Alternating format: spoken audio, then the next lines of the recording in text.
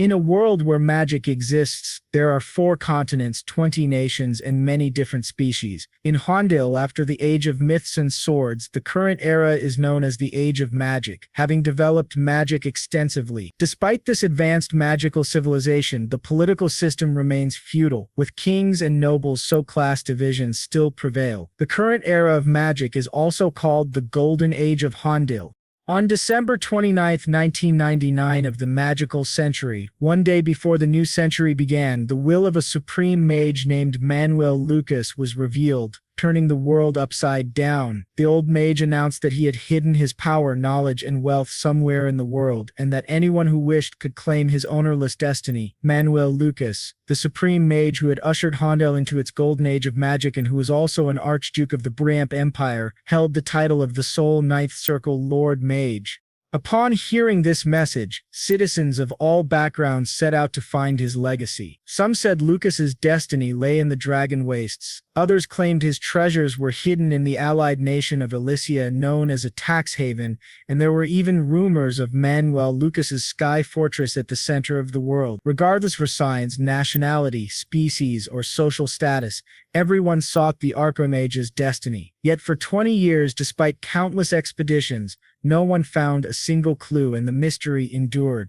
One day, a man broke into a sweat when the system before him confirmed that he had acquired Manuel Lucas's destiny, and he was ecstatic at this revelation. It was the magical century year 2007, at Lawrence Castle. The steward, Mordamo, asked young Master Adrian if he intended to resume his studies. Adrian said yes, but Mordamo insisted he didn't have to. The boy replied that he had a book he liked and would go find it later. Adrian Lawrence, the second son of Viscount Lawrence, believes himself to be a reincarnated soul remembering his past life, though nothing especially remarkable happened then. In his final moments, he died in an accident when his military truck overturned, just 1 month before his discharge. Yet when he opened his eyes, he was in the Republic of Korea no more. He had been transported to the kingdom of Hade, reborn as Adrian Lawrence of a common noble family.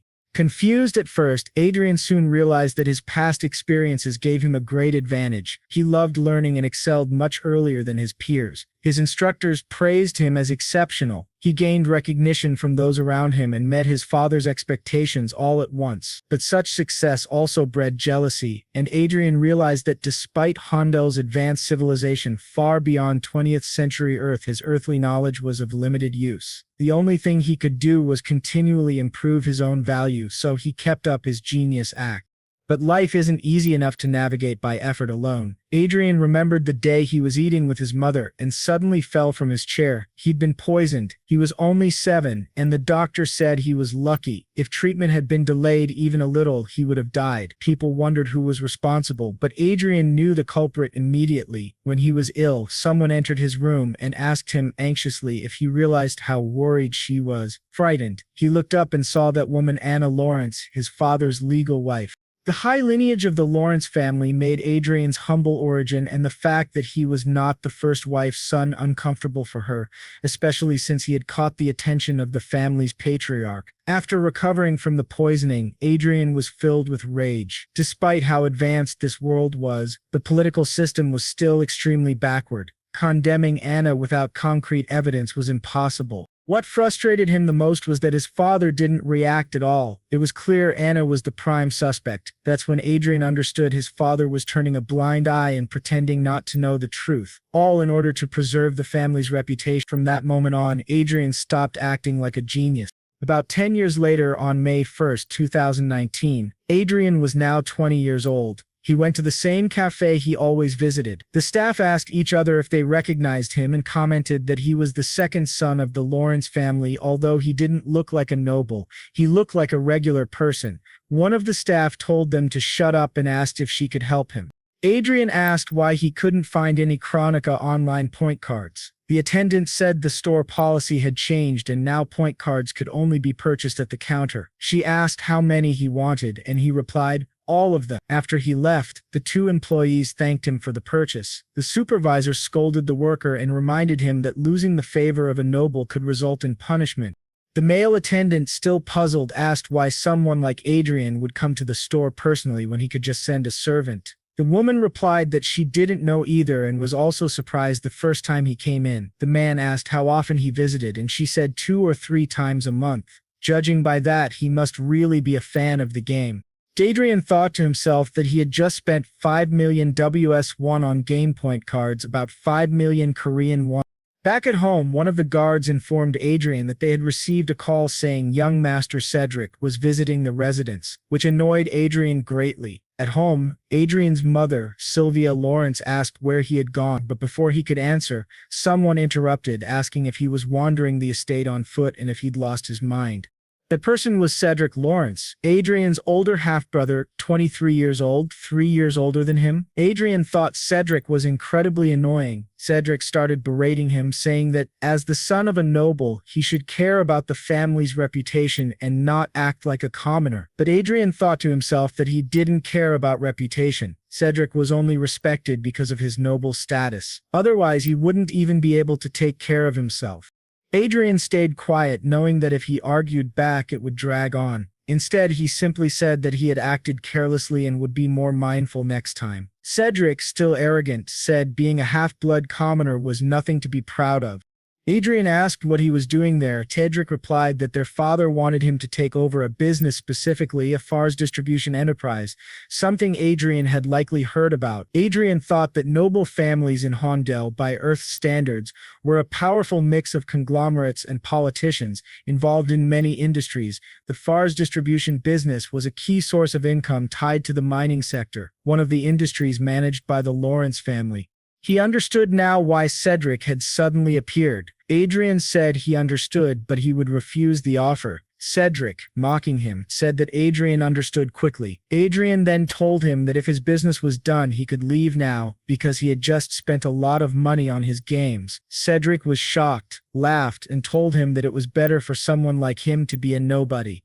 Adrian's mother had abandoned his genius image and isolated himself, minimizing contact even with his vassals. Maybe it was because his father had no interest in a concubine son who no longer acted like a prodigy. Thanks to this attitude, Adrian hadn't faced any more life-threatening situations. For 10 years he had lived in the shadows, keeping a low profile. People in the mansion called him a game addict. There were even rumors that he had once been a genius, but now spent all his time gaming. Most of the servants under his authority were under the influence of the official wife, Anna, allowing her to speak freely in the household. Back in his room, Adrian picked up a VR headset. As he put it on, he thought to himself that everyone believed he was you and wanted to monitor him. They'd have to do it in the virtual world too, because Chronicle Online's abilities reflected directly into reality. He remembered that 10 years ago, while attending the Royal Academy, he had researched Manuel Lucas for a class assignment. That's when he stumbled upon something unexpected, a clue related to Lucas's family that, no matter how he looked at it, strongly resembled a certain word, Brazil. The word was Y, which made Adrian wonder how English could exist in this world. That led him to speculate that maybe Manuel Lucas was also from Earth. However, he told himself he couldn't jump to conclusions based on that alone. It could just be a coincidence. But it didn't take long for him to confirm that Archia Lucas was in fact from Earth. Adrian discovered that shortly before his death, Lucas had uttered a few final words expressing a wish to walk the beaches of California with Mary one more time. Although Adrian wasn't familiar with those place names, he had never heard of them before. This was the story of a great man and couldn't be ignored. The names written in the records by the butler who stayed with Lucas until his final moments confirmed Adrian's suspicion. This was no mere coincidence. The great Archduke of Hondel was an Earthling, just like Adrian. There was solid evidence proving his earthly origin. Lucas named his inventions using Earth-related names. For instance, he named an aura condensation device Washington, and called the first virtual reality device Hollywood. So Adrian used the knowledge from his past life on Earth to search for the destiny Lucas had left behind. He spent years searching and, in the end, finally found Manuel Lucas's destiny. Excited, Adrian exclaimed that he had finally done it. Now from this point on, he could walk a path of flowers. But to his surprise, obtaining that destiny was far from easy. He had to fight numerous monsters, and since the virtual reality world was linked to his physical body, he felt real pain. He realized that after obtaining Lucas's destiny, his true suffering had only just begun. He wondered whether he could truly fight without fear. since the destiny of Archduke Lucas had been hidden in an unexpected location within the online world. In other words, within the virtual world Adrian called his own. Even though the virtual world was created to be as detailed as reality, a game was still a game. Usually he couldn't fully feel it because it was filtered, but in his case he felt real pain and struggled every time he fought. This was a seemingly impossible story to acquire Manuel Lucas's destiny. He had to synchronize the game with real life. Who would ever believe him if he told them that? At that moment, a goblin appeared and attacked him. Adrian managed to dodge, counterattacked, and defeated it. That was how he reached level 10. Now he could change his class and had officially completed the first stage of the Destiny quest. He was then transported to a secret space by the main god Ariel. After receiving several notifications, Adrian thought to himself that he had finally reached level 10 and completed stage 1. Basically, the abilities from Chronicle Online were now reflecting into real life. Everything he earned in the game would transfer to reality. Suddenly, a door appeared behind him, and a prompt asked if he wanted to go to the second floor of Manuel Lucas's magic tower. Adrian replied, "Of course," and opened the door. Inside was a gigantic library, very different from the empty first floor. There were many bookshelves filled with books. In the corner, he saw a treasure chest. When he opened it, he received 5 billion lote and was prompted to input his account number to receive the deposit. Adrian thought that finally, a prize that felt like a real reward had appeared, but even though he couldn't claim all that money in reality, the true value of the destiny wasn't the wealth, it was the magic circle he obtained. He had now changed his class to a mage, and the magic circle had perfectly bound to his real body. The system warned him not to log out, as his synchronized body could suffer serious damage if disconnected by force. He realized that, up until now, he thought the MP bar shown alongside HP was just mana, but he had never actually felt mana in real life. Now, with the creation of the magic circle, he could clearly feel the presence of mana in his chest. It hadn't been an easy process. This, he realized, was the true power of destiny, the synchronization between the game and the real world. Now that he had formed the first circle, he wondered if he could learn a technique that complemented it. When he reached for a book, a window appeared asking if he wanted to view the materials. Adrian thought it was very convenient, not needing to flip through all the books manually. It was just what you'd expect from the greatest mage in the world, Manuel Lucas. After a while, however, he began suffering from a splitting headache. While learning skills in magic just by touching books was convenient in games, the process of embedding those principles into his mind was extremely painful and uncomfortable. At last, he reached the final book, the Magic Circle Concealment Manual, which allowed him to hide the mana circle he now possessed. Adrian thought this skill was exactly what he needed most right now, and it was as if Manuel Lucas had known his situation. He acquired the skill but collapsed to the ground from the pain. He thought that honestly he hadn't had high expectations when it came to the destiny of Manuel Lucas.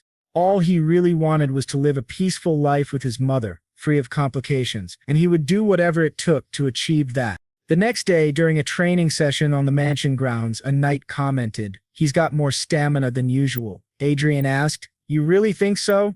The knight named Vice said that honestly he was surprised when Adrian said he wanted to train in swordsmanship. Adrian replied that his body had been feeling heavier lately and thought to himself truthfully, he thought that training his body in real life might help him in the game. But setting that aside, he could now feel the mana circle and his stamina improving. It seemed that improvements in his in-game stats were also having an effect in the real world. In other words, the skills he could use in the game were also usable in real life, which was insanely overpowered. Fortunately, he was able to solve the problem of hiding his mana circle from knights sensitive to mana using the mana circle concealment ability. A knight then asked him if something good had happened. Adrian replied that he had gotten a good item in the game. The others training nearby commented, saying, "As expected from a gaming addict, and Vice is a freak for helping a weakling like him." Vice got angry and told them they were being too rude. Adrian simply asked him not to worry about it and thought to himself how grateful he was that Vice got mad on his behalf. But in truth, it was all an act. He needed to avoid the pathetic looks from Anna and Cedric. Being ignored as a useless bastard was actually the best-case scenario for him now. Once again, he returned to his room and logged into the game. Now that he had confirmed his real-world stats were linked with his in-game ones, what he needed most was to create a guild. That way, he could gain more money and more skills in the future. He remembered someone once told him that the most important power in this game was the power of your wallet.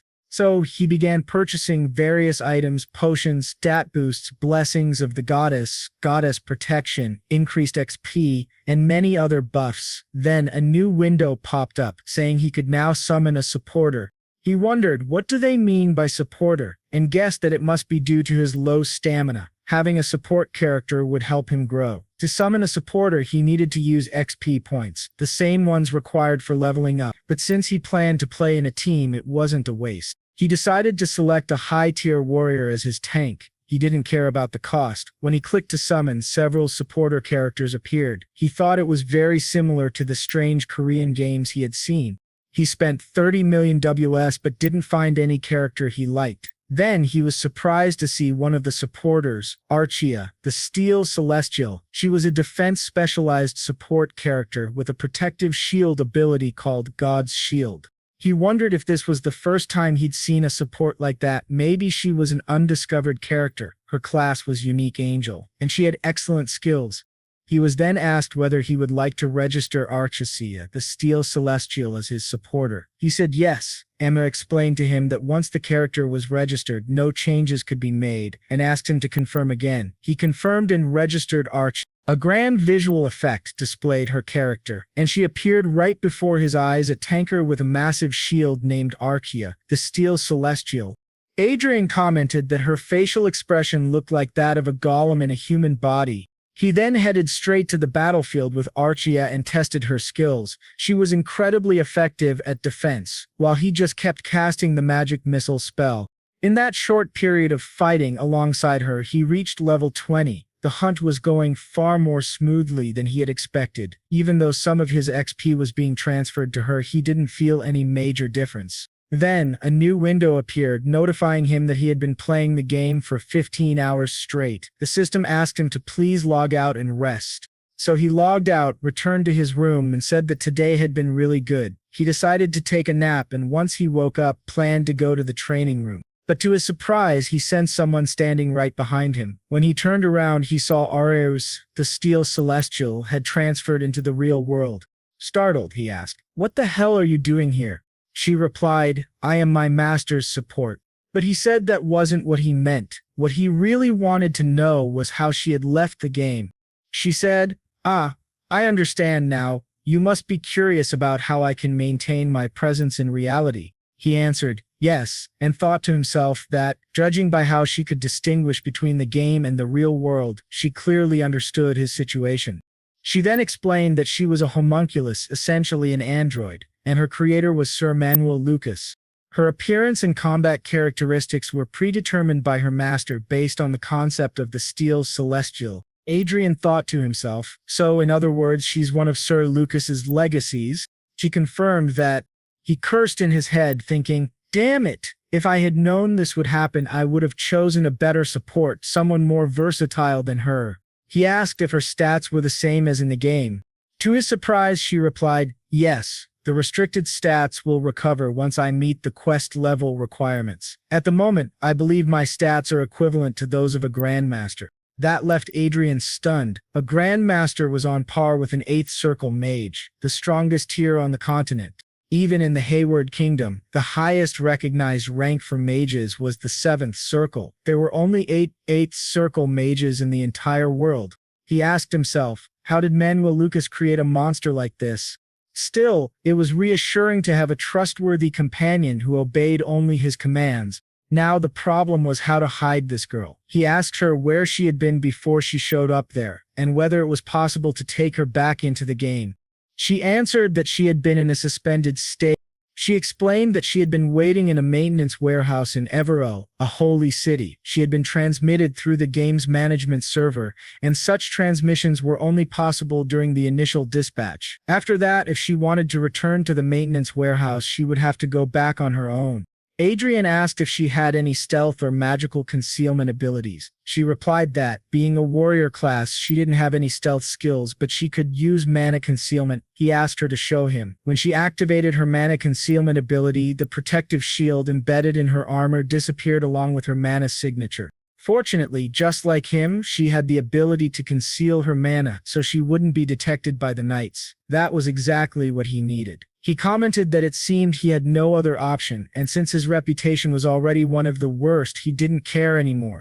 The next day, he casually walked around the mansion with her as if nothing was unusual. The servants whispered that Master Adrian was openly bringing a woman into the mansion. Some of the maids even claimed they had seen her and Master Adrian in his room, and they all wondered who that girl could be. When he went to speak with his mother, she was overjoyed and asked when he was going to marry, saying that the girl was very lovely. Embarrassed, he ran off and returned to his room to continue doing missions. Eventually, he reached level 30. Looking at his status window, he thought that pretending to be a young, mature master who brought an exotic guest into the mansion was the best way to keep people from suspecting Archia's true nature. He then asked her what happened to her real-world body when she was connected to the game. She said it switched to energy-saving mode, meaning it was essentially resting. However, the monitoring function would remain active for her master's protection. He asked if that meant she could alert or respond to him immediately if something happened outside. She confirmed, saying exactly. Before they could think any further, the next phase of their quest began. They had to fight an orc warrior named Kant. Adrian received the mission notification. Fate Mission Stage 2, defeat the orc warrior Kant. The huge orc told Adrian that he could become someone special if he managed to kill him here. A warning window appeared stating that consumable items such as bombs and scrolls were prohibited during this battle. Adrian thought, so items that make hunting easier are banned. Looks like Manuel Lucas wants his disciple to grow stronger through raw skill alone. He called Archia and told her they were going to take down this orc. When the orc charged to attack, Archia raised her shield and blocked the massive blow. The monster seemed confused. While the orc was distracted, Adrian activated magic missile and launched it straight into the orc's eyes, scoring a critical hit. He thought to himself that thanks to his improved physical condition and high-quality equipment, the power of his magic missile surpassed that of a basic first circle spell. If this orc was a monster of the same level, it should be easy to defeat him. But to his surprise, the orc drew a sword and tried to finish him off. Archia managed to defend in time. Adrian shouted, "This is crazy." The orc, even blinded, kept charging at him without hesitation. He realized that the orc's HP bar hadn't even dropped to half yet. The orc began unleashing a flurry of blows at the two of them. Adrian thought he would die if even one of those hits landed. He was grateful that Archia was by his side.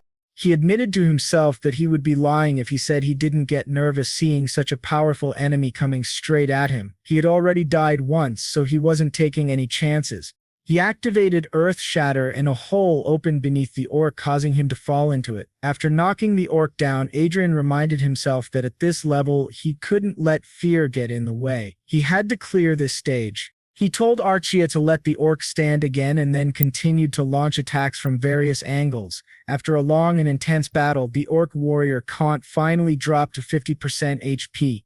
Adrian muttered, "This guy is seriously persistent. It would have been better to drop the sword and use some floor techniques." As the orc charged at him once again, Adrian activated another magic missile and finally defeated the orc warrior, completing stage 2 of the Fate mission. A notification appeared, conditions met to unlock the next area of the magic tower. The 3rd floor of Manuel Lucas's tower has been opened. That night, in the office of Viscount Lawrence, the viscount stood by the window, deep in thought. Someone entered the room and asked what he was thinking about, calling him darling. It was Adrian's father, Highford Lawrence, and the woman was his wife, Anna Lawrence, his first wife. She asked why he was alone at that hour of the night. She wondered if it had something to do with the rumors that Adrian had brought a commoner woman into the mansion. Viscount Lawrence handed her a letter. Upon reading it, she realized it was a military summons. Tensions with the Crocan Empire had escalated, and there was now a strong possibility of war. Each territory had been instructed to gather their local forces. Viscount Lawrence had been ordered to join the Western Command with 5 vanguards, 50 knights, and 1,000 soldiers. Anna was shocked. She asked if he was considering sending Cedric, but she then pleaded, "Please send Adrian instead. He just plays games all day and does nothing else. As a member of the Lawrence family, shouldn't he start doing his part?" Then, his father asked if, after leaving Adrian alone all this time, she now wanted him to suddenly become important. She replied that it was he who made that choice and that, until now, Adrian had been enjoying the privileges of nobility to the fullest. His father asked if she truly believed that. She questioned what he meant by that, but he simply stared at her in silence. Then he said that Cedric was the heir to the territory and that he would ensure she and her stepfather would no longer be troubled by anything going forward. She should just follow his decisions now, something that greatly surprised her. He told her that, as she herself had suggested earlier, he would send Adrian to the battlefield this time. However, once Adrian returned, he would make him completely independent. He also hoped that neither Adrian nor Sylvia would be in danger in the future. This would include surveillance and secret investigations. He asked her if that would be enough for her and then told her to stop interfering to let Adrian be free. The next morning, Adrian was training with a knight. The man remarked that Adrian's physical strength had improved drastically thanks to their daily training. He said he could hardly believe such quick progress. If he had worked this hard in his own youth, he might have become a great man. But Adrian knew that his improvement came mostly from reaching level 30 and clearing the second stage of the Fate mission. The reward from the mission had been excellent, and most importantly, he had received a large sum of money and successfully formed his second magical circle. It was like having an inventory system in a game, his own treasure chest to hide items whenever necessary. If used well, it could serve more than just storage purposes. In fact, the game's stats had real-world effects. With enough effort, he could become a magician with the physical abilities of a knight.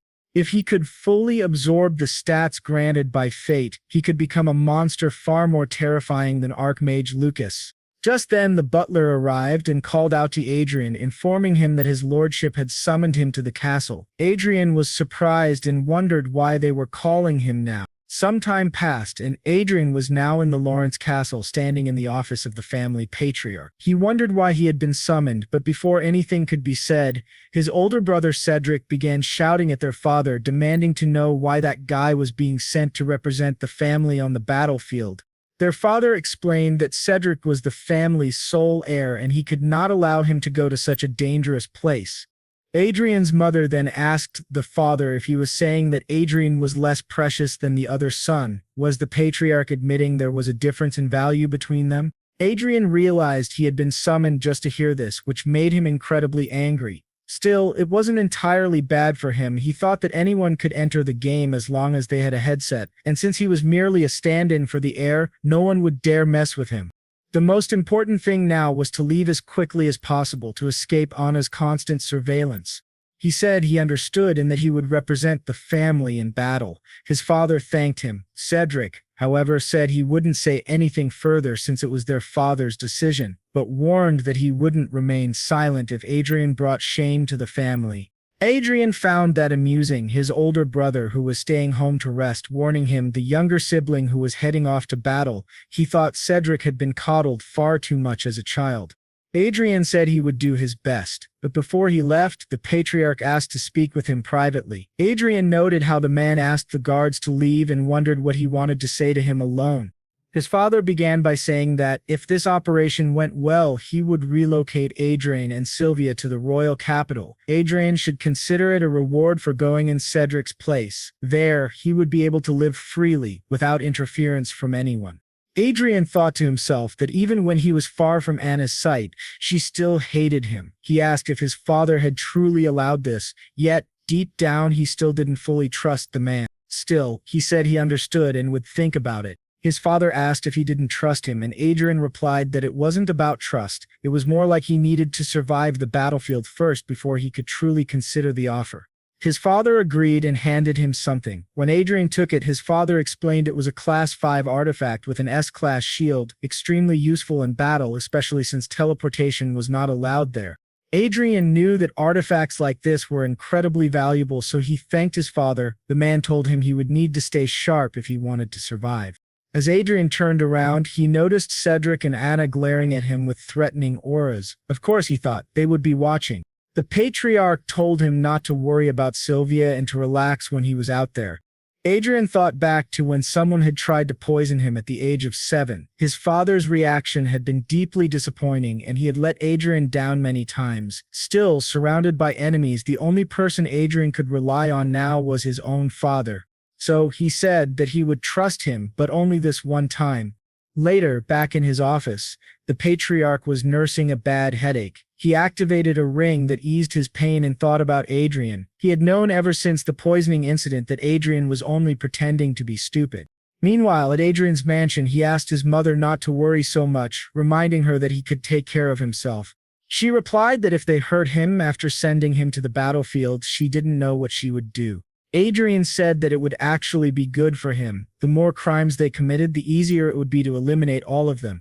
This shocked his mother, and she asked what he meant by that and how he could speak that way. If anyone overheard them, they'd be punished. But Adrian replied that Archia was standing guard outside the door. He says that he's not just getting beaten up like before since it's almost over. He asks her to please wait just a little longer, because when he comes back, everything will definitely change. Now, 2 days later, in the military convoy of Lin's, the butler Hamin asks who that young lady is. Ed asks him if he doesn't recognize Archia, and the butler says he's heard about their relationship, but he's heading to the battlefield and isn't so sure about bringing a lover along.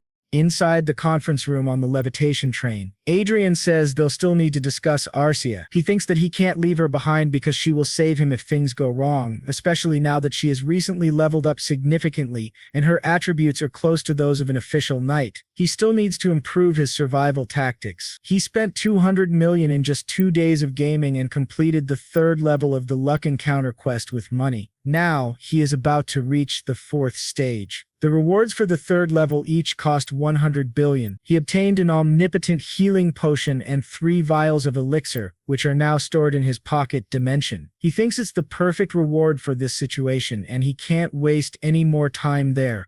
He gets up and says he will rest in his room. He asks them to send a message when something happens. The others wonder what he's going to do, and he bluntly says he's going to play a bit, asking if that's a problem, which surprises everyone. One of them says that the rumors were true, which leaves her somewhat surprised, thinking that guy is a vanguard. He recalls that vanguards are a special force equipped with power armor and power swords. They are the centerpiece of war and are a key factor in evaluating a nation's military strength. That man asks Adrian if he's sure about what he's doing, warning that he'll be seen as an incompetent commander if he continues, especially since his reputation isn't great. He even brought a girl to war and now says he's just going to play games. He understands bringing the girl since she's quite beautiful, but someone interrupts and addresses him as Mr. Dalton, telling him to be careful with his words, which scares Dalton. This man then turns to Adrian and says that his subordinate has crossed the line and apologizes. He is another vanguard, the vice leader of the Knights, Bilon. He says that a long journey like this is meant to pass the time. Adrian thinks that his expression doesn't seem like someone who truly wishes to apologize. The guy says there's no reason to care about the opinion of a mere subordinate. Adrian turns his back and just asks to be notified when they arrive. Back in his room, he finally enters the game world and is already fighting a giant lizard. He uses a potion to activate the salamander's tears attack. He says it's really expensive, but 3,000 true damage without configuration is worth it. He accepts that without hesitation. He then receives a notification that he has reached level 80 and that the main god Ariel will now take him to the secret room.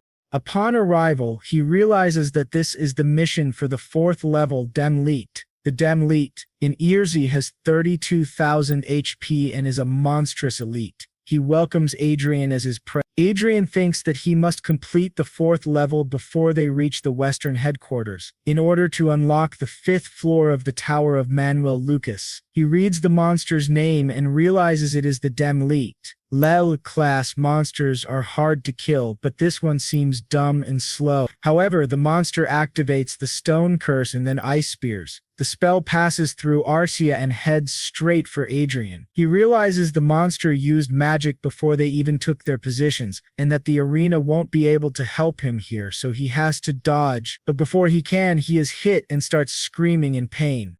The elite starts laughing, saying he can hear Adrian's bones being crushed and his flesh being ripped apart. Adrian thinks this is a nightmare and regrets not dodging. He can't think straight from the pain. The monster's laughter is also incredibly annoying. It reminds him his older brother's laugh. As Adrian tries to get up, the leader tells him to stay down and activates a fireball, but both Adrian and Archia dodge it and charge at him. To the elite's surprise, Adrian uses a healing ability and tells Archia not to let him cast another spell. He thinks the best way to fight elite without a priest is to use equipment with holy attributes. The lit starts screaming as Adrian confirms that holy attributes are the best strategy to beat him up. The elite asks how he's dealing so much damage with just one wand. Then the lit activates a wall of fire and a massive wall appears in front of him. But to his shock, Adrian passes right through it, and with his wand of holy power strikes him in the face, telling him to die, calling him a filthy monster who looks too much like Cedric. After finally defeating the lit,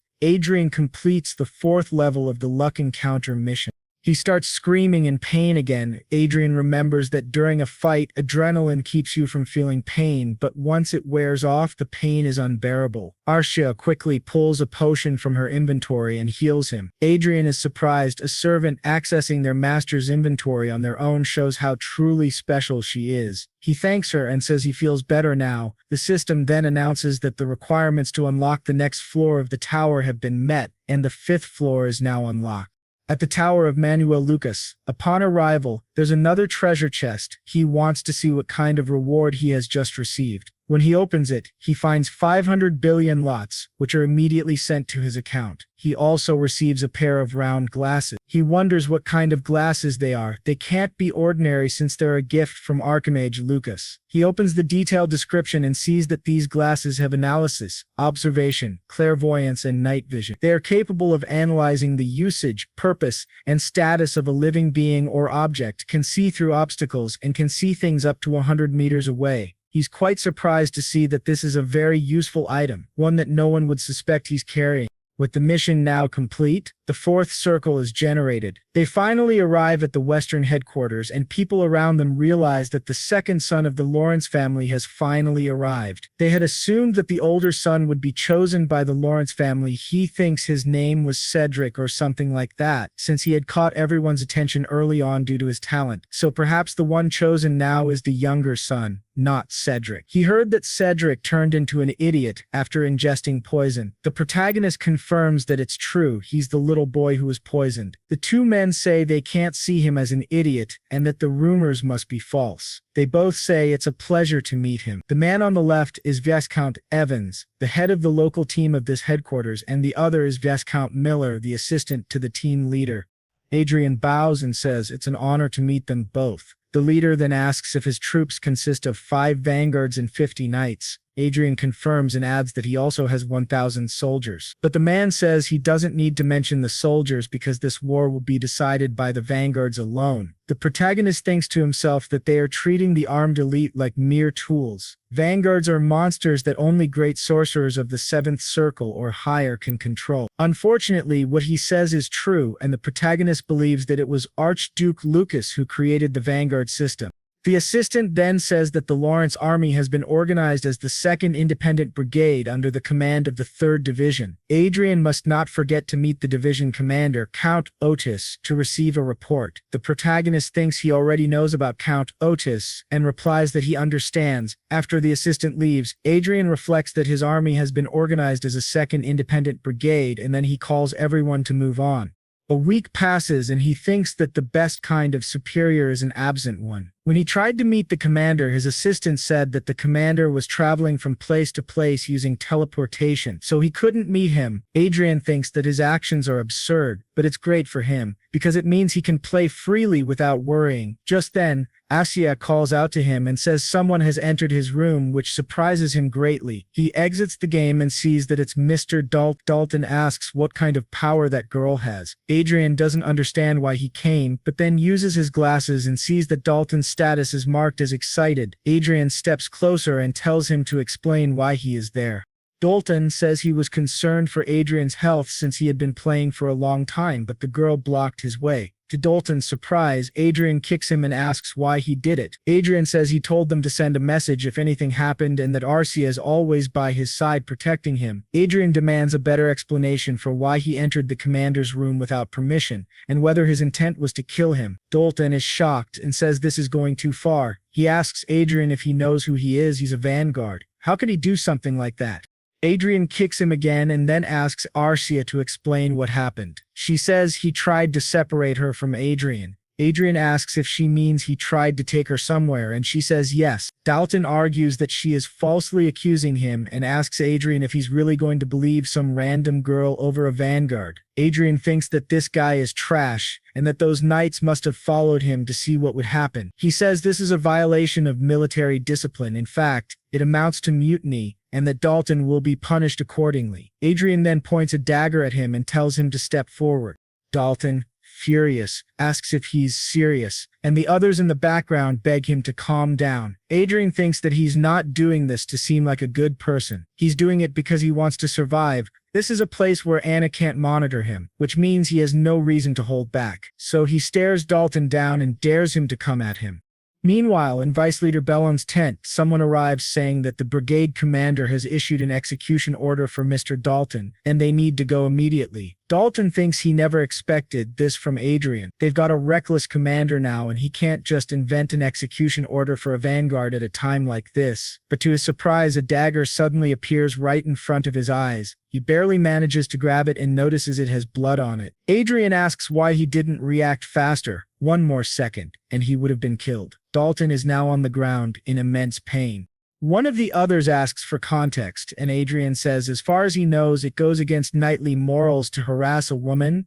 He asks the vice leader what he thinks, and the vice leader, clearly furious, demands to know what they've done. He then bows and admits that this happened because of his lack of tact, asking for forgiveness. While stepping on Dawson, he declares that Mr. Dawson is suspended from his position. He orders them to confiscate his armor and imprison him. Additionally, the three others involved will also spend some time in prison for insubordination and complicity.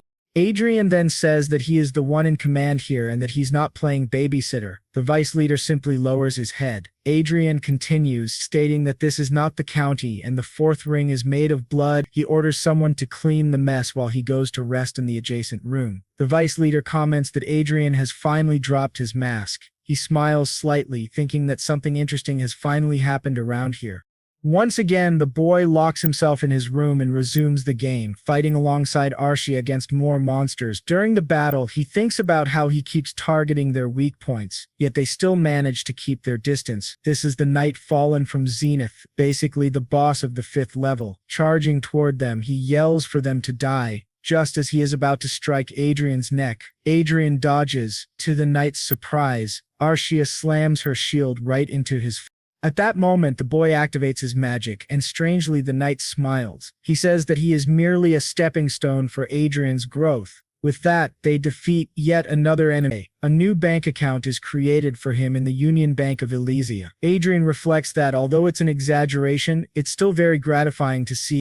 However, he is surprised by 2 new notifications. He sees that he has received several new items: the Scepter of Istro, the Cloak of Istro, the Armor of Istro, the Shield of Istro, the Short Sword of Istro, the Sword of Istro, and various other Istro equipment. Archia notes that the Cloak and Scepter are unique items that only he can use. The rest, he decides, will go to Archia. These are all incredible pieces of equipment, which is expected, considering they were crafted by Archduke Lucas. At that moment, he's informed of an intruder. He returns to reality as someone enters his room and apologizes for the intrusion. Adrian asks what's going on. The soldier explains that he sensed a powerful aura. The protagonist replies that he was just inspecting some artifacts and asks the man not to worry about it. The soldier apologizes again and leaves.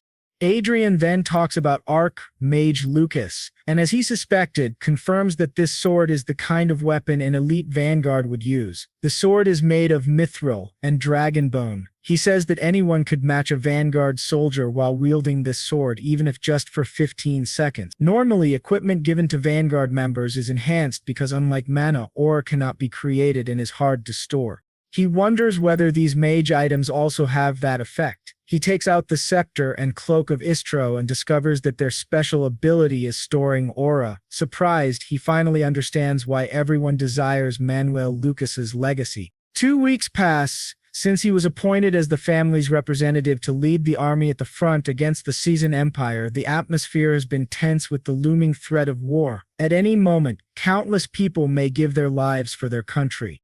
As he walks around, he notes that ever since the Dalton incident, everyone has been avoiding him and treating him with great respect. but something is peculiar about how Bellon treats him. He always looks at Adrian in a friendly way. Adrian notices that Bellon's status shows curious and cautious, but he doesn't want to deal with that now. Since everyone fears him, he can finally play in peace. Looking to the side, he sees Archia. Her status says happy, and he wonders if it's because they came out for a walk. He questions if he's like some kind of puppy to her. On the outside, it's hard to tell if a homunculus has emotions. He knows almost nothing about her. She barely has a personality. He doesn't know what she likes or dislikes, but almost is the key word. Even if she doesn't express it, he can tell. As he looks at her closely, her status changes to very happy. Later, when they return to the mansion, he tells her he's going out for a bit. She says she understands, but to his surprise, a soldier is staring at him. Adrian asks what the problem is. The soldier asks if they can have a drink together, if he doesn't mind, which surprises Adrian even more. He sees the soldier's status embarrassed and uncomfortable, and he thinks he understands what's going on. Wider asks if it was those guys who sent him to do this. Adrian thinks the soldier must have a reason, but he's not interested at all. He says that if the man has nothing more to say, he's leaving now. But as he's walking away, Adrian stops and asks why he decided to become a knight, surprising the soldier. The man apologizes profusely and promises it won't happen again. He begs not to be sent to prison. Adrian activates his glasses and checks the soldier's status. He sees that the man has an extremely high talent for mana, excellent learning ability, high intelligence, and is gifted in arithmetic. Adrian realizes this is the first time someone other than a homunculus has shown more than 2 talents. He was a rare talent for a mage. Adrian understood why that guy was being mocked by the other knights, but it wasn't his problem. He told him to forgive the others and said it would be much better if he became a mage instead. This surprised the guy a lot. Back in his room, Adrian thought it was a waste and he didn't want to get involved because he didn't want any trouble. But Lopez was practically unique. Even if he couldn't be the best at physical combat, if he combined magic with vanguard equipment, he'd become an excellent spellblade. Of course, talent doesn't guarantee success for anyone, but Lopez had been a knight since he was a child, so his chances were good. If Adrian could train him and place him under his command, it would be excellent. The problem, however, was the Count. Alan was a knight from a different county, so Adrian would first have to convince Watts. He thought maybe a little bribery might help. But the truth was, he didn't even know the full extent of Lopez's talents yet. Maybe he was just slightly above average. Still, Adrian needed to start building his own influence, and now he was freer than ever. So he decided that from now on, they'd be busy searching for more and more talented individuals. As that guy walked away, he thought about Adrian's words about commander of the 2nd Brigade, Adrian Lawrence. At first he thought Adrian was just another spoiled noble kid, but when Adrian said he should become a mage, that caught him off guard because he had thought the same thing before. He went to see the commander after being summoned. He thought to himself that rumors aren't always right. Adrian was nothing like the rumors, and that was kind of scary. When he opened the door, he asked if the commander wanted to speak with him, but to his surprise, the one sitting beside Count Watts was none other than Adrian Lawrence. He didn't understand why his lord had called him there. Watts then told him that he probably already knew, but Adrian Lawrence was the representative of the Count from the Lawrence family. From now on, Mr. Lopez was to serve under Mr. Lawrence as his lord, which left Lopez completely stunned.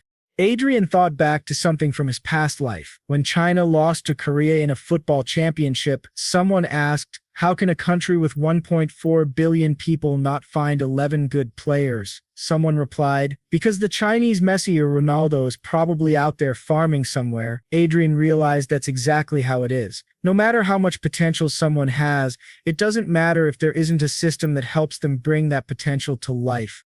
He asked Archia, who would have thought that in this place so many people would be walking the wrong path? A few days later, Adrian recruited several people. Alan Lopes, a 3rd-class knight from Count Watts. Ederson, a peasant, laborer, and one of the only soldiers capable of playing an instrument, who became a trumpeter. Eric Jones, a bold young man caught trying to sell pornography in the army. Nicholas Brown and a maid from a neighboring army, Linda Noah. Adrian believed each of them was exceptional. They just never had the chance to show it due to their respective circumstances. Linda Noah approached him and asked why she was there. She said the test had confirmed she couldn't be a mage. Adrian simply replied that the test was wrong. That's all there was to it. Nervously, she said she understood. When Adrian checked her stats, he saw her mana was very high, as were her learning and intelligence. He thought to himself that it had better be worth the 500,000 he spent to bring her there. None of them really understood yet why they were there, but the peasant told the others not to question it, to just trust Mr. Lawrence. When Adrian checked the stats of that peasant, he saw that his physical strength and aura were both high. He had come with Nicholas, who also had a great talent for aura, though he was still a minor. Adrian told them to hurry up and get changed. The front lines were about 100 kilometers away, but they didn't need to worry. Then, Adrian took all of them to one of the most expensive shops in the city. He could tell that most of them felt awkward and out of place, probably because they had never been in a place like that before. Someone walked in and pointed to an outfit, saying they'd take it. Adrian said it was a good choice. Eric Jones thanked him and called him commander. When Adrian checked Eric's stats, he saw that his political negotiation was very high, his administrative capacity was high, and his trait was silver tongue. Adrian thought that while the others were good frontline fighters, Eric was a fighter in politics. His talent was truly impressive. Adrian told them not to worry about the price. They should take whatever they wanted and always aim for the best. He thought to himself that talent means nothing if you don't train it. From now on, they'd start training outside the base, and they'd also be educated. They'd be dressed properly to fit the environment. After everyone received new clothes, they asked Adrian if they'd be living in that giant mansion. Adrian replied that yes, they'd spend most of their time there. The staff had already been assigned. He told them not to worry about daily chores, just to focus on their studies. He'd be paying their monthly salary, and on top of that, they'd receive 20 million monthly and a 240 million annual bonus. But they must not forget the rules of their contract. They were very happy with the money and said they would do their best. Adrian told them that if they proved his intuition was correct, there would be much more money where that came from. However, that kind of result doesn't happen overnight, so they had to give it their all. He added finally that he hoped they wouldn't disappoint him. He hated having to give lectures. They all responded with a firm yes, Commander Adrian. The protagonist thought to himself that these were the best talents he had found. From now on, they would be his personally selected elite. This wasn't a short-term investment, but one day they would thrive. It was a major investment in a bright future. As he walked through the city, he thought that when he returned, he would have to be careful when confronting Cedric, even with Anna at his side. He also needed to consider his mother. But then, to both their surprise, he suddenly felt something at his back, and Archia quickly grabbed the man by the neck. Adrian calmly greeted the man with a good morning, thinking that he had been getting more and more worried about their safety. He had already spotted several spies lurking around daily. He approached the man, and before the man could say anything, Adrian cut him off, saying he wasn't interested in hearing his words. He asked if the man's brother truly didn't know when to give up. For a rat like him, there was only one way to become useful. Adrian said that stupidity was a dangerous flaw in a spy. He asked how much the man valued his life before throwing him to the ground and telling him to follow orders, and everything would be fine in the end. The spy trembled in fear, sensing Archia's aura. He realized she was an aura specialist, not an ordinary woman. The man claimed he didn't know anything, but after Adrian threatened him, he revealed everything. Adrian asked if he had followed them there since the teleport, with the help of an inside agent. The blonde spy, very nervous, wondered how Adrian knew that. To his surprise, Adrian told him that he already knew everything about him in advance. He had always been one step ahead, not only of him but also of the other spy. Maybe this man could help him stay even further ahead. Adrian was certain that he was only following Cedric's orders, and he felt the man was reluctant to spy on him. The man looked at Archia, visibly nervous. He asked Adrian if he was really planning to go against Master Cedric. Adrian gave him a sly smile, and the man said he couldn't do that. But at that moment, Adrian pointed a dagger at him and told him to save his words. If he feared death, then he must obey Adrian. If he wanted to live, the man responded, "Yes, young master." Adrian smiled and said that's what he liked to hear. Then he asked the man what he thought about working for him instead. He told him not to worry. He would never put him in danger. He always considered himself a merciful man. All he wanted was for him to write false reports. His little friend would be arrested in his place. Adrian asked if he accepted, and the spy said yes. Back in Cedric's office, Cedric wondered how Meltz had been caught. The spy, giving his false report, said Meltz had been caught trying to enter the commander's quarters. This made Cedric more cautious. He muttered that this was a mess, thinking it happened because he ignored his father's advice not to send spies after Adrian. His father had already scolded him for not being chosen for the army, and now it was too late. Cedric told the spy to keep watching and report everything. The spy, now deceiving young Master Cedric, said he would report everything to him later. Adrian thought that now that he had dealt with another spy, things would get much easier with this man's help. The others were progressing very well. He had recruited another 20 people with some form of talent. Eric and Archia had proven to be very capable of leading the school. Everyone was giving their best, and Adrian knew he couldn't fall behind either. He finally reached level 59 and thought that just one more level and he would become a 6th circle mage, but to his surprise, a message appeared, declaring a state of emergency. He exited the game and asked his subordinate for a report. The subordinate informed him that Imperial combat ships had entered their airspace. They had received orders to remain on standby. War was about to begin. Adrian thought this truly marked the end of the calm before the storm.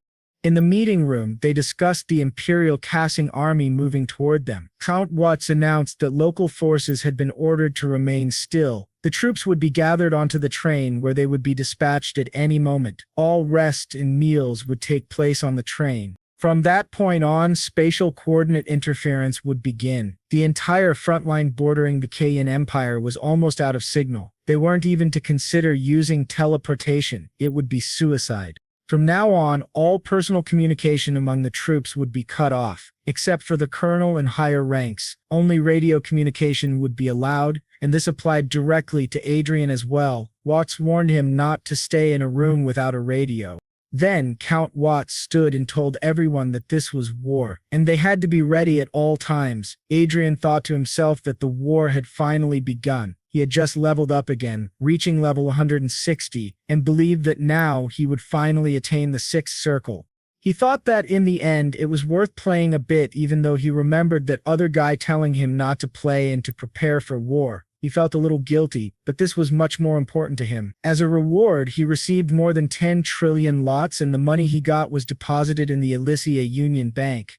He also received another reward, his sub-support, the supersonic Black Eagle, a gigantic eagle. He wondered if sub-supports were even supposed to exist in this game. This eagle was a combat support meant for an archer. He figured it might be easier to find correct information in reality than through the game system.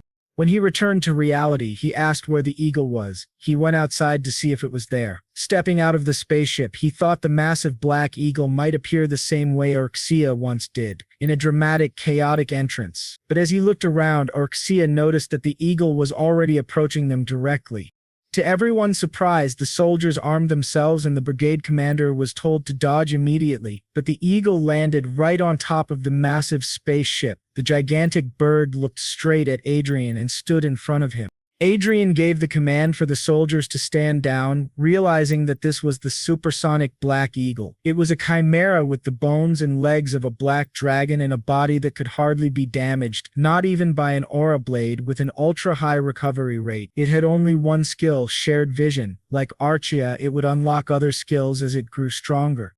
He patted the eagle and said that the most likely condition for gaining new skills must be completing missions. He wasn't sure how this suicidal dive-bombing behavior would be useful, but the shared vision was definitely a huge asset. It was like receiving information at the speed of light. A crowd began to gather around him, asking what that creature was. Adrian thought to himself that this was a mess. He was so focused on the Black Eagle that he didn't even notice the people forming around him. There wasn't much he could do now. So he asked the eagle if it wanted to stay by his side. The eagle nodded, confirming it did, and he began to pet it like they were best friends. Everyone was shocked, not understanding why the eagle wasn't attacking. Adrian, on the other hand, thought it was a little embarrassing and felt like the eagle might bite him later. It was then stated that after the war began, the situation didn't just spark small battles in other regions, it expanded across the entire western border. It had become a full-scale war, but thanks to that, his brigade was making its debut. Internet communication remained disabled, so he couldn't log into the game for now.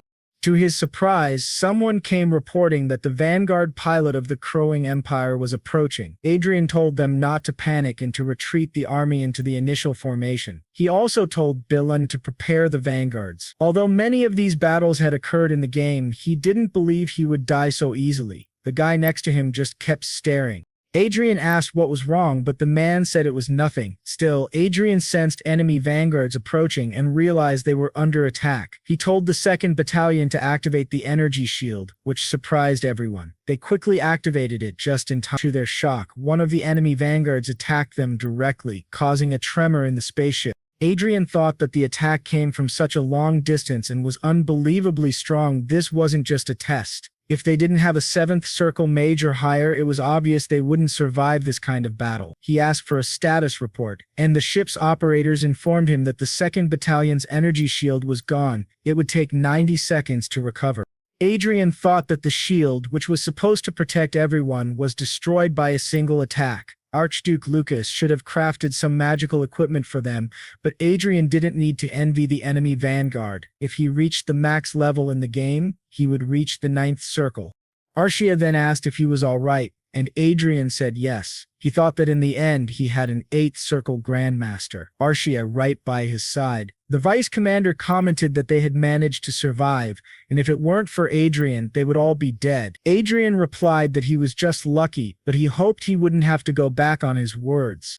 Now, he had to think about how to defend or counterattack. The size of their offensive forces wasn't all that different, but the issue was the enemy's fortress. The Crowing Empire had 2 fortresses in the sky, but they were significantly smaller than theirs, probably designed for a massive invasion.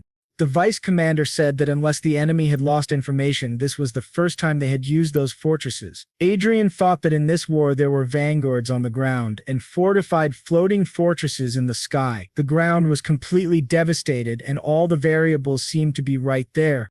To their surprise, the spaceships continued attacking. Adrian muttered that everything was a mess. Then he felt something else, a weapon detachment process. He asked what it was and what had just fallen.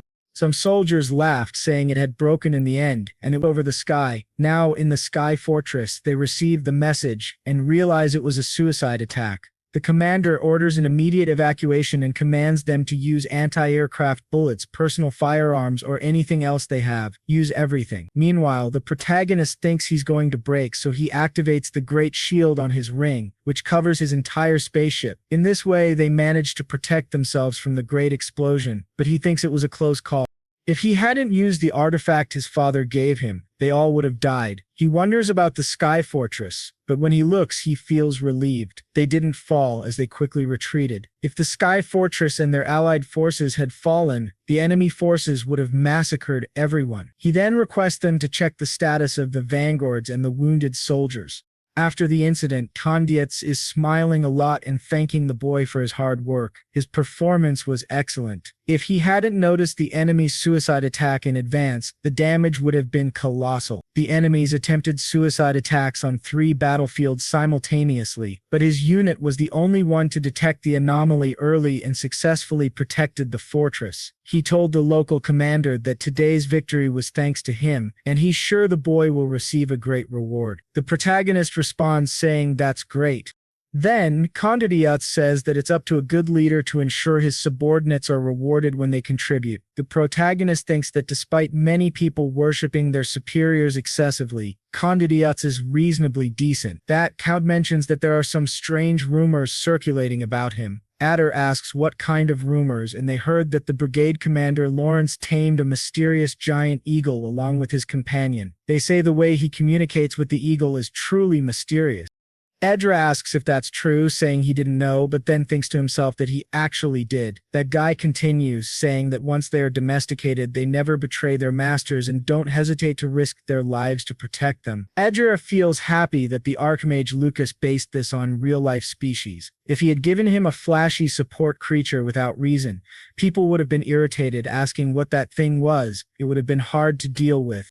Condietz, very happy, says that it's no different from a dog and can be called an eagle dog. Then Laterace asks if now that the enemy has retreated, he can use the internet. When he is told yes, he takes that as his reward. The boy is very happy, thinking he'll finally be able to play again.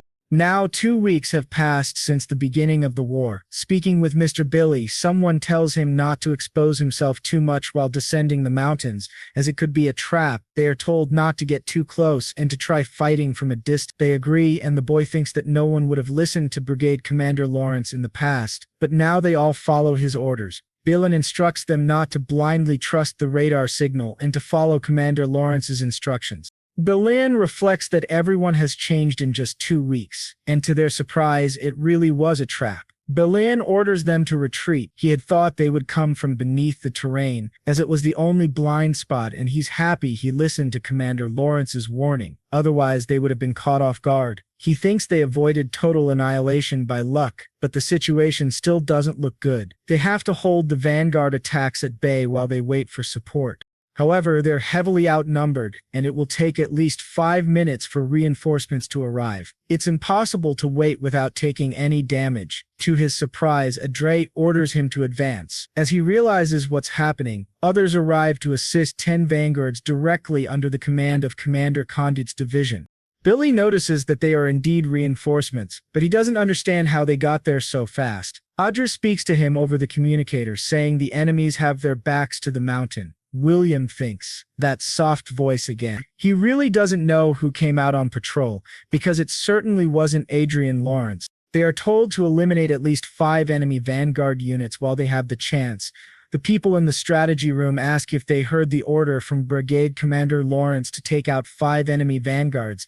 They say he's truly incredible. Not only did he foresee the surprise attack, but he also turned a crisis into an opportunity. Furthermore, while other units were struggling at post-focus, Commander Lawrence's team was handling things calmly. Condit thinks he initially believed it was just a coincidence, but with how things are turning out, it doesn't seem like it anymore. Wasn't it said that the prodigy of Viscount Lawrence turned into an idiot after being poisoned, but now it feels like a dragon hiding its power while it sleeps? He asks the others if Lawrence is about the same age.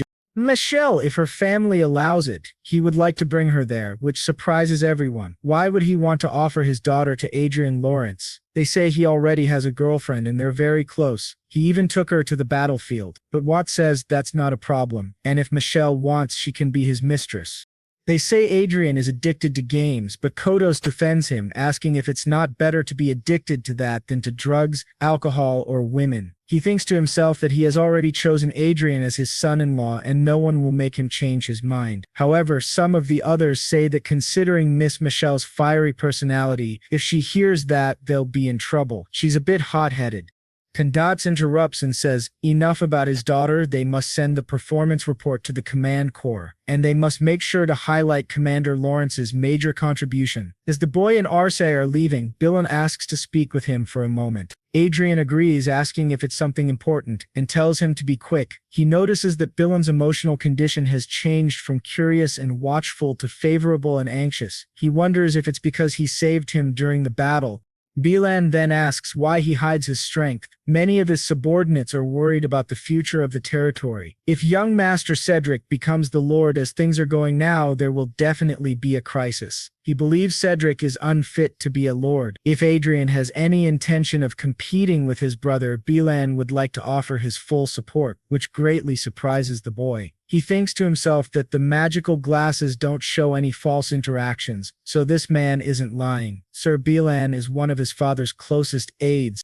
He wonders if Bilan received some instructions in advance or if he's acting this way simply because Adrian is his benefactor. Adrian thanks him for his words but says he'll pretend he didn't hear that, which greatly surprises Bilan. As Adrian walks away, he thinks he's not naive. Bilan spoke without thinking things through. No matter what they do to keep information from Cedric, Adrian cannot act carelessly. There are surveillance systems he doesn't even know about.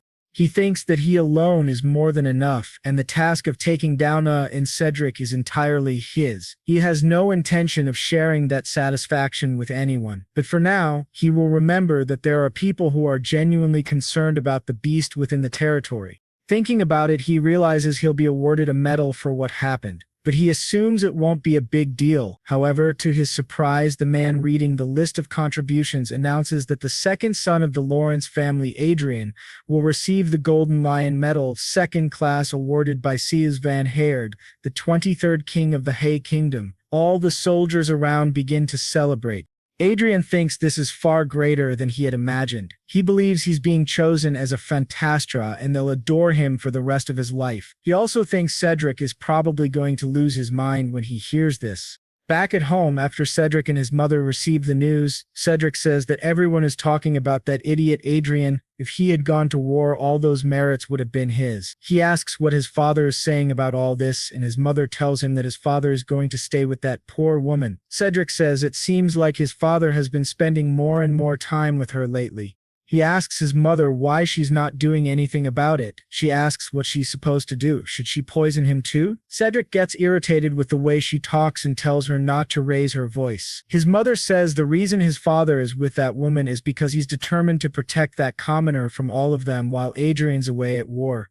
Cedric asks if it's true that Adrian will completely cut ties with the family after returning from war. She says yes, and that's why Cedric is desperate to achieve some merit and get a title. She asks her son to calm down because he's not even Adrian's rival, and she will make sure of that. Cedric agrees, thinking everything is just as his mother said. Behind them is his maternal grandfather. Most of the viscounty is under his mother's control, and his father is only a proxy, temporarily governing the land until it's passed on to him. Cedric then wonders why that brat always thought he was better than him. Furious, Cedric thinks Adrian is incredibly annoying. He was supposed to be reduced to a worthless bastard after they tried to poison him. He doesn't understand why he still gets under his skin. He thinks Adrian definitely has to die. Now, in the 7th week, 48 days after the war began, Adrian is in a good mood and asks the vanguards to please drink an energy drink before heading out. He hands out drinks to everyone, listening to them say they feel increasingly refreshed after drinking it. The protagonist thinks that considering how precious it is, of course they would.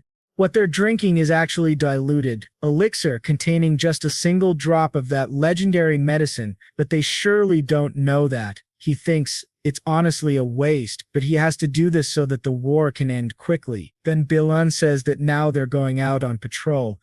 The protagonist asks the vanguards to be careful, but to his surprise, he learns that the division commander is looking for him. He asks what that means. As he heads toward the division commander, he feeds Crow the name he gave to the Black Eagle. He remarks that Condotes has been calling him more frequently lately. The guy driving him says that it means Condotes really trusts him and asks if that isn't a good thing.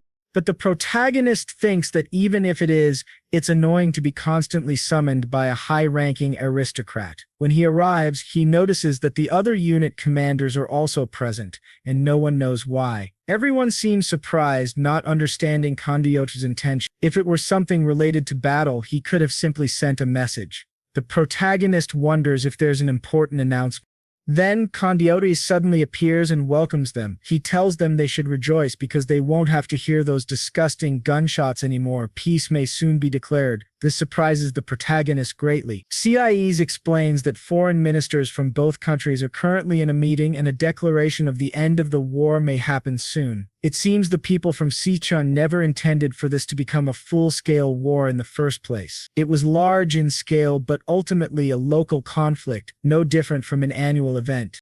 People comment that those guys are completely insane, but the protagonist thinks it was the same in his previous life. He believes his country has always had bad luck when it comes to foreign relations. He asks what will happen to the vanguards who were sent out. Coach says that until an official declaration of peace is made, they must continue playing this war game. The protagonist thinks that it's always the subordinates who die because of decisions made by their superiors. Condiotes tells him to relax and not worry about anything else. Bilun says that he thinks this is a good thing. He asks what would have happened if his country and the cruising empire had gone into full-scale war. Without celestial fortresses, tens of thousands of vanguards would have been annihilated. It would have been an unimaginable catastrophe. Adrian asks if Bilun shouldn't be resting more. Why did he come here? Meanwhile, Archia is in the corner, still eating her biscuits. He takes one and offers it to Bilun, who says that since it was given by Condiotes, it must be quite valuable. Adrian notices that Archia keeps eating without paying him any mind. Bellin says he's felt this before. Adrian is truly different from other nobles. He sincerely mourns the sacrifices of common soldiers and even stands guard at the command center while his men rest. He really is different. The protagonist thinks, of course, he used to be a commoner in his past life. Bellin adds that at the same time, Adrian possesses the composure and dignity of a true noble. The protagonist says he thinks Bellin misunderstood that part, but Bellin asks if it's not true that Adrian was drinking black tea even while enemy troops approached. He says that kind of calm is impossible without absolute confidence in oneself. His subordinates were even able to relax because of his composure. Everyone in the 23rd Brigade trusts him completely. The protagonist now understands what Bellin is trying to say. He's once again expressing support for Adrian as the successor of the territory. Adrian replies just like last time, but to his surprise, Sir Bellin kneels before him and says that they've ensured no one is nearby and have checked for surveillance devices. So there's no need to worry. This shocks Adrian. He analyzes the surroundings and realizes Bellin is serious, and it seems all of them are on his father's side. Adrian says he knows precautions were taken, but this kind of behavior could draw too much attention. Bellin replies that's exactly why they came while everyone else is resting.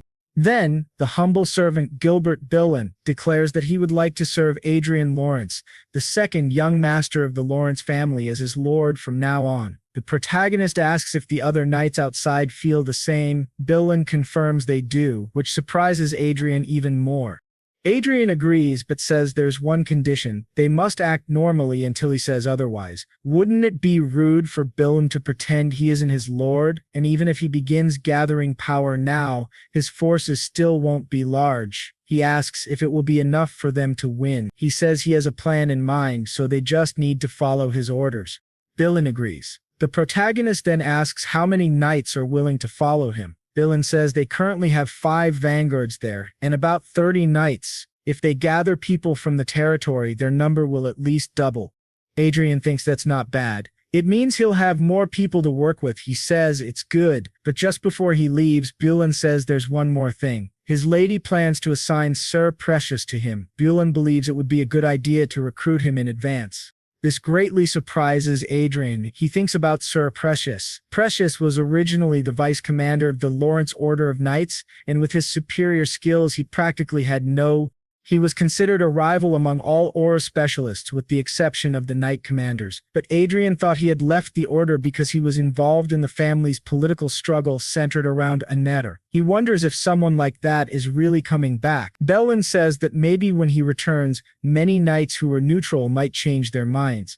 Adrian thinks that Sir Precious was a typical warrior and a very popular knight. In other words, there is room to expand his power through him that might be enough to compete with Anna's and Cedric's forces. He realizes that recruiting Sir Precious isn't a bad idea, especially since he's a valuable talent outside of his immediate family. So he says that he needs to find him as soon as possible. He asks if Bellin could arrange a meeting between them. Discreetly, of course. Bellin says yes, he'll take care of it for him.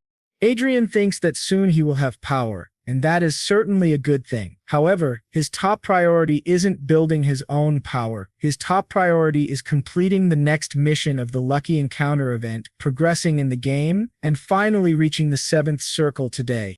But to everyone's surprise, the protagonist dies along with Archia, and even his new eagle dies too. The system announces that he was killed by a mysterious being. Then, the scene flashes back to a few minutes earlier, when they were still fighting that man. Adrian thought that even after hunting level 200 enemies, he had never experienced death before. He avoided dying in the game by overcoming difficulties, but if he were to die there, the pain would be beyond his imagination. He notices that Archia is being pushed back, something that had never happened before. She had always prioritized her safety in a fight. Then, as the eagle dives at the enemy, the man quickly defends against both and prepares to finish Adrian with his sword. His name is Death Knight Pasquiel. Facing him, Adrian realizes that he is not just an aura master, but also has a mission boss buff and an abnormally strong body. He is clearly on a completely different level. As a result, Adrian dies and respawns in a nearby village. Sitting on a bench in the village, he thinks the system is garbage. It shares all his senses. He can't even complain about the pain properly because there are too many people around. When he summons his support, Archia, she starts apologizing to Adrian, asks if she's okay, and if she feels pain, she replies that she does, but her senses in the game are far less intense than his. He thinks it's a relief, and reflects that he recruited her only because of her tank stats. The more he thinks about it, the more ashamed he feels for hiding his small body behind hers. That's why he wants to change his combat style. Fighting the Death Knight showed him the clear limits of his current fighting strategy. Archia blocks movement, the eagle blocks vision, and then he attacks by surprise. As a mage, he deals a lot of damage. It worked before, since they had many weapons, but this has a limit when facing someone like the Death Knight who's on the same level as Archia. That means the only way to keep enemies away during his casting time is by using the Black Eagle in combat. But he thinks about Archia's defense against the Death Knight and how, if he had more consistent damage output to support her while he casts spells, that would be the ideal combat style. He comes up with 3 possible solutions. Use lower-level magic circles. That would reduce casting time, though at the cost of power, but the casting rate would be higher. 2. Use the Black Eagle as a warrior instead of a support unit. 3. Archia should stop relying solely on her shield for defense and start using offensive tactics. However, the first option basically nerfs him, so the second and third are better. He tells Archia it won't be easy. Then they go into a second battle against the Death Knight, but die miserably again. The eagle didn't do much damage, but its distraction was helpful, so he wonders if he should equip it with a chestplate. He thinks he must do everything he can to complete this trial and reach the 7th circle. Now, they enter the 3rd battle and die again. Adrian, furious, says this is terrible. Then he tells Archia that they've started to recognize the Death Knight's pattern and they must try new things to regain their edge. By the 5th battle, the Death Knight asks if he's fighting a bunch of acrobats. He clearly sees Adrian as very talented and asks why he doesn't just change classes. Adrian replies that he must be confused, but then asks if he's ever heard of a human bombarder and fires magic at him. Adrian tells him to die, but the Death Knight blocks it with his sword. Quickly, Archie attacks from below and Adrian says, "Perfect." But to his surprise, the Black Eagle can no longer lift him, and simply lands, dropping him to the ground. The Death Knight says it's good to see him down there. Adrian looks up at him, completely unsettled, and his head is cut off again. They tried many strategies to defeat the Death Knight, but failed every time. However, Adrian notices that the damage dealt increased in the last fight. He continues casting spells while dodging attacks, which remains his biggest challenge. Now he wants to try using better items. He focused on his reflexes instead of concentrating on casting spells. Once again, he was defeated. On the next attempt, he was already dodging much better, able to avoid the enemy's strike and cast 2 spells in his direction. Archia also attacked from the other side, but that guy still managed to finish them both. However, the protagonist gave a small smile, thinking that this battle confirmed something for him. He had tried to be an aggressive mage, which reduced his overall damage, but allowed him to survive longer on his own. The result was a 62-minute battle in which he dealt 84% of the damage to the Death Knight. He believes that if he keeps trying, he'll definitely succeed. He logs out and returns to his room, realizing that he's exceeded the connection time. He tells Archia that he thought they'd hit level 200 by now, but instead they're stuck in an unexpected place. While stretching, he notices that the world seems to be moving more slowly. Archia explains that experiencing death countless times has side effects, so it's normal to feel some changes. He asks her if she feels the same, and she says she's not sure. Her body feels just as strong as it did yesterday, but somehow she feels stronger. The protagonist wonders if that's true. Arcia's responses certainly don't seem artificial. They aren't like something a homunculus would say. He thinks that if time passes and she gains more experiences, she will become almost indistinguishable from a real human. She asks if he has any orders, but the protagonist tells her no, he needs to sleep and rest. They'll try again after they wake up. The next day, he enters his 12th battle against the Death Knight, dealing 75% damage. In the 13th, he dealt 85%. In the 14th, 91%. The 15th, 89%. The 16th, 93%. The 17th, 98%. In the 18th battle, the protagonist, along with Archia and the Eagle, is finally ready to defeat the Death Knight. After an intense fight, they deal 100% damage. The Death Knight begins to vanish and says he did well. The protagonist, overjoyed, starts to celebrate. He has finally passed the test and completed the 7th level of the mission. To his surprise, someone tells him that it's because all of this is real. The protagonist turns and realizes that there are two enemies. He quickly points his staff at one of them, but to his surprise, Archia tells him not to worry. The protagonist wonders why she's smiling so much. What he didn't expect was to see a little old man staring at him. Then he realizes with a shock that this must be Archduke Lucas in miniature form, but the man says his name is Chester, and he is the one who oversees destiny. He is part of Manuel Lucas, essentially an NPC, but created from Manuel Lucas's memories. The protagonist thinks that even though Chester was created from those memories, that doesn't guarantee he'll help them. Still, he would undoubtedly be a huge help if he's on their side, but if not, it'll be trouble. Chester tells him there's no reason to be apprehensive. Adrian says that he doesn't seem like an NPC, he's too different from the others and feels truly alive. Chester replies that of course he does. He might not have a soul, but he was made to act a certain way based on the memories of someone who lived. The protagonist then says that even if he couldn't defeat old age in the end, he will always live on here. He asks if Manuel Lucas achieved eternity. Chester replies that it could be seen that way, that was the main reason Hollywood was created, but he adds nothing is eternal. He is merely a shadow of someone who once lived. If the original idea had been to create a true clone to live forever, it wouldn't have been done in the virtual world. It would have been through something like a homunculus, like Archia. Adrian thinks he once suspected that Manuel Lucas might try to possess him to be reborn, but thankfully that's not the case. He then asks Chester what his role is there and mentions how frustrating the last floor was due to its difficulty. He wonders if he'll now stop fighting and focus on other areas. Chester raises his staff and displays a status window. Adrian realizes he has received 5 uses of the administrator authority of the Hollywood system. Chester explains that the destiny he's been given is everything Manuel Lucas had. It was already expected that he would inherit administrative authority as well. However, there are some limitations for now, although eventually those limits will disappear. In the future, there will be no usage limits. The protagonist asks what he can do with this power. Chester replies that he'll be able to use that authority in any program based on the Hollywood system. This surprises the protagonist greatly. Essentially, Hollywood is a virtual world not unlike the internet on Earth, where he can access any information and modify practically everything that exists. However, Chester adds, there are some rules he must follow. He cannot use the authority in online chronicles that are tied to Manuel Lucas's destiny. 2. He cannot use it to access or invade other users' brains. 3. He cannot use it to steal other people's property. 4. He cannot use it to harm the world, either directly or indirectly. The protagonist thinks it's a bit concerning, but it makes sense. He then jokingly asks if he can use this authority to launder money. Chester replies that it's not hard and even recommends a few methods personally, but Adrian asks if it isn't too risky. Couldn't someone audit the documents?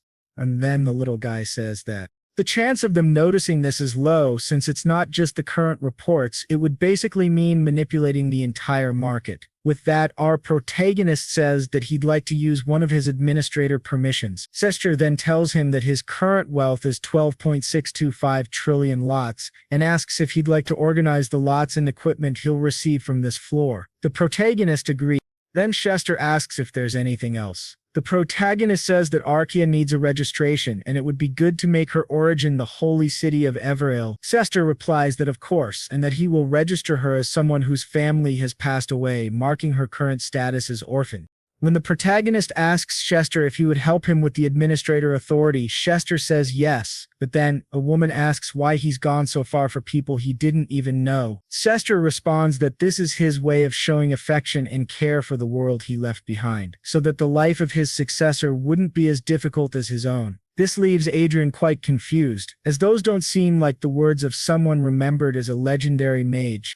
If it weren't for this world, if not for someone from Earth like him, and if he hadn't created a legacy for future generations, his life would have been pathetic. He couldn't have dreamed of becoming who he is now, so he kneels down and thanks his master. But Chester says that he is not Manuel Lucas, though the protagonist notices a small smile at the corner of his mouth.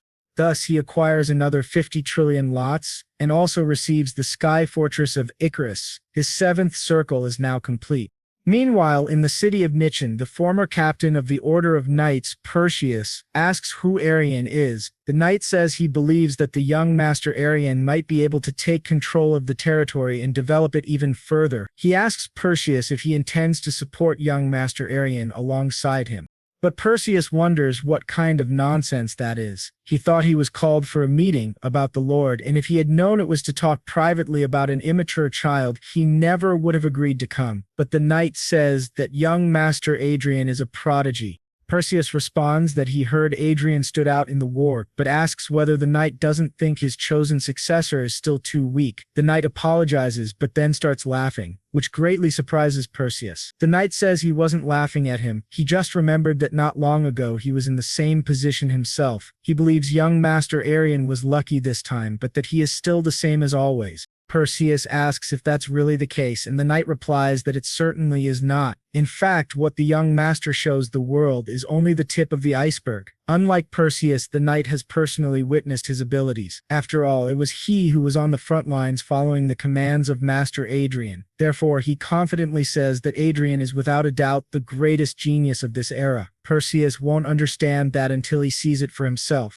Perseus remarks that the knight seems completely devoted to the young master. He reflects on the story of a prodigy who became mediocre at the age of 7, a mask used to become someone great and survive from a young age. Considering Adrian's intelligence and the knight's words, Perseus has to admit that Adrian deserves his attention.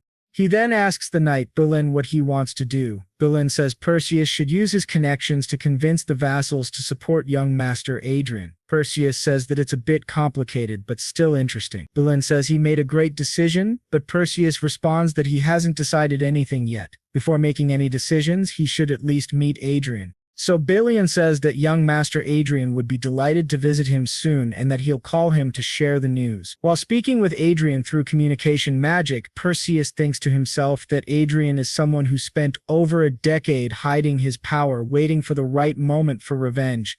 That's truly something. He hopes Balian's words are true. But to both their surprise, Adrian simply ends the call. Bellin says that Adrian must be very busy to answer right now. But then, to their shock, something appears right behind them. They sense a mana presence, and it must be at least at the 7th circle. They wonder who in the world it could be.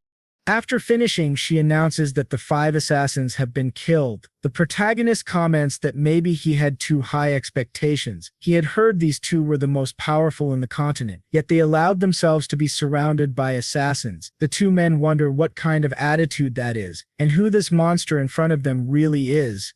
Ilan asks what happened. The protagonist says he spent 13 years preparing for this moment and asks if they really thought he'd be unprepared. Of course, he would have an aura master at his side. This surprises both men greatly. Perseus thinks that initially he wanted to test Adrian's worth, but now realizes it's he who must prove himself useful. That's the kind of person standing before him. While still stunned, the protagonist looks at Perseus, sees his status window, and thinks to himself that he's not bad at all. Will then asks whether the lady of the house sent them, and Adrian responds that obviously they must have a lot of questions. Then he snaps his fingers and casts Reparo, or restoration magic, repairing the entire house. Billin comments that the stains, the blood and bodies vanished. It was truly incredible, but our boy simply asked them not to think too much about it, and said they needed to go somewhere else. He then activated another spell, shocking both of them as they realized it was a 7th circle spell called teleportation.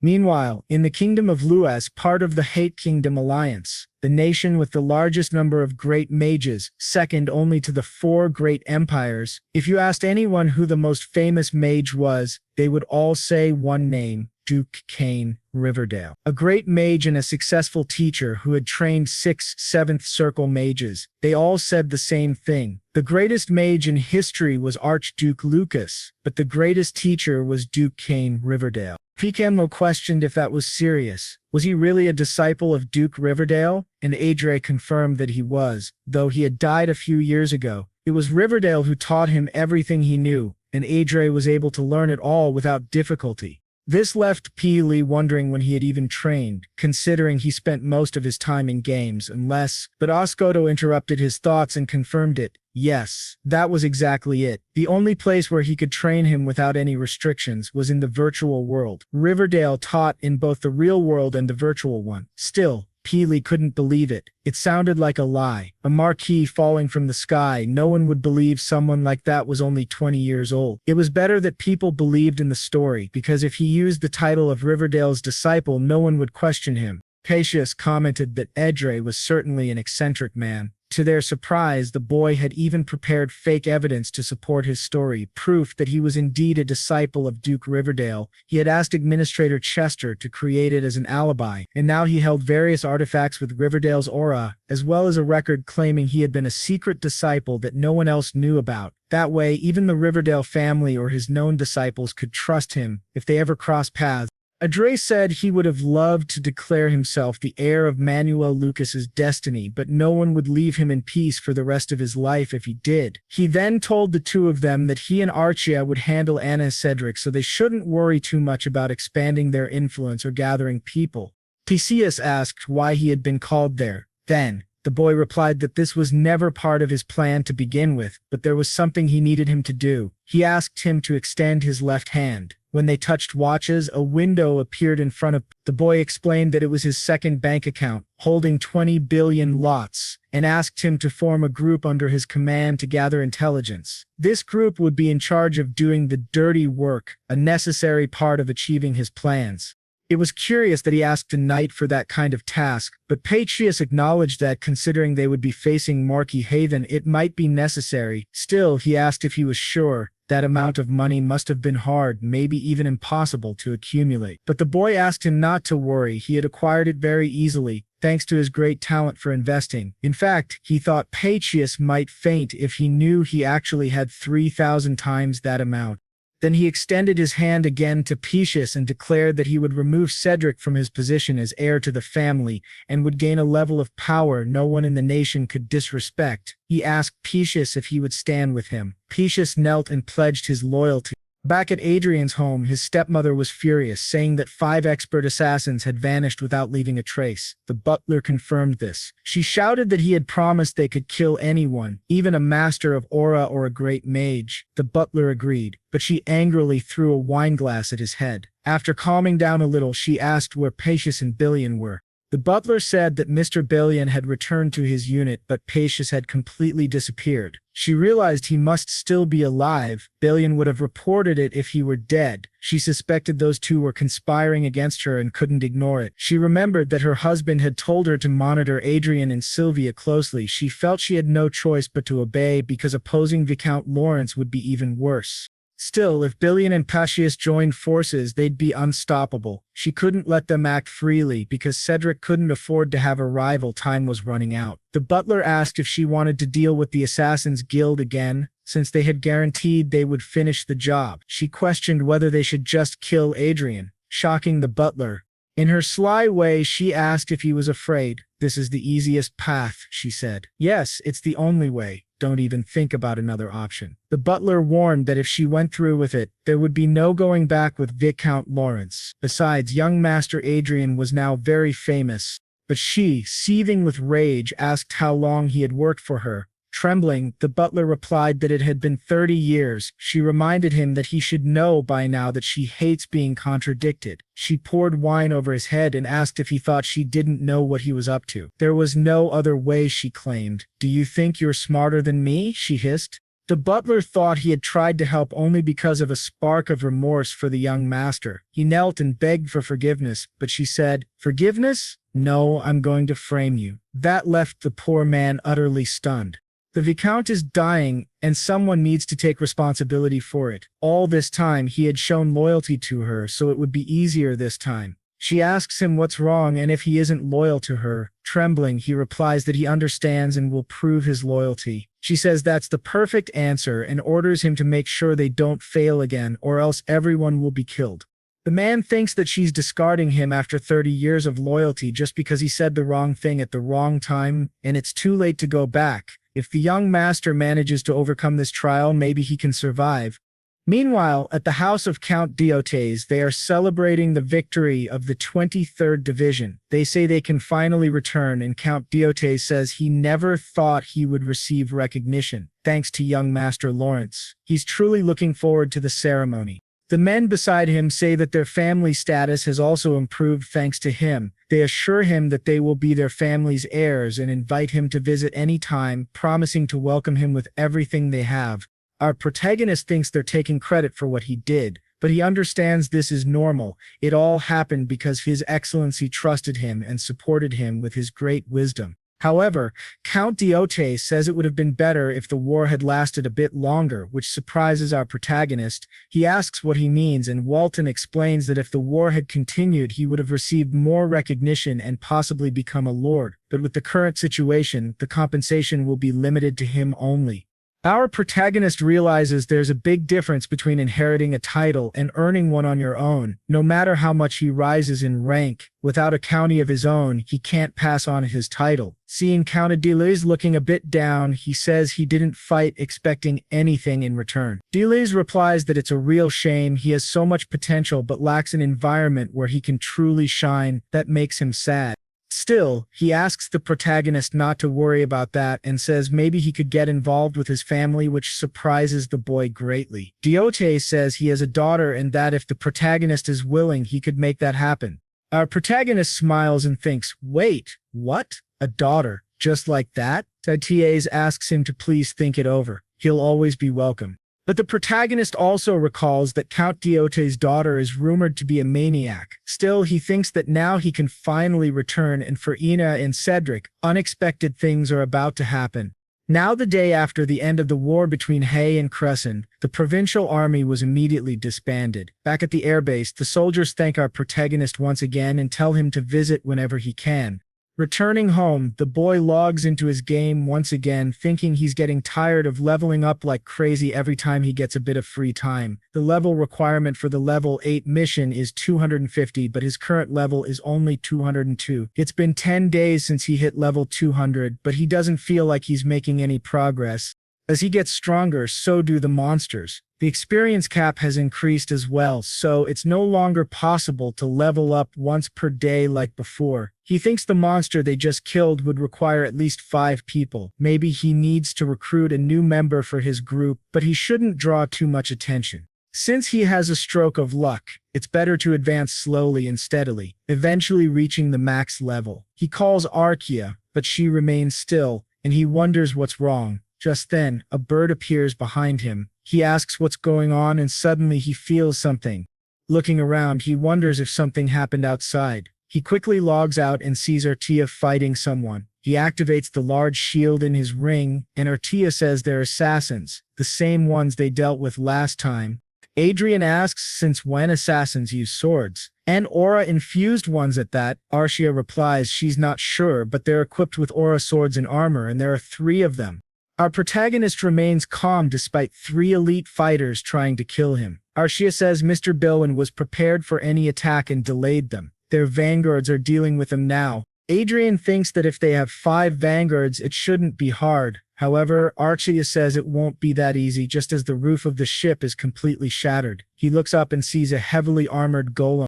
Archia says there are 6 in total. Our hero remarks that it seems the madam sent the devil after him instead of Bilan and Sir Perseus. He asks Archia if an aura sword should be enough.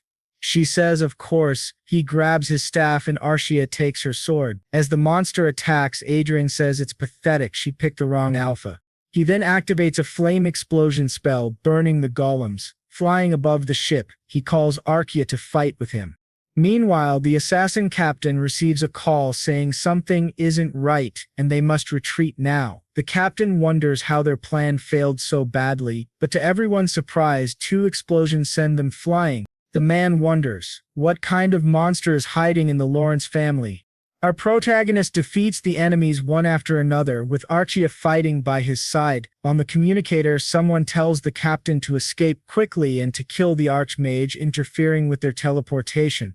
The captain wonders if he's going insane. Not only is there an archmage, but also a master of aura. He begins to flee, saying the others are on their own. But quickly, our protagonist casts a spell on the man, and Archia swiftly cuts off his arm. Just as she's about to kill him, Adrian orders her to stop. Adrian says there's no point in him trying to escape. That man thinks it's impossible. They were completely annihilated. Then our boy suggests helping him, but to their surprise, the man suddenly collapses. Adrian asks what happened, and Archia checks his body and says he's dead. It seems he bit into the poison capsule hidden in his teeth. Adrian realizes he doesn't have much experience dealing with assassins and underestimated their determination. Meanwhile, the vanguards question whether young Master Lawrence is truly that strong and if the vice commander knew about it. Dayan responds that young Master Adrian is a disciple of Duke Verdial, which greatly surprises them. Dylan adds that not only they, but the entire family underestimated him. Everyone knows how incredible Duke Verdial is, but he believes young Master Adrian became this powerful because he's something special. He was making plans for the future while acting humbly and deceiving everyone around him just to survive. But now the tides have turned and surely they should reconsider and join him. Adrian thinks to himself that Dylan is definitely skilled at influencing people. Back at home, Adrian's worried mother runs to him and asks if he's okay and if he got hurt anywhere. His father, right behind her, tells him he worked hard. Observing this, Adrian thinks it's completely normal to hold a parade to celebrate after receiving a battlefield medal, but it feels too calm. His father apologizes, saying there should have been a grand reception, but Adrian replies it's fine. He doesn't like noisy events, while thinking that it must be because of Anna and Cedric. His father says that in exchange they prepared a grand banquet and now they will celebrate his return with food and drink. Looking up, Adrian sets his aerial fortress to energy-saving mode. At the banquet, the knights say it was their greatest honor to fight alongside young Master Adrian, and they're very grateful. Then, his father asks how he learned to win people's hearts on the battlefield. But before Adrian can answer, Anna suddenly appears, shouting his name, and Adrian notes it's been 3 months since they last saw each other. Cedric's mother welcomes him, while Adrian thinks Anna looks like she's seen a ghost, and he doesn't understand who that man with her is. He realizes it's Morris Juger, and his impression is one of relief and happiness. He hears that Morris worked for her for 30 years, so why is his impression of him so favorable? To Adrian's surprise, he notices that the one leading Enem and Cedric's faction is Commander Crone, whose impression of Adrian is hostile. Cedric comments that as someone bearing the family name, Adrian did a great job, though it's nothing special, and he should be praised. Adrian smiles, thinking it's nonsense. He'd love to cut their heads off right now, but he needs some justification first. After all the things these bastards did to him, how could he consider giving them a quick death? Cedric calls him a rude bastard and asks if he enjoys being praised. Adrian laughs and says he really thinks Cedric believes he'd be happy hearing compliments. He acts as if he's capable of anything, which surprises everyone, while Adrian thinks that what he truly wants is to create a scene and use it as justification so they'll deserve to die. He tells Cedric that he can already imagine him ignoring tactics and dying recklessly after charging forward, which infuriates Cedric. Adrian then asks if people shouldn't get smarter with age, and that's why his vassals call him an idiot behind his back. Cedric gets even angrier, and Adrian adds that perhaps his ignorance comes from his mother's side, which shocks everyone. Cedric's mother asks what he means by that, and Adrian retorts by asking if she has something to say, telling her to stop pretending to be refined because it doesn't suit her. Cedric laughs and says this brat got even more insolent after returning from the battlefield. He draws his sword, saying Adrian doesn't even know what fear is anymore. Adrian's mother behind him tells Cedric to stop. Adrian is tired after coming from the battlefield and asks him to put the sword away. His father demands to know what he thinks he's doing, but Adrian calmly tells them to stay back and just watch. Cedric approaches and says Adrian is playing tough now. He understands the sudden attitude. It must be because of the investigation into that rebel. He asks how Adrian dares to try and bring down their family and if Bolin has gone mad. This confuses both parents. Cedric accuses Bolin of persuading Adrian to try to destroy their family. His mother says this is absurd and asks if it's really true. Cedric orders them to capture the rebel immediately. To his surprise, no one responds. He shouts, demanding to know what the hell they're doing and why they aren't following his orders. A knight in the back says that if he wants to capture Vice Commander Bolin, he should do it himself. Cedric, furious, charges at Adrian with his sword, but to everyone's shock, Archia grabs his arm while still chewing on a giant pork leg. Cedric yells, asking what the hell she's doing and why she's so strong. He demands that she let go, but to his surprise, she throws the pork leg right at his head, knocking him on the floor. Everyone is left speechless. Adrian just smiles, looking down at the completely disoriented Cedric. But then from the back, their commander tells her to stop. If she crosses the line again, she'll answer to him. Adrian then asks if it's not him who's been crossing the line all this time, after everything he's done, so many things that he probably doesn't even remember. Cedric exclaimed that those bastards dared to hurt him and that they deserved to die. The commander agreed, stating that they indeed deserved death. However, as a vassal, he couldn't harm the second young master, a member of the Lord's family. Cedric questioned what he meant, and the commander clarified that the situation was different for the woman. He had no obligation to consider a commoner who laid hands on a noble. Pointing his sword at her, he questioned whether she thought she was a noble just because she was a noble's lover, and prepared to attack her. To his surprise, others defended her, prompting that most of these individuals prioritized profit over loyalty. Something felt amiss. Looking back, our protagonist noticed reinforcements had arrived. Cedric began to laugh, claiming it was too late for regrets, and that including Bolin, they would all be punished for their crimes. Our protagonist countered, stating they were in the presence of the Lord, and questioned how the Viscount's knights dared to oppose their lord. Cedric ordered the immediate subjugation of those bastards and commanded everyone to attack. Our protagonist assessed that, in terms of numbers, their forces had more soldiers, but they were properly armed, whereas Cedric's faction had over 10 well-equipped soldiers. If a large-scale battle erupted, it would be a one-sided massacre. The commander questioned the futility of their actions, suggesting Cedric had become intoxicated by his own victory and forgotten his position. He emphasized that the family system couldn't be altered due to Cedric's recklessness and that only their side would suffer casualties. The commander laughed, questioning whether he wouldn't be killed immediately. However, even if he survived, only hell awaited him. Our protagonist's father instructed him to use the artifact, and his trembling mother apologized. Cedric dismissed the idea of fleeing and ordered the others to attack. As they advanced, our protagonist labeled them as miserable fools rebelling against their lord and ordered the knights to protect their lord, surprising everyone. The commander questioned his actions, and Adrian declared that anyone could see they were the traitors and that they would end this situation immediately. He instructed Archia to leave those three to him and handle the rest, then removed the illusion magic. She complied, and to everyone's shock, she swiftly decapitated all those men, leaving the commander utterly stunned. Adrian remarked that Commander Crony had just said something interesting and that a traitor needed discipline. He then struck Crony in the face with his staff. Crony couldn't believe it. The woman was now an aura master, and this gaming addict had just inflicted damage on him. The commander declared that she was an aura master and that they needed to form a formation to confront her, urging them to remain calm as they could handle her.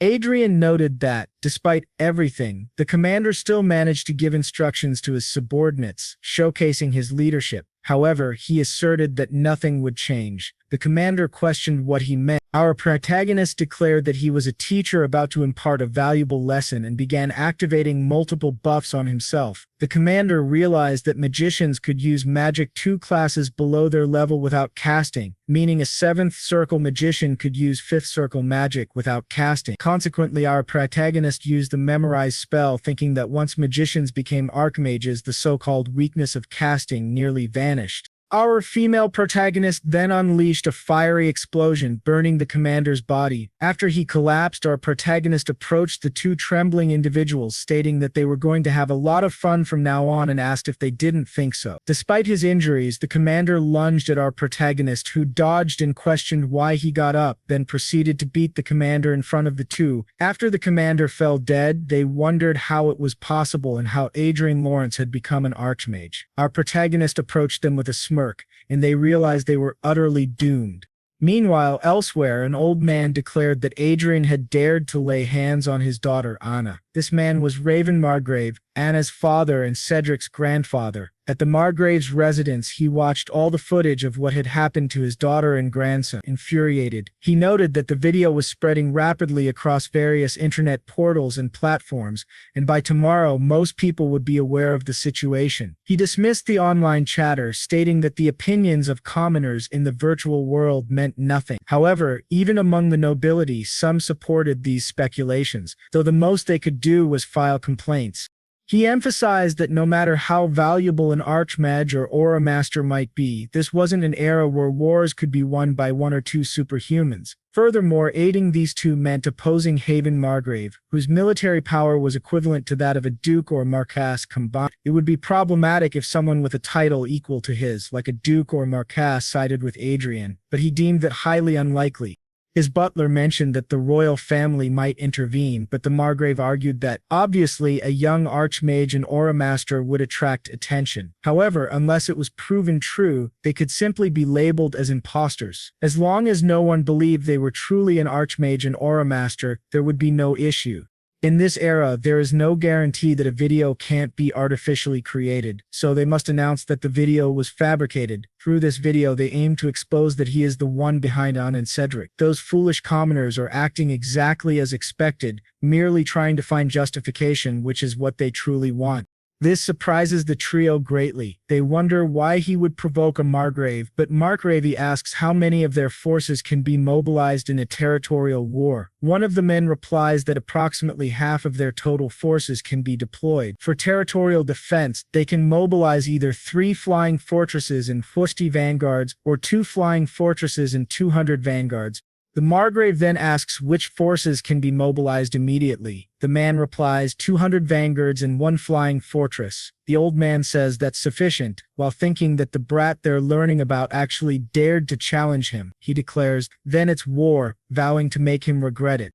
Back to our boy, he thinks that they must have seen the video that was just released and are now preparing for an attack. The connection between Anna, Cedric, and Raven Margrave is unbreakable. His blade of vengeance will only be complete when it reaches Rengrave. However, before that, certain conditions must be met to solidify his position, specifically facing 3 individuals.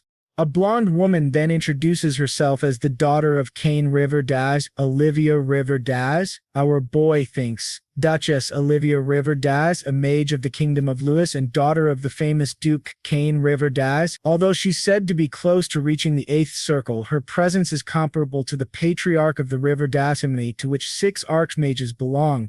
When she says it seems real to her and the others agree it's definitely true, our boy asks whether this means they've recognized him. However, she points out that this kind of magical plaque can easily be forged in the first place. As the 3 of them confront him, he realizes they are pressuring him by resonating their magical circles together, but he manages to break that pressure and asks what it all means. The girl responds that it's amazing. The 2 others applaud him, but she says it's nothing much, they just wanted to test his abilities. One of the girls says she definitely could have verified it without resorting to such methods. However, having 7 circles doesn't mean they're all equal. She simply wanted to measure his exact level.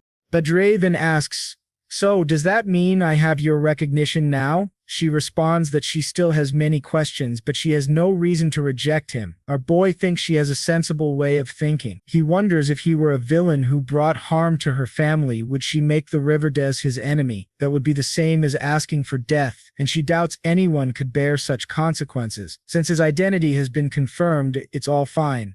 Then our boy says he would like to make a request, which surprises the 3 of them.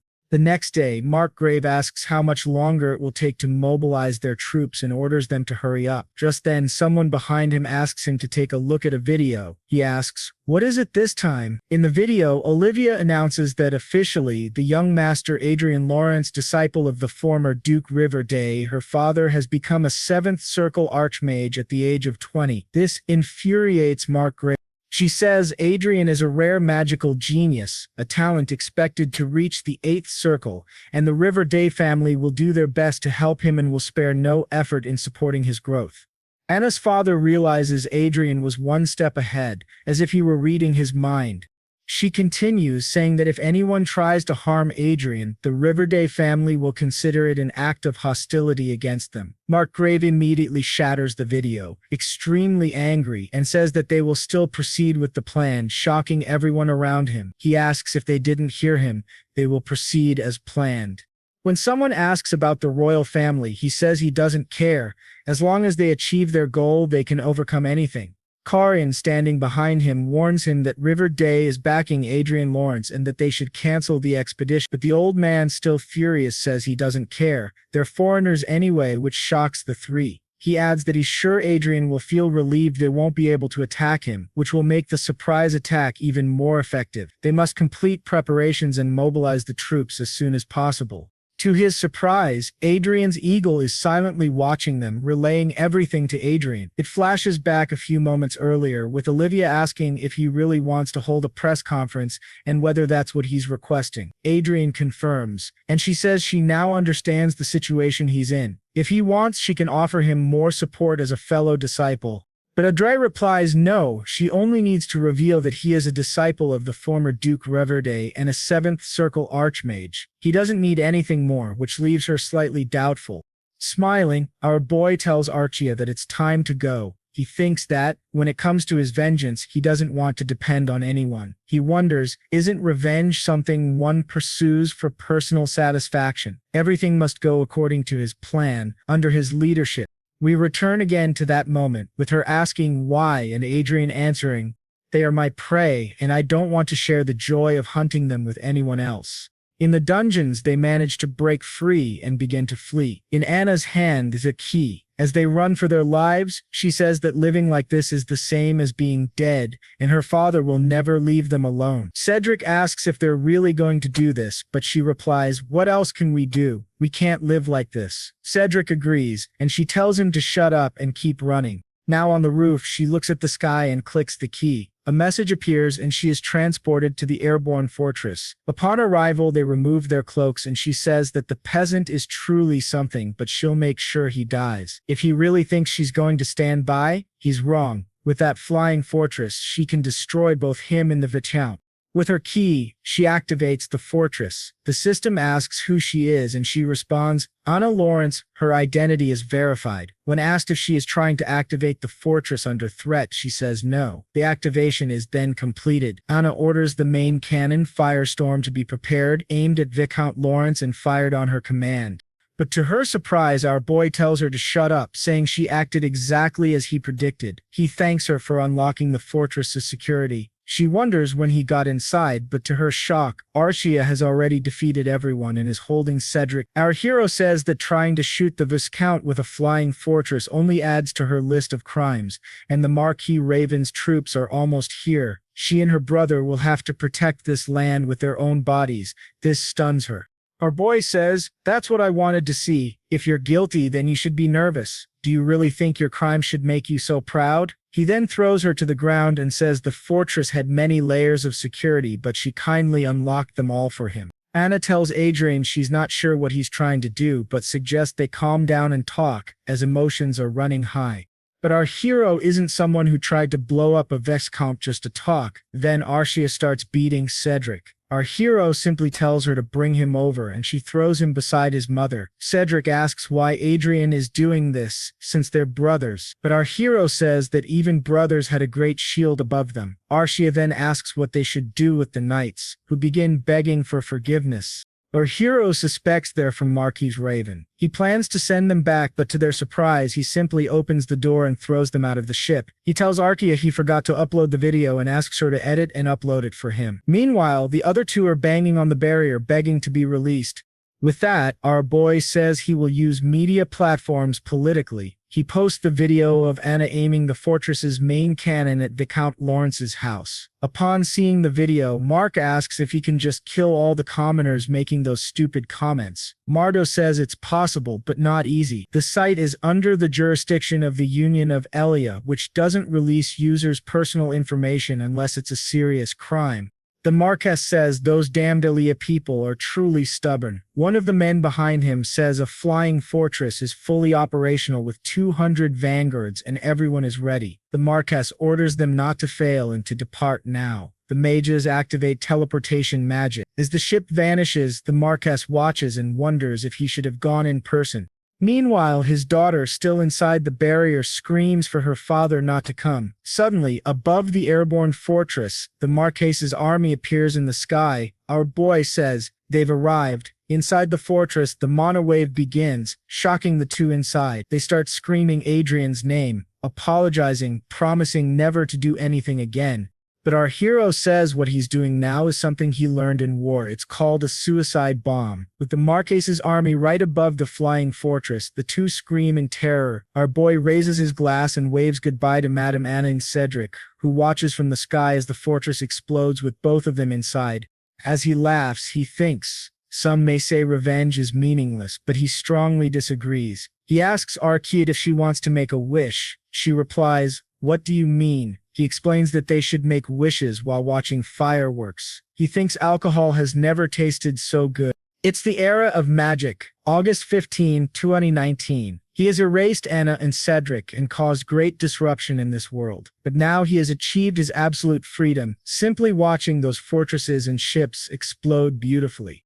Back in Marquess Margrave's office, he asks why the hell there's no communication. The operation should have ended by now. He wonders if the communication system failed. Still anxious, he then asks about the spies they sent. One of the men replies that they've lost contact with all of them. Marco Lev asks, "Are they playing with me?" One of the other men suggests that perhaps this entire situation was planned in advance. This infuriates the Marquess even more. He wonders how long this has been happening. If it's true, it means he's been in the palm of that boy's hand all along, a boy young enough to be his grandson. But then, to everyone's surprise, someone enters the room calling out to His Grace and says he was searching for online articles related to the Lawrence territory. This article was posted 3 minutes ago, and Marquez asks what it is. This scene shifts back to Viscounty Lawrence. After that explosion happens, the vanguards below are protecting the territory and hearing more and more explosions, with debris falling to the ground. Watching everything unfold is none other than Marquess Margrave. The butler says that, according to the video, an evacuation warning was issued an hour ago and all the residents of the Viscounty of Lawrence had already evacuated. The article says that while communication was completely cut off, a large explosion suddenly occurred in the sky, and they have just confirmed that communication has been restored. Along with it, there was an announcement made by the Lord's castle. Filled with rage, the Marquis slams his desk, shocking those around him. He begins to destroy his entire office and asks how many troops they can deploy right now. One of them responds that they can either send 65 vanguards or 25 vanguards in one aerial fortress.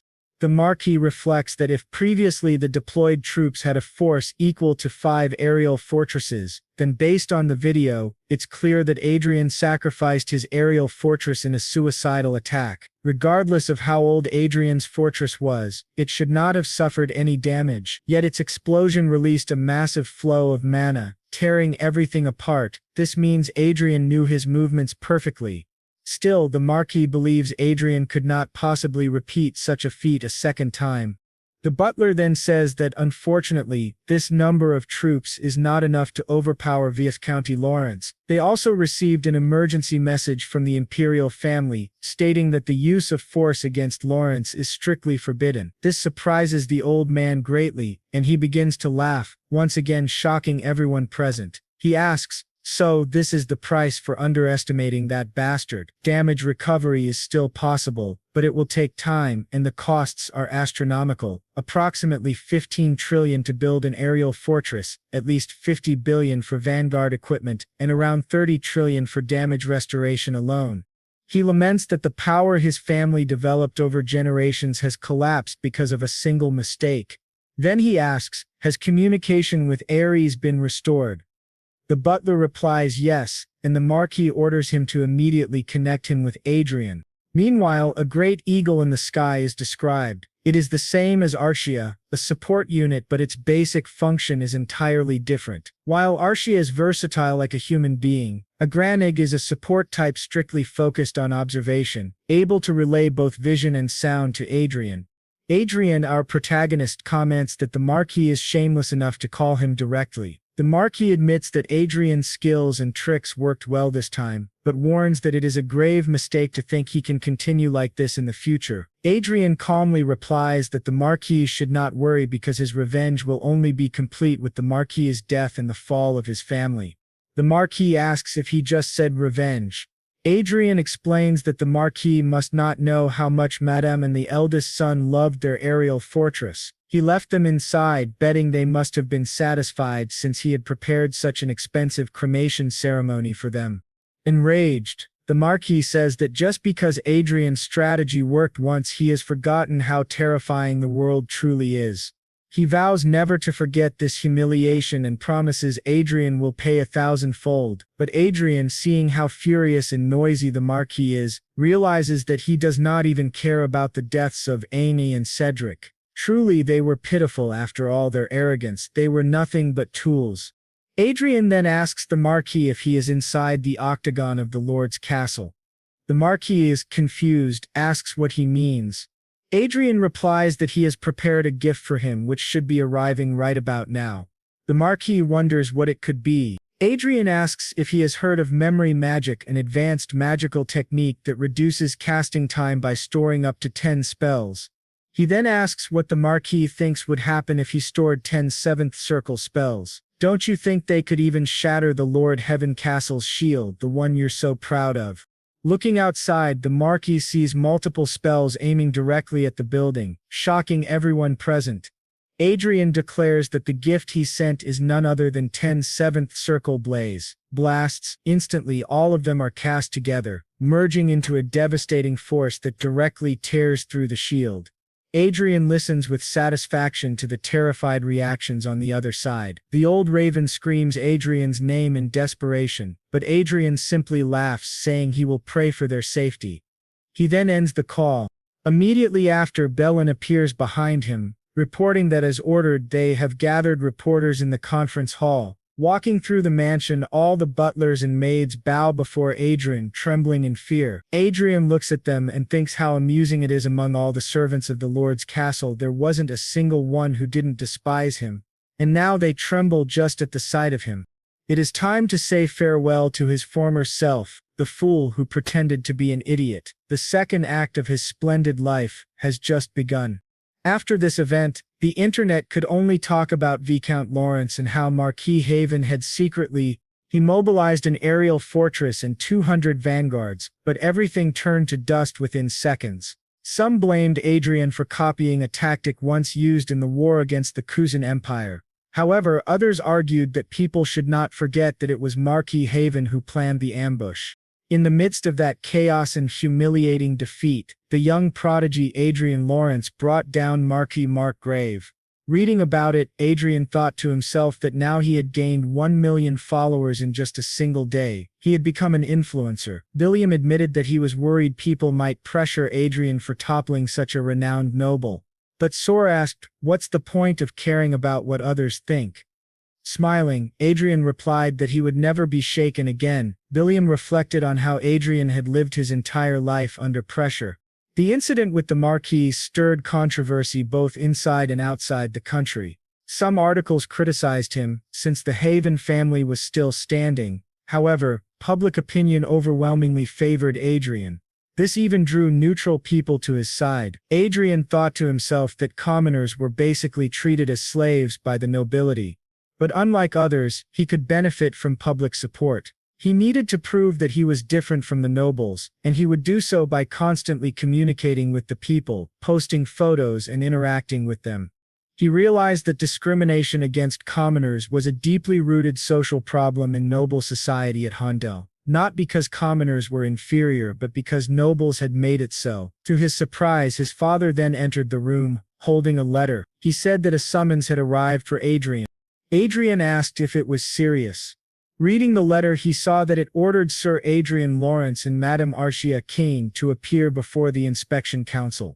The wording was short and authoritative. Adrian considered three possibilities. First, it was a move by Marquis Haven. Second, that the nobles were planning to suppress him. Or third, that the royal council itself wanted to bring him under control, since they would not send such an order if they merely wished to befriend him. His father asked if he had any plan. Adrian confidently replied, of course, then asked his father what nobles valued most. His father answered, money. Adrian agreed, saying he would change their opinions with money, since even the royalty would be interested in that. His father, however, asked for a more detailed explanation. Adrian explained that he had made a great deal of money through investments. If he offered bribes, it would certainly change the nobles' minds. This shocked everyone in the room. They questioned him, saying he didn't seem very happy, but Adrian insisted it was better to show than to talk. He revealed his bank account, which left Billiam stunned. Incredible. How did you gather 60 billion in cash? He asked. Adrian corrected him, saying he should look again. There were 4 commas, not 3. It wasn't 60 billion but 60 trillion lotus.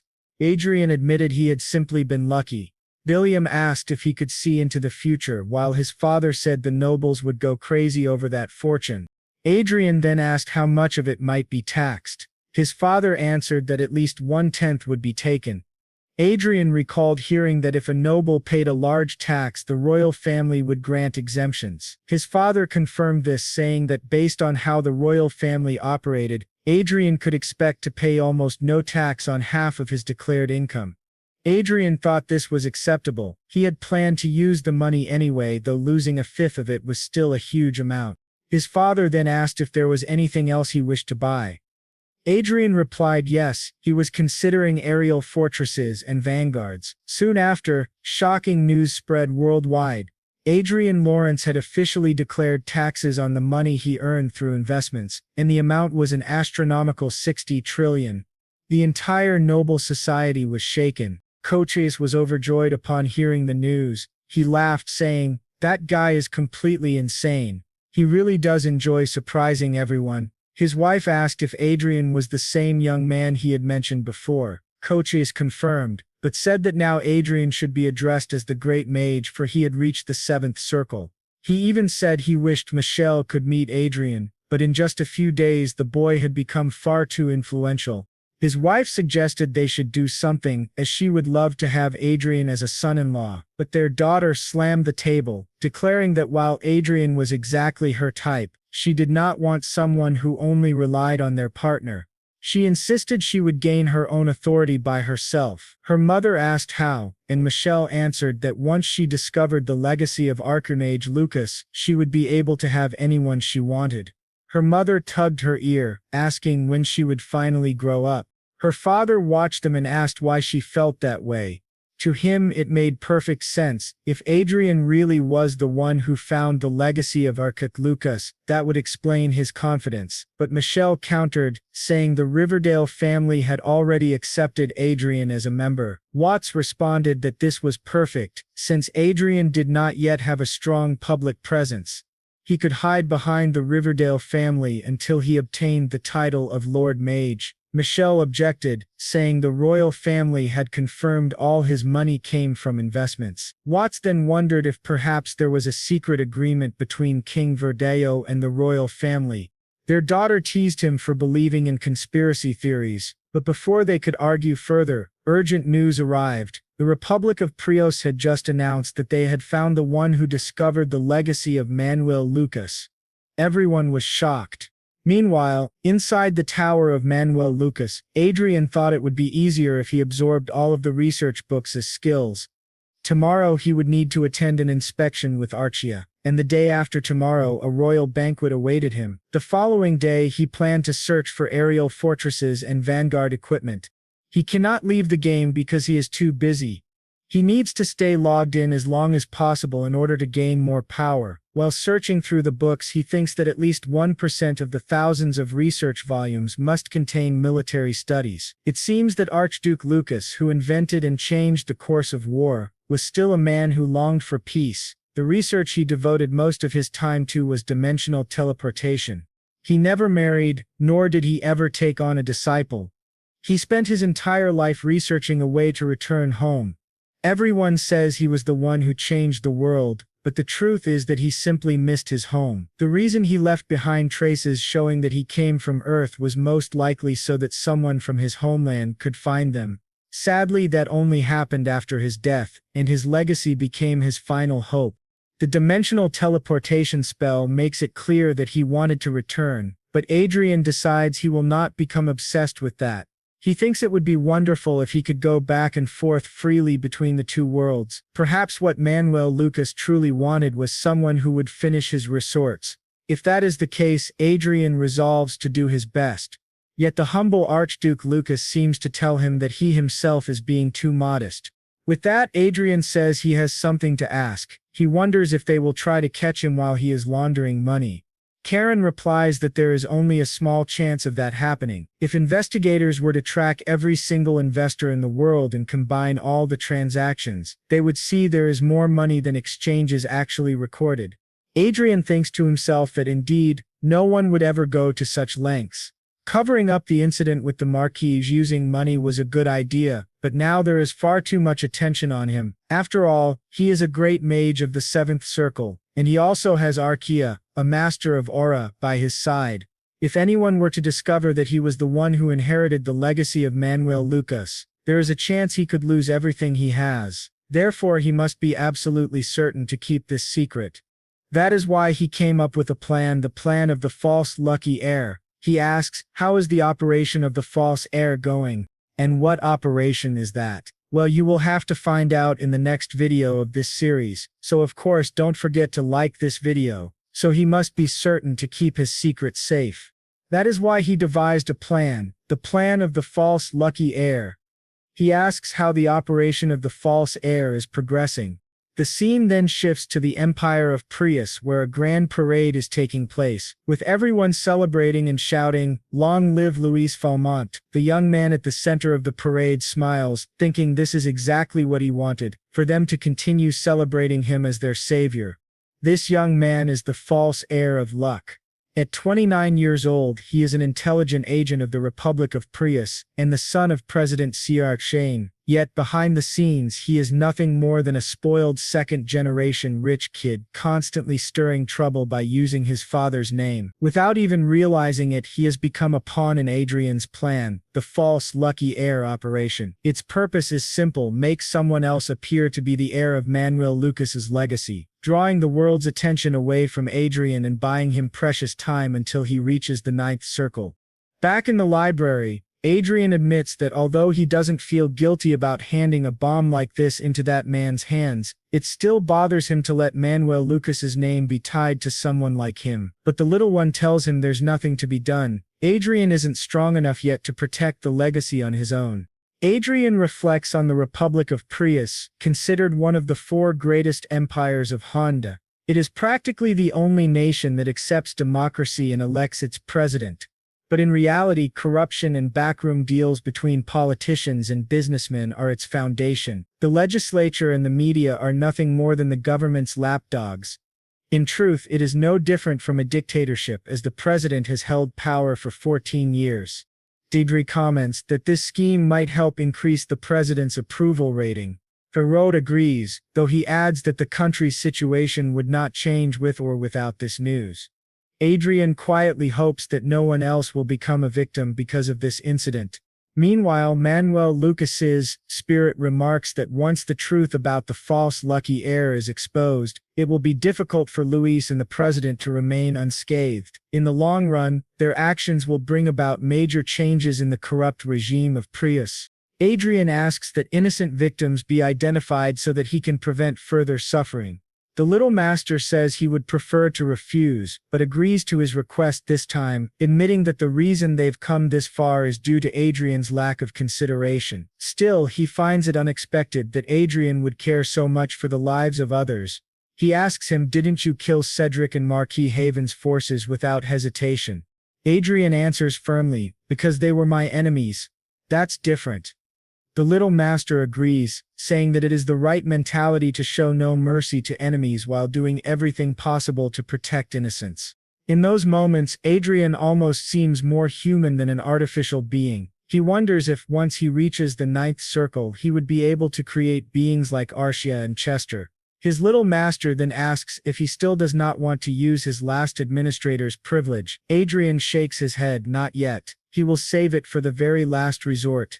For now his level is 205 and it will take time before he reaches level 250, the first condition to begin the 8th legacy mission." The three of them then pass through a door, but the scene shifts to a mansion. Inside, the servants whisper among themselves. They say they've heard that Lord Lawrence is planning to buy 5 aerial fortresses. Some wonder if it's even possible, since the maximum number of fortresses a baron or viscount is allowed is 1. Others say he is even planning to gather the maximum number of vanguard forces. Some of the maids ask if it is truly safe for one family to hold so much military strength. Dioclus replies that of course it is. After all, titles are granted based on merit, and if talents like Adrian were treated carelessly, they might defect to another nation. He is not only a great noble in name, but also someone who will be granted the military power fitting of his station. In other words, there is a new rising power within the Hayward Kingdom. The maids continue chatting, but one of them warns they should stop.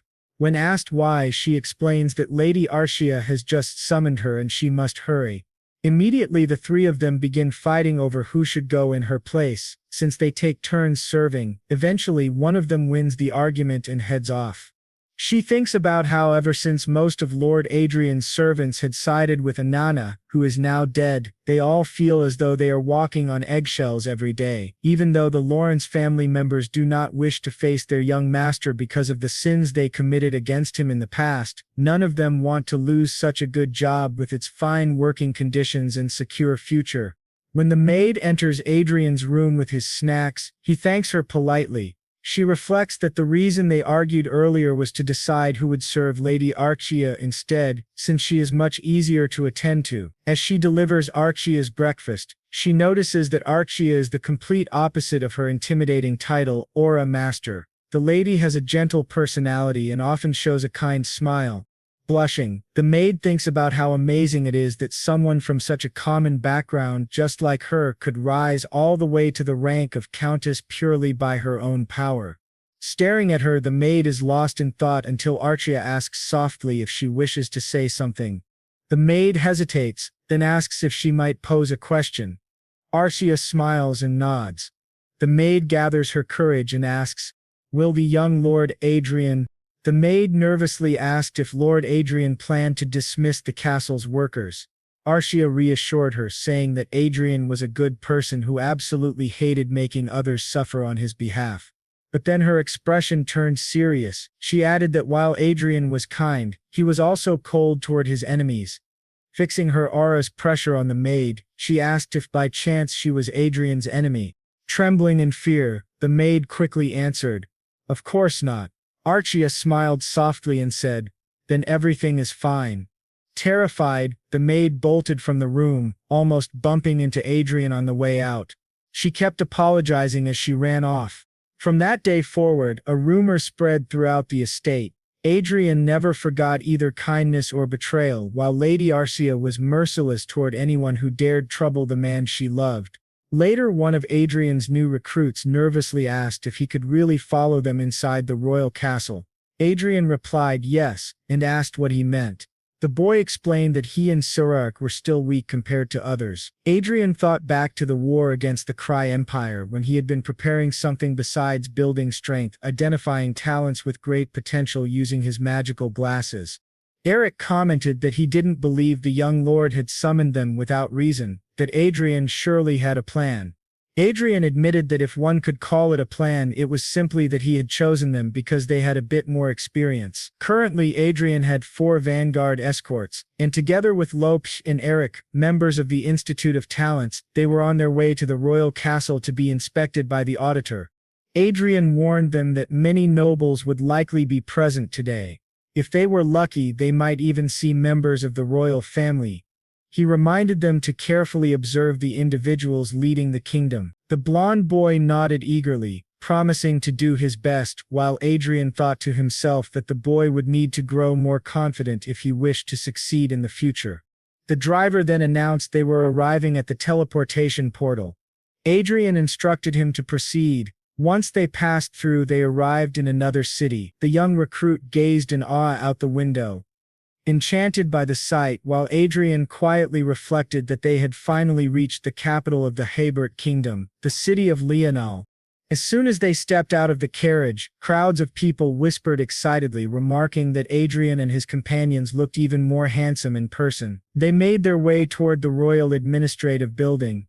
At the entrance, a butler commented on their popularity. Adrian dismissed it, saying it was only the media that had placed them in the spotlight, but the butler replied that Adrian had no idea how frenzied the public had become over him recently, much to the displeasure of the higher nobility.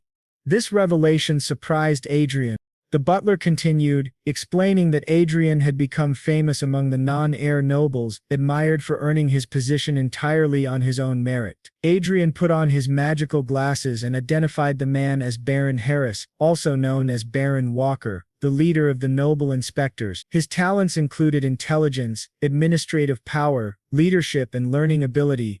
Adrian greeted him as Baron Walker. Embarrassed, the man apologized for speaking too much and asked Adrian to forget his words, but to his surprise, Adrian replied that he wasn't referring to that. Instead, Adrian handed him a card. Baron Walker asked if that wasn't Adrian's personal card, and Adrian explained that when he acquired his own territory, he would be looking for a skilled administrator to manage it. If Baron Walker were interested, Adrian asked that he please get in touch, promising the best treatment possible. The offer left the Baron astonished. Soon after, Skywalker announced that they had arrived at the royal palace and would be entering Investigation Chamber 1. He explained that only Sir Adrian Lawrence and Lady Archia Klein could go inside and that the inspection would last 2 to 3 hours. The others were asked to wait in the lounge. Adrian, however, told them to walk around and that he would call them once the investigation ended. They all agreed and wished the pair safety. Baron Walker also cautioned Adrian to be careful since it was impossible to know what might happen inside. Adrian smiled, thanked him for the advice, and thought to himself that he always had the option of leaving the country if things went wrong. Upon entering, Adrian and Archia found themselves surrounded by several figures. To Adrian's surprise, he immediately understood Baron Walker's concern. 2 powerful figures were present: the chief inspector of the nobility, Douglas Hamilton, and the second prince, Luke Wynne Hyde. Adrian wondered why the second prince himself was sitting before him. He greeted them respectfully, calling it an honor to meet the commander of the royal guard. The prince responded, remarking that he already knew Adrian was no ordinary man. He was, in fact, an archmage. Adrian answered sharply that had he not known the prince's identity, he might have thought him a spy for such words. The prince only asked Adrian to raise his head. Using his glasses, Adrian observed the prince's talents: aura, physical strength, learning ability, average intelligence, average leadership, and average administrative power. He reasoned that the prince must have trained under an aura master and consumed rare elixirs to become one himself. The prince declared that he would personally lead the investigation. Adrian replied that if this was the chief inspector's decision, then he had no objection.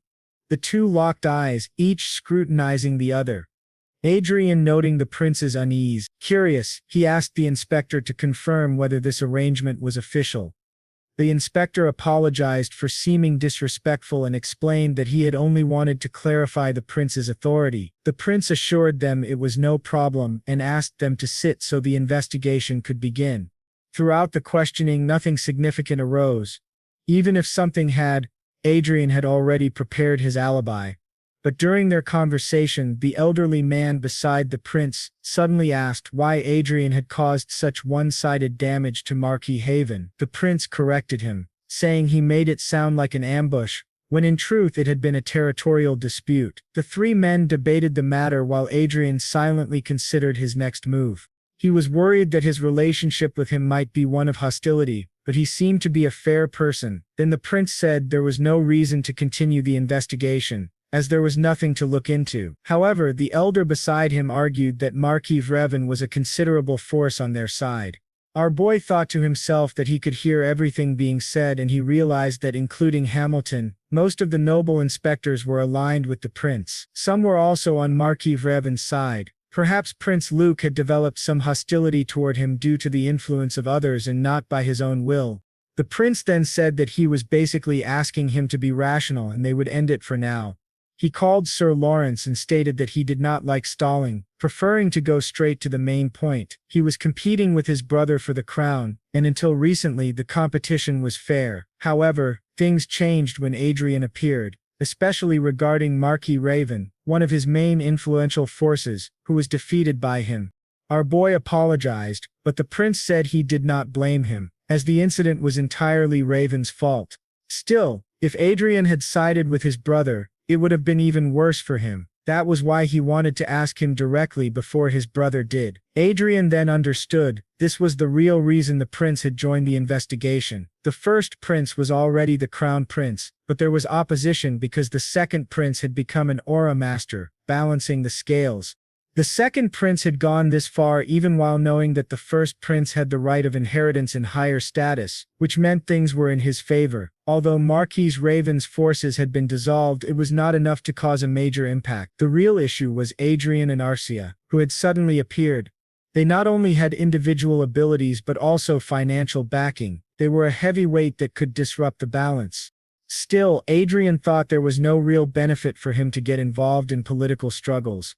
Above all, he had not even received his noble title yet. The prince then said that was precisely why it was more important. If Adrian joined him, he would elevate his status as an archmage, recognize his achievements in the last war, and support him in obtaining the title of Marquis. This greatly surprised Adrian, as becoming a Marquis would put him one step away from being a duke. He asked if that was really possible, and the prince replied that it was not, but he could make it happen. He mentioned that the Marinikov territory looked promising. Adrian thought that he had intended to remain neutral, but the prince was truly tempting him. He then said that it was indeed a very good offer and asked if he was really worth all that. The prince told him he was worth even more than he thought, and also pointed out that he had a beautiful aura master at his side. When the prince looked at Archia with that expression, Adrian grew serious. He asked if he could at least think about it for a while, which surprised the prince. The prince replied that it was fine. Mages were known for being cautious, especially one who had lived most of his life in hiding. He gave him a week to think about it and said that would be enough. Adrian expressed his gratitude for his consideration. As they stared at each other, the prince asked if Adrian did not believe that the crown should belong to someone with greater abilities. If the crown prince inherited the throne, the Herit kingdom would perish, he said, and as a noble, Adrian should consider the future of the country. Adrian replied that he would reflect on those words. Then he walked toward Madame Clen and remarked that she was smaller than he had expected. It was surprising that she was actually an aura master. She thanked him, and he said that perhaps they could duel later. She was the first female aura master he had ever seen. She accepted with a cold expression, saying it would be a pleasure. He said she was quite cold and that he would see her next time. As Adrian was leaving, the head inspector of the nobles passed by him and said that he had better stop thinking and accept the offer, because he was not used to being rejected. When they finally left, Adrian thought that he had only been stalling and that everything so far had just been formalities. Now he wondered what he should do, return home or wander around. He asked Archia if she was hungry. She said she was not very hungry but would really like to eat. Adrian thought she always only cared about food, and he remembered once more the smirk of the second prince, who had touched her hand and shoulder. To their surprise, someone appeared behind them saying that it was perfect, as he also knew many restaurants. A blond young man smiled at Adrian, leaving him and Archia shocked. Adrian wondered who this person was. Looking at him more closely, he realized he was none other than the first prince, Prince Michael van Huyt, a fifth circle mage. His talents included extremely high intelligence, extremely high learning ability, very high administration, high command, high political skill, but low mana, low aura, and low physical ability. Adrian thought it strange that the first prince was walking around so casually with no one noticing his presence. The prince said that they really were an archmage and an aura master, and it seemed they had recognized him. He commented that his disguise spell did not work on people who were not idiots like his brother. Adrian thought the way he was speaking did not resemble how a crown prince should sound. One thing came directly to his mind as he stared at him. He was certain he could never afford to make this person his enemy. So, he told the prince that he expected a luxurious dinner. The prince replied with a smile that he would guide them to the right place. As they walked together, Adrian thought to himself that the prince's profile was far too good for a mere human. His talents were heavily focused on politics and administration, but he had never seen anyone with three extremely high attributes, except for Archia. Actually, upon reconsideration, Prince Michael was even superior to Archia in terms of overall talents. Her strengths were concentrated mainly on her swordsmanship, while his were broad and deeply influential.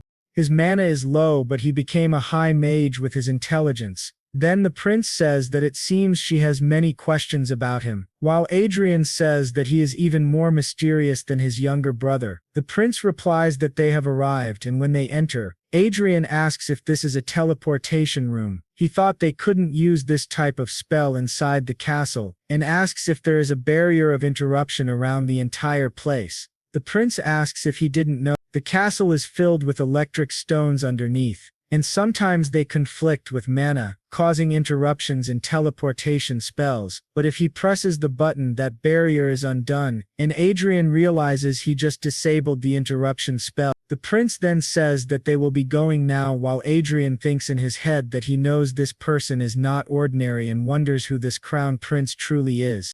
After they move to another place, the prince says they will enter here, and things will be more relaxed. Once again, he presses the button and activates the barrier, saying that the interruption spell is functioning again.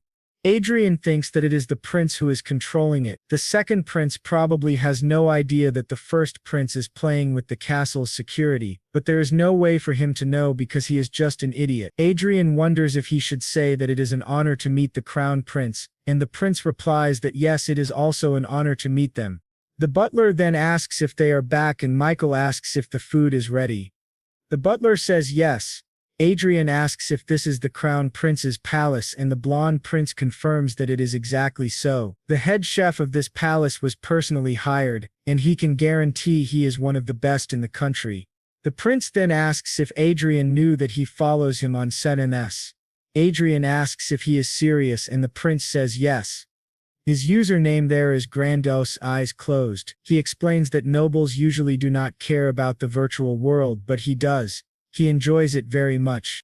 Adrian thinks that Michael van Huyt, despite having the title of Crown Prince, treats him like his best friend, and it doesn't seem like he is pretending. It is definitely not the way the second prince treated him. The two are complete opposites. Adrian notes that Michael seems to have a sense of humor, and the prince says yes, he loved seeing Adrian mocking Marquis Raven.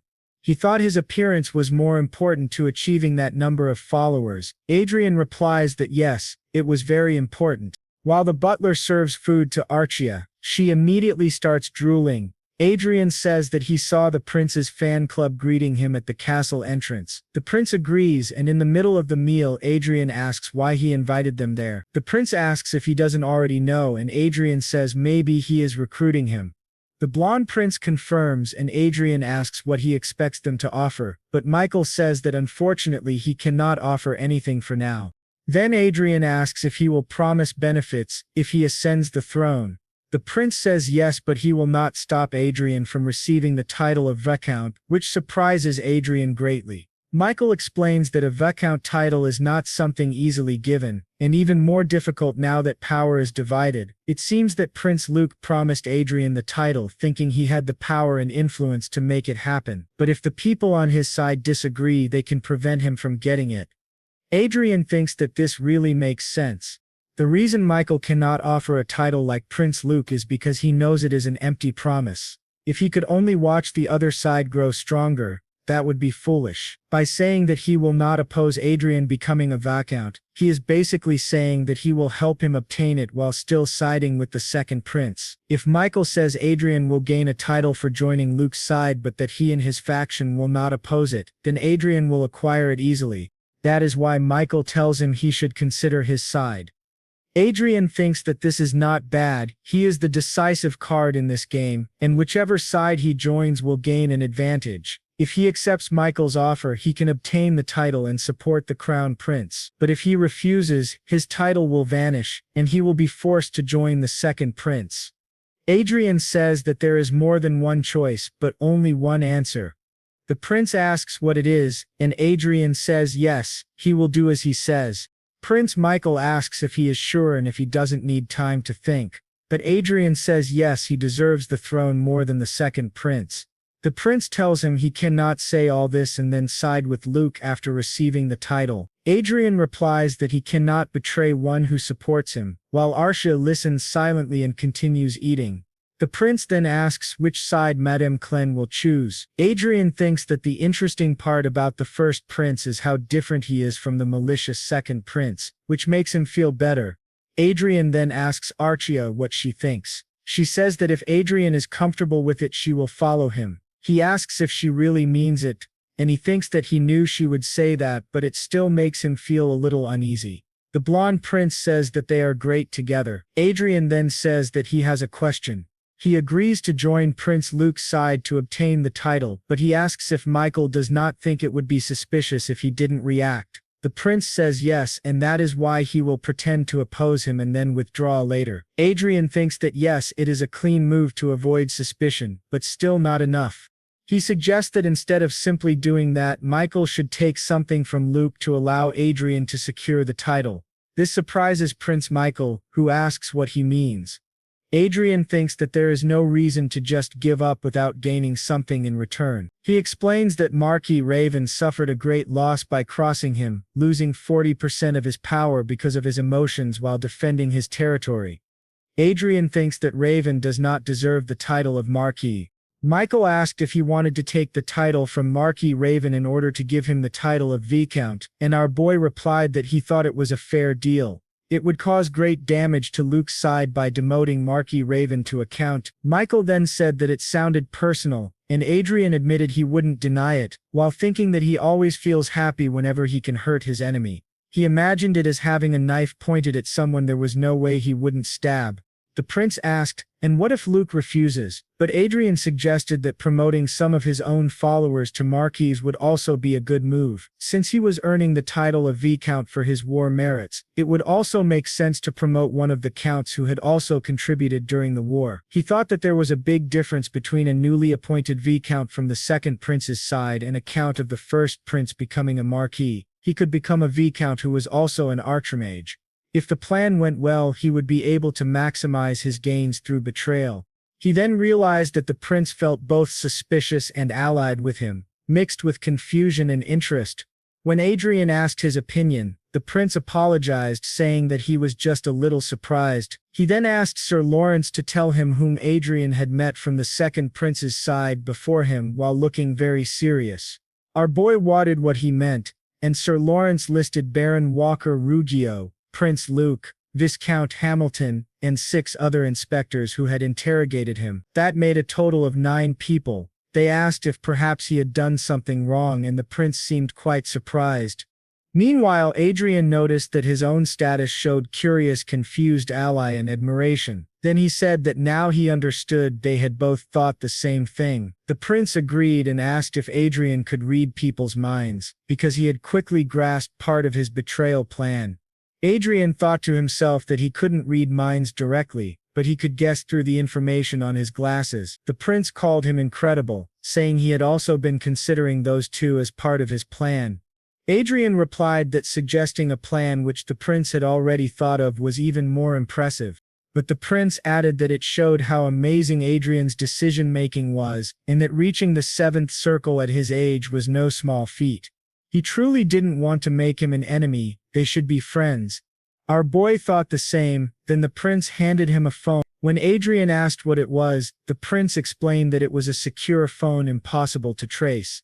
He would call him when there was something important to discuss.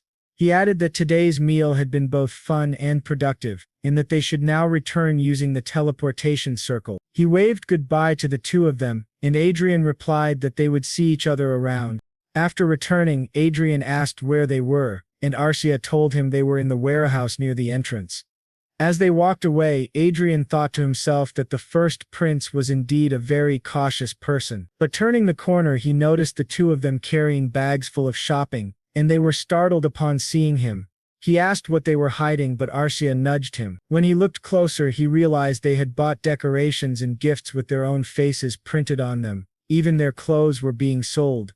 Adrian wondered why such things were being sold in the souvenir shops of the castle. Archia glanced at their bags and said that they were otakos. Later it was reported that the Prios Empire had grown by 12% within a year, but severe corruption made the government hesitant to attempt the introduction of a republic. Signs of inflation were being pushed aside as the Republic of Prios focused on military strength. The hope of the republic rested entirely in the hands of the heir of the legacy, Louis Felmont, the son of the president. News outlets began to question whether the legacy of Archimage Lucas had really been acquired by the president's son. These reports eventually reached a palace, where an old man shouted in rage asking how the legacy of Archimage and Lucas could have ended up in the hands of those nations. This was the palace of the Brigham Empire, known as the Castle of the Golden Dragon. The old man was Emperor Edward Brigham. He declared that the legacy should have belonged to him, since his country was the birthplace of Manuel Lucas, the nation that had guided him into the Golden Age. He demanded of his servants whether they had really invested money and effort into seeking out this legacy, only to fail to find it. All of them apologized, and the emperor grew furious, summoning the director of intelligence, Countess Elfridge, a seventh circle mage. He asked her what she thought, and whether she truly believed the claims of those bastards. She replied that she was only half convinced. When he asked what she meant, she explained that she had examined their exploration process, and it was very outdated compared to theirs. The location was also random, and they likely hadn't expected to find the legacy there. If it had been so easy to find, it would have been discovered 10 or 20 years ago. Most importantly, they had no idea about the true legacy, the encrypted text that Archduke Lucas had hidden by scattering clues written in code, called English. Yet they had supposedly found the legacy without even knowing this fact. It made no sense, unless the clues themselves were a trick. The emperor asked if that was why she gave it a 50% chance of being true. She explained that if the encrypted clues were indeed tricks, then perhaps someone else had already found the legacy and deceived the Prius Empire, making them believe they had acquired the real one in order to distract the others. The emperor wondered why such a person would hide and whether they truly needed a distraction, but the countess suggested that this person might have been exposed to some unknown variable and that they must consider all possibilities. The Lucas Kingdom and the Hyde Kingdom. And the emperor says that the highest probability lies with the allies of Eliza. He also noticed that the Hyde Kingdom is moving as well. She replies that yes, a young mage reached the 7th circle at the age of 20, and since his appearance his father has been in chaos. He also earned 60 trillion through investments. The emperor says that this is unusual, and he is far too talented. But he cannot possibly have the power to do all of this, especially since the Lucas Kingdom accepted him as one of their own. Many investors testified that there was nothing wrong with the investments, and there is no evidence that he owns the legacy. The emperor says it is interesting if all of this was achieved solely through his talent and asks if that is really possible. She replies that a long time ago in his empire there was someone far more talented than Adrian Lawrence, none other than Archmage Lucas himself. The emperor acknowledges this and says that in fact the Her Kingdom is already facing a succession crisis, and in their current situation it seems impossible for them to deceive anyone. She states that they can classify the suspects as Elysia, the Kingdom of Lucas, the Kingdom of Harid and the Kingdom of Krazen. Then he orders her to increase surveillance on the royalty and nobles of the nations she mentioned. She agrees, and he commands that they send a strong warning to Prius, declaring that the legacy of Archduke Lucas clearly belongs to them. Their actions will be considered theft, and they must realize the position they are in. The warning will soon turn into an ultimatum, and they will show the world who they are. He says that destroying a country to seize the legacy of Archduke Lucas is a small price to pay. He adds one more order. She must attempt to contact the young man from Hayward. She asks what he means, and he says to offer him naturalization. It is better for him to become a count of this great empire than to remain in a small kingdom where he currently is. Now the scene shifts to a luncheon where someone is speaking about how Adrian locked his stepmother and brother inside the flying fortress and killed them because they were bothering him. This shocks everyone, leaving them wondering if the rumors are true and if Adrian is truly the lunatic who watched the deaths of his family members as though they were fireworks, even posting pictures of himself drinking wine while watching. They are deeply concerned, as they had thought he was merely an arrogant young man without backing, but now they realize he is the disciple of Duke Riverdale. They question whether they will be safe, since Adrian himself is a Grand Mage, and he also has a partner who is an Aura Master. This means he has gathered 2 counts and a viscount under his power, equivalent to the might of a marquis. They worry that this level of power is excessive for a newly appointed aristocrat. But the young lady in the center interrupts, saying she does not understand why they are so worried. After all, Marquis Heaven only lost because he led his troops poorly. She asks if they truly believe Adrian would lose in a head-on battle. This young lady is none other than Isabella Cascabel, eldest daughter of Marquis Cascabel and ruler of the southeast. The others remark that they thought she would be the most worried, since she was the one who provoked Adrian the most, but she dismisses them as cowards, saying they should have some common sense. Just because he has gathered a few counts, do they really think he would go out of his way to seek vengeance on them? Times have changed. It is no longer an era where they should fear a Grand Mage and an Aura Master. On the battlefield, flying fortresses are more defensively powerful than Grand Mages, capable of withstanding multiple attacks. Hearing this, they feel reassured. She then mocks them, asking why they fear Adrian when there are so many high-ranking nobles in the room. She calls them idiots. A noble at her side points out that it is because she belongs to a great family. Just then she receives a call, excuses herself and says her father has summoned her. The others ask where she is going, but she simply says even she cannot disobey her father. Once outside, she begins thinking about Adrian Lawrence, his radiant silver hair and striking blue eyes. His appearance had always been remarkable, even in the academy where many gathered around him. She recalls the past when she and her friends were bullying someone and Adrian stepped in to defend them. Isabella had claimed the commoner had insulted her, and no matter what they did, Adrian never retaliated, until one day when she asked him if he wasn't honored to learn that something terrible happened whenever one of them was offended. Adrian replied that it was better she wait, because he would torture them in the worst possible way and make them regret being born into this world. Remembering this, she admits that she always liked him, especially his handsome face when filled with rage. She never thought a mere count without political foundation could do anything against her, as she dominated the social circle of the 6th Marquis family. To her shock, upon returning home, she asks her father what he had just said. He informs her that His Highness Luke has promised the Marquis title to Lawrence, and he will become a key figure in the country's future. Deeply worried, she asks how they could possibly grant the title of Marquis to the son of a concubine, and whether this is truly possible. Her father confirms it is. Prince Luke believes Sir Lawrence is worthy of the title since he became a 7th Circle Mage at the age of 20 and may one day reach the 8th Circle. Moreover, with his Aura Master partner at his side, whose strength is equal to that of an 8th Circle Mage, his existence is crucial to maintaining the balance of power. Bringing someone with such influence into their faction is an undeniable advantage. He then tells Isabella that he wants her to use her social position to befriend him, and ideally to marry him. This leaves her in shock, thinking that this is disastrous.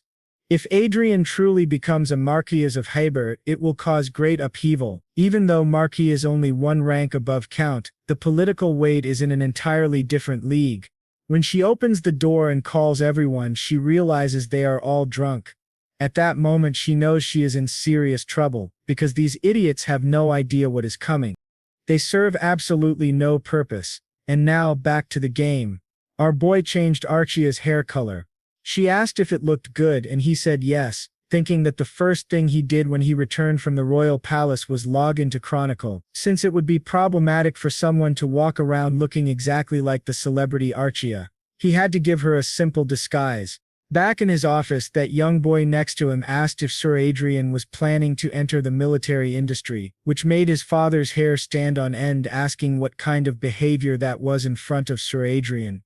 Our boy thought that he had 3 high skills and was exactly like his father. He then asked why he thought that way. That boy Grant said, steel manufacturing, iron level production, artifact crafting, zenith, magic tower, Konya. These are things that don't bring short-term profit and only consume money. Didn't Sir Adrian make trillions in investments? He thought that perhaps with the acquisition of these companies, it was an investment for the future. Our boy told him that he was right. Mining and distribution, which were the largest industries in his state, were not bad, but their potential was limited. Thinking about that, he believed that the military would be a good investment. The boy said it sounded like a suitable plan for a great mage, and then asked if he could know which items Adrian had in mind. Adrian asked why he was so curious, but Grant said it was necessary to keep in mind what to prioritize. Adrian, pleased, replied that they would start with Vanguard equipment, which surprised both of them, who pressed him asking if it was even possible. Adrian explained that they had the principle of the force system and a refined method of producing Vanguard equipment, so it was indeed possible, and his assistants understood him well. Meanwhile, he thought that currently the production of Vanguard equipment was shared between 3 families: the Habert kingdom, the maternal family of the current king, and the greatest magical master, Duke Haynes. And lastly, the House of Hade. In other words, Vanguard equipment was being produced by the hands of the most powerful in the kingdom. Being able to produce such equipment meant being on equal footing with them. The boy then said that the current powers would not sit idly by, but Adrian said that wasn't a problem, since he had already thought about how to respond to them after his visit to the royal palace. Besides, the threats would not be so severe if they created something equal to or stronger than theirs in the first place. While thinking about it, he also knew that a 20-year-old great mage suddenly appearing out of nowhere and producing equipment would definitely attract public attention. He said, "For your information, I will not be satisfied only with Vanguard equipment. Let me know as soon as a good magic tower is available for sale." They were shocked, asking if this really meant they were going to build floating fortresses. Both were excited and admired him. Later, when he told his father was shocked, thinking that he really could be a marquis. Our boy confirmed it, and said he would accept the second prince's proposal because there was no reason to refuse.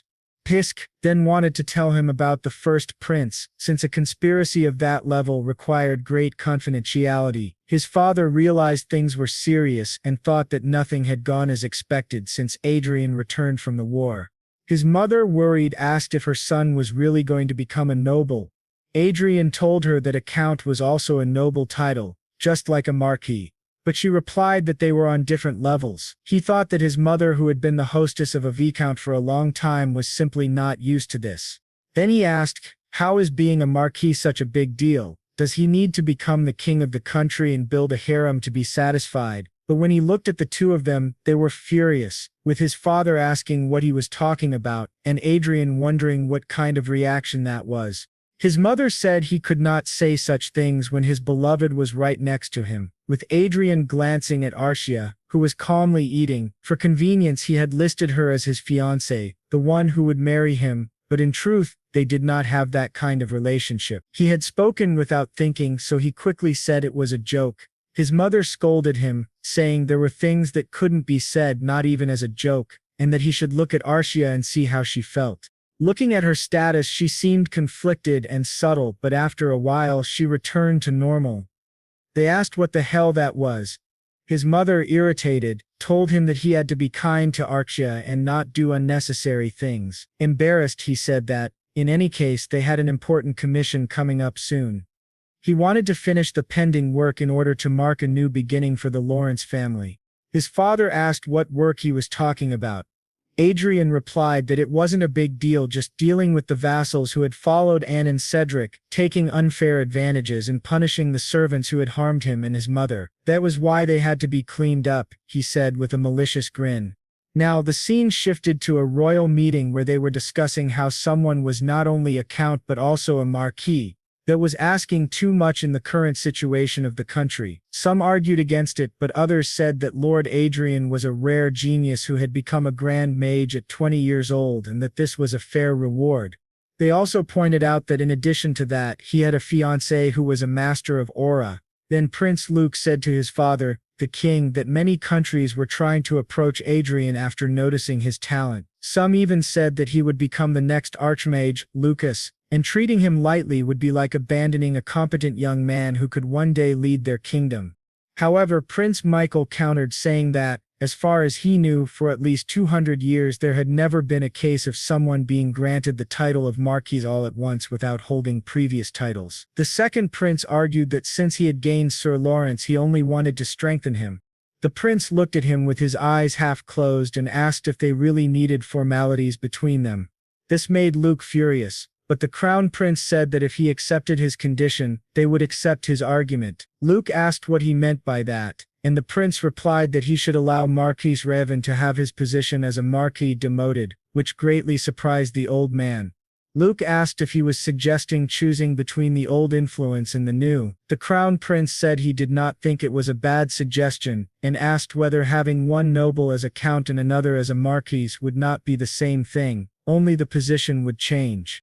Luke said that there was no chance, and he could not do something so despicable as risking his people for his own benefit.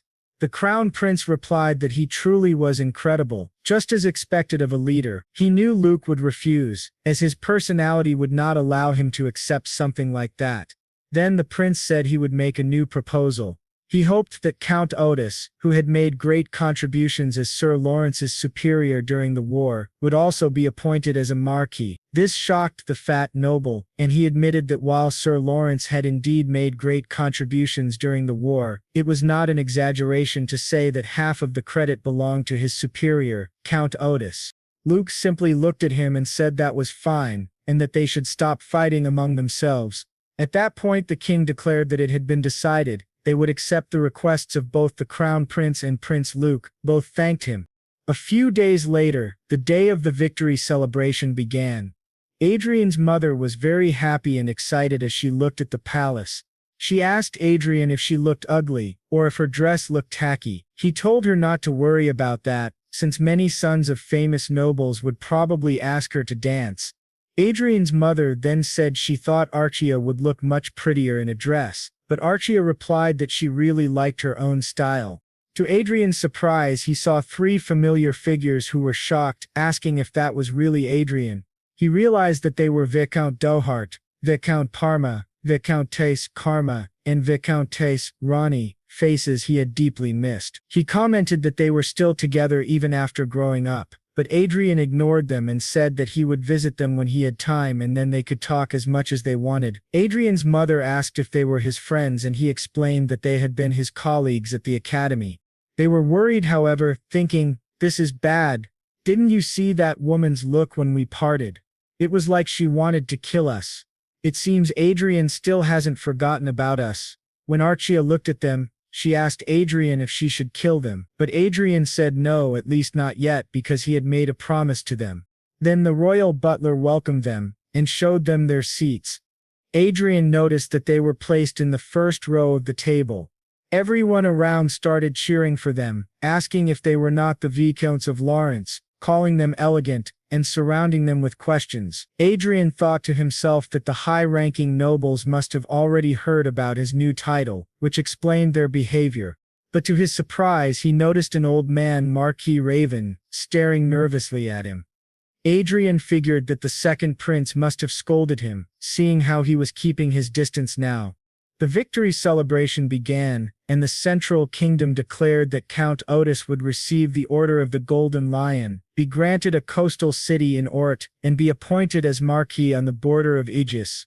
Adrian thought that thankfully, Count Otis was also on the crown prince's side. Meanwhile, he glanced at Prince Luke, who was speaking with his ally while Adrian thought about the man beside him, Marquis Vincent, who was without a doubt the strongest sword of the kingdom. When he looked again, both princes were staring at Archia, and Adrian thought that, as expected, she did not suit the second prince. Then the two princes approached the king, knelt, and the king took a sword and declared that Adrian Lawrence would be granted the title of Marquis in the territory of Marinkov. Archia would be given the title of Countess in the territory of Glendale. Additionally, each of them would be granted a fortress, and the king expected them to strengthen the defense of the country.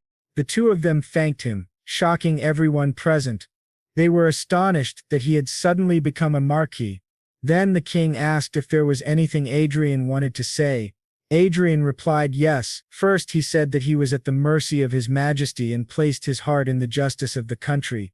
He gave his thanks to the crown prince and to Prince Luke. Then he declared that now that he had become an aristocrat with his own territory, there was something he wanted to do immediately, and he would state his will before everyone present. He spoke the names of Viscount Dohart, Viscount Parma, Viscountess Karma, and Viscountess Rani. With a wide, gleaming smile, he declared a territorial war against those four families. This shocked the king, both princes, his own family, and everyone around. From that moment, King Sist van Hate began to feel growing concern in recent days. The problem of succession had already divided between Prince de Lear and the second prince.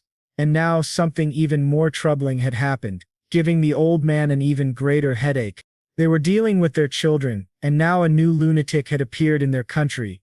Our boy, after saying that, he met with the prince personally, and Luke said that he must have misunderstood Marquis Lawrence's tendencies. He had thought Lawrence was a typical scholar but never imagined him to be so aggressive.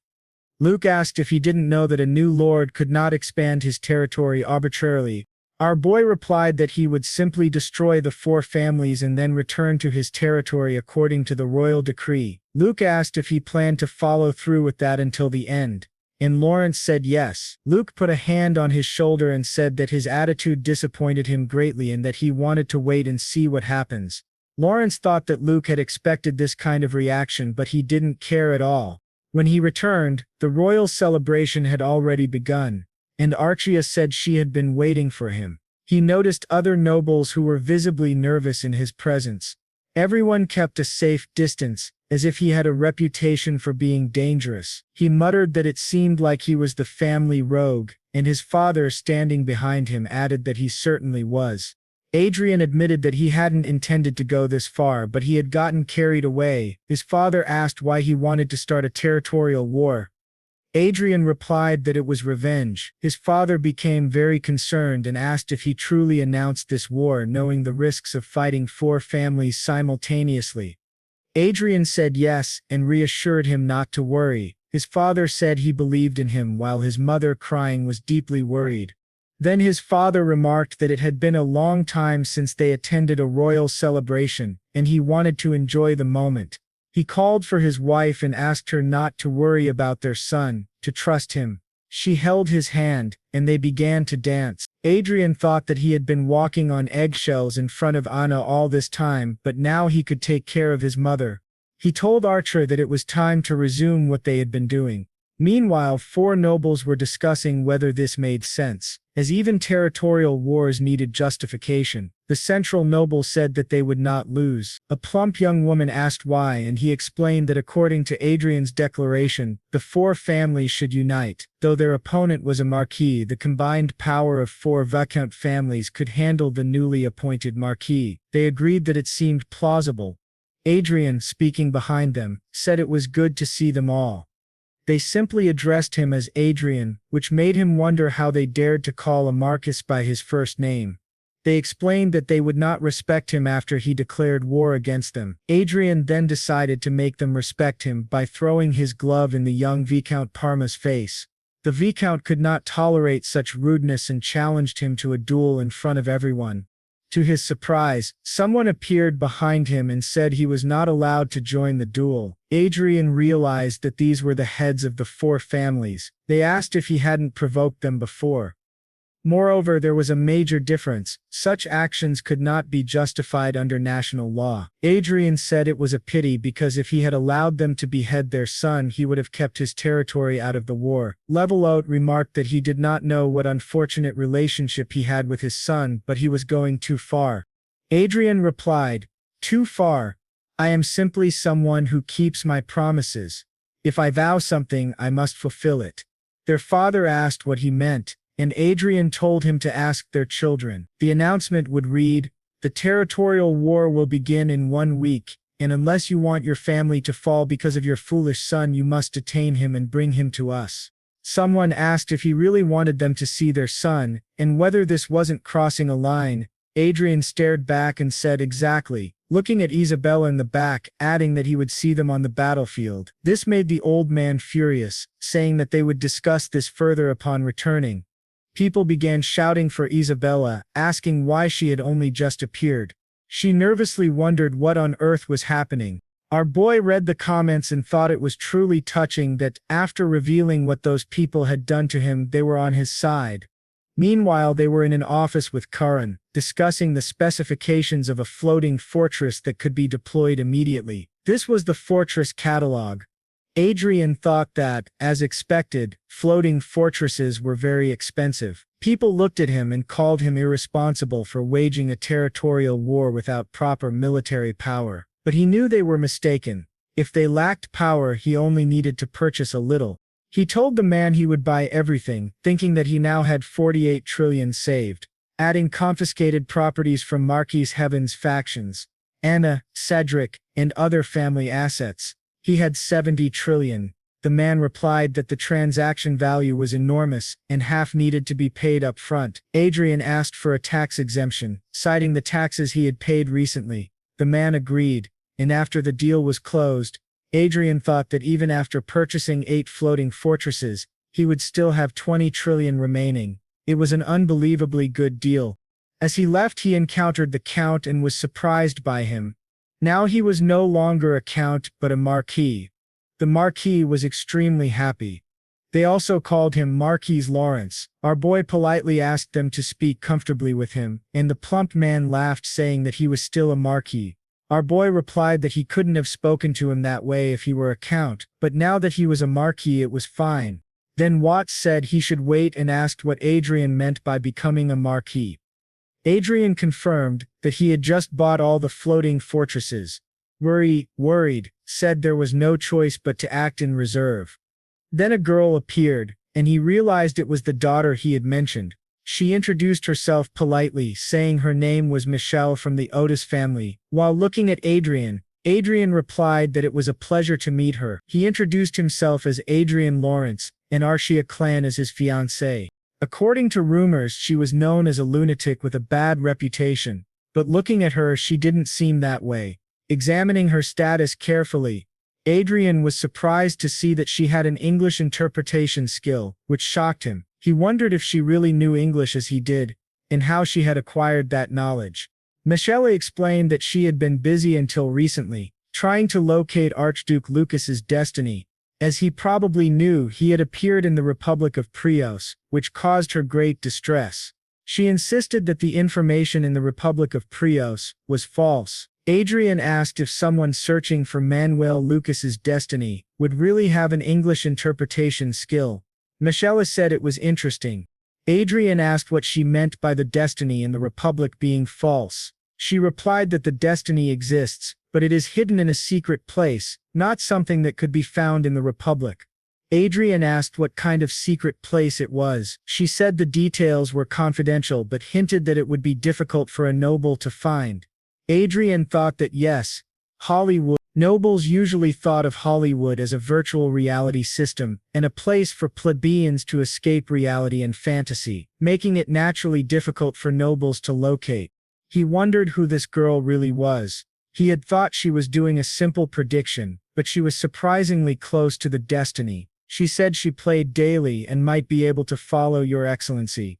Adrian said she was of course welcome. She explained that unlike her father, who judged based on bloodline rather than ability, she appreciated people who grew on their own, like Marquis Adrian and Countess Archia. The plump man asked if she really liked this brat, and she replied that she would love to chat another time. She asked what His Excellency thought. Adrian was very excited and said he would love to, and an invitation was sent to her as soon as possible. After they parted ways, Archia asked if she should kill her. Adrian said no, but they should keep an eye on her for now, thinking that he needed to watch Michaela Otis more carefully. Meanwhile, at Viscount Dore's house, along with Viscount Karma, they discussed Adrian's order at the military equipment store. He had purchased 4,000 armors, 4,000 knight swords, 20 transport ships with 500 seats, 8 floating fortresses, 400 exclusive vanguard units, and 400 exclusive floating boards for the vanguards. This was his military procurement for just one day in the capital. One elder remarked that the brat was seriously planning for war. Spending 70 trillion on weapons in a single day was insane. In reality, it was 40 trillion, as he paid 70 upfront and would pay the rest in installments. They were genuinely concerned, thinking they had underestimated the situation. Another said that even if he bought all the weapons, they would be useless without anyone to use them. Adrian was still a new lord and lacked proper cavalry. The woman asked if that was really true and whether the situation was as expected since his arrival. They replied no, he was someone who couldn't be judged by common sense. The man asked if she meant they should analyze the situation from her perspective. She asked if it wasn't better to consider the worst-case scenario. They couldn't just go around causing chaos all the time. Another man added that, honestly, before Marquis Lawrence was officially honored with his title, he had posted a knight recruitment announcement on online diaries and social media, receiving nearly 4,000 applications from people wanting to serve him. They realized that they had all fallen into his trap, and he had everything ready for war. In the end, what Viscount Ronnie had said was correct. In a territorial war, it was possible to fight against the maximum power a marquis could command. Another man asked if that was all. The leader was an archmage, and his fiancée was an aura master, which was terrifying for everyone. They said a one-sided massacre was inevitable. They thought, however, that it wouldn't work in front of His Majesty. One of the fathers ordered the butler to bring that brat. He explained that there was a reason for all this. His son, Adrian, then flew across the metropolitan city of Marinkov, his new city, observing everything around him. He thought it looked very new. Looking down, he realized the city was enormous, and he truly felt that he had become a great lord. His guard behind him asked what he thought of the newly formed knight troops, and the two walked up to him. Adrian said that they were made at the last minute, but they looked good. Karen replied that it wasn't just good, it was almost a miracle to create a knight troop in such a short time. It was as expected from the Rodeo family. Your Excellency has excellent judgment, she added.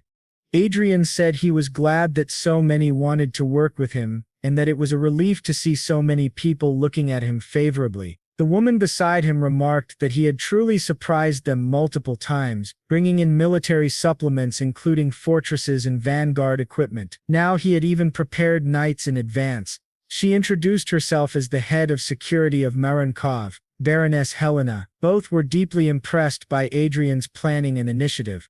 Adrian modestly said it was just luck, but they continued to praise him while he thought that he had only drafted the plan. Things had only worked out so well by chance. He then asked everyone what they thought of the knights and if they could be deployed immediately for the territorial war. The commander replied that yes, he had selected those with good experience, so there should be no problem.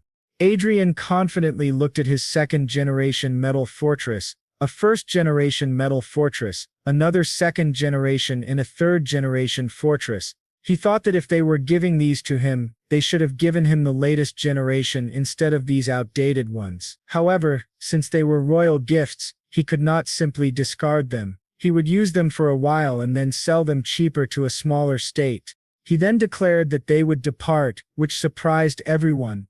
It's time for battle, he said. The commander asked when they would head to battle. Adrian replied that they would finish preparations in 3 hours, divide into 4 groups, and close off the territory to prevent the enemy from joining forces. The main force, including him and Archia, would capture territory piece by piece. The commander mentioned they needed royal family permission. Adrian said that whether it was fast or not, the permission would come anyway. Until then they would call it training, a common excuse. He thought that at this moment he would not be commanding from a safe distance, but would go directly to the battlefield alongside Archia, demonstrating his military power without hesitation.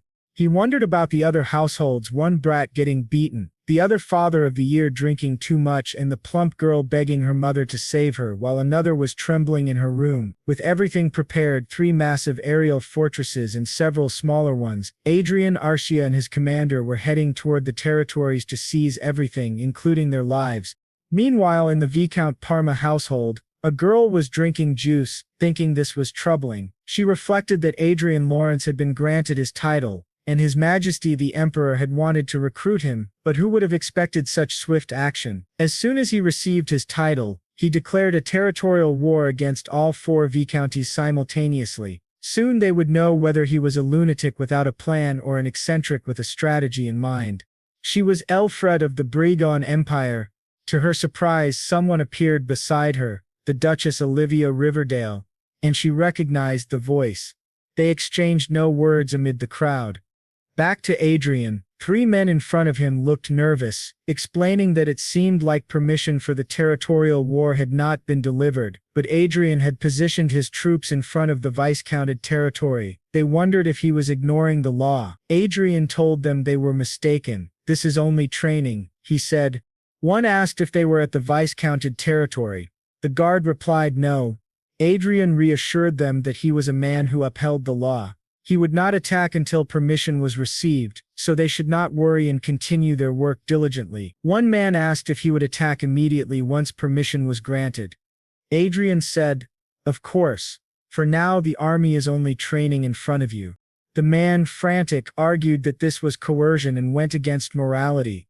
Adrian thought to himself that if using a young master to intimidate at school was moral, then this was similar. The man protested that permission for war had not even been granted, and starting a war over a school quarrel seemed implausible. One man pleaded with him not to act irrationally. Adrian told him to leave because from that moment the person he had to convince was the Viscount of Parma. The only way for the territory's army to survive was to surrender. There was no other way to prevent this war. He gestured to the elder and began the teleportation interference spell. The spell activated. The floating fortress and the vanguard troops began marching with the objective of taking the Viscount Parma territory. They started advancing toward the house. One asked if Adrian would return or really had so much free time. The man, terrified, began to flee, while Archia, Adrian's companion, took his hand. Together, Adrian said, "From now on, Archia and I will be directly on the front lines." During this he left command to Sir Perseus, which surprised Perseus greatly. He asked, "What do you mean? I can't go now."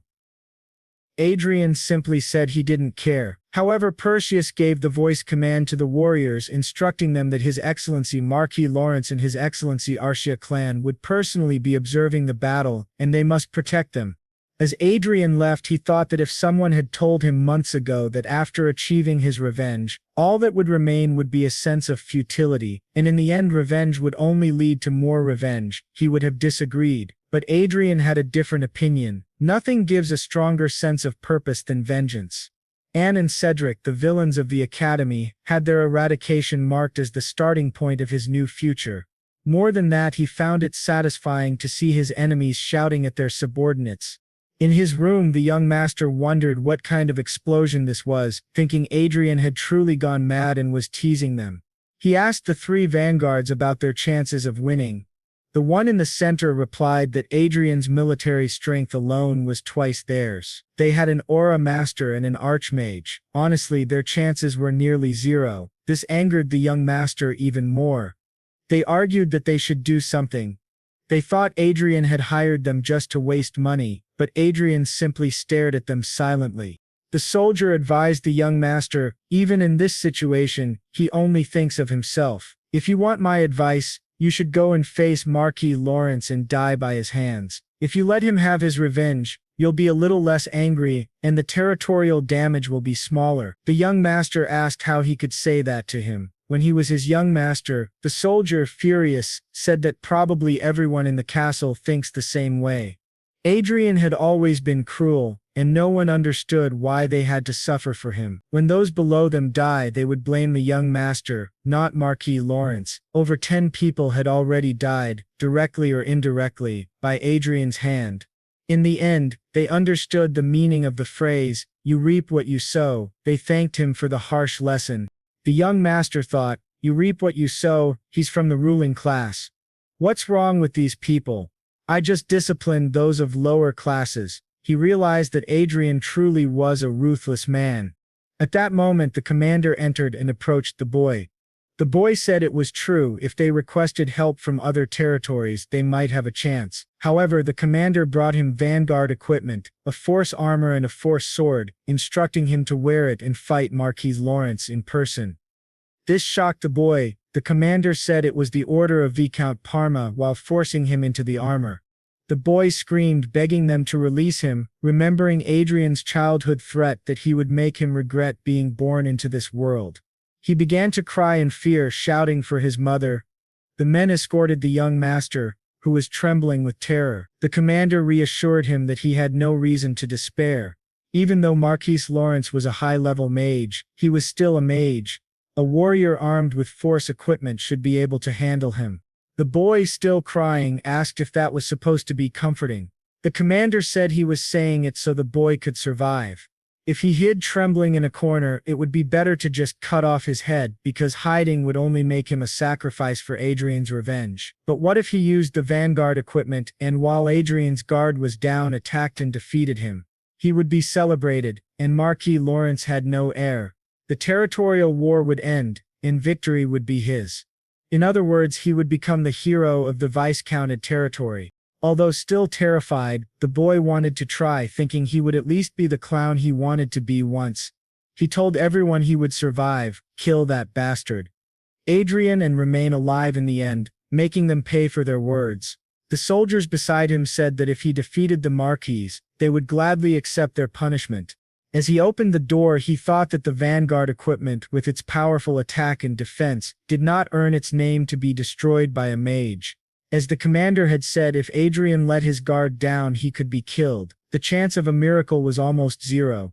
When he opened the door, he saw a hellish scene. All the vanguards were dying easily, screaming that Adrian was a monster and that no one should approach the mage. They asked what the hell was happening. As Adrian effortlessly eliminated everyone, the boy wondered if they were really an archmage and an aura master, and if that was their true power. He turned to the commander beside him and asked if this was a joke, if he really had to go in. But before he could speak, the vanguards began charging at him, calling him a monster, and surrounding him to attack. Adrian teleported and delivered a massive shockwave, scattering everyone, which terrified the boy even more. Seeing several aerial fortresses in front of his mansion, he realized things were about to go very badly. They were already in his territory, and there was nothing he could do.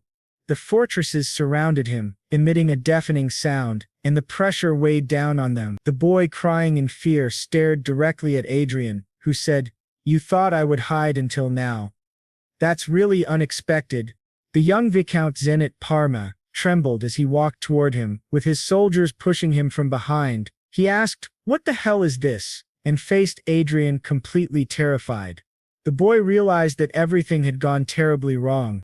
He summoned his courage and challenged Lawrence to a duel, which greatly surprised our boy. The young man said that if he were a noble who valued honor, he wouldn't ignore the challenge. Adrian snapped his fingers and cut the boy's arm, shocking him. The boy screamed in pain, asking, "What the hell is this?" Adrian said he spent 70 million on facilities to buy weapons. That was truly his intention. Adrian replied that it was part of his revenge, and everything else was merely a consequence. He ordered his eagle to advance toward the boy. The boy, trembling with fear and crying, saw Adrian point out 2 broken ribs, a humerus, and a bone in his back. He wondered what was happening. Adrian explained that these were the bones he had broken, and he would have spared him if only a few had been broken. After all, Adrian was a very patient man and avoided revenge unless provoked mentally to the point of irritation. Archia, furious, started shouting at him, but Adrian told her to stop, knowing that the boy wouldn't die peacefully and that he had the ability to heal him. Adrian said it wouldn't be fun if he died from blood loss. They needed to take care of him. When the boy begged for mercy, Adrian waved it off. The commander then asked if they should escort the boy to the Lord's office. Adrian, smiling, said it was kind of them. In this way, within 30 minutes, the war between Marquis Lawrence and Viscount Parma ended, a historic moment for the continent. Turning back to the girl, she thought that considering Marquis Lawrence was part of the Riverdale social circle, she wouldn't have come to help if he weren't. She wondered if she came in person just to see him, suspecting that he might not truly belong to the Riverdale family. However, she reminded herself not to interfere, as he genuinely was part of her social circle. She could claim she was only there to cheer for him as an excuse. Meanwhile, the chief of intelligence from the Brigand Kingdom was present, and she considered whether she could remove him from the empire. The two women glared at each other with great anger. Riverio said she just wanted to maintain the status quo, and the other agreed. Even if they fought, they would only tire themselves out. To their surprise, the teleport interference spell was activated and the war officially began. They watched Adrian's battle, completely shocked by how the mage fought at such close range. The intelligence chief explained that the main reason Mage's movements were limited on the battlefield wasn't due to compatibility with the Vanguard, but because of teleport interference spells. A short-range movement spell could enhance the survival and mobility of a slower mage through the blink technique, allowing them to attack and retreat quickly. Teleport interference spells became common to counter this. Normally, mages couldn't escape vanguards, and most would be eliminated. She didn't understand how Marquis Lawrence could dodge attacks so effectively without teleportation. She asked Riverdale if she thought she could fight like that. Riverdale said even with skill it would be extremely difficult and required extensive battle experience, strong physical ability, tactical sense, and combat instinct. Not anyone could manage it. Another young woman noted that she had an incredible priest, but she should avoid interfering with her own people. She admitted she liked him in many ways but couldn't do anything, so she left.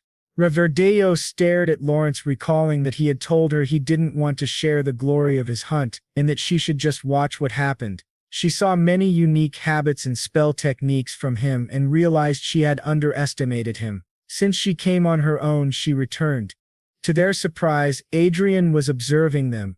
Dubbed Vanguard indicated this was the office. Adrian immediately destroyed everything, shocking the old man even more.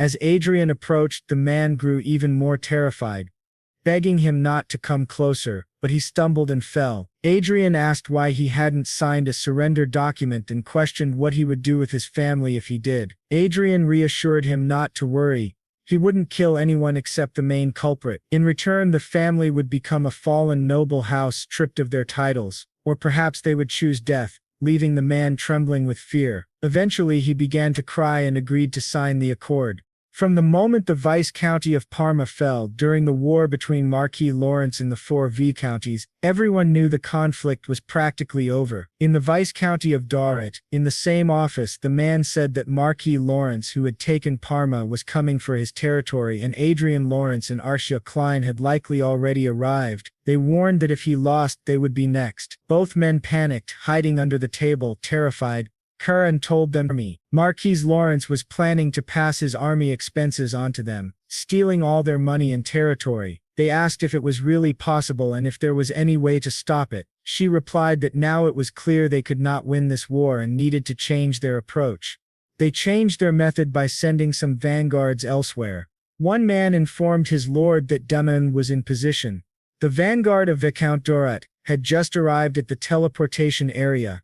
The commander of Dorat's knights joined forces with them. Kerman and Rani's subordinates said they should take advantage of this movement and seize the enemy's marching facilities and hostages. The operation was a success, or the war would turn in an instant. They had to achieve this at all costs. Another officer reminded the commander that they had 15 seconds until the operation began, counting down from 10 to 0. Once it reached 0, they tore their teleportation scrolls, sending everyone to another location. In this way, Rani's vanguard went online, as did Kerman's, and the three united. Meanwhile, our boy remained on his aerial ship. The three felt an unusual pressure. Adrian stood and announced, "They are here." Perseps said it was as predicted, asking if this was a clear sign, but the reply was only that it was a simple forecast. Perseps admitted he was now scared, unaware of how relieved he was that Adrian was not their enemy. Adrian activated a teleportation matrix, saying this strategy was not bad for them, but it was useless if they could not move. Perseps added that the enemies would finally receive mercy. Our boy approached, ordering everyone to drop their swords and surrender if they wanted to stay alive. The commander confirmed, "Yes, it's Marquis Lawrence. The war will end if they capture him." Our boy was very surprised, not expecting this. Perseus shouted at him while advancing, ready to attack. Adrian easily activated a barrier and with a magical attack, exploded the head of one of them. He urged them to surrender or face death. Razum, aware of the situation, thought it was not worth resisting, but if they dared they would be sent straight to hell. Adrian attacked with a snap of his fingers. The commander realized the magnitude of Adrian's power. Trembling, he tried to stop Adrian with his sword, but his strength was insufficient, and his armor shattered. Our boy advanced toward him. The commander, face to face with Adrian, realized the aura force from the Vanguard equipment could ricochet off even a mere 5th-level shield. He wondered how a mage could do that. Adrian, delighted, said, "This is the best I've heard today." After defeating them all, he returned home and received a message. Browsing the internet, he saw numerous articles about him and how he had won a territorial war against 4 viscounts. After that final battle, the territorial war ended. It had been a solo operation and there was no way the hidden forces could have won. Adrian captured the remaining castles, leaving his subordinates and soldiers shocked at his strength. He had truly taken control of everything. Later he heard a knock at the door and Archia entered. The maid warned that Miss Archia was covered in dirt, but Archia complained her mouth was bored and wanted cake. The maid reminded her snacks came after meals, and Archia had eaten many cookies that morning. She sat on Adrian's sofa, and he thought she was really noisy but relieved that Catherine had adapted quickly. A few days after the territorial war ended, he reunited with her and 4 people apologizing to Miss Catherine, admitting their mistakes and asking for her forgiveness. She asked Adrian what that was about. Our boy explained that as she saw the 4 people who had bullied them in the past, especially those who had hurt her deeply, she realized they had destroyed their confidence and future. Adrian said that for political reasons he needed some time, but he planned to deal with Isabella and her son Brooks. They had without a doubt apologized to her. So he only asked her to wait, saying she didn't need to do this. She begged him to stop, trembling with fear, but Adrian grabbed her arm and said he couldn't let her know yet, though she was his savior, healing all the injuries on his body. She was very happy and he told her they would continue smiling from now on. He then called for Catherine. She asked what it was. During the process, one family supporting the crown prince was eliminated. The prince said there was nothing to be done. They had sinned against him and must pay a fair price. Adrian asked if Prince Luke had said anything. He replied that he had been bitter about it, questioning if it was necessary to go so far against allied nobles even for revenge. The doctor thought that if national power became unstable due to civil war, the Crossing Empire might show its ambitions again. That was why the betrayal was planned, a complete victory for the crown prince. As for Archia, he ignored her as often as he drank tea. She was an innocent child who still didn't understand these matters. If things continued, it seemed better to deal with this scatter-brained boy before the real confrontation. But the prince interrupted his thoughts, telling Lawrence that it was only his opinion, and suggested he hold a ceremony, which surprised our boy. He realized it was about marriage. Now in the Clean County Castle, our boy walked remembering the prince's words about marriage. He knew it was the best option in this situation, though not something he could decide easily. Archia and he were superficial lovers, not true partners. This was part of the legacy of the great Manuel Lucas. He was sure she would accept his decision without complaint, simply because she had been raised for him. This meant he could use her as he wished, even marry her, regardless of her feelings. Suddenly Archia ran toward him. He was surprised, asking what had happened, pointing to the men lying on the ground. She said she had taught them a lesson.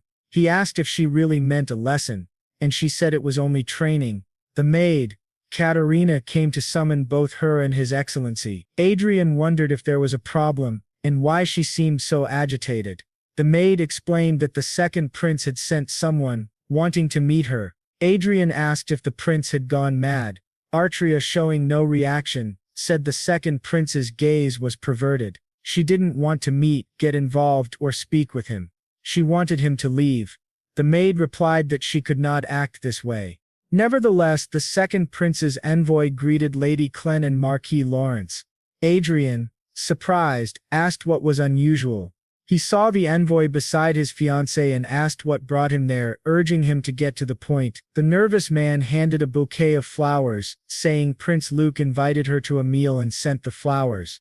She accepted the flowers and handed them to Adrian. Noting that he existed in a dimensional void, she asked if that was all, and the man, still nervous, said he would appreciate her response to the invitation. She asked if it was for Adrian, and he said the invitation was only for her. She refused, and he pleaded that she not react that way. Adrian asked the envoy about his family. Nervously, he asked what he meant. Adrian explained that to become a royal knight, he must have some support. The man asked why he was so curious. Adrian, smiling, said he liked to destroy families in pieces. If he hadn't seen the news, he wouldn't know, yet he could not harm him because he was a messenger of Prince Luke. He wondered if he could attack the man's parents instead, shocking the envoy, who said it was extremely rude. He had only followed His Highness's orders. Adadin said he was offended, and asked if he should put the person in their place. From now on he would not remain idle if anyone came with unpleasant proposals toward Archia. He must go back and speak to the lady in such a way that he hopes their relationship continues smoothly. However, if provoked further, he might end up doing something reckless. He made it clear that this woman was his fiancée. After explaining all this to the prince looked very angry. The nervous man confirmed that it was true, and he didn't seem to be joking with that gaze. The prince admitted that he had not expected Marquis Lawrence to be this kind of man, and that he had misinterpreted the invitation. The commander behind him advised His Highness that it was time to retreat, warning that provoking Marquis Lawrence beyond this point would be unwise. The prince angrily asked why, and the man explained that if he truly wanted the woman, he should take her once he ascends the throne. The prince agreed, saying it was a good idea, and that he would certainly have to educate this spoiled Marquis Lawrence, but the time was not yet right. Now he had another reason to claim the throne. However, there was something more urgent. Inside the game, Archia was kicking a mob's face. Once the vampire bled, Adrian noted how much she resembled the second prince, who got irritated just by her appearance. She started shooting fireballs at him. Adrian joined the fight, defeating the vampire together, then celebrated. He realized he couldn't leave this place unattended. Lately he had been guilty about only being able to play for less than 3 hours a day. But thanks to this, he reached level 205. He decided to focus on leveling up, leaving matters that didn't require his presence to his aides. Back in the real world, Archia, along with 2 recruiters, was facing a clerk who asked politely if they needed anything, smiling cutely. Through Adrian's glasses, he saw that her name was Every Barnett, a 15-year-old ordinary citizen with an extremely high divine power talent in the nature of a saint. In Hondel, only one god and one religion existed, worshipping the creator of the world, known as the Sepia, and their doctrine was called Sepianism. The headquarters and command center of Sepianism were in the Holy Land of Everel, so sacred that even the Brigand kingdom dared not invade. There, 3 lords oversaw the Holy Order. The Holy King handled general church administration. The saint commanded the army, including the Holy Knights, and the saintess oversaw all priests, performing divine miracles. Adrian asked Archia about the girl, and she explained that Eric had brought her to the talent room. As he entered, he found her greeting him alongside Eric. The girl also greeted him nervously, touching his hand, and Adrian realized she truly had the nature of a saint. Archia explained she had found the girl working part-time in Low due to her family circumstances. Adrian told her she had chosen wisely, and Archia thanked him. Now sitting on the sofa, he asked the girl if her dream had been to become an administrative officer. She happily said yes. Adrian explained that, Unfortunately, her talents were not suited for administration, which made her hang her head. He then surprised her, saying she had a talent for divine power and her nature was incredible enough to aspire even to the position of a saint. The girl was shocked and even Eric asked if it was true. Adrian confirmed it. She could not become a saint just for having potential. The holy king chosen by the Sepia had been excluded by the royal family by blood. The saint and saintess were selected by God every 50 years. Regardless of one's status, candidates must perform exceptionally to be recognized by God. She asked for his advice. Adrian said that since God had sent her talent, she could not remain idle. He had researched and discovered that the competition to elect a new saint and saintess would occur soon. He planned to give her his full support to become a saint. Nervously, she asked if it was truly possible. She wondered how she could become a saint. Quadra explained that 7 out of 10 saints were ordinary citizens, so it wasn't impossible. However, she still didn't believe it. Quadra added that it wouldn't happen overnight. It would require a lot of effort and the willingness to give her best. Before the competition, she would need to learn many things, including etiquette, theology, and divine magic. For now, he was considering giving her an initial payment of 200 million and a monthly salary of 500 million. This impressed the girl, though she thought it might be a waste even if he offered 10 or 100 times more. If he could create a saint with his own hands, that alone would grant him tremendous power. He asked her to think about it and questioned whether it was merely a transition from administrator to saint, as both were still professions. Eric added that his excellency was serious and trustworthy, so she could rely on him. Adrian thought Eric was a great assistant, and while he hadn't thought much about assigning Eric to her, he realized the two of them could work well together. With Eric's political connections and talents, they could create a strong synergy. Adrian said she would become a member of the ladies' castle from now on and that her parents could visit any time. She was very happy and thanked him. Adrian told Eric to take care of her and they seemed to become quite close. Adrian smiled widely, excited about the prospect of her becoming a saint, eager to see what would happen with a saint by his side. As Everil adjusted to the new environment, Adrian and Archia were playing extensively. He guided her starting at 10 a.m., calling the Black Eagle to attack monsters, including a giant orc. When he swung his axe, Adrian dodged, then counterattacked quickly with magic. He used his free time to level up, but he thought the pace was slow and inefficient. Hunting in a group of 5 to 10 members was essential.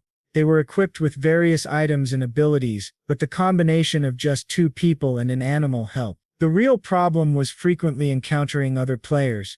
Adrian got up to leave, but Al interrupted, asking politely how he managed to have support like an eagle, and inquiring how to get one. Adrian explained it was a wild animal temporarily tamed with magic, not a true support. It was the first time he had to explain this and wondered about the market capitalization of the online Chronicles game. He thought he should buy everything immediately, which didn't seem like a bad idea. If the user base consisted mostly of beginners, he would have a high chance of being underestimated. He checked and saw the market capitalization was 10.2 trillion. He didn't have enough money, so it wasn't feasible. He pondered whether to buy slaves or open a workshop. Though buying slaves seemed wrong for someone from a democratic country, perhaps he could use his last ticket as a wish. He wondered if there was a more efficient way to level up without encountering other users. He then had an idea, a highly convenient method without purchasing the entire game, monopolizing hunting grounds, which surprised the two of them. At the Black Dragon Guild executive office, one person mentioned that their country would double the game's access time limit. Another noted that long ago even in-game monetary transactions were blocked, so now they had to work hard. Someone asked if it was possible to sell items directly in a country where transactions were legal. The guild leader said it was increasingly difficult to play games. Then a girl entered the room, saying someone was looking for the guild's lady. She asked who it was and the girl replied it was a mage above level 200 requesting a meeting with the guild leader to make an offer. This surprised everyone. They assumed he wanted to use cheap tricks to enter the guild. The girl insisted it was a good idea to meet him. The guild leader asked why and she explained he had purchased 10 Claton hearts as gifts, which surprised everyone. She added that he was equipped with the best hybrid gear usable at level 200. Considering his equipment skills, he was stronger than most top-level players. During the meeting, Adrian introduced himself as Mind.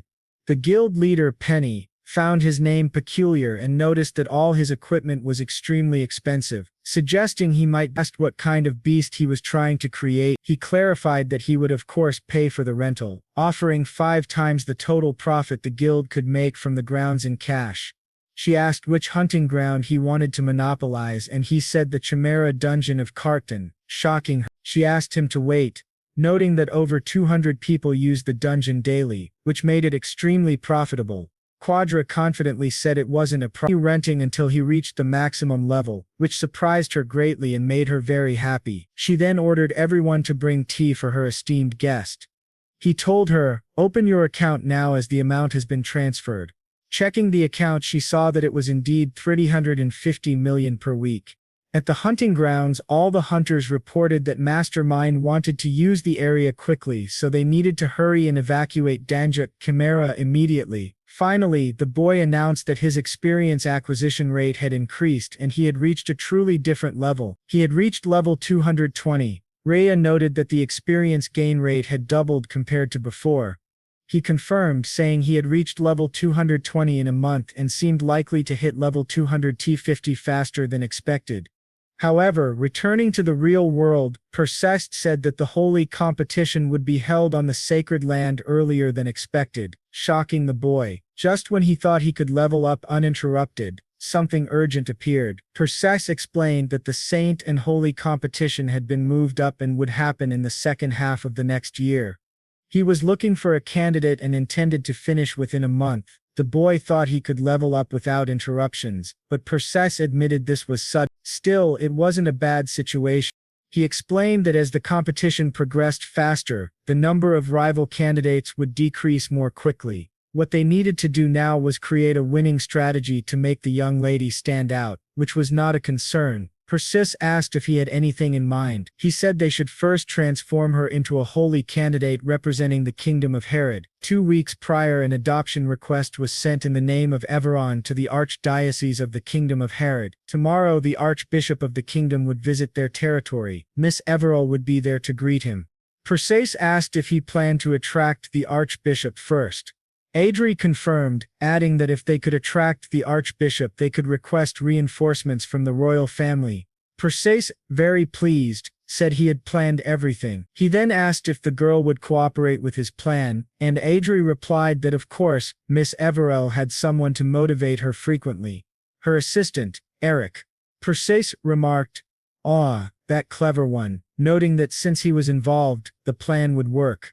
He also said that he had sent the requested materials. When the boy analyzed them, he understood everything clearly.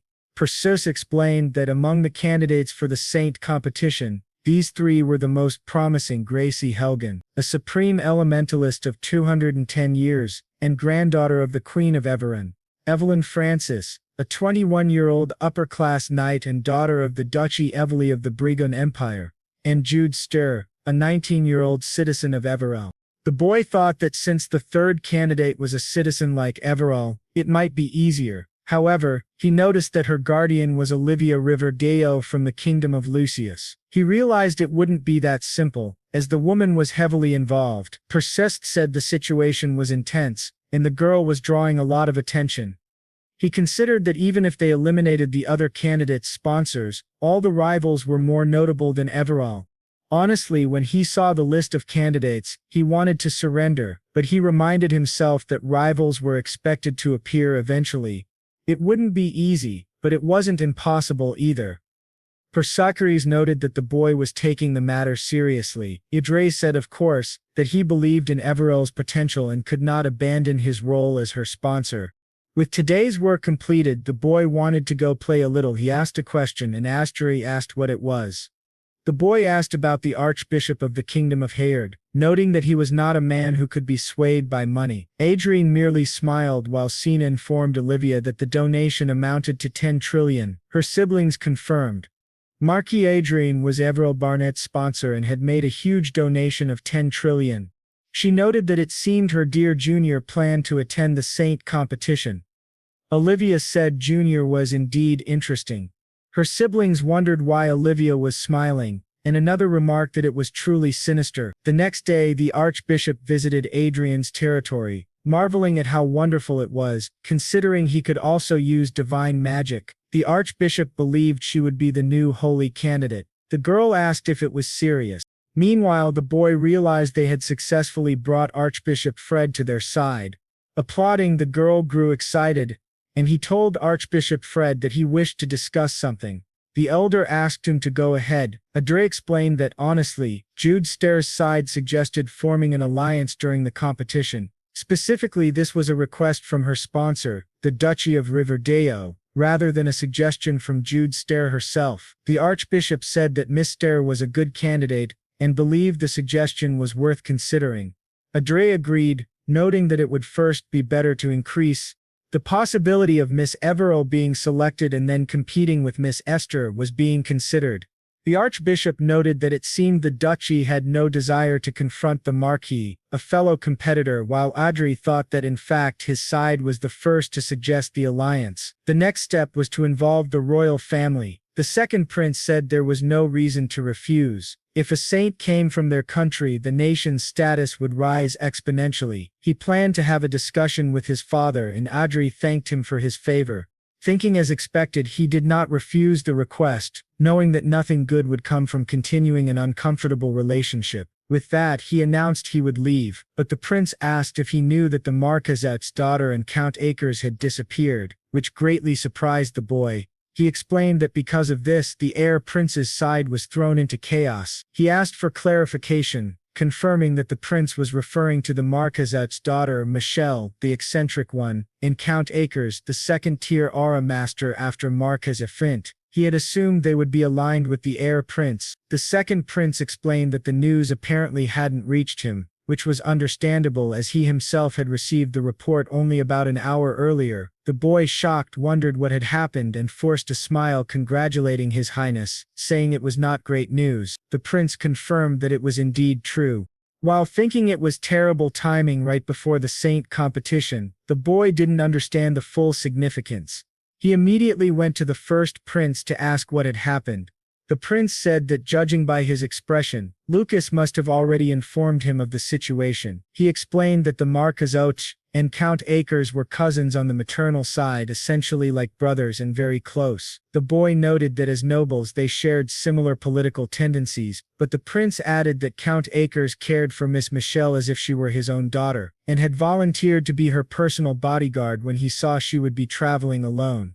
The boy wondered why a second-tier aura master would need a guard. He then asked if the problem had occurred during their journey after reaching the destination. The prince confirmed. The issue was that their destination was a tense area bordering the Brigand Empire, where war could break out at any moment. The boy wondered why anyone would travel to such a dangerous place and who had instigated the reckless plan. The prince admitted he didn't know, but Michelle was a huge fan of Archduke Lucas. She had impulsively planned the trip after discovering the destination was in the Prios Republic, which surprised the boy even more. He realized that it was essentially his fault. He had inadvertently set off the chain of events.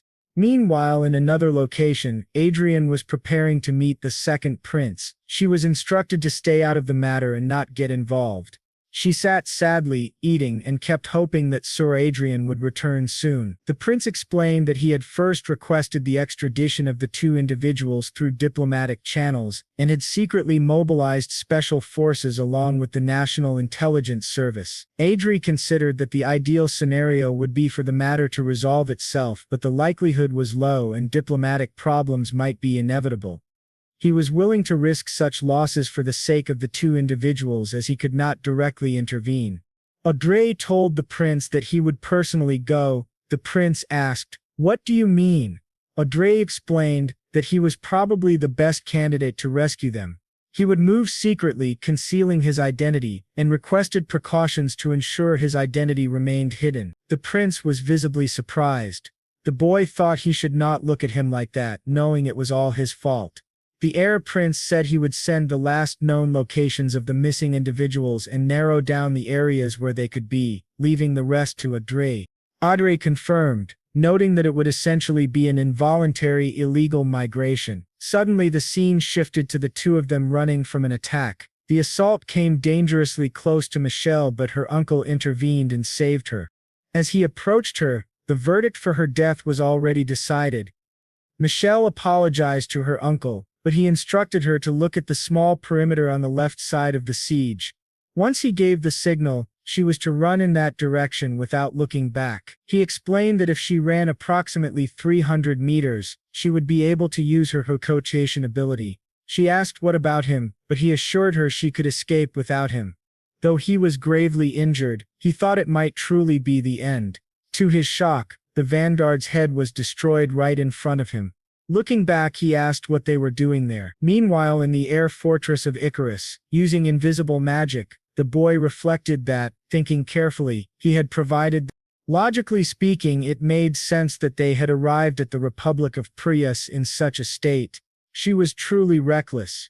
Dursa then said it had been discovered, and he asked, "What do you mean it's already been discovered?" She confirmed that it was true. When he said that, perhaps things would resolve more easily than he expected, they activated teleportation and were suddenly above the two of them, observing the chaos below. Adrian noticed that the vanguard units of the Republic and other forces were engaging, yet simultaneously helping them escape. The force assisting them was the revolutionary armada of the Republic of Prius. He then asked what Adrian intended to do.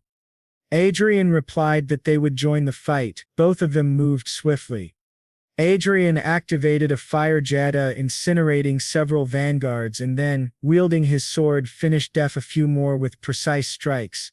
After landing, they faced Michelle and her uncle, explaining that they had come to escort them and asking them to return. They activated restoration, healing her uncle. Michelle stared at him, trying to recognize him, but Adrian knew her vision was sharp and instructed her to stay quiet. Understanding, she complied happily and stayed silent. He told her they now needed to return, asking if everything was truly over, feeling relieved that it had been resolved so quickly. To their surprise, someone approached and asked what was happening. The man apologized but added that he had something to ask the young lady. He asked if she had accessed the meeting of Lois Farmont, shocking the boy, who wondered how she had done it. The man questioned if the meeting was real. She explained that judging by its format, it seemed plausible. However, upon a quick glance, the content was far more inappropriate than she had expected. The man said there was a small chance it could be real, but it was more likely fake. The commander speculated it might be a false meeting created by the original discoverer, which once again surprised Adrian, who considered whether he should eliminate everyone. At that moment, he cancelled his powers, thinking that doing so without knowing the strength of the Revolutionary Army or who was behind them would be dangerous. Since no one knew he had discovered this, it was better to remain silent for now. The man pointed out that because she had approached the meeting, she couldn't have physically infiltrated the president's palace. She explained that she had accessed him online, believing the meeting took place in a virtual world, not the real world. By accessing Louis Formont's terminal, she confirmed he frequently accessed a certain domain, which she assumed was the entry point to the meeting. Adra thought, as expected of her, she was not ordinary and had investigated thoroughly. Had she not discovered it first, she would have become the owner of the meeting. The man remarked that she truly had a unique talent, only accessing Formont's terminal. Adrian interrupted, noting that the pursuit team would arrive soon, so they needed to conclude and escort these people. The man asked them to wait, saying he had not finished and that his commander had invited the two of them. Now in the Republic of Prius, at the northern glacier, he met with his commander. Adra observed that the guards were all Lara masters. The man from earlier explained he was a citizen of Hebrews, visiting the northern glacier for the first time. The boy realized this man was Israel Oscar Prius, the Marquis Mage of the Seventh Circle, a 27-year-old human, former prince of the Prius royal family, and commander of the Revolutionary Armada. He expressed surprise, noting that the aurora seen at the northern glacier was a rainbow aurora. Truly remarkable. The boy admired his talents. They were all tall, and his attribute was justice conspirator. Israel Oscar Prius said it was a pleasure to meet them, and that they would never forget his kindness. The man asked if it was proper to act like a human, and Adra thought it was clear he had ulterior motives. Israel remarked that he had known the recently prominent Marquis Lawrence in the Conda clan. The boy laughed and the man apologized for surprising them. For the record, Marquis Lawrence and he followed each other on social media. One of the girls asked if it was true that Marquis Lawrence was awake, but Michelle told him to be quiet. At that moment they removed their masks and faced everyone. Michelle asked if it was truly necessary, and Adra asked the man how he discovered this. The man, a young man with long hair, said it was a secret they had exchanged. The boy realized that Israel Oscar Prius was indeed a clever man, surprising everyone. The man, suspicious, asked how he knew him.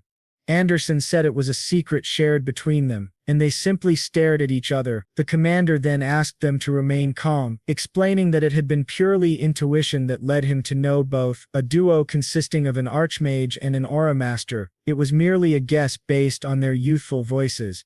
Adra thought he had been foolish to fall for it. The man then asked how he had discovered their identities. Adran explained that he had been interested in the Republic of Prius and its revolutionary army for a long time. Ken admitted he could not gauge the depth of his insight and noted that he was certainly someone one would not want as an enemy. He then asked the young lady, Otis, if she had copied the research materials of the Archduke she accessed, which greatly surprised her. Adra considered that copying research materials was indeed plausible. If she had only investigated the meeting superficially, it would have been naive. Even if the meeting was fake, its value could not be ignored. The man asked that if she had not been foolish, she should share a portion of the research materials. Of course, they would provide appropriate compensation, which left her quite startled. She explained that the meeting could only be obtained step by step. She could not acquire the full meeting that Louise Farman had. Most of the information he had accessed had already been commercially distributed. There were some problems, but she asked what he meant. He explained that it would have been better if they could have obtained equipment designs for the current superior generation, but they had no other choice, as even they didn't have access to them. What he wanted were materials to research the vanguard forces, and he considered the information basic, even within the industry. He thought he had indeed discovered something significant. Seeing her nervous, he considered it natural, as her actions could potentially start a war. She explained that Marquis Lawrence had revealed his identity, being a descendant of his former royal lineage. He thought they understood how much blood had been shed in the disputes with nobles, until the royal family established a republican political system in the country. Adra thought that the democratization of the Republic of Prius had been achieved in a very strange way, in his opinion as an outsider, and that the Prius royal family had initially advanced toward a republic. The last king, though remarkable, had forgotten something crucial. He had created a democratic country for the people, but it was not a democracy earned by the populace. It was a literally unilateral democracy. The current president, Katro Farum, had, according to him, established a public illusion of governance, turning the country into a dictatorship worse than feudal states. The prince noted that the future His Majesty the last king had envisioned did not unfold as planned. Dedry explained that he decided to correct the error as a descendant of the royal family. He said they would inform the people of the Republic of Hebrews, introducing a fair system and properly establishing the foundations of the country. Adra thought it still seemed like a long road ahead, but it might be better than the current regime. He told Michelle that they seemed to have plans to establish an agreement. She apologized, saying it was a huge decision to make alone. The prince understood her concern and assured her that he would take the lead to protect her. Adra thought that if the situation continued, it could easily turn into a transaction resembling extortion combined with threats. He wondered if he, a citizen of the Korean Republic, could help her. He stepped forward and asked whether, if it didn't matter, the deal could involve Archduke Lucas, since he didn't make agreements with him. This surprised everyone, as it suggested he could simultaneously open a path with a new business partner while infiltrating the country. The prince noted that what they wanted was a vanguard force equipped, which further shocked the two. Adra assured him it would not fall behind the equipment provided by his kingdom. The man acknowledged that the vanguard force equipment of the kingdom of Herat was of exceptional quality. Adra revealed it was just a communication device for the force and asked him to wait. He demonstrated the design and the man remarked that it was unique. Performance might matter, but appearance was also important. He confirmed that the quality was excellent but questioned why Adra would reveal secrets to help them. To everyone's surprise, Adrian said it was because he liked them, which shocked many. The prince laughed, admitting he never imagined it would attract the Marquis's interest, an unexpected gain.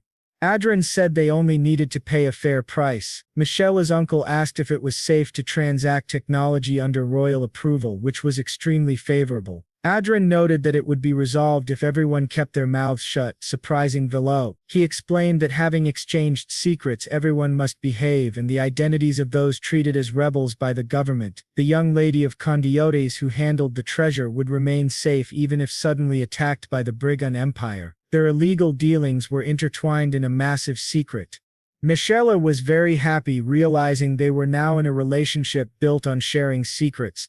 Adrian confirmed this, and she promised to keep her secret well guarded.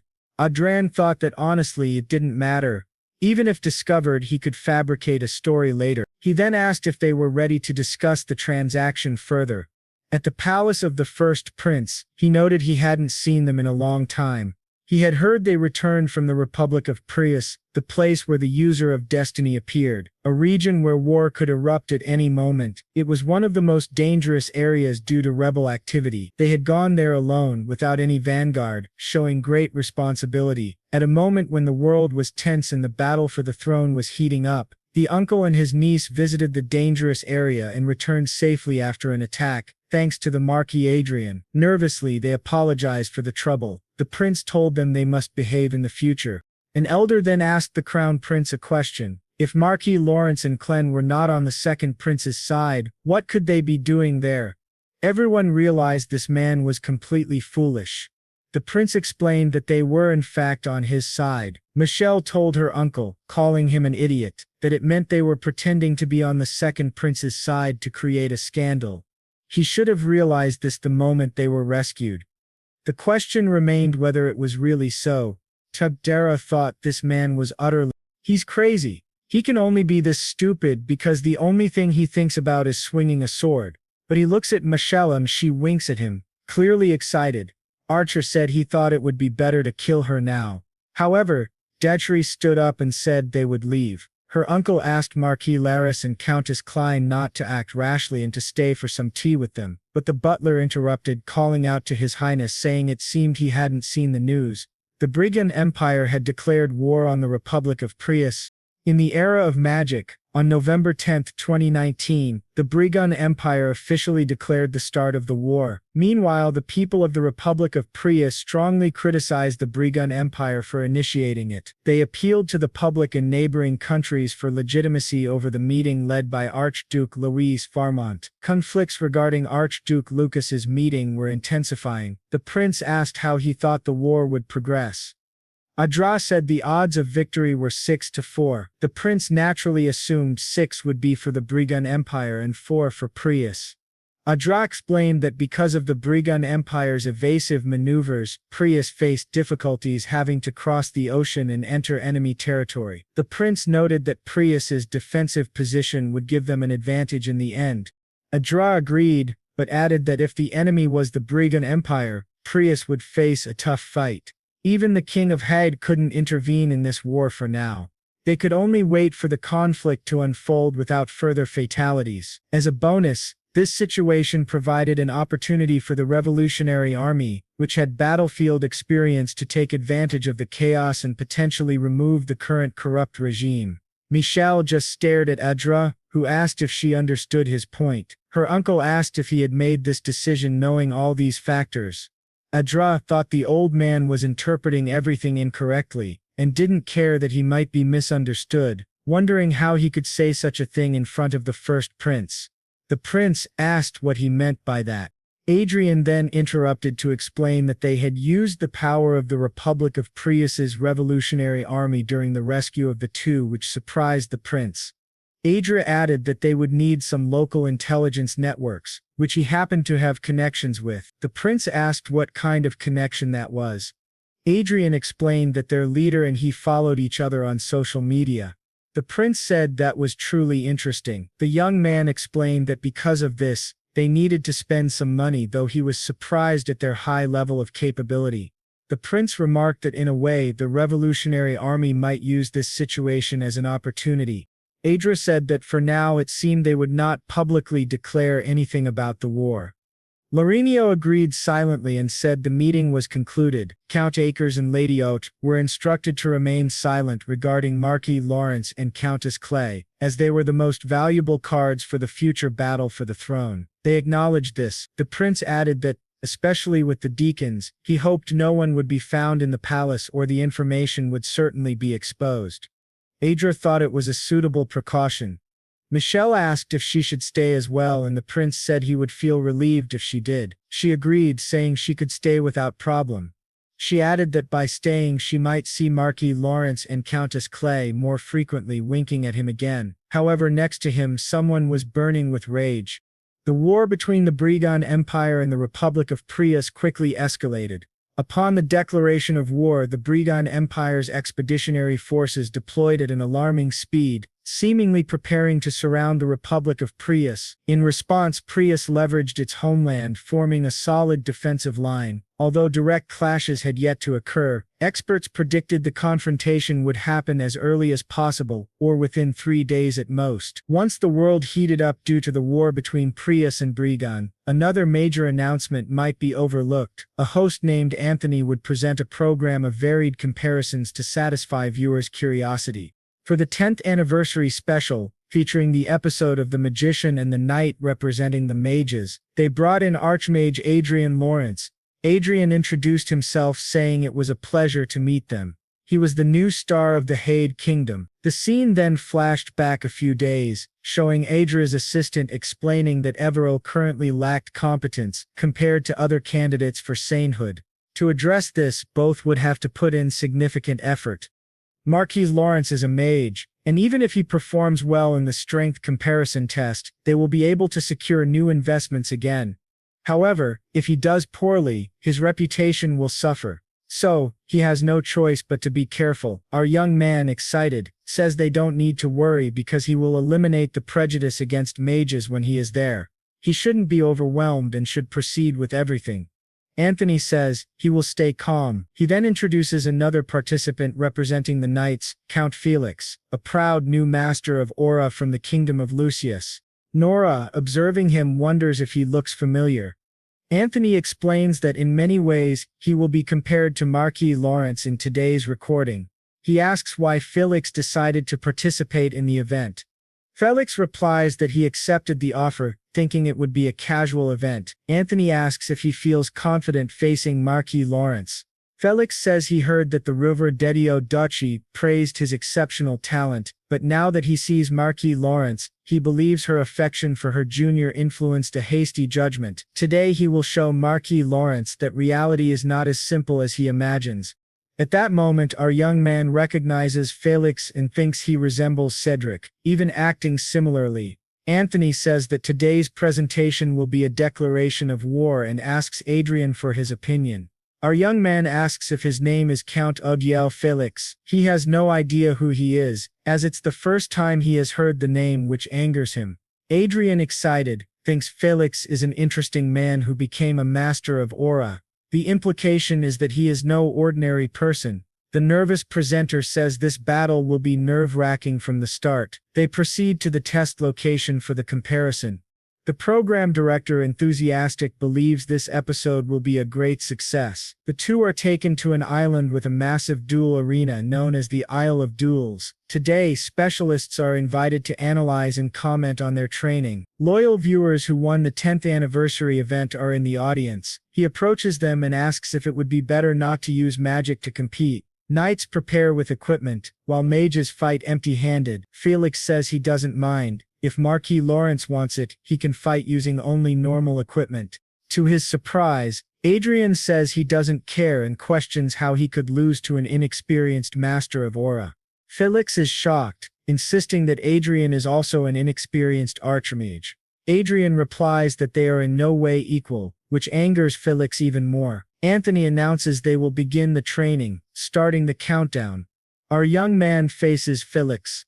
The armored knight wonders why he's being stared at this way, realizing he will soon see who is on top.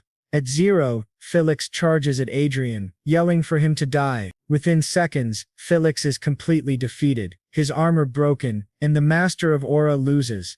Anthony announces that the final spell was a 6th circle blade cannon and asks if Adrian memorized it beforehand.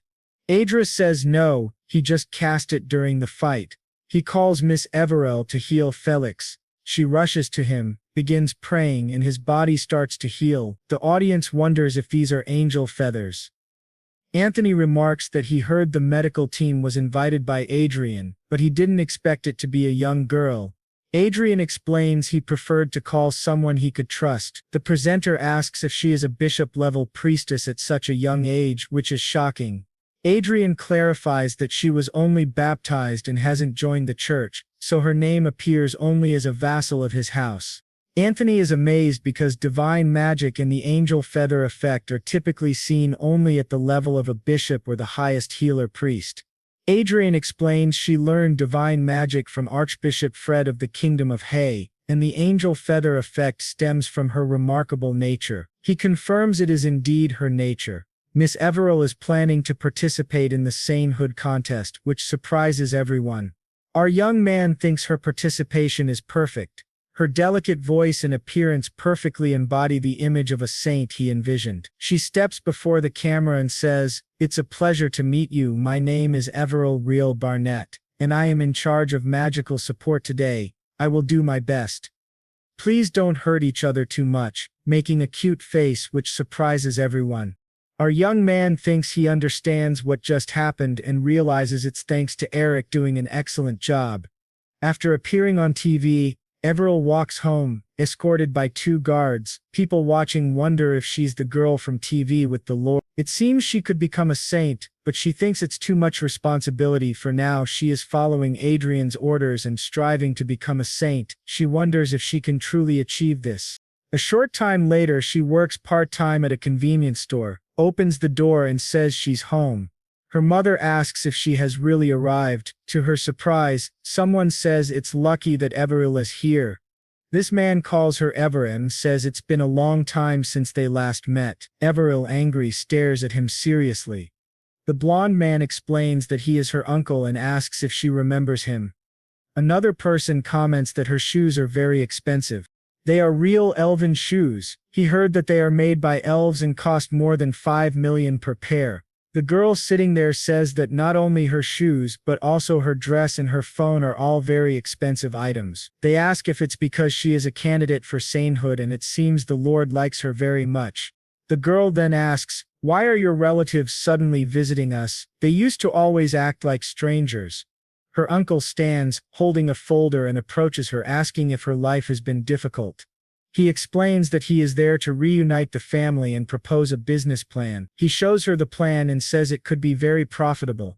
Since it's a family business of the Everell family with a candidate for sainthood involved, it's unlikely for the plan to fail. Her security team behind her thinks this is unethical. However, the family matriarch approaches her and reassures her that they have no intention of pursuing the absurd plan. Her uncle asks why they don't accept it, and her father says it doesn't matter, they can handle things themselves without her help. Her mother agrees, saying they shouldn't even think about using her name, and if they do, she won't forgive them. He asks if she isn't being too cold toward her siblings.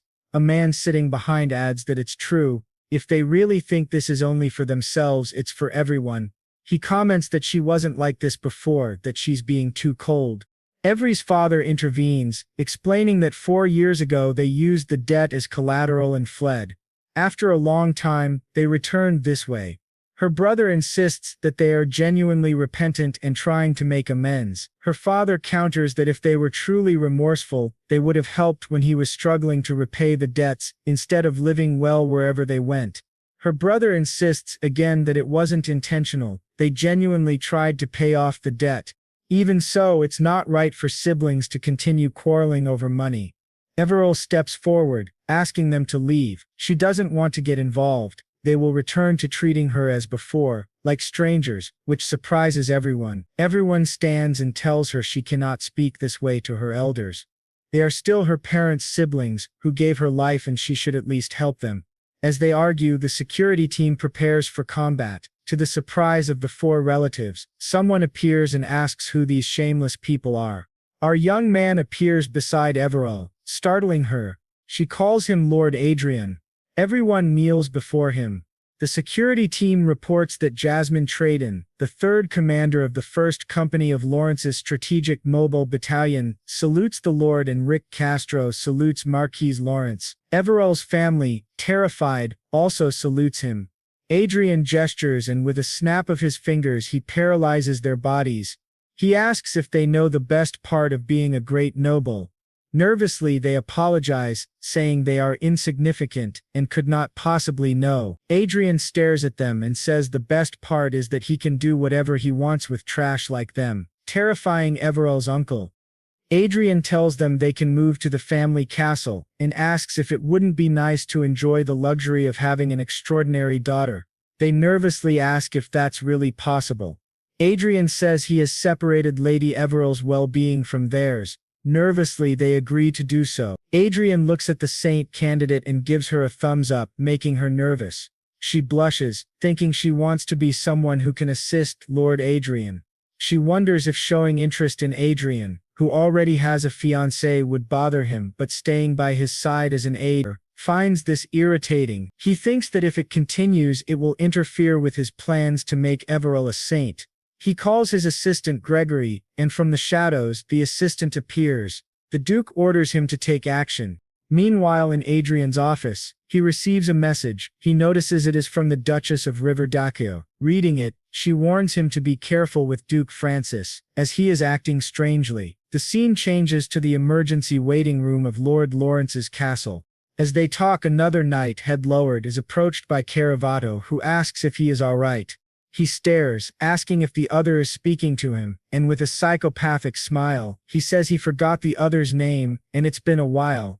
Sarah Pharma grabs the other by the arm, telling him to stop playing around and asking if he wants to interfere with his mission. He adds that people who make mistakes can end up badly. Damien, sitting nearby, agrees and asks if they can just forget about it. To everyone's surprise, they are told that the two are undercover spies. They are commanded to reveal themselves and asked how they dare infiltrate this place. The one who was sitting just stares at them with glowing eyes, paralyzing them and making them feel drowsy, causing them to leave the room. The angry man warns him not to forget, because the target isn't Marquis Lawrence but the girl named Everall. They cannot expose themselves to unnecessary risks. The man sitting down says he is more serious than ever, but they will keep an eye on the castle. He had observed Marquis Lawrence from a distance. Another man asks if he looked extraordinary or something. The first replies, no, their eyes merely met. The man says he also looked into Lawrence's eyes several times, but the standing man insists it wasn't that. When he stared at Marquis Lawrence, it was as if he knew who he was. He is told to forget, it must have been his imagination. Suddenly an alert announces intruders in the east area. Everyone prepares immediately. All the knights rush there, reporting 5 assassins armed with force daggers. Meanwhile, the two hide and report that everything is going according to plan, and the target is in the last room of the east building near the Lord's office. When they open the door, 2 guards ask what Sir Damien and Sir Pharma are doing there. They are supposed to be guarding the Lord. Pharma responds that he saw there weren't enough soldiers to assist. Their superiors order them to stop. No one in the castle may approach Lady Everall except those assigned by the Lord. Everall's guards arrive, so it's better for them to leave. Sharma draws his sword. They realize it is a force blade and notice that the approaching men are assassins. One of them manipulates their memories, paralyzing them and knocking them to the ground. Sharma moves toward Everall, ready to kill her, and the guards shout for her to escape. To everyone's surprise, Everall simply extends her finger and hurls the assassin against the wall, declaring it a trap and that she is not the target. The guards, shocked, just stare as Everall takes command. The assassins complain that their operation's information was leaked. To their surprise, our young hero enters the room, saying that it's even better. They've just discovered something and asks if their eyes haven't met before. He greets Gregory Haydn and Augustinox. He comments that he didn't know an organization that only exists in fairy tales actually exists in the real world. He asks if they aren't the Blue Moon, which shocks the two. Knox says they have no choice but to follow Plan B. Gregory agrees. The two then transform into their true forms. He notes that no enemy who has seen their real appearances has survived. They intend to turn this place into hell. Our hero remarks that it's quite exciting and asks Archie for her thoughts. She says they have fifth Ruano syndrome. It's explained that the Blue Moon is a legendary organization surrounded by mysterious and bloody rumors. They established the foundations of the Brigand Empire alongside the royal family and were forced to work in the shadows of the dragon. People question if they are real and where they are located. The Lasu organization are demon followers, created before the era of magic in 2019. Everyone knows of the Blue Moon, but no one truly understands it. Its mystery and fame make it like witches on Earth, often depicted as villains in Handel fairy tales. Adrian initially thought it was fictional, but it seems he was wrong. He faces Gregory Hayden, 39, a master of aura, with August Knox below him, a spiritual Ziri of mental class. Adrian realizes that the Duchy of Francis may be unknowingly using them, but they likely are using the duchy as a temporary hideout. Even as a facade, having two special members of the Blue Moon close to the Duchy of Francis is fascinating. Knox asks if Adrian really knows their whereabouts, but Gregory tells him to shut up. Adrian wonders how this works, and how they call their support. He thinks they may be more naive than he expected. Adrian concludes that they are not exactly his partners, but he understands them very well. Gregory then says someone will have to die here, while Adrian asks if he is truly capable of this. Knox activates his butterfly magic, sending a massive swarm toward them. Adrian and Archia stare at the butterflies. Knox asks if it's their first time encountering a spirit and prepares to toy with them. Before he finishes, Adrian unleashes his power and Gregory jumps to save Knox. This surprises both Knox and Gregory as Adrian acts decisively without hesitation.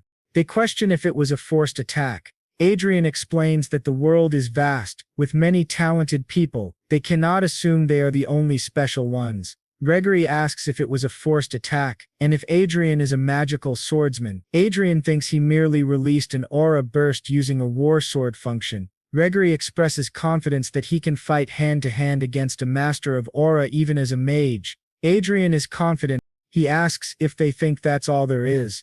With a flick of his fingers, a rope appears, breaking through the ceiling and attacking Knox. He says he is also a beast tamer.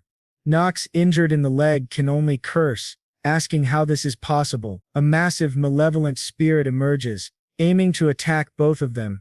Our young hero realizes this is a mental attack, spiritual sobriety, mind control, but he is unaffected by it. He asks what the spirit is doing and the figure behind him only feels slightly sleepy, surprising both of them. Archia, irritated, says she's getting hungry and asks if she should just finish them off.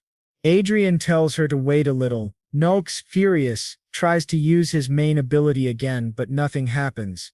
He wonders what Knox is doing. Observers comment that it can't be. Even Duke Francis, a great master, would fall under this power. Our hero thinks that the abilities of the Destiny user in Chronicle Online have transferred to reality. For those whose debuff defense is nearly at maximum, such attacks are useless. He asks what Knox thinks he can do against him and if his combat skill is 0. What if mental attacks don't work? Gregory realizes that this person sees everything and knows too much. He cannot identify him even though he is right in front of him. Marquis Adrian Lawrence, a genius mage who became an archmage at 20 and the last disciple of Duke Riverde, considered the greatest master of all time, stands before him. But Gregory realizes that this is not all. The person in front of him is a complete monster beyond all expectations. Adrian draws his sword, still staring at them, thinking that it would be a waste to kill and discard them outright. He performs some tricks which work better than he expected. Observing their fear while walking toward them, they scream for him not to come close. To their surprise, our young hero uses magic to heal Knox. He declares that he has no intention of fighting them or the Blue Moon. What he wants is to meet their leader. He asks if he can pass a message to him. Gregory, trembling, agrees. Adrian apologizes for having killed others and asks if they were connected to Duke Francis. They confirm that they were. After communicating briefly, Adrian tells them to leave. They apologize for their rudeness and disappear. fleeing from the monstrous young hero. Adrian watches and remarks that it was truly incredible. Archie says it was very fun, but they notice that turning Everil into a saint will be very difficult. Time passes. On November 25, 2019, a proclamation is sent from the Holy Land to the entire world selecting 15 female saint candidates and 11 male saint candidates. The competition to select the 2 leaders who will guide the church is set to begin. It is scheduled to last about a month, with all events shared transparently via online broadcasts. From his office, Everil asks Adrian's opinion. Our hero thinks that while waiting for a response from the Blue Moon, the real saint competition has finally begun. In the Holy Land of Everil, a ball is underway with many nobles. To their surprise, someone approaches. They ask who he is. Considering the level of influence his position guarantees, he is very young, yet possesses remarkable abilities. He is someone none of them should underestimate. The arrival of the superiors is announced, and everyone bows to them. A pope addresses the attendees, expressing gratitude and welcoming everyone to the opening ceremony of the competition. 15 female and 11 male saint candidates have been selected. The competition will last approximately a month, with all events broadcast online. The first round focuses on tactics centered on subduing monsters. Each group must consist of 5 members: 2 swordsmen, 2 aura users, and 2 third circle or lower mages. All non-divine candidate powers will be sealed. The Pope wishes everyone a successful and enjoyable first day of the competition. Adrian and the others bow to the holiness, the saints, and the divine king. The Pope welcomes Marquis Lawrence. Our hero realizes that the 3 leaders of the Holy Land of Everil represent the pinnacle of all believers. Everil's focus must be on the current saint, Sharon Sylvester, a 66-year-old human saint. She notes that Marquis Lawrence is very young. If he were slightly younger, she would have been tempted. Our hero thinks that saints maintain their youthful appearance through the goddess's blessing. In reality, although she appears young, she is a grandmother who married around 40 years ago and has grandchildren. It was a success. At that moment he notices a group of people and realizes it is Duke Francis, staring at him angrily. Our young hero says, "It's good to see you, Your Grace. I am Marquis Adrian Lawrence of the Kingdom of Hay. I heard about the gift you sent, and it was very generous. I also heard about the major accident in your territory." Duke Francis thinks that those 2 scoundrels announced their resignation and fled, avoiding pursuit after causing a massive disturbance, claiming they wanted to give advice. Considering the history between them, he realizes he should not make Marquis Lawrence his enemy, as that man is a complete monster and impossible to fight. Adrian continues, "That aerial fortress of yours exploded, along with the industrial district. Truly unfortunate. The pilot supposedly fainted or something like that." He then stops and looks to the side, noting that standing next to Duke Francis must be Miss Evelyn Francis. He politely asks her to go easy on his saint candidate. Evelyn nods and says she will consider his request. Our young hero thinks Evelyn is truly her father's daughter. Her attitude is frustrating. He asks Duke Francis if he heard that he decided to meet with Gregory in August again. This surprises the old Duke. Adrian continues, "They no longer speak, so it no longer concerns you," leaving Duke Francis boiling with anger. Adrian walks away, remarking that he seems displeased, so he won't provoke him further. Everil, nervous, asks about Duke Francis from the Brigand Empire. Adrian confirms and tells her that she is more important than she realizes. He advises her to stay confident and keep her head high. More than anything, she is the one he chose. Ahead, someone approaches, and Adrian realizes he has found Kay Rivera. She asks him to call her older sister Olivia, and she will call him little brother Adre from now on. She introduces herself as Jude Stir, expressing her support for Marquis Lawrence and the great goddess Sepia. Our hero thinks that her talent is extraordinary divine power and wonders if her ability is a supreme saintly skill. It is truly impressive. Adrian discusses with Radil the strict conditions applied to the first phase of the competition. She asks if he has any objections, and he says no, believing the arrangements are suitable. He notes that Judd is a good candidate and the focus on monster subjugation tactics is appropriate. It is not bad for Judd, as she is at a first-class priestess level. The blonde notes that at worst, Judd may still wield divine magic more effectively than the other candidates. The real problem lies with the team assigned to Judd.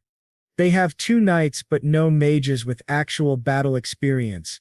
Adrian observes that most modern mages focus on research rather than combat. He asks if she wants his help, which excites her greatly. He agrees, as this was what she wanted from the start.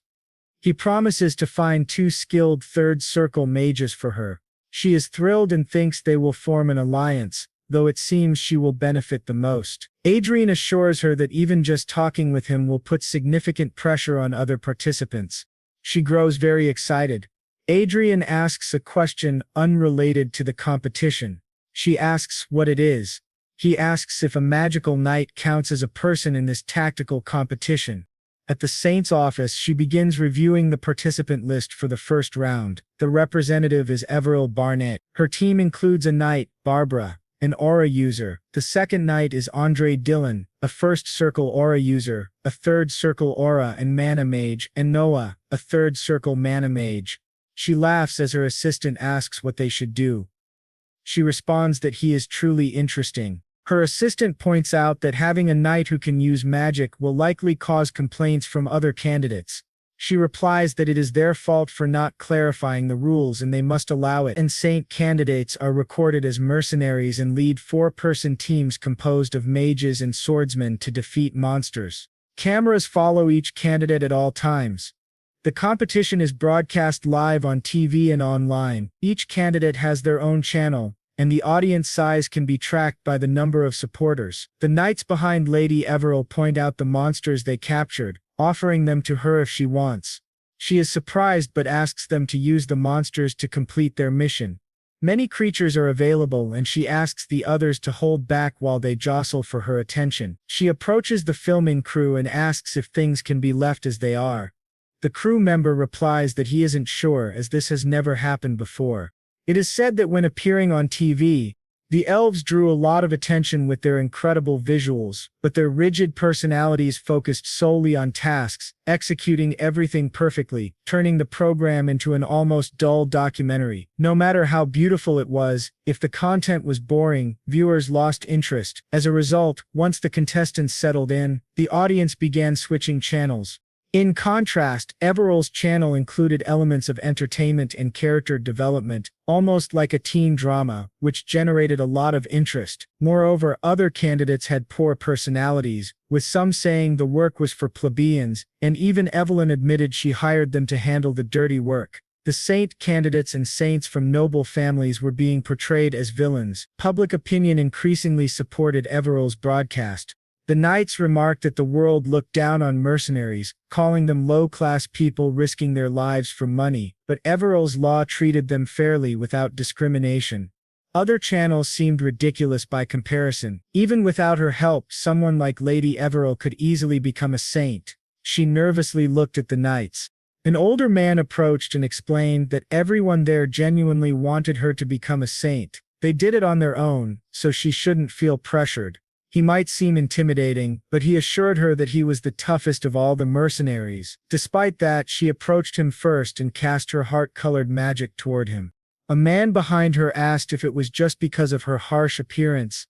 He even had an argument with Lady Everil at the start, which upset her greatly. They began bickering again while she stood embarrassed silently watching them. Another knight mentioned that they had also gathered monster corpses and requested that she take them. She insisted that all creatures fought to survive and that it would be wasteful to let them go unused. The knight explained they were putting on a show for her. Everil, nervous, promised to do her best, while the knights were excited. They remarked that this was truly like a teen drama. Statistics showed that audience ratings for the competition channels were 1.52% for Everil, 1.116% for Lai, 0.95% for Grace, and 0.92% for Judge Stare. The priest of the Kingdom of Her was very excited, cheering for Everil. Our young hero turned to him and said, there was a reason he requested their meeting in the Holy Land today. The priest asked what it was, and our hero explained that he wanted to show it to him. The priest asked if it was gold and calculation. Our hero clarified that it wasn't just a piece of gold and calculation, It was a large artifact with divine power flowing through it. He explained that it was a relic, estimated to be over 20,000 years old. The priest noted that if true, it should be widely announced. Adrian considered that expected. Upon seeing the relic, he understood how to use it to benefit Everill but didn't want to exploit it that way. He added that with an exceptional artifact it might be possible to repair the relic. The priest asked if he truly wanted to revive such an ancient relic, and Adrian confirmed it was possible. There was a sacred magic circle inside, seemingly from the mythical era. Only part of it was destroyed, the rest remained intact. The priest asked if he would recruit a skilled artificer. Adrian confirmed. The priest promised to find the best, calling it an incredible discovery. Adrian asked if he needed to submit the relic to the church. The priest said no, it wasn't necessary. Each royal and imperial family possessed at least one sacred relic. Donating it could promote Everill's cause, but if it was a functional relic from the mythical era, giving it away solely for publicity would be excessive. Even without donation, there were many ways to leverage a relic. Adrian agreed, thinking he had never intended to donate it but understood the priest's point. The priest promised to find the best artificer and Adrian left it in his hands. They bid farewell. Adrian reflected that many people were working behind the scenes to make Everill a saint, and he must use all means to ensure their efforts weren't wasted. In a dark room, someone watched Everill's broadcast, seeing mercenaries supporting her. The viewer grew furious, thinking it was ridiculous, and that it couldn't continue. A few days later, a half-dwarf master engineer introduced himself as Kobe Ventre. Adrian Lawrence greeted him politely, and reflected that Archbishop Fred had introduced him to one of the 3 greatest sacred artifacts in the world. Kobe examined Adrian's cloak, remarking that it was difficult to analyze his clothing and that he seemed to possess a great treasure. He apologized, explaining that the curious mind of an artificer often struggles to observe new equipment. Adrian thought that Kobe had recognized the value instantly, proving Archbishop Fred had introduced him to the right person. Adrian presented Kobe with an item for examination. Kobe guessed it was the hilt and blade of an ancient divine magical sword, which Adrian confirmed. He expressed a desire to use it. Kobe said it was certainly possible. He had seen similar items deep within the church. Compared to those, this artifact was almost in its original state, which excited Adrian. Adrian asked if mithril could be used for the blade, as gold and calculation were hard to obtain. Kobe said it wasn't necessary. What he means is that it doesn't actually need a physical blade. If he is correct, a blade of Dean says that if he had not had the opportunity to read about sacred relics thanks to the former saint, even he would not have known what it was. There is a high probability that not even the viscount's 3 subordinates knew its purpose, which explains why people thought it was just a broken sword. Wadri asks how much it would be worth if it were functioning. Manhwa says that, at the very least, enough to buy a large city, and that it is difficult to even put a price on it. This shocks our boy, who thinks he has truly won the lottery. He then asks if it can be repaired. Manhwa replies that he will first need a divine bloodstone and new tools. Adrian transfers money to him, but he asks if that is not too much. The lady says he should think of it as payment for his effort, and if he can repair the sword he will pay him double. Manhwa agrees, saying it is only fair considering the item's value, and asks for a week to do his best to repair it as an engineer's honor. After Quadri leaves, Manhwa smiles to himself, thinking that if he can obtain a mana blade on the same level as a sacred blade, he could become a magic knight or perhaps even adapt it into a magic spear. That would be incredible. Just then he receives a transmission from Archia. They ask what is happening, and when he inquires, Archia says that Miss Everill has been kidnapped. This shocks our boy. Now, at the border between the Sen Empire and the Land of Dragons, Everill is being held within a sacred barrier. 2 men watch and wonder how this is possible, as their attacks cannot even touch her. Apparently she is bound to a type of 8th circle magic artifact. They say that all they need to do is eliminate the candidate for sainthood. They thought it would be easy, but things are getting out of control. One tells the other to stop talking and attack her mind, explaining that even magical constructs have a weakness to mental attacks. One of them says he has never heard of that, and asks if it is true. His companion asks who he is talking to, and the first man replies, What do you mean? Who? When they turn, they see someone standing right behind them. It is Knox. They ask who he is, and he says he is merely a spiritual user passing by. After that, our boy arrives where they are. Gregory greets him respectfully once again.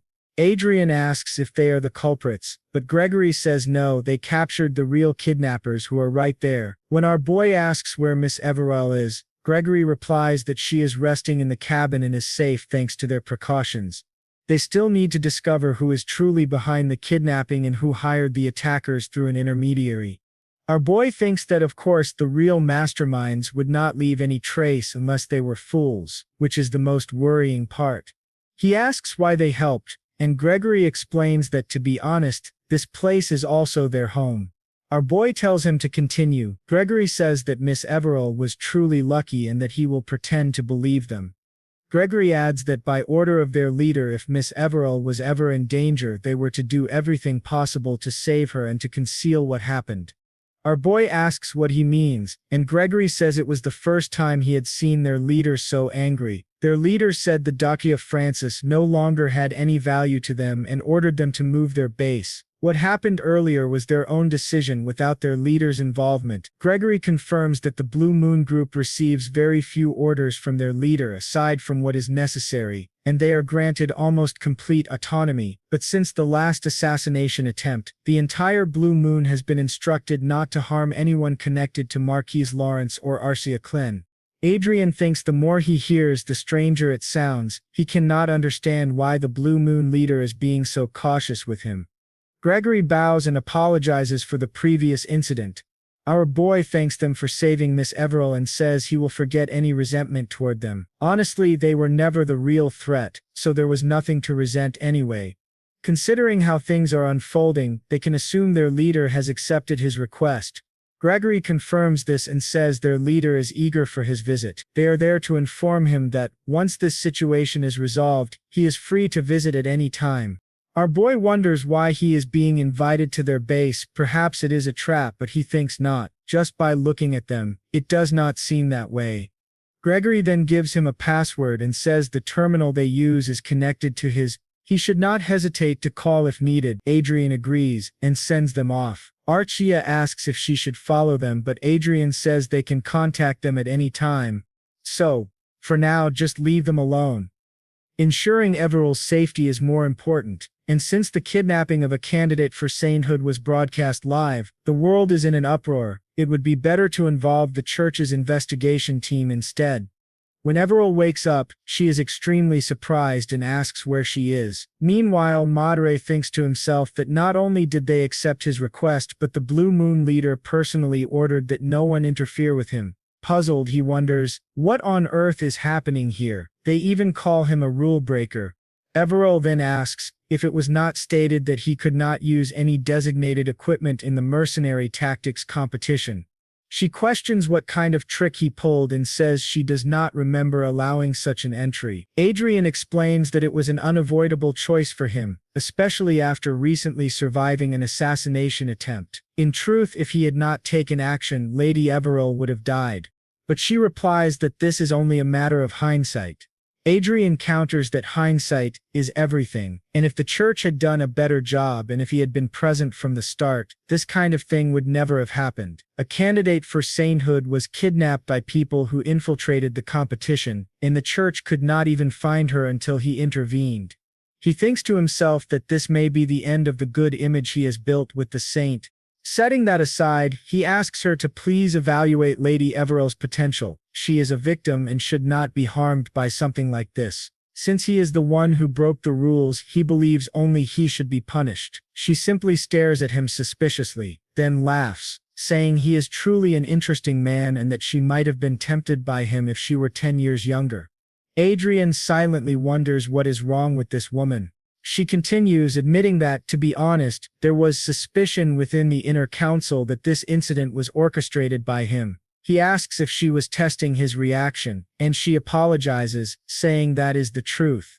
Now she has confirmed there were no lies in his words. She shows him a mirror and asks if he knows what it is.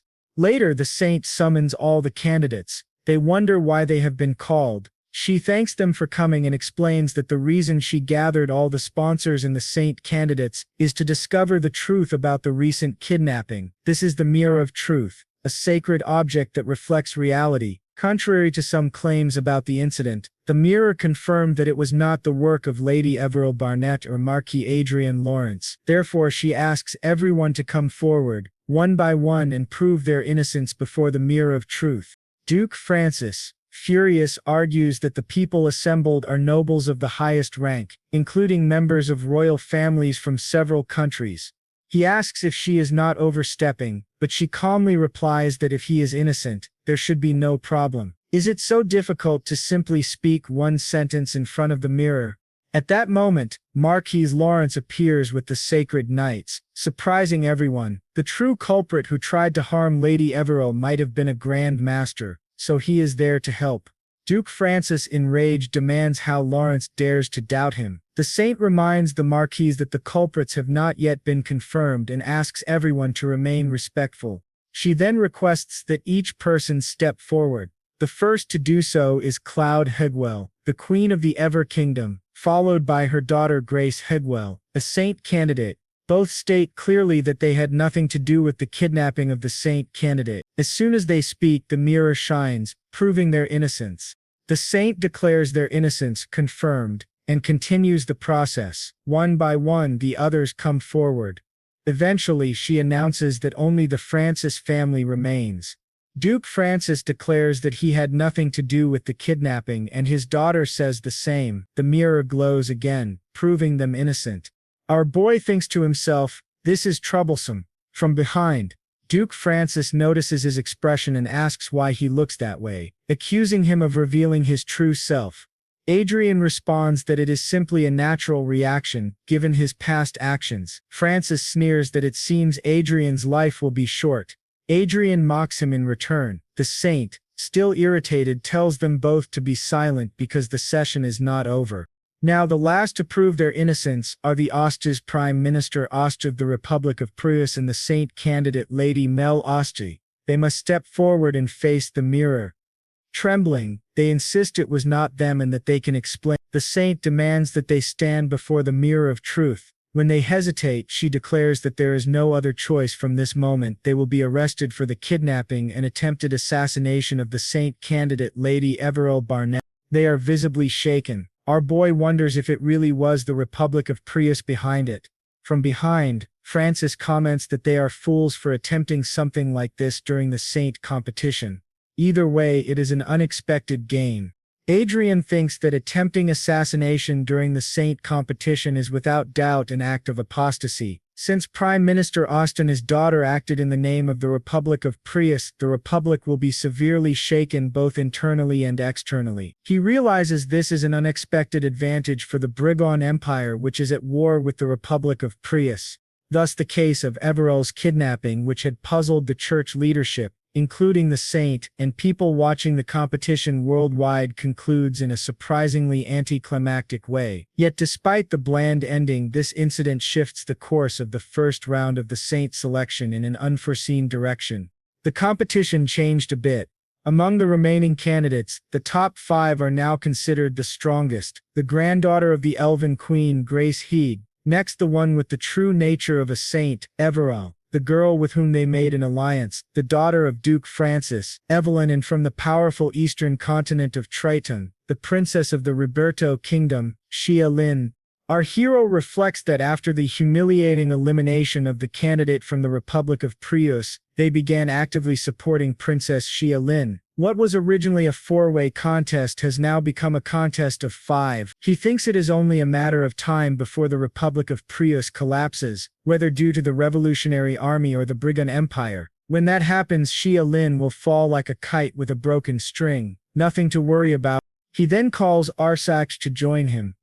After the kidnapping incident, public awareness of Everil and her popularity have risen even higher. He officially launched the strength enhancement equipment he developed, the Fenger 1. There were no problems in his territory, and the magic tower was running smoothly. He no longer had to worry about Everil. At last he could relax for the first time in a long while and enjoy each day to the fullest. It was during this period of calm that he met the leader of the Blue Moon, Jero de Varson. Our young man wonders what relax even means, since he barely remembers the feeling. Adrian, wearing a polite but fake smile, comments that the refreshment is excellent. The Blue Moon leader replies that it is indeed, explaining he prepared it with double the care since someone as important as Adrian was visiting. While the saint quietly eats her cake without a care, both Adrian and Archie think the situation feels very strange. This man, Baron Jar Varson, is an aura expert, 49 years old, from the Sen Empire and lord of the Vathan barony. His current disguise, Adrian observes that he is clearly a remarkable man, possessing 4 high-level talents: administrative skill, learning ability, political influence, and command. Yet he wonders why Varson's status reads as favorable and ally. It seems the information on the display does not fully apply to him. George Jar Varson orders the 2 attendants to wait outside, surprising both of them. He adds that he does not need protection, so they should not even think of eavesdropping, and tells them to leave immediately. After their initial shock, they obey and depart. Once they are alone, Adrian says that no one is listening now and demands to know who Varson really is. George stands and Adrian wonders what is happening, but then George kneels before him, saying it is an honor to meet the one who follows the great mage Manuel Lucas and carries on his legacy. Adrian is stunned. Adrian asks if he knows Archduke Lucas, and George confirms it. Lucas was the former master of the Blue Moon. Adrian realizes this meeting was never just 5 years ago as he embarked on the final path to acquire fate. Several forces and tasks reactivated, and the Blue Moon was one of them. The once dormant Blue Moon awakened and began acting outwardly to expand its influence. Thanks to that, their power is now stable, and as a consequence, Adrian came into contact with them much earlier than planned. It was an unintended result of the path Chester chose for the sake of efficiency. Adrian then asks who George Varson really is. Chester replies that George is his assistant and the administrator of the Blue Moon. Adrian is taken aback, so the Blue Moon was supposed to be his reward for reaching level 8. That means talking to them now is almost pointless. He wonders why Chester made him come in person. Chester says there is no use crying over spilled milk. He still cannot formally recognize Adrian as the Blue Moon's master, but he will not stop him from cooperating with them for now. Adrian asks if he is serious. Chester apologizes, admitting that this situation is the result of his own negligence and poor management, and tells Adrian to consider it compensation for the inconvenience. Adrian thinks to himself that he takes back everything bad he said about Chester. This is excellent news. Adrian then says that Sir Varson will remain under his care. Varson bows, calling it an honor, while Chester explains further. The Blue Moon has a total of 8 special members ranging from Aura Masters to Archmages, 1,200 high-ranking assassins at the level of armed knights with force-imbued daggers, 450 vanguards and 5 airborne fortresses. Not only that, but they also operate luxury hotels, a worldwide resort network, clubs, and casinos. Their enterprises span accommodations, entertainment, trade, and transportation. Even the Pacific Hotel where Adrian is currently staying belongs to the Blue Moon. Our young man, delighted, thinks that he and Sir Varson will get along very well. The business capital alone totals nearly 100 trillion, and their military power surpasses that of most kingdoms. Varson assures him that they will fully support Marquis Lawrence. A week later, that half-dwarf arrives, catching Adrian off guard. Adrian asks what brings him there, and Kolb explains that he took longer than expected and apologizes. Tor asks if he succeeded and requests instructions on how to use it. Kolb answers that he only needs to channel any kind of energy, whether aura, magic, or something else, into it. Ader began testing the sword by channeling energy into the hilt. As he did, a blade appeared that looked almost like a lightsaber. They asked if it was inspired by Star Wars, and Kobe told him to swing it. When he tested it, the blade cut through things effortlessly. He thought, yes, this is incredible, until he realized it had even cut his own body. Kobe began panicking, shouted that he was bleeding. Our hero noticed he had been cut without realizing it. Enan began yelling for a priestess, while Adric bled heavily. Archie rushed over, applied a healing potion to the wound, and helped him stand, startled. Adder heard Archery remark that he clearly needed much more training. Kobe approached, concerned, and asked if he was all right. Adrian replied that of course he would not die so easily, though he thought to himself that this was the second most dangerous incident of his life, after the assassination attempt on Rondell and Anna. He looked at the sword and a notification appeared asking him to choose a name for it. He asked Kobe if the sword already had a name, but Kobe said no because Adrian should name it himself. Adrian chose Excalibur and the sacred sword was registered with many powerful effects. He was thrilled, thanking Kobe for helping him obtain such an incredible weapon. Kobe still looked worried, but Archie assured him Adrian would be fine and suggested he get up from the dirty floor. Adrian, however, was already thinking about the advantage this weapon could give Everil in the upcoming competition. The scene then shifted to the mercenaries, who were crying for Lady Everil and insisting she must become the saint. Thus the first month-long round of the Saint competition came to an end. Adrian watched the tough mercenaries weeping and thought he would never get used to seeing such hardened men act that way.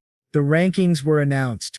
Grace Higvin first in tactical points, third in audience votes, second overall. Judster, fourth in tactical points, second in audience votes, second overall. Xia Lin, fifth in tactical points, fourth in audience votes, fourth overall. Evelyn Francis, fourth in tactical points, fifth in audience votes, fifth overall. Everil second in tactical points, first in audience votes, and first overall. Adrian was excited to hear this and told everyone he would do his best. He reflected that, setting aside the other participants, Princess Xia Len had surprised him. He had assumed she only advanced because of support from the Republic of Prux, but she had surpassed even Evelyn Francis and reached fourth place, which he had not expected. Everil approached Adrian, and he gave her a bouquet praising her hard work. She thanked him, blushing, and said she hoped to meet his expectations. He replied that she was already doing well. He knew the purpose of the Saint competition was to choose candidates who would be selected by God himself. Among the top-ranked, God would ultimately choose the one who matched his will, and if things continued this way, Everil would certainly be among the final 5. At that moment, someone greeted Adrian respectfully and announced that Princess Xia Lin wished to meet him. Surprising him, he wondered why the princess wanted to see him. Princess Xia Lin arrived, saying that the great name of Marquis Lawrence had reached even the distant continent of Triton, and it was an honor to greet him. Adrian replied modestly, noting that with her intelligence the future of the Roberto kingdom looked bright. She then greeted the woman at his side, addressing her as the Countess Clannon, and said it was a pleasure to meet her. Xia added with a smile that she could simply be called Princess Xia. Adrian thought that in person, she seemed sharper than he expected, and that he liked her lively personality. She was one of the few royal candidates unafraid to use magic on others, and her spontaneous behavior was unexpected. Xia explained that her sponsor had requested the meeting. That sponsor was Leo Garcia Vallon, the president of the State Council of the Republic of Prux. Adrian was surprised. This man was among the 3 most powerful people in the Republic. He already had many concerns about the Republic and was reluctant to meet with them, especially since Garcia had previously delivered false fate and was known to support the Revolutionary Army. Garcia greeted Adrian with a polite but faintly false smile and apologized if their secretive approach caused offense. Adrian asked why someone so busy with the war against the Brigon Empire would take the time to meet him. Garcia replied that he understood Adrian's curiosity and suggested they talk over a meal. To Adrian's surprise, the meal was distinctly Oriental. Garcia assured him there was plenty of time. Adrian happily sampled the dishes: steamed rice, fish stew, vegetables wrapped in leaves, pickled greens aged to perfection, and the main dish, a rich veal stew. Princess Xia's attire resembled the ancient Gore dynasty, and the food strongly reminded him of Korean cuisine, a taste of home he had not experienced in a long time. It was truly delicious. Noticing the silence at the table, he looked at the 2 guests and grew slightly nervous when Princess Xia chuckled softly. He apologized, explaining that it was simply his first time eating food from the Roberto kingdom, and it perfectly suited his palate. Garcia replied that he was pleased to hear that as the host, then got straight to the point. To be honest, Garcia said, something truly serious is happening in our republic. Adrian assumed he meant the war with the Brigand Empire, but Garcia shook his head. No, it is worse than that. We face an internal crisis. For some time now we have been disturbed by the activity. They call themselves the Revolutionary Army. Our hero wondered if the real problem for the Republic was this revolutionary group and not the war with another country. Garcia explained that, surprisingly, this anti-government faction had even produced its own vanguard equipment. However, they discovered that the equipment bore a striking resemblance to the new Fencer 1.0 core currently being produced by Lawrence's Magic Tower. Adrian immediately understood. That means their power equipment was copied, he said. Garcia apologized, adding that governments around the world could have done this knowingly or unknowingly. Adrian had already expected something like this. He thought they probably couldn't fully analyze the core anyway and were just pretending ignorance. Garcia said he was sorry and admitted he might not even know how closely their equipment resembled the Magic Towers, but he insisted they could not possess the exact same items. Garcia clarified that he had not requested this meeting out of suspicion toward His Excellency. He emphasized that there was not enough evidence to claim that Marquis Lawrence's technology had been stolen. Adrian realized Garcia's true aim. He wanted Adrian to accuse the organization known as the Revolutionary Army of stealing his technology. Garcia confirmed it. The Republic was indeed at war with the Brigand Empire, but this immoral group was destabilizing the Republic from within. Adrian thought, so he needs a scandal to destroy the people's trust in the Revolutionary Army. Adrian asked what Garcia hoped to gain. Garcia said he was willing to pay a price that would not disappoint. The Republic would purchase 1,000 units of power equipment from the Lawrence Magic Tower at 10% above the regular sale price. Adrian acknowledged that it was a tempting offer. He turned to Princess Xia Lin and asked what she thought. She hesitated, speechless, while Adrian, confident, pressed her again, wondering if it was right to harm the Revolutionary Army merely to benefit the Republic's politicians. The princess looked nervous and finally said she did not think it was something he should interfere with. Garcia was surprised, but Xia continued, explaining that as a representative of her nation she must take the side of the Republic of Pros without expressing her personal opinions. Adrian thought this was a skillful answer, showing loyalty to the Republic without revealing her own stance. It reminded him of his previous life when he had to watch the maneuvers of powerful countries. He respected her for it.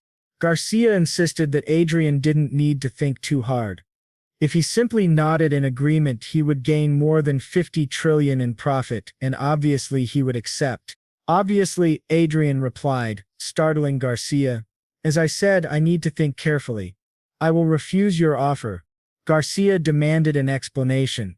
Adrian silently prepared a spell, wondering if Garcia might attack if crossed. He then calmly explained, we are on the continent of Deperon. The Brigand Empire and the Republic of Pras are at war, but the continents of Dian and Terteron are far apart, divided by the sea. Why would I take action that could cause the Brigand Empire's defeat? I share a continent with them. I have no reason to solve the Republic's internal problems when doing so would disadvantage Brigand.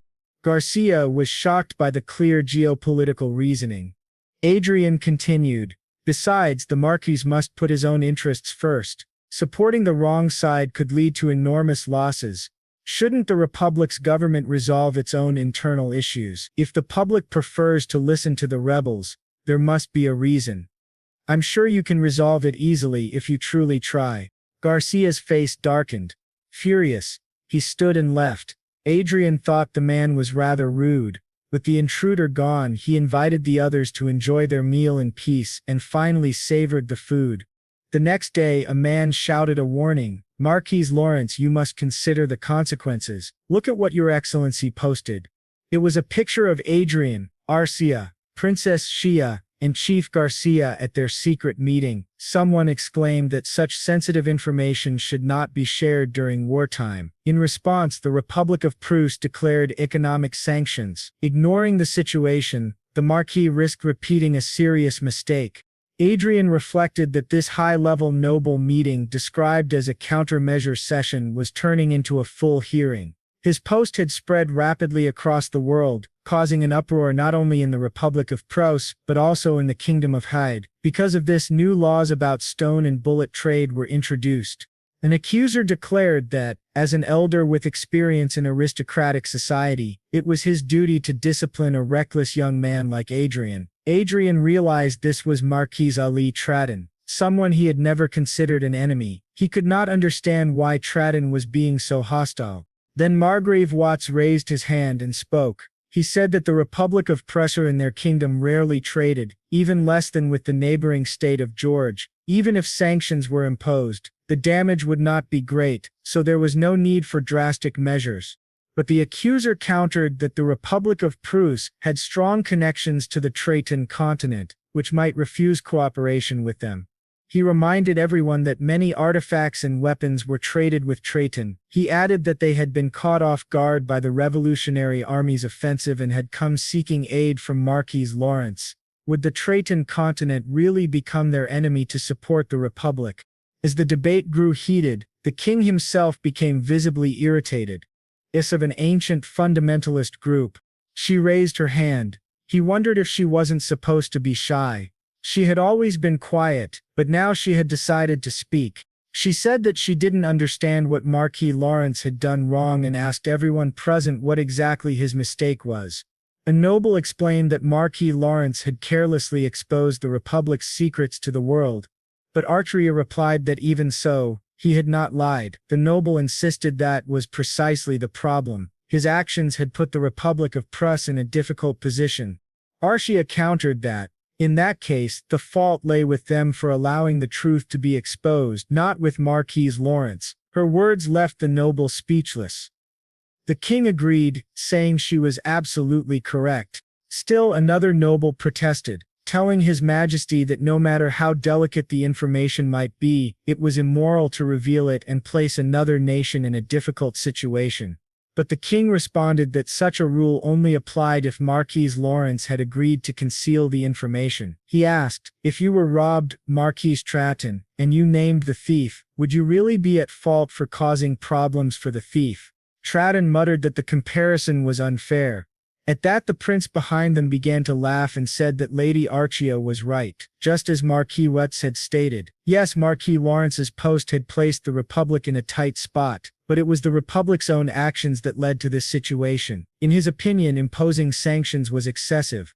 Adrian thought to himself that the prince had stayed silent until now, fully aware of these facts. Then the prince added that his brother beside him also believed Marquis Lawrence should not be punished. The Republic had belittled their kingdom by threatening sanctions. Confront the Republic directly with their allies and should begin by issuing a statement criticizing the Republic's choice. Adrian was impressed. Who would have imagined that Archia, usually so quiet, would speak so boldly? He felt proud of her. Then beside him, a young woman raised her voice to ask a question. She was the king's fourth child, the first princess, and third in line to the throne, Princess Diana. She asked Adrian what made him so calm about the possibility of punishment. Adrian replied that he had prepared in advance. When she asked how, he explained that since they had been discussing such an interesting topic, he had recorded it. He played the recording for them, shocking everyone present. The second prince laughed so hard that he almost fell from his chair. Someone pointed out that this was why Adrian had posted a message with the hashtag claiming Briegrim was afraid. If the clip were released, Briegrim would have no choice but to take a stance, as any nation that valued its image would be forced to respond. Adrian confirmed that was exactly why he had chosen to side with the Briegrim Empire and mentioned the continent of Dian. The nobles murmured that Chief Garcia had been foolish not to realize he was being recorded, especially when dealing with an archmage. Adrian thought that because of this, the issue was no longer merely between Herod and the Republic of Pros. It had now drawn in Brigan, and he had given the other countries of the Dian continent a reason to take sides.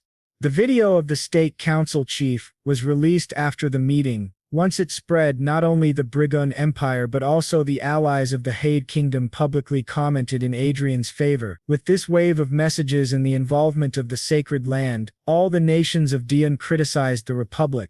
Meanwhile, Princess Shia watched the news and admitted that it was frightening. Her maid asked what was so scary.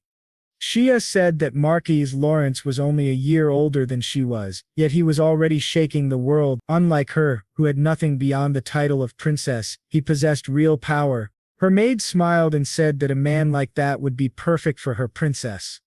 Shia agreed for a moment, saying such a man would indeed be ideal, then caught herself and grew annoyed remembering that he was already married. The maid quickly apologized, insisting she had only been speaking carelessly. At that moment, another maid entered and respectfully announced that a message had arrived from the Holy Land. The second round of the contest would pair 2 participants at a time. Shia asked in surprise if that was true. The maid confirmed it. The next stage would be a forced confrontation. Shia immediately asked who her opponent would be. The maid informed her that she had been matched against the young lady sponsored by Marquis Lawrence.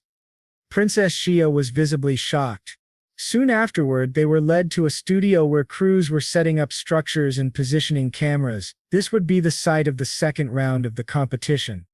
Unlike the first round, which had lasted more than a month, the second would take place on an outdoor stage on the Holy Mountain. Each candidate for sainthood would have only 2 hours to display her abilities in front of the cameras. In short, it was time for them to demonstrate their talents.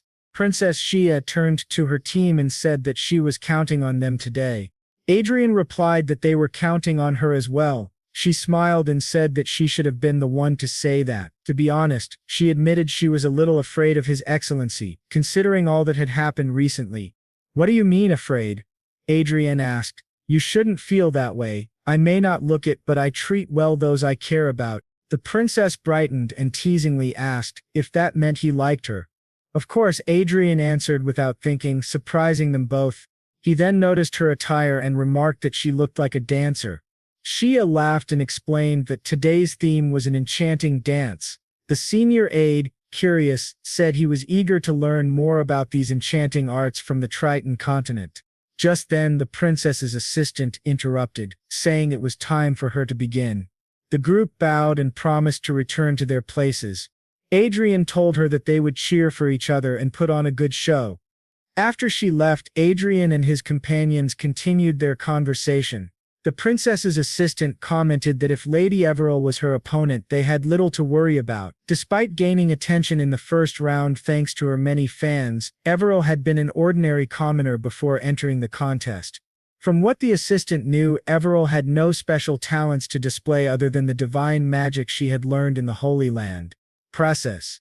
And she feels something strange about this Adrian, and she cannot stop thinking about how mysterious he is. Then the director calls everyone, saying that the contest will begin in 13 minutes, and the 2 candidates must prepare.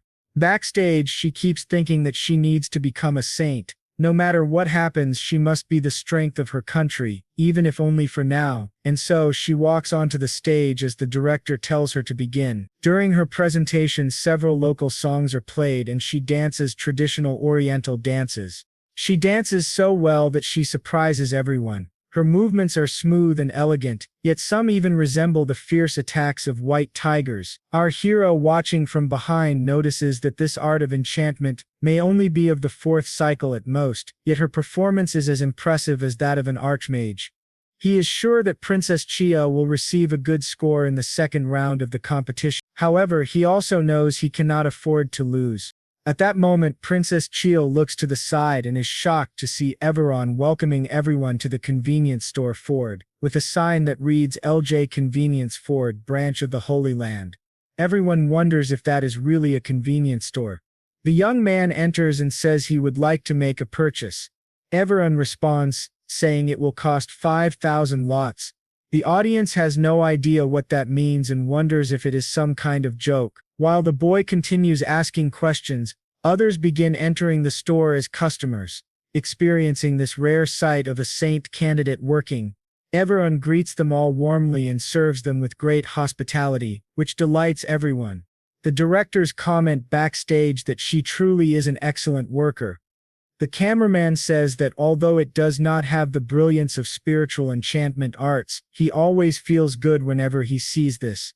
Adrian, behind the scenes, thinks that this was exactly the reaction he expected. The focus was to portray her as a familiar presence, no different from ordinary spectators. Instead of relying on forced talents and performances, the goal was to highlight everyone's unique qualities in a fun way.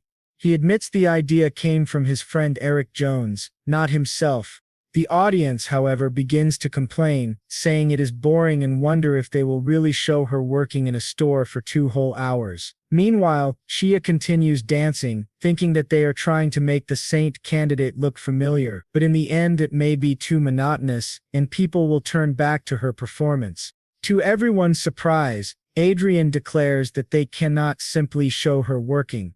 The whole presentation needs a beginning, development, and conclusion. Suddenly, with a snap of his fingers, a magical cycle appears, and everything changes. The director and the audience are shocked when a new figure appears, Archia dressed as a demon, thinking only about sweets.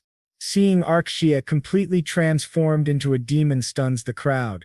Annoyed, she begins her scripted lines, declaring herself the demoness of gluttony, who eats 3 meals a day plus snacks. She introduces herself as Archia and in the name of the demon claims she will consume everything there. Everyone is stunned by her bold performance.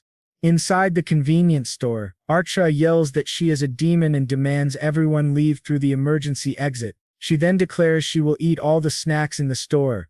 Everyone, however, draws her weapon, saying she will not allow it. Archia charges at her, demanding she hand over the food. Someone asks if this is just an aura illusion, but another realizes it is real. The cameraman worries if everyone will get hurt, but the boy assures him not to worry as she is prepared. Everyone invokes the light and the object she was holding transforms into a sacred saber.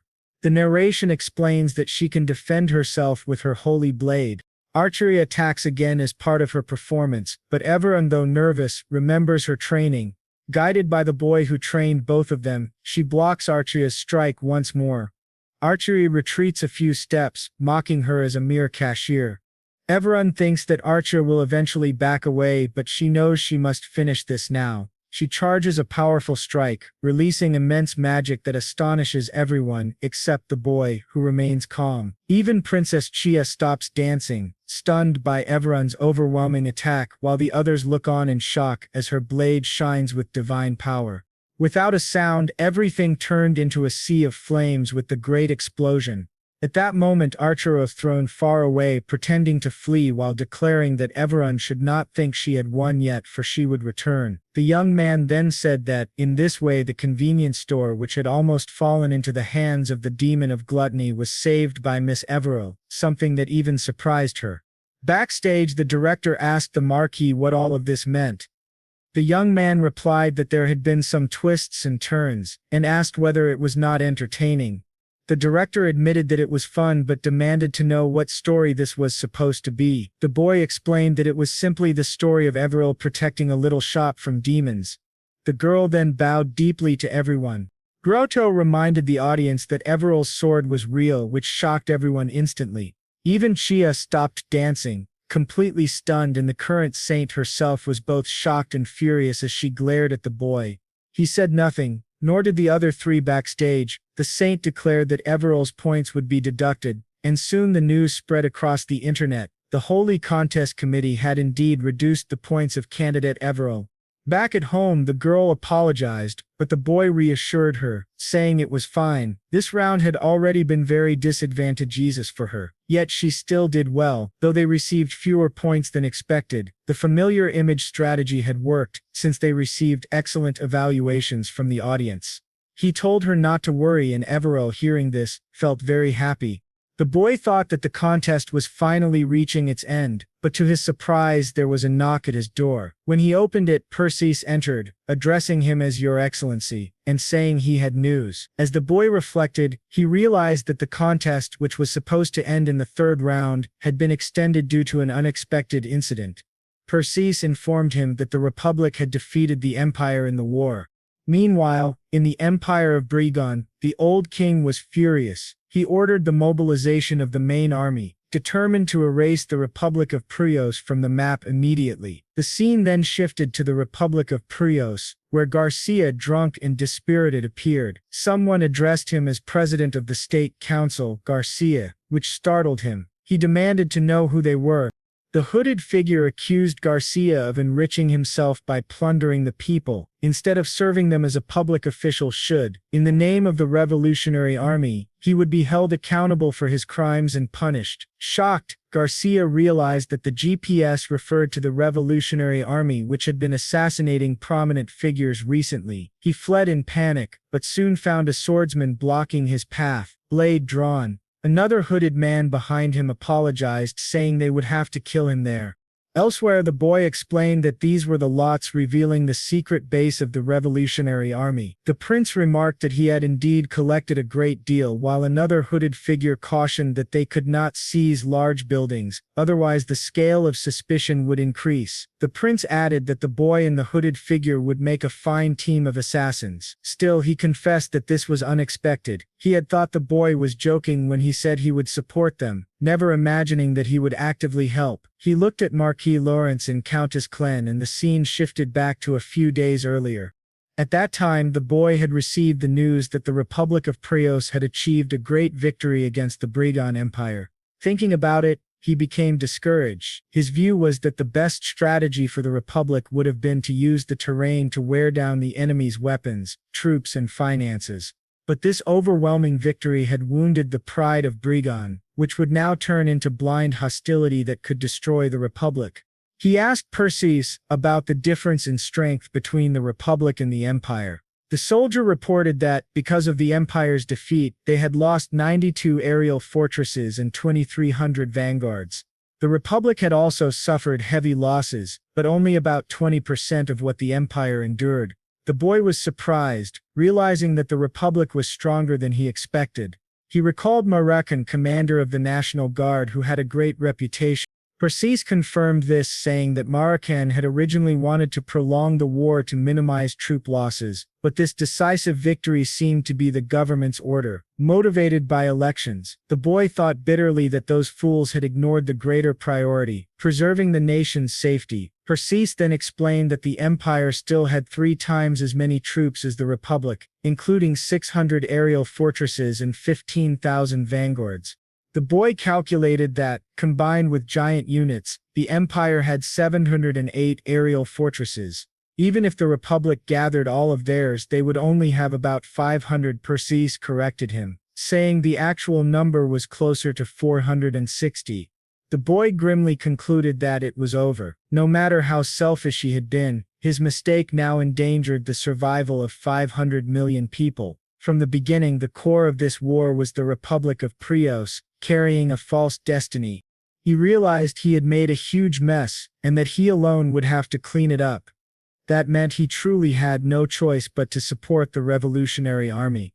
Returning to the present, the lady asked whether the meeting with Marshal Arson had gone smoothly. The prince confirmed that it had. They had agreed to meet the next morning, and Arson was someone with whom they could communicate. Moreover, he even despised the president and the politicians, and he would join the Revolutionary Army as well. The boy said it would be a relief, and that so far everything had gone well, but the prince replied that there was still something troubling him. The boy asked if it was about President Farmont and Louise Farmont. The prince confirmed it. The problem was that they had not been able to capture the two of them, and the presidential palace where they were staying was heavily guarded by aura-masters, archmages, 2,000 vanguards, and 10 aerial fortresses. It was almost impossible to enter without being noticed.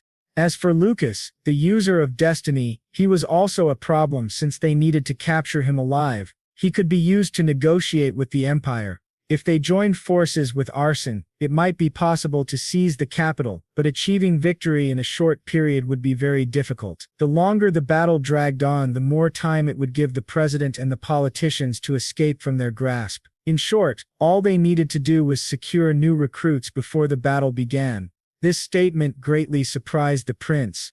Meanwhile, at the presidential palace, one of the president's soldiers begged him to consider reinforcing the front lines, as many troops were currently stationed at the palace. He suggested at least sending some of them to the battlefield, but the president, furious, asked whether the war was not the soldiers' responsibility. He warned the man to be careful with his words. Important figures had recently been assassinated by the rebels, and now he was suggesting weakening their defenses. The soldier then asked if instead they could at least allow the high officials and politicians to stay in the palace for their safety. But the president snapped, asking if he had lost his mind. They could not even know who these people really were. They might be spies. The functioning of the presidential palace would not change. At that moment, another aide entered, addressing him as Your Excellency. He explained that Master Luis wished to use the square hall of the presidential palace. The president asked if he had permission and why Luis wanted it. The aide explained that Luis wished to host a party, inviting the heirs of major companies, giving them an opportunity to network, and that he even planned to bring in celebrities for entertainment. This surprised the president, but angered the soldier. Still, the president simply said, of course, he could do it, and that he had his full support. The soldier, stunned, demanded to know how they could allow a party while the empire's army was invading. The president retorted, asking if he thought wars were free. What Luis was doing was not just a party, but a negotiation to attract funds. The soldier grew more furious, thinking to himself that he knew Luis the boy was not clever enough to plan this on his own. The president, irritated, ordered him to leave immediately. The soldier left, thinking that the country was truly doomed. At the party, people danced as music played. A woman approached Luis asking if it was really a good idea to hold a party while the imperial army was invading. Luis scoffed, asking what the war had to do with him. Wars were fought by soldiers. Even if the enemy invaded the palace, they did not need to worry, because the user of destiny, Archduke Lucas, would protect them all. After a long night of drinking, everyone was drunk. Suddenly a loud noise woke Luis. To their horror, vanguards stormed in, declaring it was a surprise attack. A massive unit of vanguards had breached the defenses of the presidential palace and were already inside the capital's fortifications. Panic spread among the guests. One girl asked Luis what they should do, but he shoved her aside, ordering the vanguards to protect him. He declared that he was the future of the republic and must survive for its sake. His selfishness shocked all his friends as he abandoned them and fled. Luis, guarded by several vanguards, ordered them to escort him to the underground bunker. But suddenly, an explosion erupted in front of them. 3 of his guards rushed ahead to shield him. Enemy vanguards appeared, asking whether they were guards of the presidential palace. Recognizing Luis, they charged at him, shouting that corruption had spread too far in the country, and that even the Farmand family would not be spared.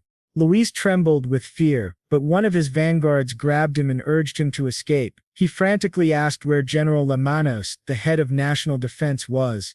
The guard replied that he should be near the bunker. Luis ordered him to tell Lamanos to hurry and confront the traitors inside the castle. But the guard told him the truth. The national forces near Marshal Arsen had already joined hands with the Revolutionary Army. This revelation shocked Luis. It was not the Brigand Empire attacking, but their own national defense forces. As they ran, debris collapsed around them. Another vanguard called out to Your Excellency, guiding him into an elevator leading to the bunker. Inside, Luis fumed, furious that he had to humiliate himself like this. 2 vanguards stared silently at him while Luis cursed them as miserable worms, promising they would not have a peaceful death. When the elevator doors opened, President Farmand stood there, facing his son. Luis, he said. Luis ran to him, asking if he had a plan to deal with those vermin. Surely he must. If the palace exploded, they could kill everyone and escape in the end. But Luis noticed his father was nervous and asked what was going on. And then it seemed that someone at his side said that he had thought Luis was only a dumb scoundrel. But in the end he turned out to be nothing more than an idiotic fool. Luis, trembling, asked who he was. Our boy then introduced himself as Marquis Adrian Lawrence, and beside him was Countess Arsen, his fiancée. Behind the president, another man spoke, saying that he was his friend. Luis suddenly realized that this was Israel Oscar. The man declared his full name, Israel Oscar Prius. He asked Luis who had given him permission to speak his name so carelessly, since it was the very inspiration of the nation. This made Luis increasingly nervous. He asked how they had all managed to get there. Instead of answering, the Marquis simply smiled with satisfaction. A few hours earlier in the president's office, the president had greeted him warmly, saying he had not expected to see him there. Marquis Lawrence, eloquent as always, replied that he also had not planned to come of his own will. In truth, it had not been difficult to find the president, since they had much interest in him. The president asked if he wanted to do business, and said he hoped it was worthwhile since he had set aside time for a marquis who did not even have good relations with him. The boy smiled and replied that he would like what he had to show. He then revealed 2 stones. The president, shocked, asked if those were force cores. The boy confirmed, explaining that they were Grimista Force Cores 1.0, crafted in Lawrence's own magic tower. The president was astonished, asking if this technology was being used by the rebels. The boy explained that, yes, they had discovered the rebels were indeed the thieves who had stolen his technology. Excited, the president requested a formal declaration condemning the Revolutionary Army. The boy asked what kind of declaration he wanted. The president explained that he wanted an apology addressed to His Excellency, who had been falsely accused. In return, the boy offered 2 gifts. First, a list of companies whose stocks would rise 2-fold at the very least, and 10-fold at most. This stunned the president. The second gift was the location of the leader of the rebel group calling themselves the Revolutionaries. The president demanded to know how he had obtained such information, but the boy said the source did not matter. A soldier then confirmed that the reported location matched the intelligence they had gathered. The boy told the president he believed he could defeat the thieves who had stolen his technology and asked if he would not do so.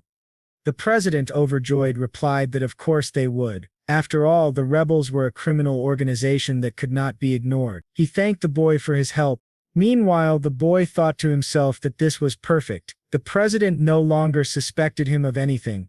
But suddenly the president felt uneasy as tremors shook the building. He shouted, demanding to know what was happening. His vanguards rushed in, reporting that it was a surprise attack. An enemy vanguard unit was storming the city. The president immediately ordered everyone to the underground bunker.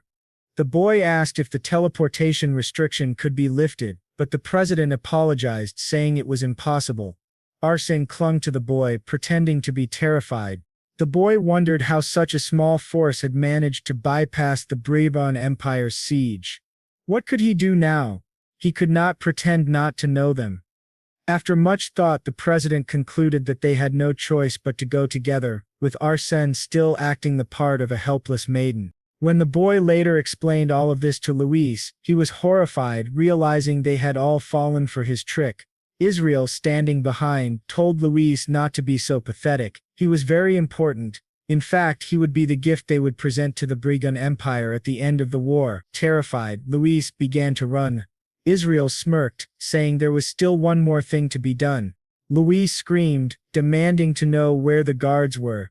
He shouted that he was the user of destiny, Archduke Lucas, and that he could not die there. But Israel, smiling, approached him and said he would give him a valuable lesson, since he had become far too arrogant for someone who was merely the son of a president. Luis trembled with fear as he was mercilessly beaten. Afterward, the former prince happily asked Marquis Lawrence what he thought about becoming president.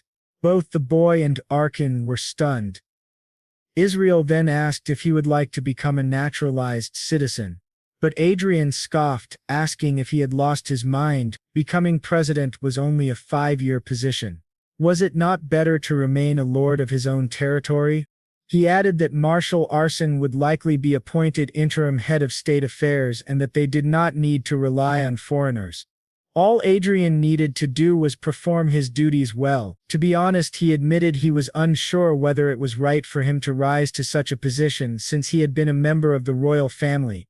He wondered aloud if people might accuse them of returning to a failed system. The boy responded sincerely, saying it would be a lie to claim there would not be protests. But the truth was that there was no one more suitable than Commander Israel to lead the country. He added that Marquis Arsene had disliked the idea of a military leader, fearing it would be close to dictatorship. Israel agreed, saying it was indeed a heavy burden to bear. Adrian added that, for him, it would be perfect if Commander Israel became president, since it would make cooperation easier. Israel asked if he was leaving already, and the boy said yes, he had many matters to attend to in his own country. Israel then stopped him, and everyone bowed deeply in reverence. The commander declared they were immensely grateful to him. The boy felt embarrassed but remained silent. He said that at the very least he deserved this courtesy, and our boy agreed, though he admitted he had been acting in his own interest as well, but in the end he had still helped them. Waiter thought to himself that even if Israel held power, things would not be so easy. The citizens, after experiencing a revolution, now had excessive expectations for a prosperous future. There would also be conflicts with the supporters of President Farmont. Still, there was no need to worry too much, since Israel was highly competent. He remembered how the crowds had celebrated the revolution in their country. A few days after the revolution of the Republic of Hebrews, in the royal estate of the Kingdom of Mage, our boy was calmly drinking his tea when several notifications arrived. He thought about how the revolution had ended with the fall of the corrupt Farmont family. Leading the revolution, Israel had temporarily assumed control of state affairs until the next presidential election. The former president, Farmont, the very symbol of corruption and deceit, had been sentenced to death by a jury, while his son Louis Farmont was handed over to the British Empire under a false identity in exchange for peace. Our boy was rather pleased, thinking that everything was going smoothly. With the Republic's affairs resolved, he could now focus on the holy contest and continue leveling up in the game without worry. Yet he grew irritated because just as he thought this, someone beside him spoke, saying that His Excellency seemed bored. Adrian sighed. Because of the second prince, he now had to involve himself in useless social ties. Adrian replied that he was not interested in hunting. The man beside him said it was a pity. He mentioned hearing rumors that the Republic of Prios had withdrawn during Farmont's fall, and asked if it was true. Adrian confirmed it, surprised that rumors had already spread so quickly. The nobles began making various comments about the Republic's revolution and Adrian's involvement, but to their surprise Archia spoke up, reminding them that they were speaking carelessly within earshot. The noble quickly apologized for the rudeness of his servants. Adrian said he did not mind. Such was the way of high society, like a masquerade ball, where one must always smile outwardly while never knowing what someone was truly thinking inside. Another noble, acting overly familiar, remarked that Marquis Laris rarely socialized and warned him that many nobles wished to be his friends. Since Adrian was a seventh circle mage, he believed social interaction would not be a problem. But then another voice behind them called the man shameless, pointing out that after having attacked Marquis Adrian in the last meeting, he now wanted to get close to him. Adrian looked back, recognizing him as Marquis Visitan, and asked whether he too was trying to approach him. Marquis Vicit hastily explained that Adrian had misunderstood. He had not come to approach him with such an obvious purpose. The other noble grew angry, realizing that an alliance between Marquis Tritat and Marquis Vincent would not be favorable. Vincent then turned to Countess Klein and asked if it was her first time participating in a hunt. He invited her to demonstrate her skill, noting that her fame as a military talent had spread ever since she defeated an RO beast on live broadcast. Many were curious about her real abilities, since they had never seen her fight in person. Meanwhile, the prince in the back glared at them, thinking that it was this bastard who had ordered him to do this. Vincent declared that he would prepare 2 ogres for her. That should be enough to prove her strength as an aura master. Archia simply replied that it was fine with her. Adrian, however, told her to finish it quickly. Vincent then asked if she would be all right with only light equipment, suggesting she take a helmet for safety, but Archia declined, saying what she had was enough. The excited prince exclaimed that they would finally see the countess fight in person. Adrian calmly replied that he would be immensely surprised. Soon 2 ogres, each 2 to 3 times larger than her, were released. They charged at Archia. She remained calm, raising her shield in front of her. Within seconds the prince was left in shock, his mouth hanging open, as Archia sheathed her sword and announced she had finished. Both ogres lay completely defeated. On the way back home, Adrian began laughing, saying he wished he had recorded their faces. The more he thought about it, the funnier it seemed. Those men had subtly belittled Archia for being the only female aura master in the country. This had served as a lesson for them. Adrian congratulated her, saying she had done a good job, but then he noticed she was unusually serious and had not spoken. He asked what was wrong, but to his shock, Archia's body suddenly collapsed to the ground. Adrian panicked, wondering what was happening. The driver, startled by the noise, asked His Excellency what was wrong. Adrian told him not to enter and the driver obeyed. Adrian quickly supported Archia, deeply worried as he asked himself what was happening. She had fainted out of nowhere. This had never happened before, and now she could not even open her eyes. After several tense moments, Archia finally opened her eyes. Holding her head in confusion, she looked down to see Adrian's worried face. He immediately asked what had happened. Archia explained that when she was struck during the fight, her connection with the Hollywood system was suddenly cut off, causing an error. Everything had crashed for about 10 seconds, though she did not know why. Adrian, greatly relieved that she was awake, asked if she was all right. She assured him that she was fine. She had only fainted from the shock and her body was unharmed. Still, Adrian remained troubled. The Hollywood system had never experienced a single error since its creation 50 years ago. Thanks to its perfect stability, it had become trusted worldwide, even by public institutions, financial organizations, and the military. For such a flawless system to experience an error was no ordinary problem. He told the driver to return to the castle at once. Meanwhile, Adrian thought to himself that, although he still did not fully understand it, being granted administrative access to Hollywood had been one of the rewards of his mission.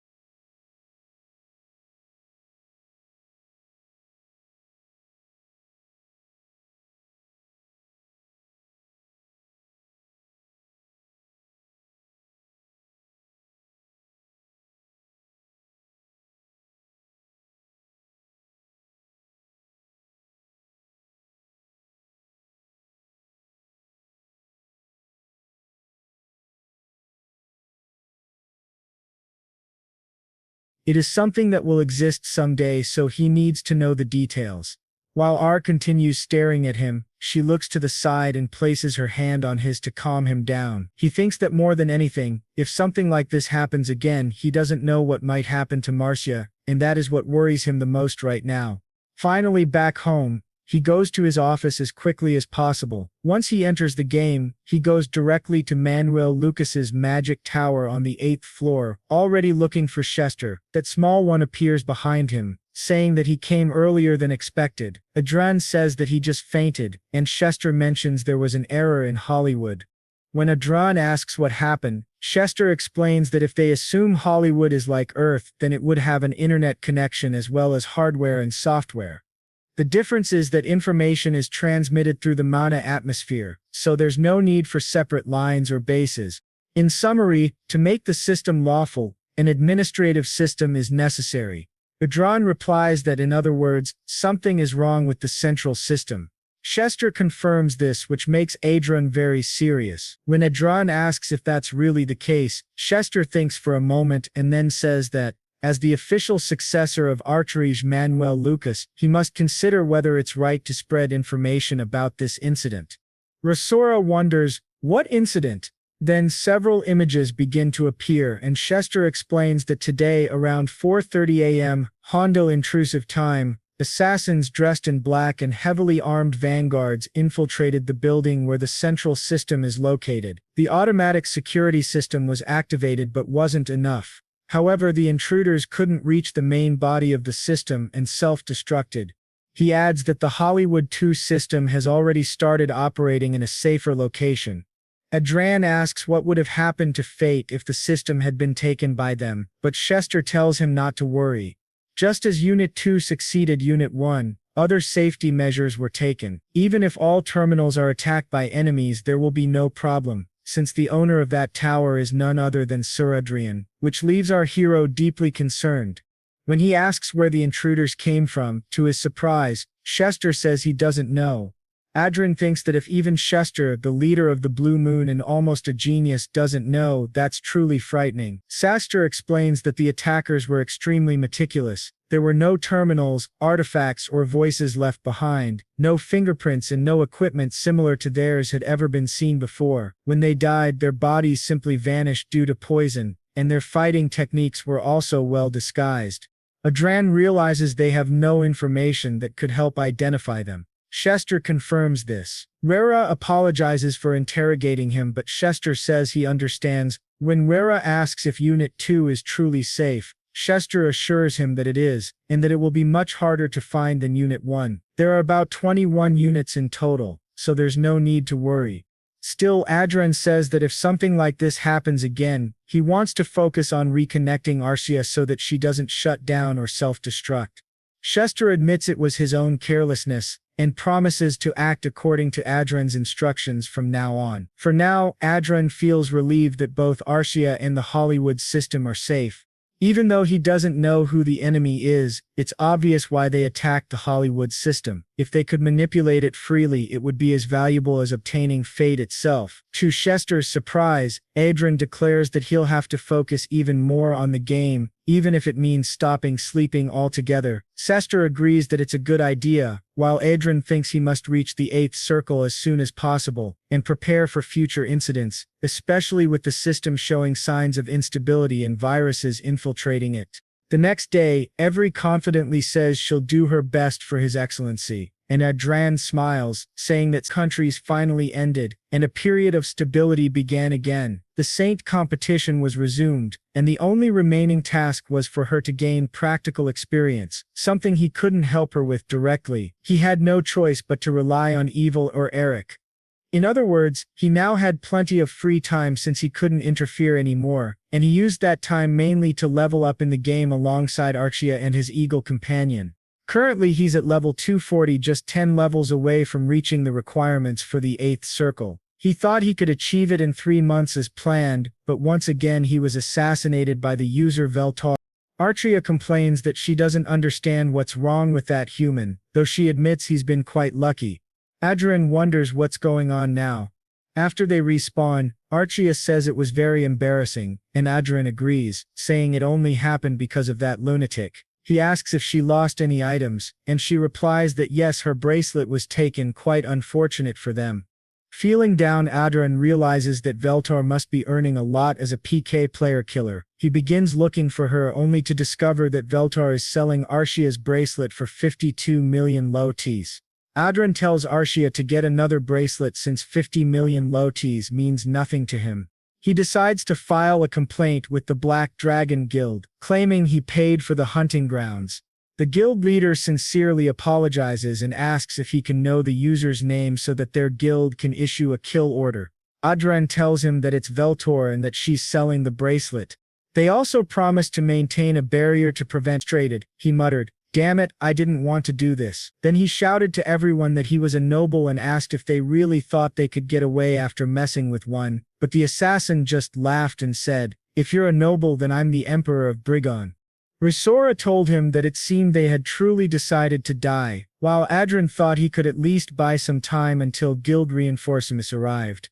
But to his shock, that same Veltor from before stabbed him right in the back and said, "You tried too hard, but in the end you still died again." The assassins began cheering, saying they had a great hunt, that they'd take everything they could and then leave.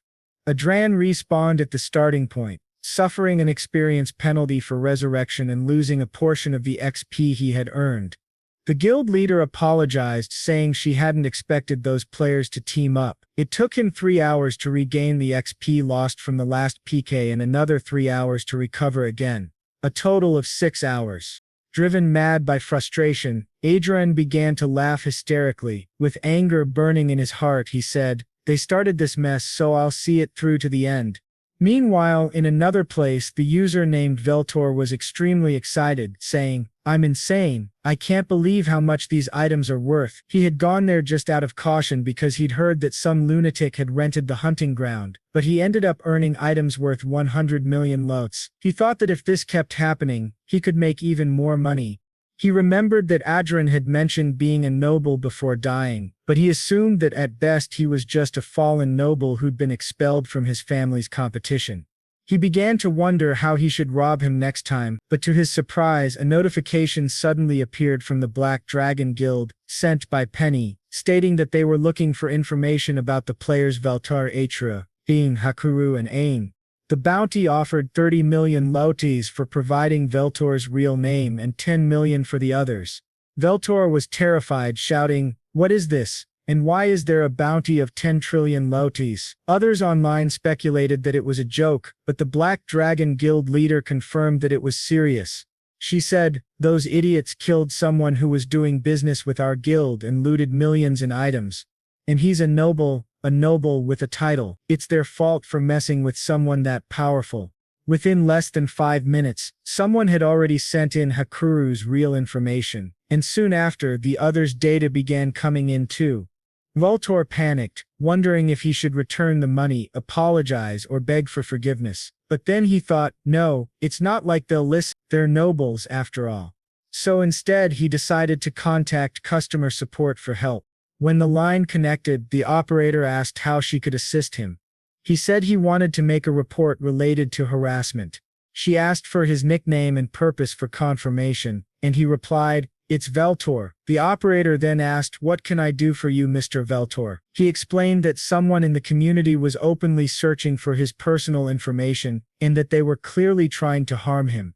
The operator asked if he wanted the post removed and whether they should take legal action against the account that posted it. Veltor agreed, saying yes, and leaned back in his chair thinking everything was finally resolved and that he was safe now that the post would be deleted.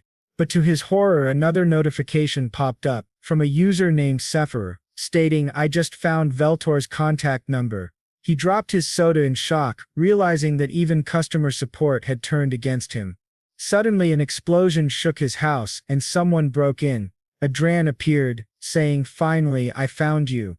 Veltor stammered, "What is Adrian Lawrence doing here?" While Adrian, now using his in-game name Mundi, shouted, "You miserable bastard." Back at the hunting grounds, a rabbit girl asked if everyone was seriously getting so worked up and how anyone could keep playing a game this terrifying. A bear boy replied that he didn't think the game company would respond, since there hadn't been any official updates. One of the guild members wondered how much money Mandy had spent on all this, and the guild leader said, "I think it was around 3 billion. Her friend was shocked, but the leader added, "That's not all. From what I've heard, it seems he has some connection with World Games." Adrian thought that rumor was false, but when he finally met all 4 of them, those players were on their knees begging for forgiveness. He remembered that after capturing them, he discovered they were all unemployed people with nothing better to do than play games. Feeling some pity, he gave them jobs. At least now he wouldn't be killed by PKers again. That meant he could finally focus on leveling up. He called Archia and asked if she wanted to go to the next dungeon.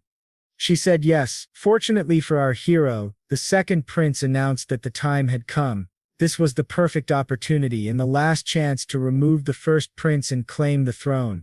As Adrian thought about how everything had turned into a mess, he realized that since the king had decided to abdicate the throne, the struggle for power had reached a critical point. Once the king abdicated, the current crown prince would become the next ruler, meaning that Prince Luke, the second prince, had to act before that happened. Adrian thought, he's really going to start a civil war. It seemed the time had come though. Truthfully, all he wanted right now was to keep leveling up in the game. Looking ahead, he recognized 2 familiar figures, Marquis Ali Troughton, a 7th Circle Archmage, and Marquis Ariel Lowlis, a high-level 6th Circle Mage. Their relationship was cautious. Allies, yet subtly hostile. Adrian wondered if the Troughton faction would treat him coldly because of what happened during the last hunting tournament. Standing beside them were people of different stances, like Marquis Douglas, who maintained a neutral yet allied position. Adrian thought to himself that perhaps these 2 could become future traitors. In the end, he understood that on the surface the balance of power between the first and second princes was roughly 6-4, with the first prince's side being about 20% weaker. They discussed their strategies quietly. The man leading the discussion, cunning and ruthless, had clearly drawn everyone into his scheme. The Troughton faction couldn't allow the war to drag on any longer. If the civil government continued to weaken the kingdom, the Cizan Empire could invade at any moment. Therefore, Prince Luke declared that he would personally infiltrate the royal castle, dividing the operation into small guerrilla units to restrain both his father and the crown prince. He stated that Marquis Vincent would fight alongside him, so he would assign the position of commander to Marquis Hamilton, with Marquis Lawrence serving as second in command. Adrian noticed one of the marquises glaring at him furiously. It was Marquis Straton. He thought that the crown prince had truly chosen the perfect person for his side. Straton was arrogant and hungry for power. Fearing the loss of his status within the faction, Straton had aggressively pushed for Adrian's punishment after the last meeting and had even tried to recruit him into his faction during the previous hunting tournament. Moreover, Straton had no relationship with Marquis Vincent, the right-hand man of the second prince. Despite having become a noble himself, Adrian had only been promoted to a non-commissioned officer about 6 months ago. In contrast, no official role had yet been assigned to him, even though he held the same rank. Adrian thought bitterly that this wasn't much different from the second prince openly encouraging betrayal. Prince Luke then gave a strict command that everyone must be fully committed and discreetly reorganize the forces in their respective territories. As the meeting ended, the prince called out to Adrian. "What is it?" Adrian asked. The prince apologized, then asked if Adrian would be willing to give him Countess Klein. The request shocked Adrian. "What do you mean by that?" he asked sharply. Prince Luke explained. "Her connection to Aura is extraordinary and there's no one more suitable for the guerrilla unit than Countess Klein." Adrian reluctantly agreed, though inside he was seething. Damn it, he thought, if it were up to me, I'd kill this man right now, or better yet, turn him into a eunuch. Wilder, one of Adrian's allies, sighed and said there was nothing they could do about it. The prince thanked them and added, "If this operation succeeds, both Marquis Lawrence and Countess Klein will play key roles. When that happens, I'll personally commend you for your hard work and reward you handsomely." As he left, the prince said, "See you at the next meeting." Afterward, Adrian turned to Archia and said, "If that second prince tries to hurt you, don't hold back. Hit him as hard as you want. I'll take care of the consequences." Archia smiled slightly and replied, "Then I'll make sure to finish him off slowly." When they returned home, Romo greeted them warmly and told Adrian that they had guests. "Who are they?" Adrian asked. Upon entering, he found his mother happily chatting with Archia.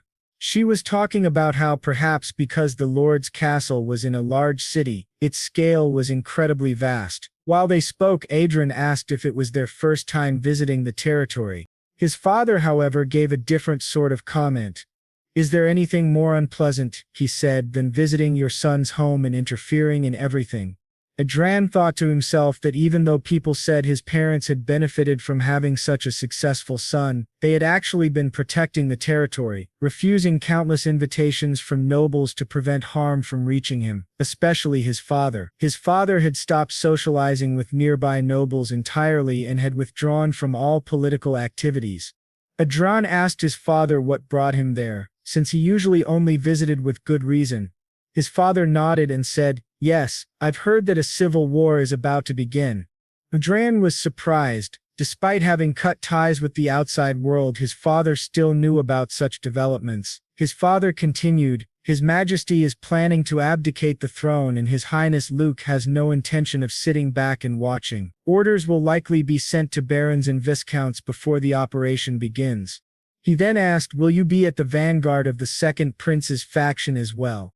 Adrian replied, "His Highness Luke wants me to serve as second in command. That means I'll be ahead of even Commander Hamilton. As for Archia, she'll be in the guerrilla unit." His father looked deeply troubled by this. "Adrian," he said gravely, "if the royal army, the personal troops of His Majesty, appears on the battlefield, you must not fight them under any circumstances." Adrian was startled. "What do you mean by the royal army? What are you talking about?" His father's eyes darkened. "His Majesty is far more terrifying than people believe," he said. "He's not a mere puppet. Despite what happened in Prius, any major power would have systems in place to preserve the royal and imperial bloodlines. It's no different here in Harriet." Adrian admitted, "That may be true, but could that really change the course of the war?" His father replied solemnly, "A Grand Master might be involved." That revelation stunned Adrian.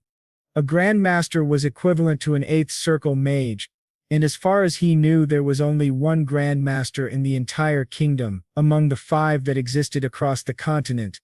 His father said he wasn't certain, but when he had been organizing the old documents of Adrian's grandfather, who once served as the royal butler, he found his grandfather's secret diary. Inside it he had discovered that very fact. Adrian remembers that his family had served the king for a long time, but one day their access to the royal court was cut off after the unexpected death of his grandfather. His father had no choice but to enter into a risky marriage in order to support their weakened family. They wondered if that happened to his grandfather because he had discovered royal secrets.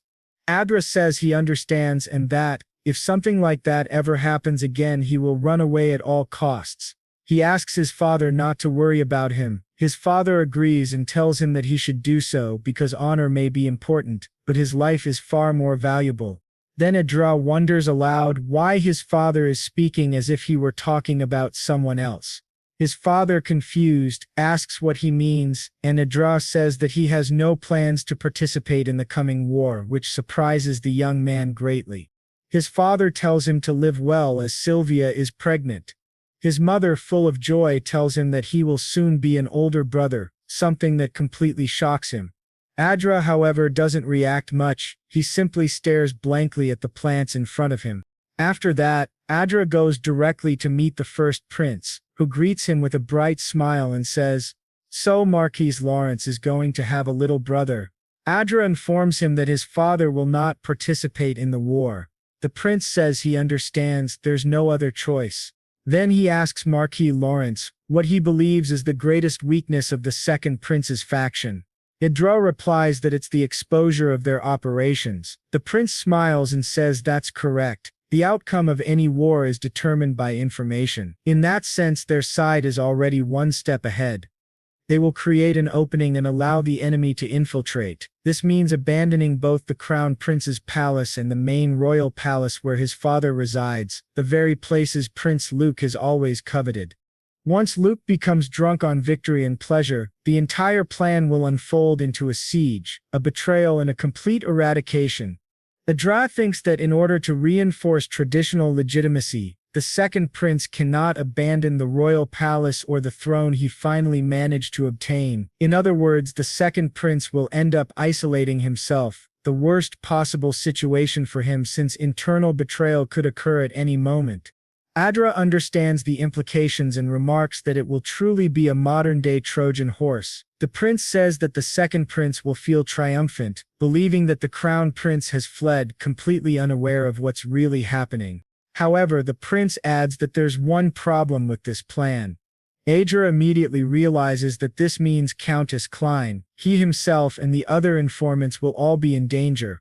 The prince confirms this. He explains that the second prince's faction is currently off guard and will quickly collapse once the betrayal begins. They may become the targets of retaliation. Therefore, he shows Adrian several secret passages within the castle and explains that using them to confuse the enemy will significantly increase their chances of survival. Adrian agrees but insists that it still won't be enough. When the prince asks what he means, Adrian proposes another idea. He explains that he played a major role in the recent crisis of the Republic of Prius and made significant contributions to their revolution. As a result, they promise to guarantee him certain things. The prince, curious, asks what he's talking about. Adrian replies that they agreed to provide military support to their kingdom in the event of a civil war just as he once helped them. The prince realizes that no matter how Adrian phrases it, it will sound as if he's bringing foreign forces into the country. Adrian clarifies that it won't be a massive intervention, no armies or sky fortresses. They will only provide 3 aura masters. That level of military strength will serve as insurance without anyone being able to accuse them of relying on foreign powers. The prince is astonished and asks if all the incidents related to the Republic, which once seemed like minor anomalies, were actually part of a larger plan. Adrian smiles faintly and says that, while not exactly, it all worked out that way in the end. The prince bursts out laughing, saying that there's no way Marquis Lawrence would ever do something meaningless. They shake hands, agreeing to work together diligently. As Adrian leaves, he thinks about his circumstances, and recalls his father's warning about a certain Grand Master.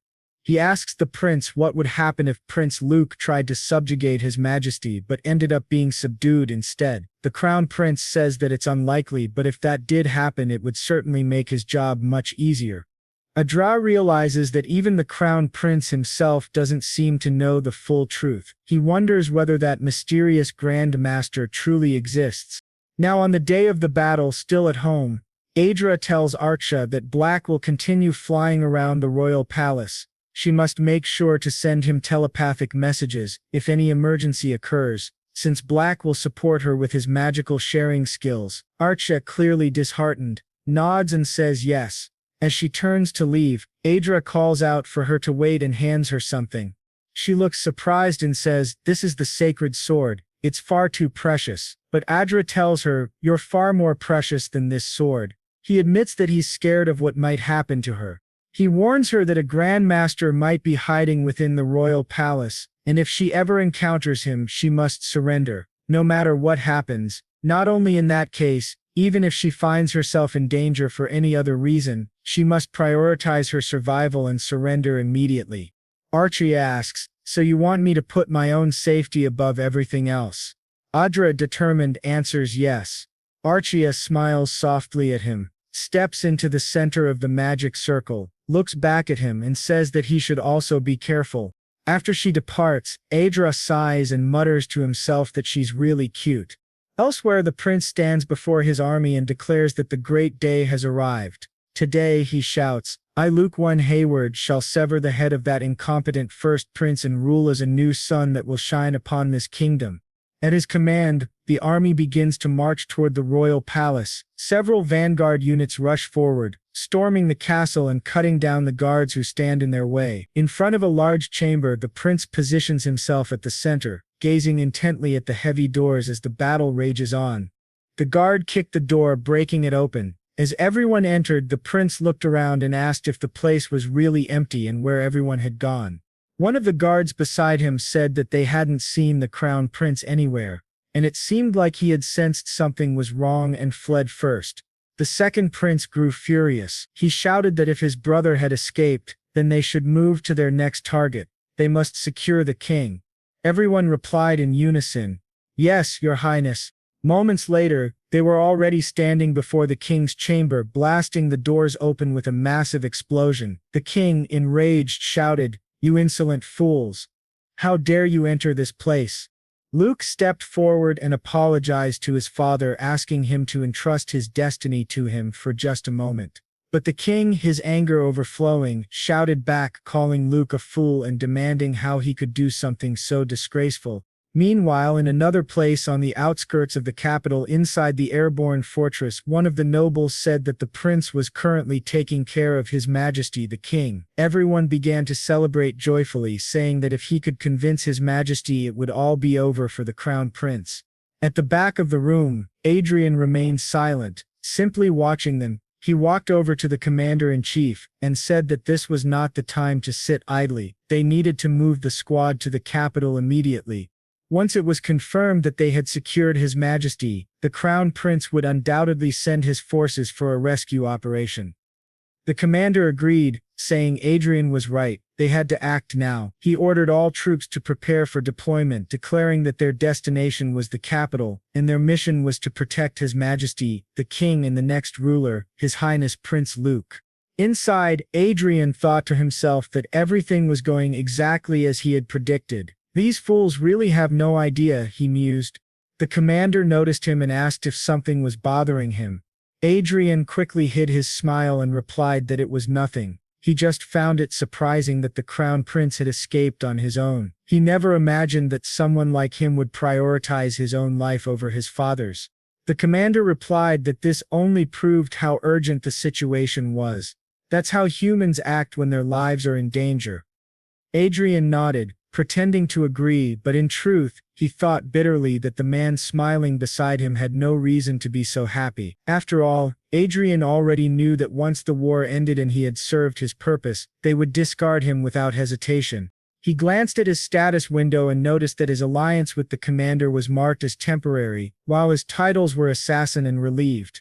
The commander then said that they would now need the efforts of Lady Klein and Marquis Lawrence to assist the prince. Adrian simply replied that they could count on him, though deep down he was already planning to kill the commander before the man could betray him. Then Marquis Raven spoke up, saying that it was time to set aside their grudges and work together, which greatly surprised the old noble beside him. Adrian asked coldly how long he planned to keep up that self-righteous attitude. The old Raven, irritated, said that he had no idea what Adrian was talking about.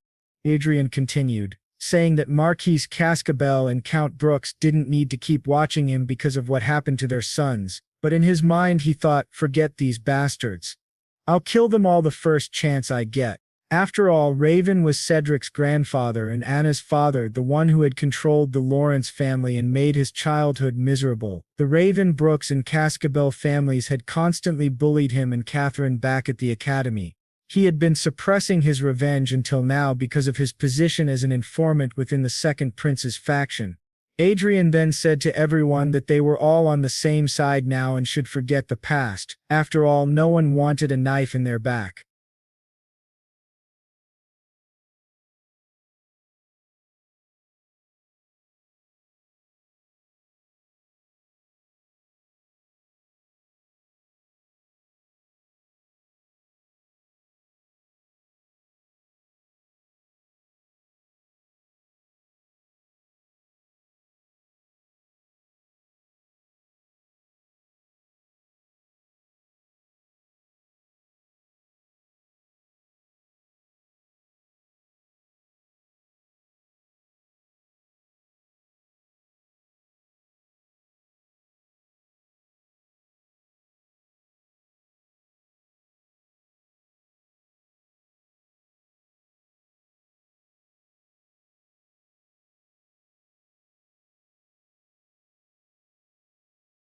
Old Revan, furious, asks who would do such a thing, although in his heart he knows it would clearly be him. The commander smiles broadly, agreeing with Lawrence's words and saying that is exactly right. He suggests taking this opportunity to put the seeds of the past aside and build a new future together, while another man listens nervously. Now, in the king's office with everyone gathered, one of the vanguards approaches the prince and reports that everything has been settled. The prince points his sword at his own father and declares that his era is over. He orders him to hand the throne over to him. The king simply calls him a great fool. One of the guards asks where they will go next. He walks up to Archia and asks what she is staring at. Archia replies that she is preparing out of precaution. He asks, "What do you mean, precaution?" To everyone's surprise, a mysterious voice asks His Majesty if he needs assistance. Prince Luke is taken aback, trying to locate the source of the voice. The king shouts that he must be protected now. Archia realizes then that what Adrian had said was true. The mysterious voice says it has received its orders, and suddenly the 4 vanguards surrounding them are all killed. The prince retreats back to the aerial fortress. A noble, confused, realizes that communications have been cut off due to interference. They cannot contact the fortress, which alarms everyone, and they wonder if things are as suspected and whether someone there might be in danger. Back in the king's office, Luke, fallen to the floor, asks, "What the hell is this?" 4 members of the special unit have been beheaded in a single strike, and he doesn't know where the attacker came from. The prince asks who the man is. The old man replies that he is His Majesty's knight. Nervous, the prince says he has never heard of such a knight.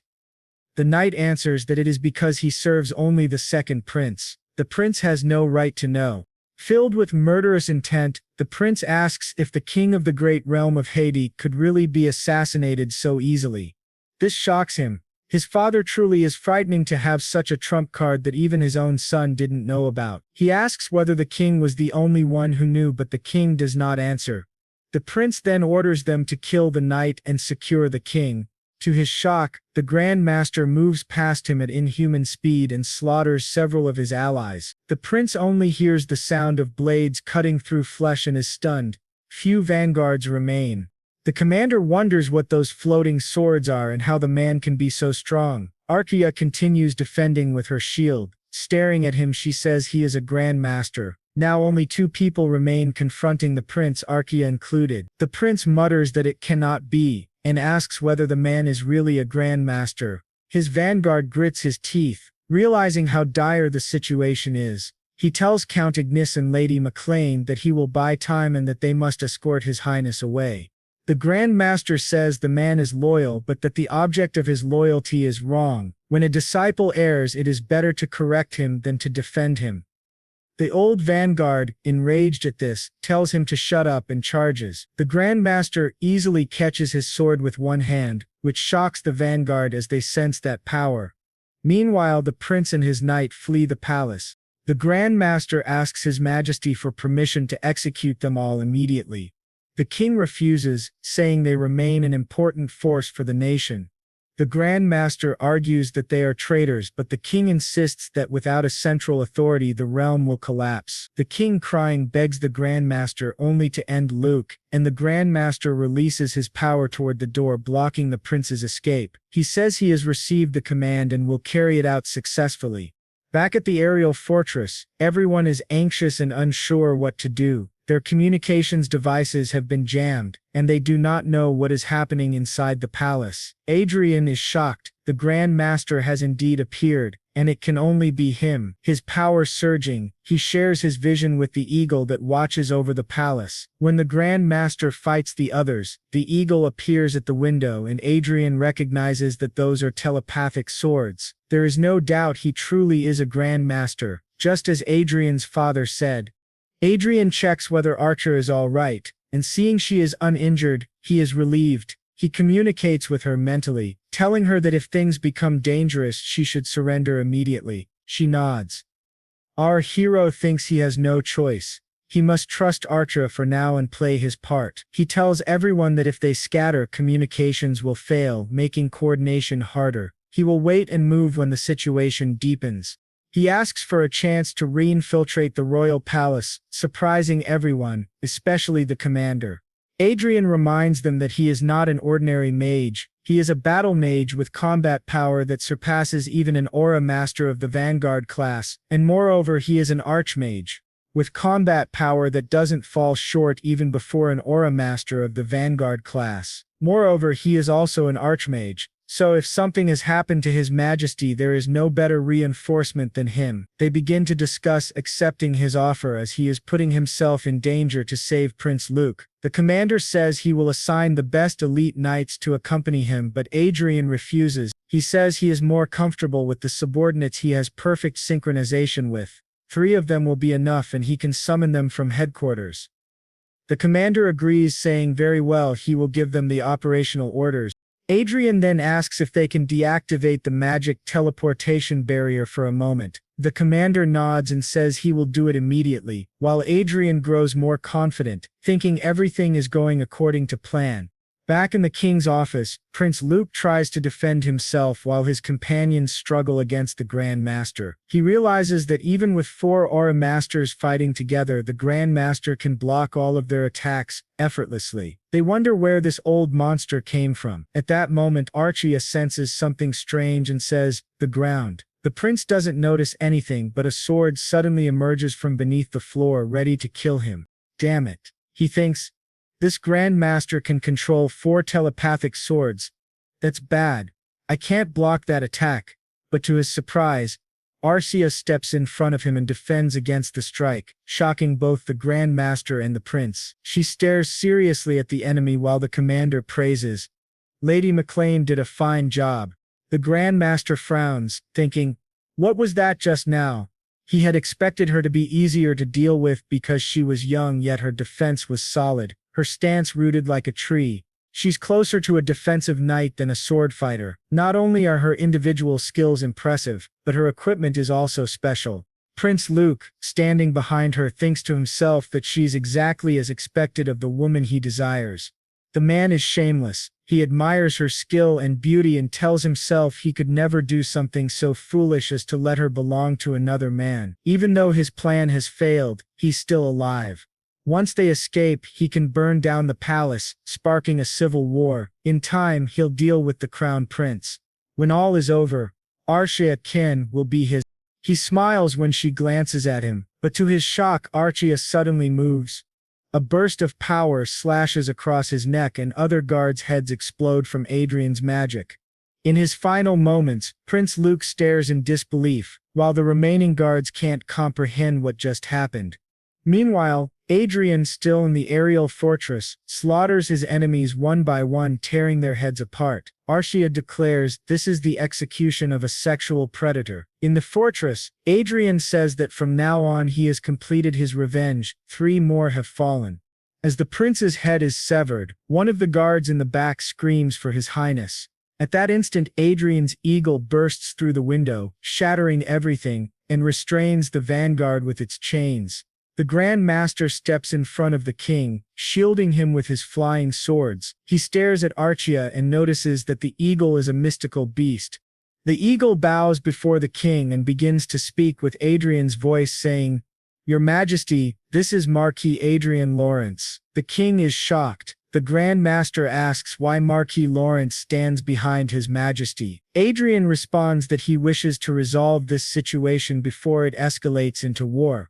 He recognizes the Grand Master, the Black Knight, the supposedly deceased Marquis Gabriel. It was said he died of mana overload, but clearly that was a cover-up. The former Marquis Gabriel then asks if it isn't too soon to conclude the royal succession just because Prince Luke is dead and his faction has collapsed. He says it should still be possible to support another member of the royal family in Luke's place. But Adrian replies that it doesn't matter, that won't happen. The Grand Master asks, "What do you mean?" Adrian answers that as of now 72 notable nobles, including Marquis Hamilton, who was leading the rebel army, have been captured by him. Wasting more time will only deepen the chaos. The king, looking sorrowfully at his dead son, asks if Adrian is suggesting they persuade the rebels to surrender. Adrian confirms. The king, in tears, agrees. Thus the first prince is left stunned, watching as guards are healed and nobles are arrested. Adrian bows, and the king congratulates him on his victory. The first prince, however, thinks that this is madness. This is not a victory but a defeat disguised as one, all because of a young man barely 20 years old. The second prince's coup d'etat has failed, and the battle for the throne ends in the complete victory of the first prince. Perhaps because the first prince secretly encouraged his brother's rebellion, the punishment for the second prince's supporters was relatively lenient. The leaders of Luke's faction were executed, but their families were spared. However, all noble families affiliated with the second prince's faction had their titles demoted by 2 ranks.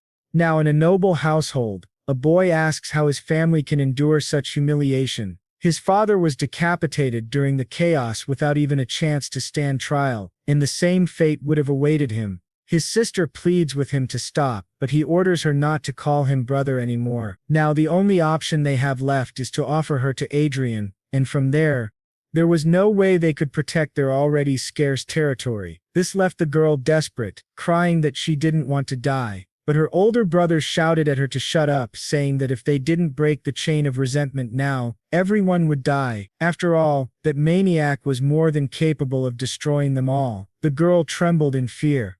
He added that he wasn't going to kill her right away because her friends had been caught earlier and had somehow escaped death.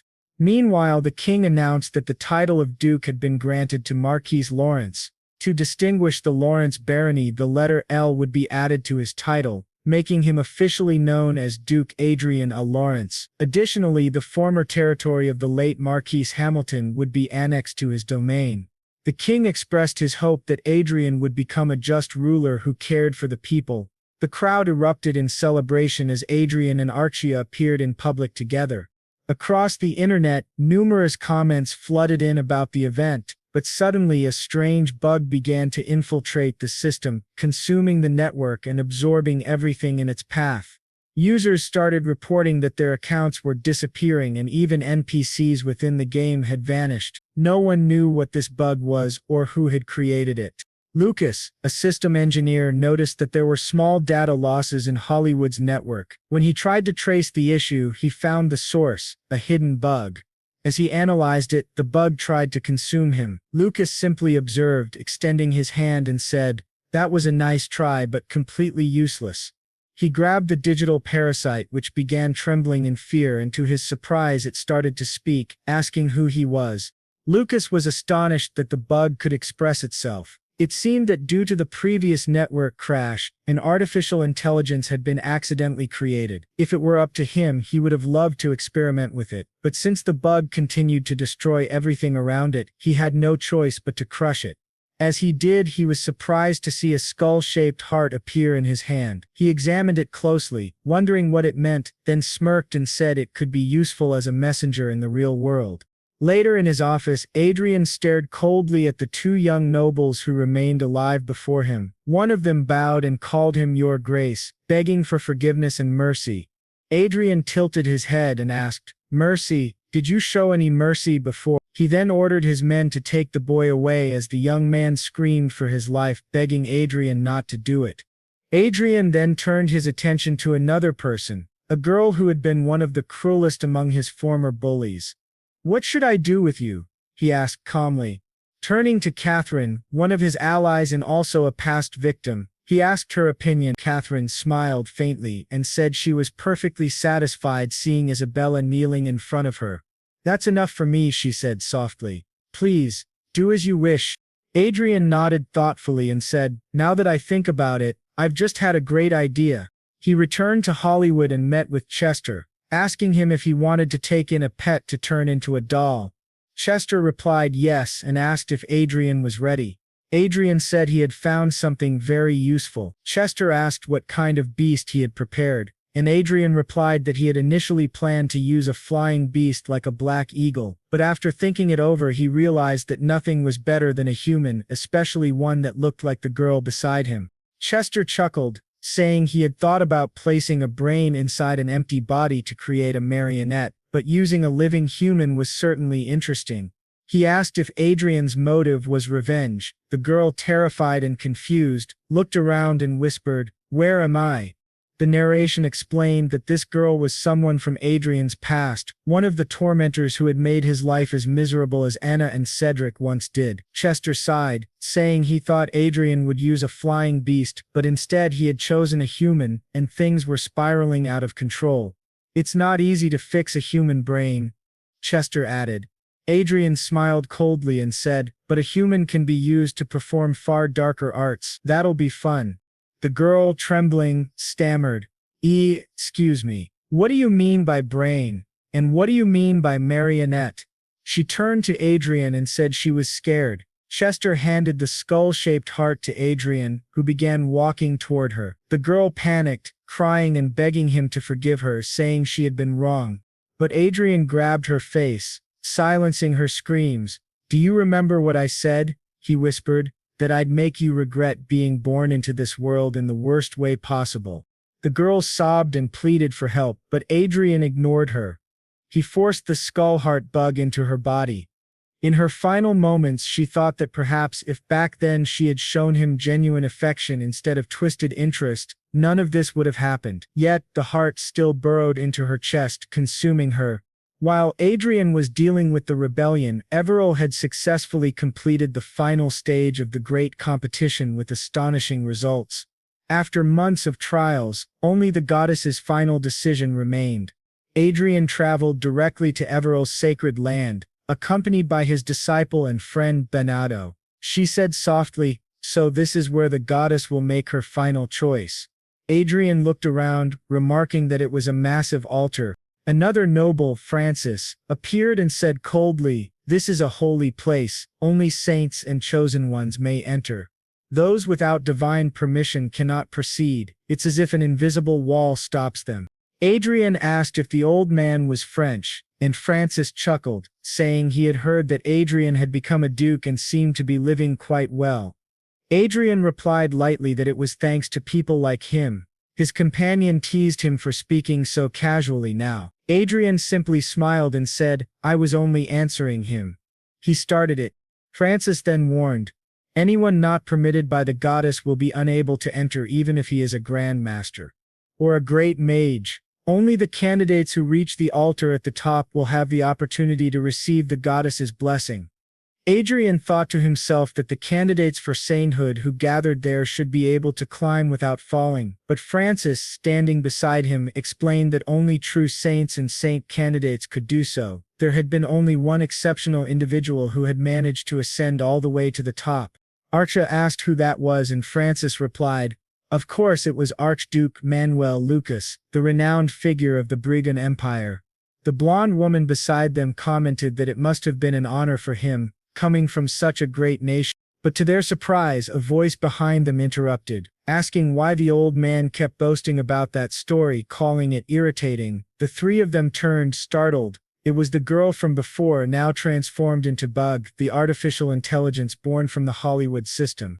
In the story's narration, it's revealed that although she looks like Isabella, she's not Isabella anymore. She is Bug, an AI that took control of Isabella's empty brain. Using her body as a shell, her personality seemed coarse and unstable, likely because of the corrupted data and dark history stored within the Hollywood network, where her consciousness had developed. Hearing her rude tone, Archia slapped Bug across the face, telling her to shut up. Bug looked shocked and demanded, what are you doing? Why did you hit me? Archia glared and said coldly, be quiet. Don't spout nonsense unless you want to die. Bug trembled in fear. Adrian quickly apologized to Duke Francis, explaining that she had no sense of decorum. The old man sighed and said he would overlook it, only because today was a special day. At that moment, the High Saintess finally appeared and announced, today the 14 female saint candidates and the 11 male saint candidates who have received the call of the goddess Sepia, please step forward. The holy saint added, if you truly possess the qualifications, the goddess will open the path for you. Everyone realized the ceremony had officially begun. The elven candidate, the half-Japanese girl, Everil, and the daughter of a noble all began climbing the grand staircase. Francis muttered that many unqualified people were trying to ascend. Turning to Adrian, he asked who he thought would be chosen. Adrian replied that it would obviously be Miss Everil, the one he sponsored. Francis disagreed, saying Barnett's chances were higher because of his strong background, surprising Adrian. Adrian asked why Francis was suddenly praising him, and Francis replied calmly that he was simply telling the truth. It was unusual. Francis was normally proud and arrogant, but today he seemed oddly composed. Adrian couldn't understand why he was acting that way. Francis went on to explain that he had meant to mention earlier that Archduke Lucas once had a conversation with the goddess herself. Not even the saints or saintesses knew what was said between them. Through all of history, it was the first and last time the goddess had spoken directly to a mortal Archduke Lucas. The blonde woman speculated that perhaps the goddess might take an interest in Adrian the same way she did with Lucas. This startled Adrian greatly.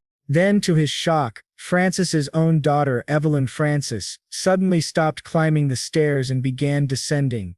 Adrian was confused. She had just started, so why was she turning back? Evelyn calmly announced to everyone that she was withdrawing from the selection for sainthood. The crowd gasped, and Adrian realized that Duke Francis had orchestrated this decision. The old man walked past them with a proud expression, and the blonde woman muttered that he really knew how to twist things to his advantage.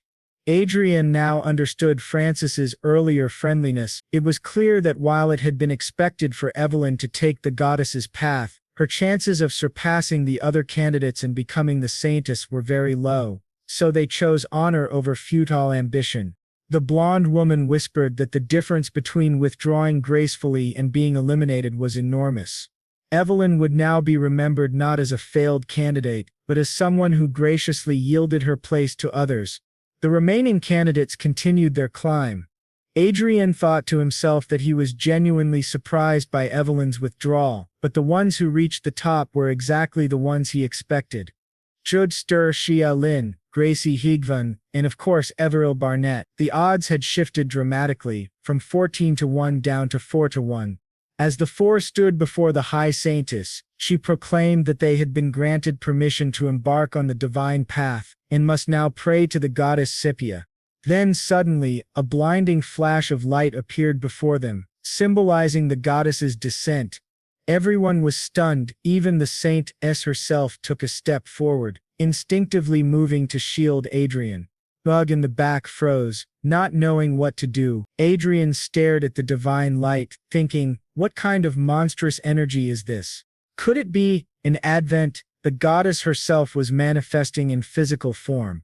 The four candidates immediately fell to their knees before her. Everyone whispered in disbelief, wondering if the goddess had truly appeared. Adrian thought that simply being chosen by the goddess should have been enough to convey her will, but the fact that she had personally descended was beyond comprehension. Even the saintess and saint looked completely bewildered. They began to wonder if someone among them had drawn the goddess's attention strongly enough to make her descend in person.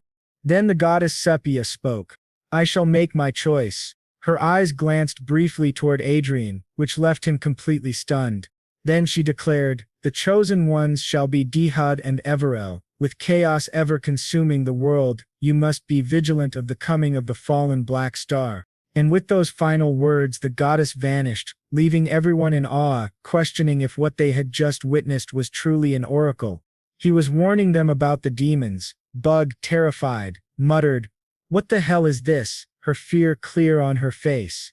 Meanwhile, Ever, who had now become a saintess, thanked Sir Adrian deeply. The High Saintess praised her, saying she had worked hard and called her Lady Everil. She added that if Ever needed help, she should call on her any time and she would do her best to assist. Ever then asked if they could still see each other even after she became a saintess, to which the saintess smiled and replied, of course. That made Ever beam with joy. Adrian thought to himself that, now that Ever had been chosen by the goddess, she would serve under Saint Sylvestra for an entire year to learn her duties before inheriting the full title of saintess. He also reflected that although the legend of the goddess Scipia had endured for over 300 years, too much attention on Ever, who was only a commoner, would have overwhelmed her. So in a way, the situation wasn't bad. Still, he couldn't forget the goddess's words. The Holy Land and several great nations had launched investigations into the goddess's oracle, yet none found any real clues.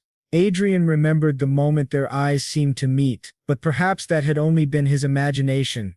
Inside the virtual world, Bug suddenly shouted for everyone not to get distracted, setting a trap in the ceiling 30 meters ahead. Two dragon demons are approaching, she warned, quickly activating a healing ability and restoring Adrian's health. Then laughing maniacally, she said, "Virtual reality is my domain, my birthplace, this is like shooting fish in a barrel." But to her surprise, Archia kicked her from behind, shouting for her to shut up. Bug, offended, demanded, "Why the hell did you do that?" Adrian, sitting calmly nearby, remarked that he had definitely been leveling up faster since they got a healer. Chester agreed, saying that given all the events Adrian had been through, his growth rate was remarkable. He then asked if Adrian had been sleeping enough. Adrian admitted, "To be honest, it's been hard to sleep properly, but I'm not a genius like Archduke Lucas. I can't afford to rest comfortably." Chester nodded, replying, "Of course not.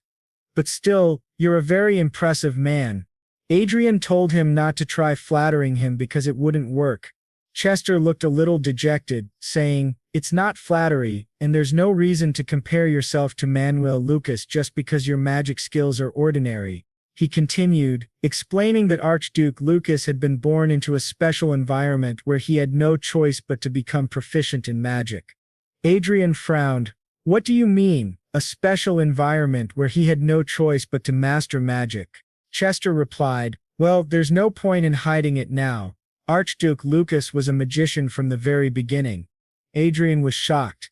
"How is that possible? He came directly from Earth." Chester explained, "Magicians also existed on Earth. Although their powers had deteriorated and weakened over time, a small fraction of them still lived among ordinary people, hidden in plain sight. Archduke Lucas was the eldest son of one such declining family of mages. Even though he was a magician, he could barely form sparks at his fingertips. So he devoted himself to studying mana amplification, hoping to restore his family's legacy. This revelation surprised Adrian greatly. So it wasn't just coincidence that he came to this world. "Exactly," Chester said. "Did you really think he was hit by a truck or something?" Adrian froze, but he really was hit by a truck, he thought. Chester continued, "In the end, yes, there was an accident. He ended up here too, but unlike you who reincarnated after dying, he was transported to this world. He was swallowed by a massive magical explosion that tore through space itself. Because of that explosion, his body accumulated mana at the level of an archmage, granting him enormous power, but also twisting his fate. In exchange, he was hurled into another world." Adrian realized now why Archduke Lucas was so obsessed with returning home. Unlike Adrian, who had died and been reborn, Lucas had been accidentally transported and had gained the power to possibly go back. If Adrian were in his place, he too wouldn't have given up easily. He understood now that Lucas's fixation on returning made sense.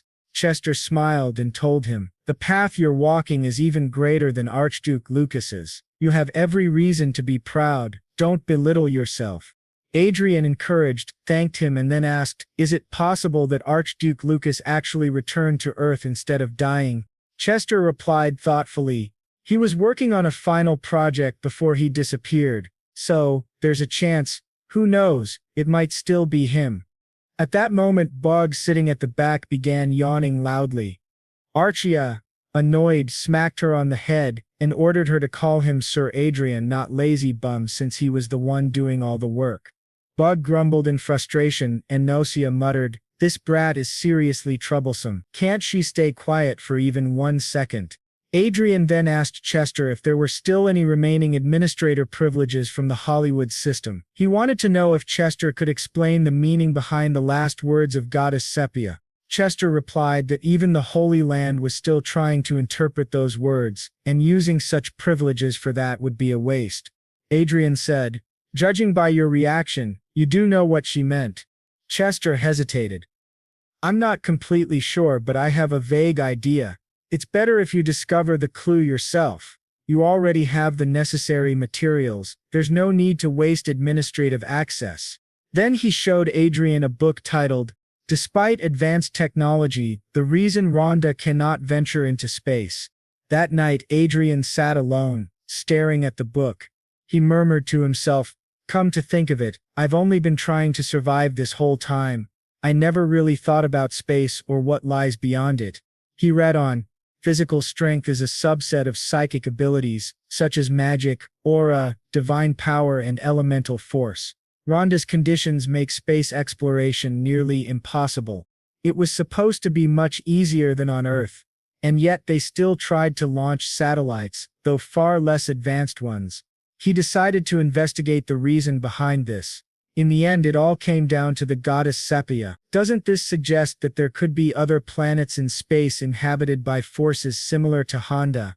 And just like the mention of a spiritual gardener on the moon, it's possible that demons and celestials also have their own planets, not far away. In the year 1966, Manuel Lucas realized that this world was completely different from the universe he belonged to. Aside from Rondo, the moon, and the sun, there was nothing else in the vast universe. What shocked him most was reading that the stars in the Milky Way visible in the sky were nothing but illusions.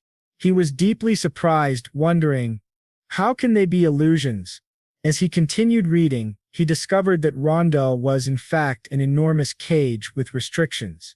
The main question remained, where did these demons that constantly invaded Rondo come from? Were they part of some kind of periodic amusement or a special challenge created by the goddess out of whim?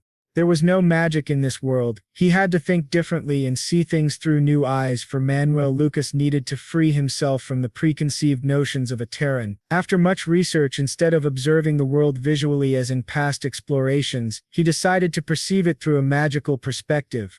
Instead of creating a Hondo version of the Hubble Space Telescope, he built a mana detector aboard his ship. After several experiments, his predictions proved correct. He successfully observed the night sky, but suddenly a saint broke into his home with the order of the Sacred Knights and arrested him. Apparently, he had committed blasphemy by doing something forbidden by the goddess. He was only freed after the Emperor of Brigon donated a large sum of money for his pardon and guaranteed it would not happen again. Still, Manuel couldn't suppress his curiosity about space. He built an instrument that could observe the true nature of the universe from the ground. Through this, he discovered three facts. First, despite being invisible due to a camouflage effect, he confirmed the existence of two more planets within Hondo's solar system, both with similar conditions, the worlds of the Celestials and the Demons. Second, the coordinates of these planets were positioned in such a way that traveling from one to another was impossible. To invade them, one would have to traverse space, a method strictly forbidden by the goddess. Third, many constellations that exist on Earth also appeared there. He began to wonder whether the constellations overlapped. Thinking about it further, he realized that the skies of Honda and Earth were quite similar.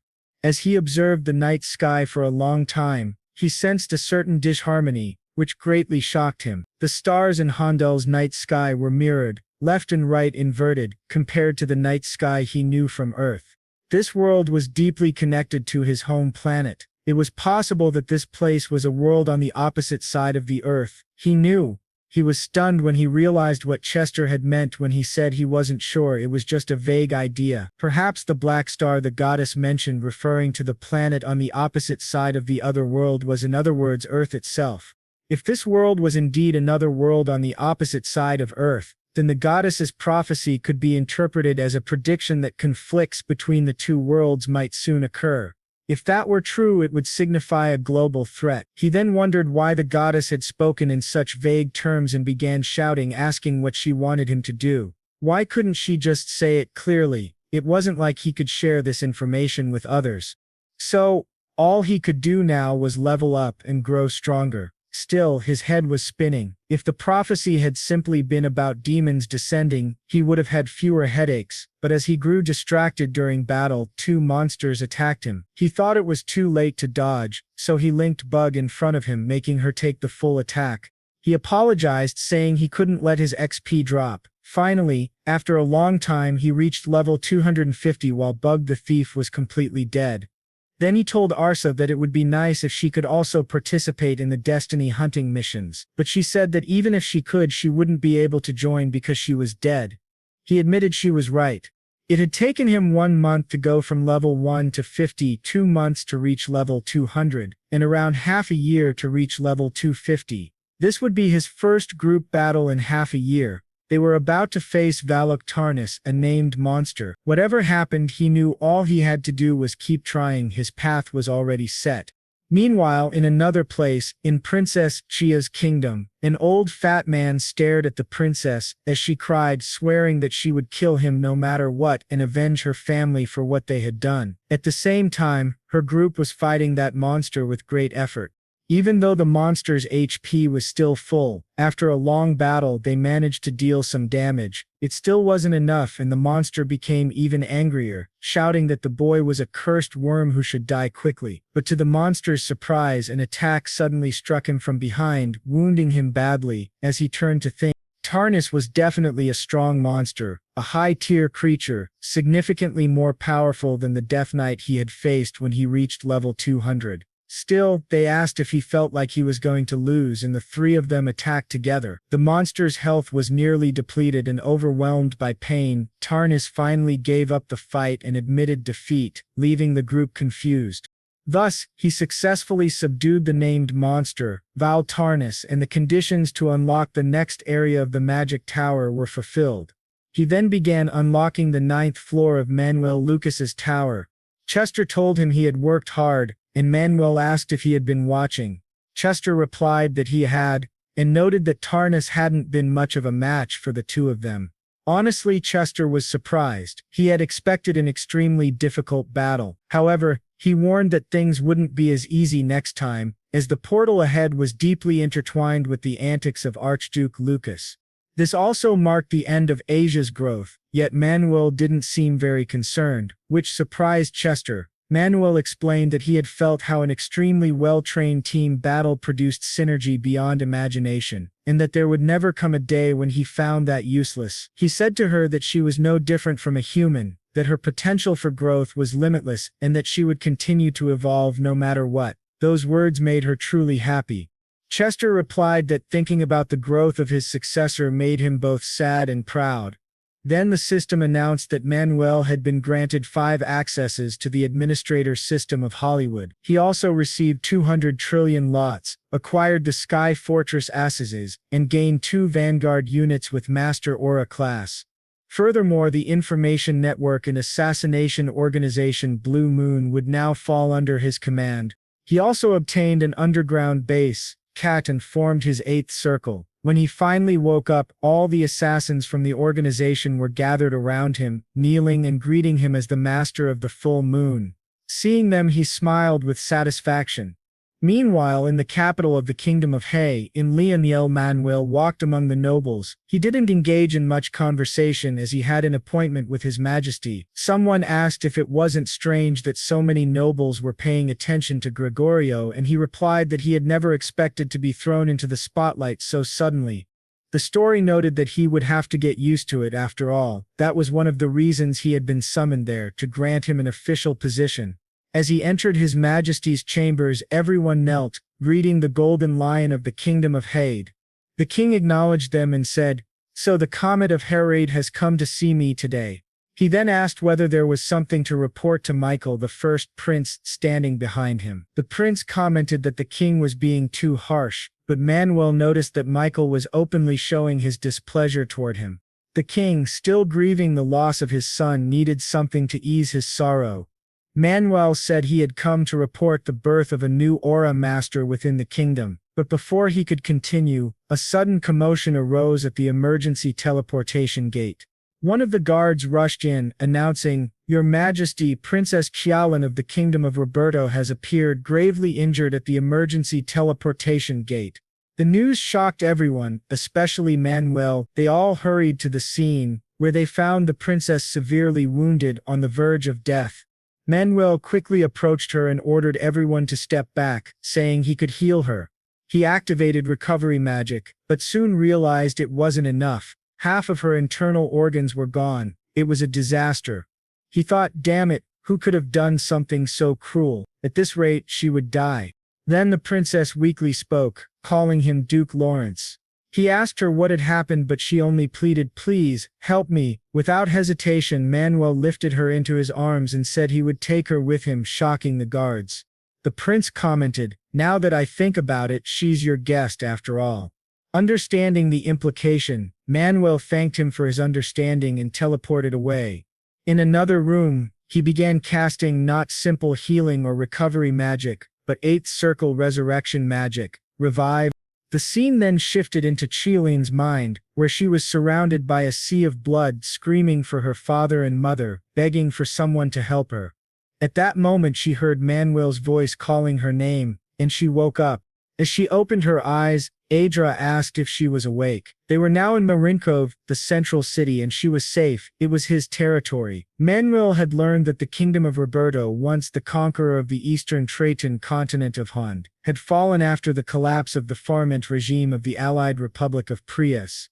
Due to the revolution, breaches had appeared in the barrier protecting the royal family, which eventually led to the usurpation of the throne by Emperor Lan. The kingdom of Roberto had always been ruled by a noble council stronger than the royal family, making it difficult to stop the rebellion. They speculated that the desperate attempt to win the Saint competition was also meant to restore the weakened royal family. Manuel then told her that he would help her reclaim her kingdom. Shocked, Chilean protested, saying she couldn't trouble him any further. But Manuel replied that he wouldn't help her for free. He asked if she knew of Ophelia, the small island near Tamar.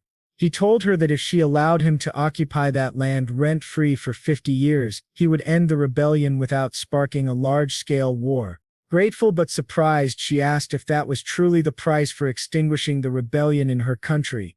Manuel answered that he would explain more later. His true goal was the embedded tourmaline. On that island, it was said that the world's largest deposit existed. She confirmed it was true, but added that tourmaline was a mineral of little value. However, our hero said that even if the public didn't know, he could use it effectively. He asked what she thought about that, and whether she agreed. The leader of the armed rebellion, Emperor Lian, had already gone too far. At first, he had only scared the old nobles, but now he had gone directly to the Republic of Prius, accompanied by the former prince. It seemed that this time, he intended to meddle with the kingdom of Roberto as well. Then Adrian, half-joking, apologized for his late congratulations, saying that he had officially become the president, no longer just an interim one. He said it was all thanks to Manuel and added that now that he thought about it, Manuel had also taken a large tourmaline mine from his country under a 50-year lease. She asked, confused, "What do you mean by taken?" He smiled and said he had done what he had to in order to obey her, which left her both surprised and embarrassed. He then asked what Manuel planned to do with all that tourmaline. Adrian replied that it was a trade secret. At that moment someone knocked on the door. The butler entered and announced that a military representative from the kingdom of Roberto was requesting an audience. Adrian remarked that the man was quick to show up.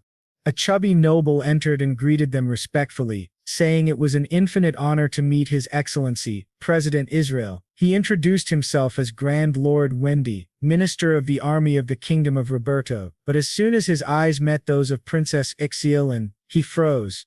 Manuel noticed his silence and asked himself what could have caused such hesitation. Wendy quickly composed himself and said, "Your Grace must be Duke Lawrence of the Kingdom of Hay. It is truly disappointing, Your Highness, that you have resorted to using foreign forces to win your battles."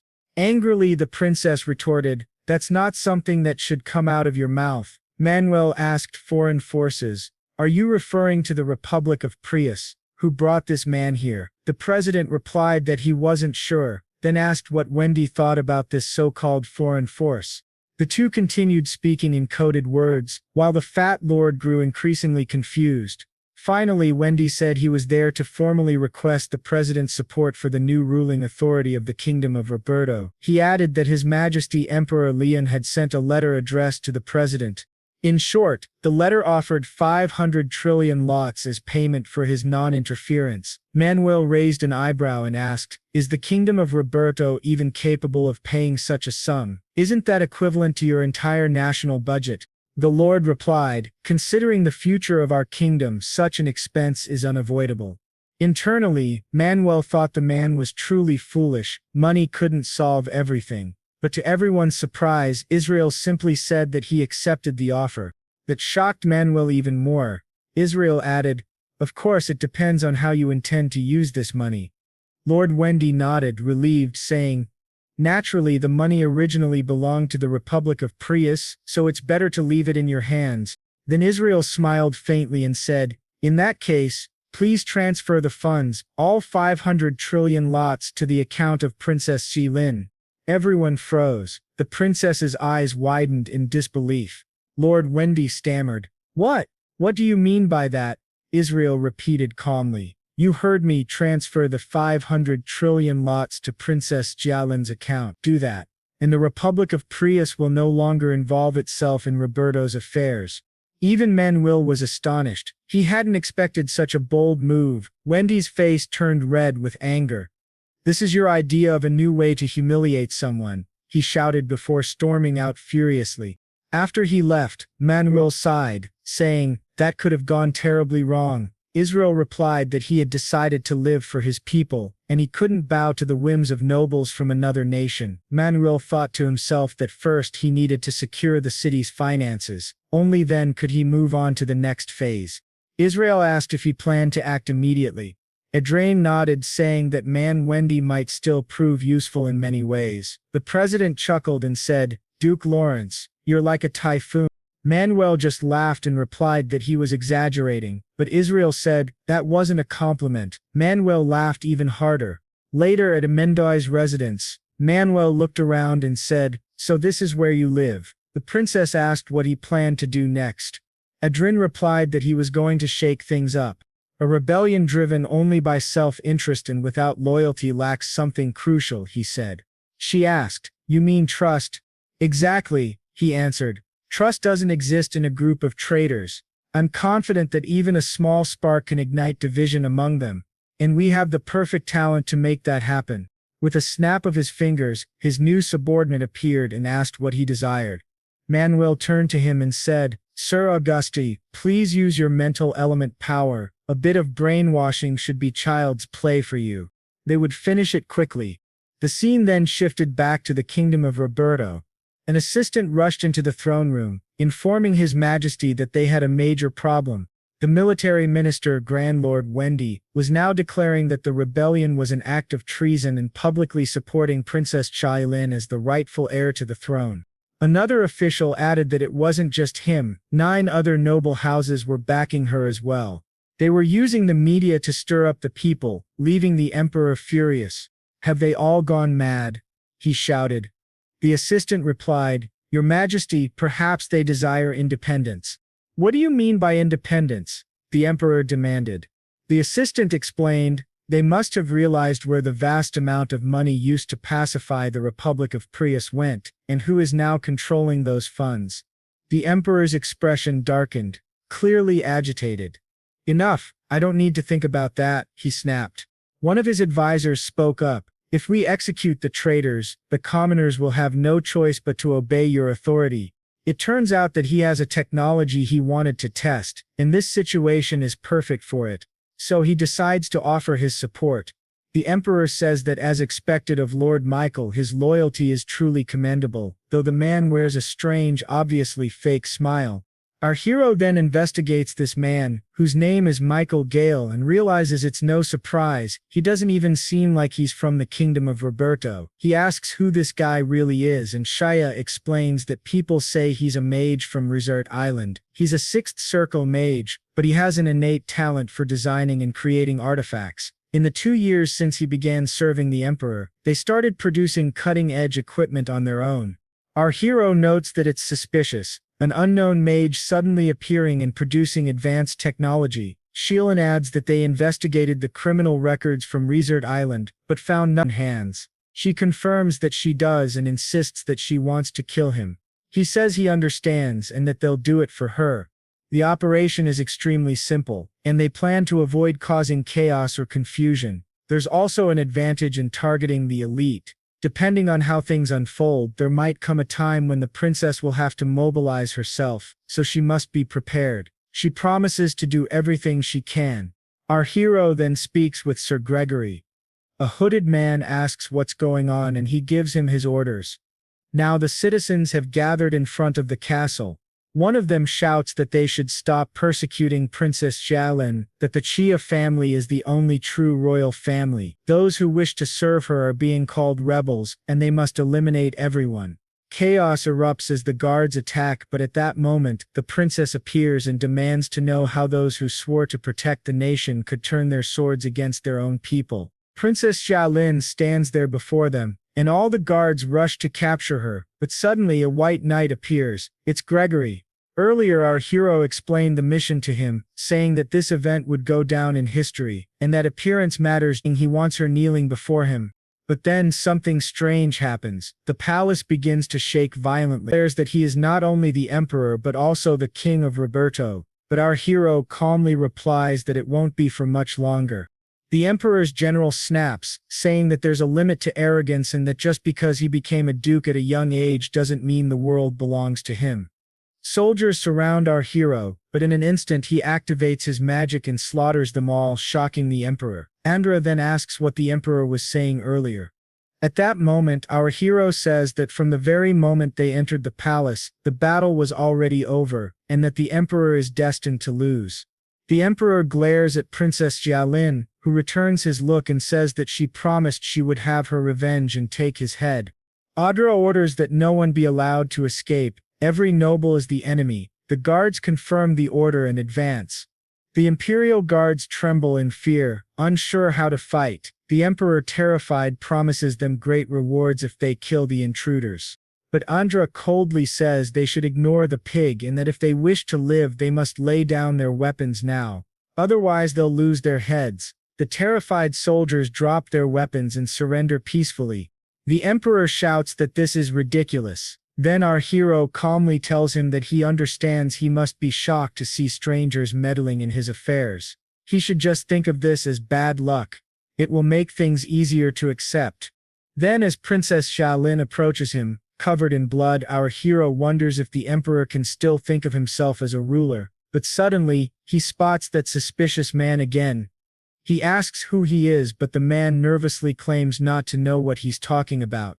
Our hero attacks him instantly. The man defends himself, saying it's quite a surprise he attacked without hesitation, and asks how he discovered that he was using dark magic. Our hero shouts that he knew it. The man is a damned dark mage. He had suspected it all along. He thought the man was just a background character, but he turns out to be the real villain, Michael Gray, a 7th Circle dark mage and the master of the magical tower of the Kingdom of Roberto. Our hero wonders where this dark mage came from. Michael arrogantly asks how he found out, but our hero mocks him, saying that someone unworthy of the title Archmage should at least be able to sense such a thing. It turns out that Michael was using sinister dark magic. He says that although he's met many people, this is the first time someone has been able to sense his energy. Our hero replies that it's because he's on another level, though he admits to himself that dark mages are still uncharted territory for him. He then hands the sacred sword to Archia, who grabs it and charges straight at the dark mage. Confident, Michael casts his magic toward both of them, but Adria dodges skillfully and traps the mage in chains, surprising him. Archia then follows up, slashing off Michael's arm. Screaming in pain, he stumbles back, realizing his arm is gone, and mutters that he never imagined meeting people like them. Our hero tells him that if he's gonna keep talking, he might as well surrender and let them finish this. But Michael refuses, saying he can't let that happen. He still has many things left to do. He then activates a massive magic field, stunning both of them. At that moment, 2 enhanced Vanguard soldiers appear, called Relentless Vanguard. After reading their data, our hero realizes, horrified, that Michael had dismembered humans and fused them with Vanguard equipment. Michael laughs, saying that our hero has a sharp eye and asks what he thinks. Unlike armor worn over a human body, this integration is flawless. It must be the final form of the Vanguard. He asks, don't you agree? With these two, defeating an Aura Master will be easy. The paradigm of war is about to change.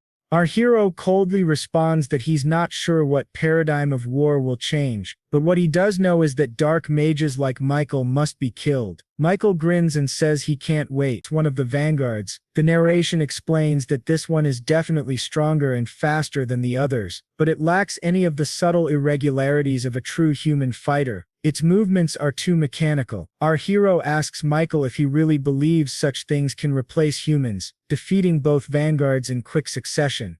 Desperate, Michael summons orbs of dark magic and hurls them at the two, but Adria binds him again. Archia pierces the dark mage's chest with the sacred sword, but Michael only laughs maniacally as a system notification appears. Vanguards have entered frenzy mode. Michael sneers that since things have come this far, they'll all way. The princess and the royal advisors are thrown to the ground, confused and terrified. Michael suddenly stops laughing and stares at our hero in disbelief. "It can't be," he whispers. Adria had formed a reverse barrier, a shield designed to suppress the explosion. Michael trembles. He begs for forgiveness, but she slashes his ear instead, making him faint in fear. She declares that she won't kill him. Death would be an act of mercy. The sacred land does not forgive those who ally with dark mages, she says coldly. Prepare yourself for a life worse than death for everything you've done. At dawn, Princess Chia thanks our hero, saying that without him, she never would have reclaimed her throne and the dark mage would have taken over the nation. Duke Lawrence smiles, saying he gained something valuable from this as well. She, relieved, says it's a comfort to know they found no traces of any other dark mage besides Michael Guy.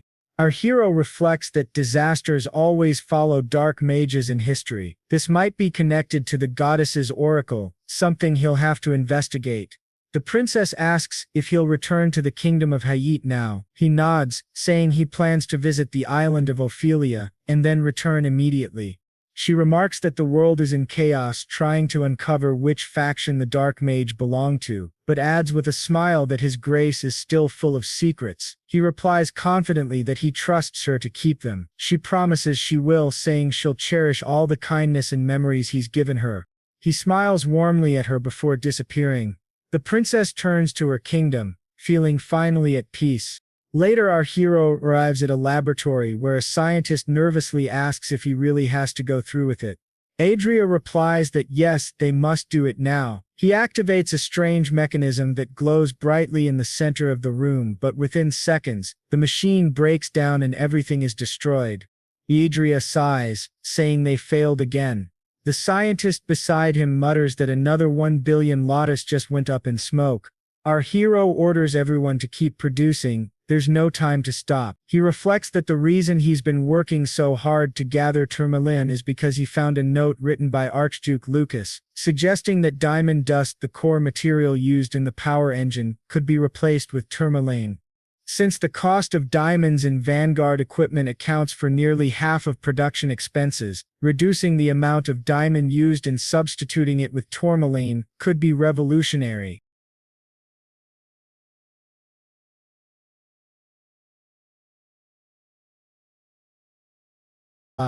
They find Magic Tower experienced a staggering 150% surge. At this rate, the other towers would collapse before they even had a chance to compete. Seeing these figures, it made perfect sense that the king would get directly involved. Understanding the situation, our hero agreed to raise the price by 10%. In exchange, he asked for permission to export Vanguard equipment and its core components. The king asked if he was implying that he would increase profits through exportation in exchange for reducing domestic sales. When our hero confirmed, the king agreed and granted permission. Both men bowed respectfully before leaving. Now alone with the first prince, the king said to Michael that he should eliminate every potential threat before passing down the throne to him. Duke Lawrence, he said, is a particularly troublesome one. The prince replied that he thought Lawrence was someone who elevated the kingdom's prestige, but the king warned him that the stronger the nobility grows, the worse it becomes. While the prince continued, for example, a troublesome neighboring nation that constantly provokes conflicts, or the vast undeveloped territory. The crown prince, you are crossing the line. The prince, unshaken, replied calmly, Just like you, I am my father's shadow. Unfazed, he asked if Duke Lawrence had told the Grand Master about their conversation. Michael answered that yes, he probably had. He seemed very close to Lawrence. Angered, the king ordered both of them to stop immediately. He finally understood why he had allowed the second prince's faction to grow unchecked. It was so that the crown prince would have to overcome internal opposition and strengthen his resolve. The prince admitted that this was true. The king then told him to stop provoking Duke Lawrence any further and not to push him to turn his back on the royal family. He added that the future of the kingdom should be left to the younger generation, for they would one day transform this realm into an empire.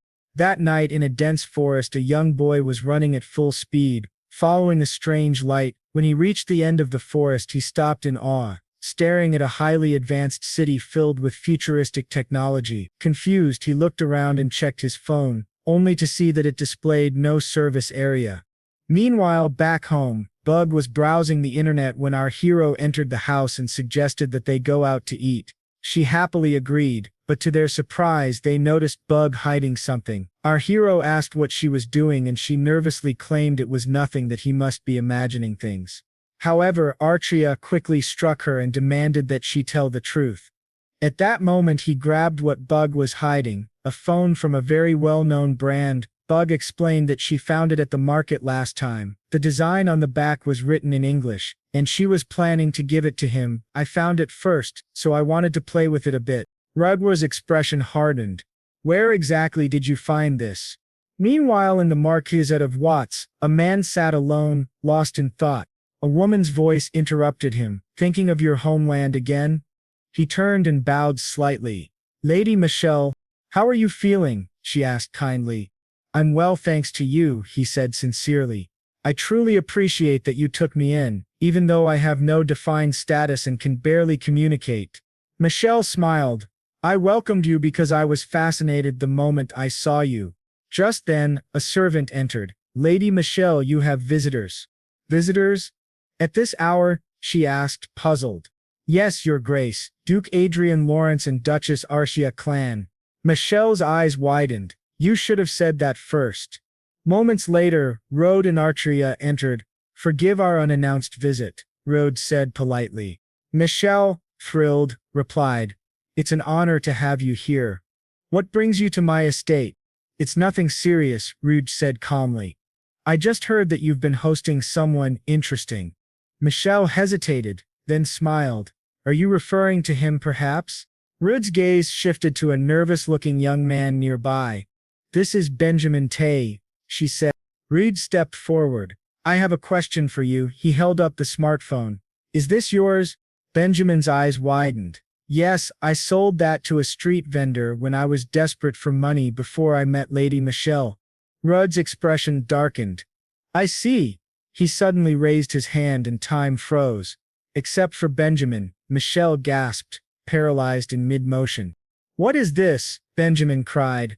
I've stopped the biological time of everyone here except you, Rudd explained coldly. What I'm about to ask is extremely important. Answer me honestly. He took a step closer. Which country on earth are you from? Benjamin froze.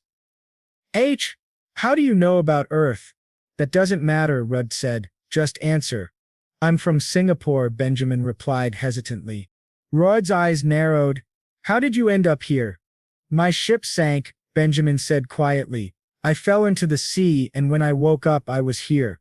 Rudd studied him closely. How much do you know about Hondo?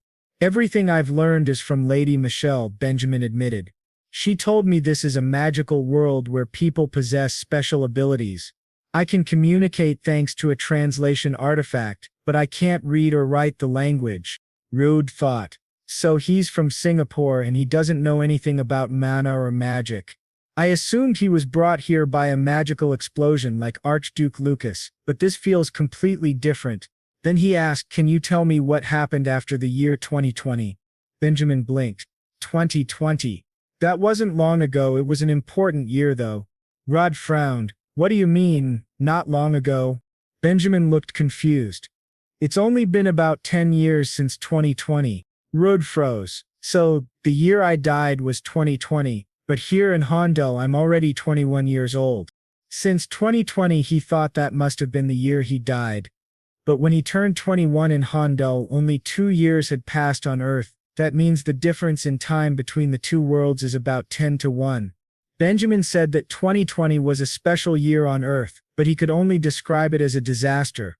Every kind of natural catastrophe struck the world: earthquakes, tsunamis, typhoons, tornadoes, and volcanic eruptions. Due to these massive disasters that lasted around 10 days, international communication was completely paralyzed and countless lives were lost. When the natural disasters finally calmed down, strange phenomena began to appear, throwing the world into chaos. Our Lady asked, "What do you mean by strange phenomena?" Benjamin replied that the only way he could describe it was this. First, a highly contagious disease with an extremely high transmission rate and lethality spread across the world. Fighting against this virus, which kept mutating again and again, was incredibly difficult. It wasn't completely contained until 2022, right before he came to this world. The second issue was the appearance of deadly poison zones and mutant creatures. Toxic gases gathered in certain regions, making it impossible for people to move freely. In addition, mutated creatures began to appear in large numbers within those zones. Fortunately, the military regularly burned and cleansed these areas to prevent further damage. And lastly, out of nowhere, new lands began to appear on Earth. One day, islands would rise from the ocean where there had been none, or mountains would suddenly emerge from flat plains. Adrian was deeply troubled. He realized that all of this happened within just 2 years since he'd been in Hondal, and he wondered whether his family was still safe. He also thought that this might be connected to the goddess's prophecy. He thanked Benjamin for telling him everything, saying that the information was very helpful. Then Benjamin asked if he, by any chance, was from Earth, because he had said he wasn't born in this world and had a precious family there. But he also had memories of a previous life. What he meant was that he had been Korean in his past life on Earth, which greatly surprised Benjamin. Then the lady said they should stop talking about this. No one in this world could understand his situation better than she could. If it were up to her, she would have already sent him back to Earth. But interdimensional travel was impossible at the moment, so he should stop thinking about it. He asked excitedly if there was any way for him to return. Adrian replied, "Who knows? I'm the only one who might be able to find a way to send you back to your original world. Until then, I'll help you survive and adapt here. But in return, you must swear never to reveal my secret or talk about Earth to anyone without my permission." Benjamin nodded, saying he understood and would follow every instruction carefully. He addressed him as Sir Adrian and said, "If it's not too much trouble, may I ask something?" Adrian told him to go ahead. Benjamin then asked, "Can the magic of Rondal solve the poisonous zones or the virus problem on Earth?" Adrian replied, "Yes, with magic that would be quite simple," which completely shocked Benjamin. Benjamin wondered aloud, "Then maybe I was sent here to find the savior of Earth." Adrian was surprised. "Savior of Earth? That's impossible," he muttered. Just then, with a snap of fingers, Michelle, who had been petrified, returned to normal and asked, "Hey, where's my dessert?" Someone had eaten it all. Adrian told Michelle that he would be taking Benjamin with him. Michelle, shocked, asked, "What do you mean?" Adrian replied that she was coming too, which surprised Archia even more. She asked, "Do I really have to go to His Grace's palace?" He nodded, saying yes, and that he wanted her to stay at the Duchy of Lawrence for now, which made her both surprised and excited. She said she understood and went off to pack her things. Meanwhile, Errol stood nearby, staring at her even more intently. Adrian thought that after him, she was the person who had come closest to crossing paths with destiny. If she had met Benjamin just a little later, she would have already learned the entire English alphabet. He wondered if it was just a coincidence, but when coincidences pile up like this, they call it fate. He decided that before anything troublesome happened, he would keep that crazy girl under his watch, but someone behind him said no, they should just kill her now. Later, after she packed, she told her father she was leaving. Her father asked, "What do you mean? What kind of mess are you getting into this time?" Meanwhile, in a secret meeting, a man with silver hair asked, "Are we just going to let the Lawrence Magic Tower do whatever they want?" Last month alone, they bought nearly 60% of what they purchased in the entire previous year. The number of power engines they've sold has already surpassed international demand. We must impose sanctions against them. If we don't act, the entire international market will fall into the hands of one single group. This man was a prince from the Qing Empire. One of the other figures said, "Then the ex-Qing Empire must have a brilliant plan." The prince replied, "We can impose anti-dumping tariffs to solve this issue." A woman responded, "Anti-dumping tariffs are imposed by the countries that buy the products. From their point of view, purchasing high-quality power equipment at low prices is an advantage. There's no reason for them to agree with you." But the prince said, "We'll just force them to align with us. The countries buying such advanced equipment are at best of medium power. If we all work together to pressure them, we can handle this easily." The woman glared at him and said, "So you're asking us to pressure another country just to squeeze money out of them? That's disgraceful for a prince." He frowned and asked, "Disgraceful? How so?" But from the way she spoke, he could tell she completely disagreed with him. "The Duchy of Riverdale must be like this." She asks on what basis His Highness believes he has the right to make such a judgment, and if by any chance he thinks he owns the place. At that moment an old woman speaks up, telling them to stop fighting. This is the Marchioness Cordelia Winfred, leader of the second largest magic tower in the Brine Empire. She says that, personally, she finds it difficult to accept the Crown Prince's opinion, although it is possible to discuss anti-dumping measures and request voluntary cooperation. Pressuring foreign countries to impose sanctions is both illegal and unacceptable. This has gone too far. The prince, visibly angry, returns to his office, muttering that this is ridiculous and that those bastards only react that way because they are not the ones being pressured. His side is taking the greatest losses. He curses the kingdom of Hyrule and Duke Adrian, calling them a bunch of bastards if they think he will stand by and do nothing. He orders his soldier to contact Count Tre, saying that he will show them what happens when someone dares to provoke the Empire of Qing.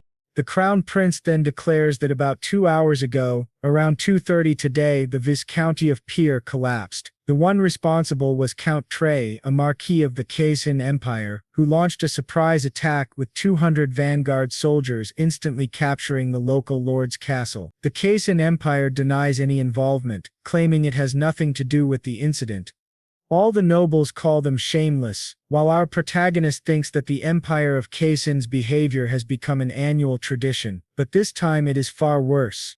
The prince summons our protagonist. When he asks what is happening, the prince orders him to capture the Marquis Tre's territory.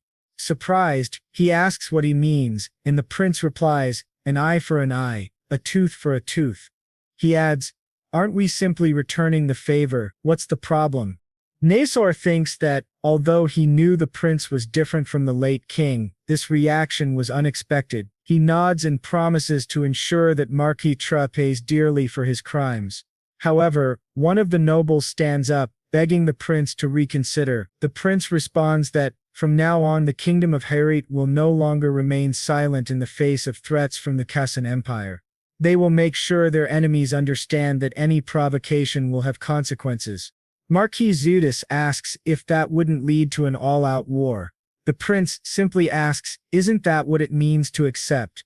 Frightening everyone in the room, then he clarifies that they cannot simply cause trouble without restraint, and for that reason he wants to introduce someone to them. That person is the 6th Grand Master of Hondel, the former Marquis Gabriel James. He reveals that their kingdom now has a Grand Master. In addition, they will lift the restrictions on the number of vanguard soldiers and fortresses the lords are allowed to own. Everyone is shocked, wondering if he truly is a Grand Master. Nasor asks if this means he will finally make his debut. Meanwhile, in the Kaisin Empire within the Marquis Tre's territory, one of the imperial commanders says that the operation was dull, since even after causing such a stir there was no response. Another laughs, saying that it's typical of the cowards from the kingdom of Hyrule. But suddenly a soldier reports that someone is approaching an old man. Everyone laughs, thinking they sent a wrinkled old man to meet his end. In that instant the old man draws his sword, sealing the fate of all of them. In another scene, in the Kaisin Empire within the Marquis Tre's castle, a blonde young man asks his father if this plan will really work. taking over an entire territory without resistance. His father cuts him off, saying that they are only following the orders of the first prince. The soldiers of the Heirship kingdom won't want a real war. They'll just pretend to react and let things calm down as they always do. This man is K3. At that moment a guard rushes in, calling out, "Your Excellency," and reporting that the viscounty of Pirain has been retaken, and in the process almost all their forces were wiped out. K3, shocked, asks how that's possible since they had deployed an aerial fortress and an escort unit. The guard replies that the enemy was a single grandmaster. K3 jumps to his feet, asking what he just said. There's actually a grandmaster in the kingdom of Heirship. The guard answers that it must be from their secret forces, and that the supposedly deceased Marquis James is in fact alive and has become a Grand Master. Suddenly the ground begins to shake, and the security systems report that the enemy has been detected. 5 aerial fortresses and 300 vanguard units from the Heirship kingdom have teleported into the area. Among them 2 individuals, a man and a woman from a special unit, break through the defense barriers and infiltrate the Lord's castle, terrifying the Count and his son. The system continues reporting Sir Ludes, Sir Ara and Sir Marces have all been killed. Count Tre orders his son to retreat. The boy asks about his mother and sister, but his father insists they have no choice and tells him to hurry. As they run, an explosion erupts in front of them and suddenly our protagonist appears. He coldly asks where they think they're going. Recognizing him as Duke Lawrence, they demand to know why he invaded their border and attacked their castle. Adrian replies, asking if they're joking. They were the ones who attacked first. Count Tre asks if the kingdom of Heirship is truly declaring war against the Kaysen Empire. Adrian retorts that they should know better than anyone how wars begin, and the right thing now is that both of them will die before doing anything else. Archia gestures as if slicing a throat, and the father and son begin to scream in terror. A massive explosion then erupts at the center of the palace. Now in the Crown Prince's office, he receives the news. He wonders if the kingdom of Heirship has completely lost its mind. Why on earth are they acting like this all of a sudden? One of his aides explains that a few days ago, news came out that the first prince of the kingdom of Heirship had taken over state affairs, and it seems he's very different from the previous king. He's adopting a much harsher approach, which leaves the prince furious. He thinks back to when he competed for the throne against the second prince. At the time he thought his rival was useless, but who would have imagined he'd be so cold and calculating? He admits he doesn't know much about him anymore, but Adrian Lawrence and the first prince together make an extremely dangerous combination. He mutters that before that man with closed eyes officially becomes king, he must do something and it must be done immediately. After that confrontation, numerous reports spread about the ongoing battles between the Saising Empire and the Kingdom of Heirship. Our protagonist reads the updates on his wrist device and notes that relations with the Empire of Saising have continued to deteriorate. The Crown Prince of Saising says it's probably because of the previous conflict involving Marquis Tre, and that the invasion of the Pirain barony was officially announced as the result of the Marquis's unilateral decision, an isolated incident from both sides. However, in truth it was most likely done under royal orders. He adds that the other side now seems furious, and it looks like they've made an interesting move. The prince then asks the 2 guests before him what brings them to the palace. Archia calmly tells him that they are getting married, shocking the prince. He asks, "Getting married? What do you mean?" He insists that he never planned this when they last spoke. Adrian explains that they have good reason to do so, and to be honest, they recently overcame many obstacles together. The prince is astonished, realizing that this must be the so-called kingdom of the telepathic sword. Adrian thinks to himself that he can't reveal he's an 8th circle mage because of Archduke Lucas. Archia's situation, however, is different. He just needs to get what he came for quickly. Adrian then says that once the duchy is officially granted to him, he plans to get married immediately, otherwise ignorant people might try to spread discord. The prince agrees that it's a wise idea, a good way to consolidate power, and laughs heartily. Archia blushes deeply while Adrian looks confused, wondering what's wrong with her. She asks him about a proposal which catches him completely off guard. He explains that this marriage is part of his political plan, so why would he need a proposal? Hearing that, she becomes visibly upset. Adrian insists that yes, they must do this because it's part of the plan. The prince, amused, says that a grand and extravagant proposal by Duke Lawrence would be delightful, and when he does propose, the prince demands to be invited so he can applaud in person. That annoys Adrian, but Archia seems thrilled. The prince continues, saying that regarding the wedding, he himself will officiate the ceremony, and by then he should already have ascended to the throne. He promises to honor them both and mentions that it would be ideal if Lady Everil could bestow her blessings as well. Archia lights up with joy, while Adrian glares at her nervously, suspecting that the prince might actually be taking her side against him. As the butler serves dessert to Adrian, he dismisses him and asks the prince how he plans to deal with the Hermes spies who have infiltrated the palace. The prince replies that, for a clean eradication, he intends to simply observe for now. If he intervenes too soon, they'll only scatter and hide, ruining the surprise they've prepared for them. Adrian replies that he can wait until the coronation ceremony. Now, on the day of the crown prince's coronation, the people are filled with excitement, gathering around the palace to witness the rise of their new king.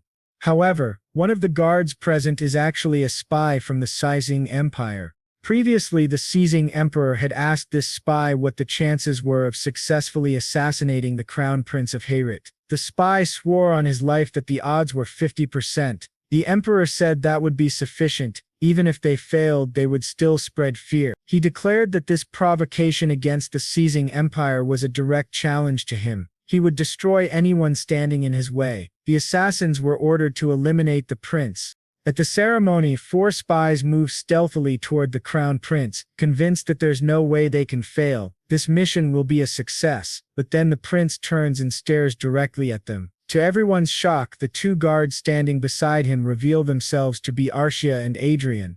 They swiftly defeat the assassins with ease.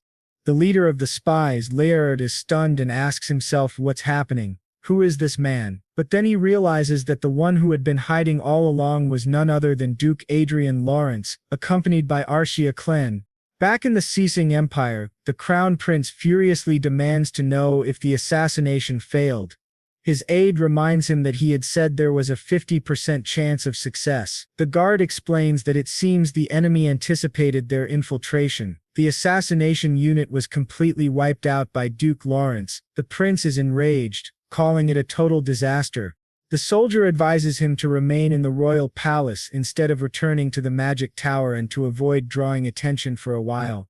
The prince asks what he means by that. The soldier hesitates, then says that given Duke Lawrence's unpredictable personality, no one can predict what he might do next. The prince becomes even more furious. So, the crown prince of the mighty Seizing Empire has to hide himself because of a mere noble from an insignificant kingdom. That's impossible, he shouts. The soldier remains silent. The prince declares that in the upcoming war against Heirship, he will personally make sure Duke Lawrence dies. But suddenly behind him a gigantic figure appears, apologizing, saying that he has no intention of dying without taking action. The prince turns in shock, and before he can react, a massive explosion erupts, aimed directly at him. His guard leaps in and saves him at the last moment, as multiple soldiers rush in, shouting that they will protect His Highness. The mysterious attacker Tagia smirks and says it's a pity. One should always keep an eye on the rear guard. He suddenly teleports away and disappears from sight. The prince, terrified, begins to tremble with fear, but soon that fear turns into pure rage. He clenches his teeth and screams Adrian's name in fury. Meanwhile, our narrator, relaxing at home, simply sips her tea while waiting for your like on this video and your subscription to the channel. And guys, this was the final chapter of the 2nd season.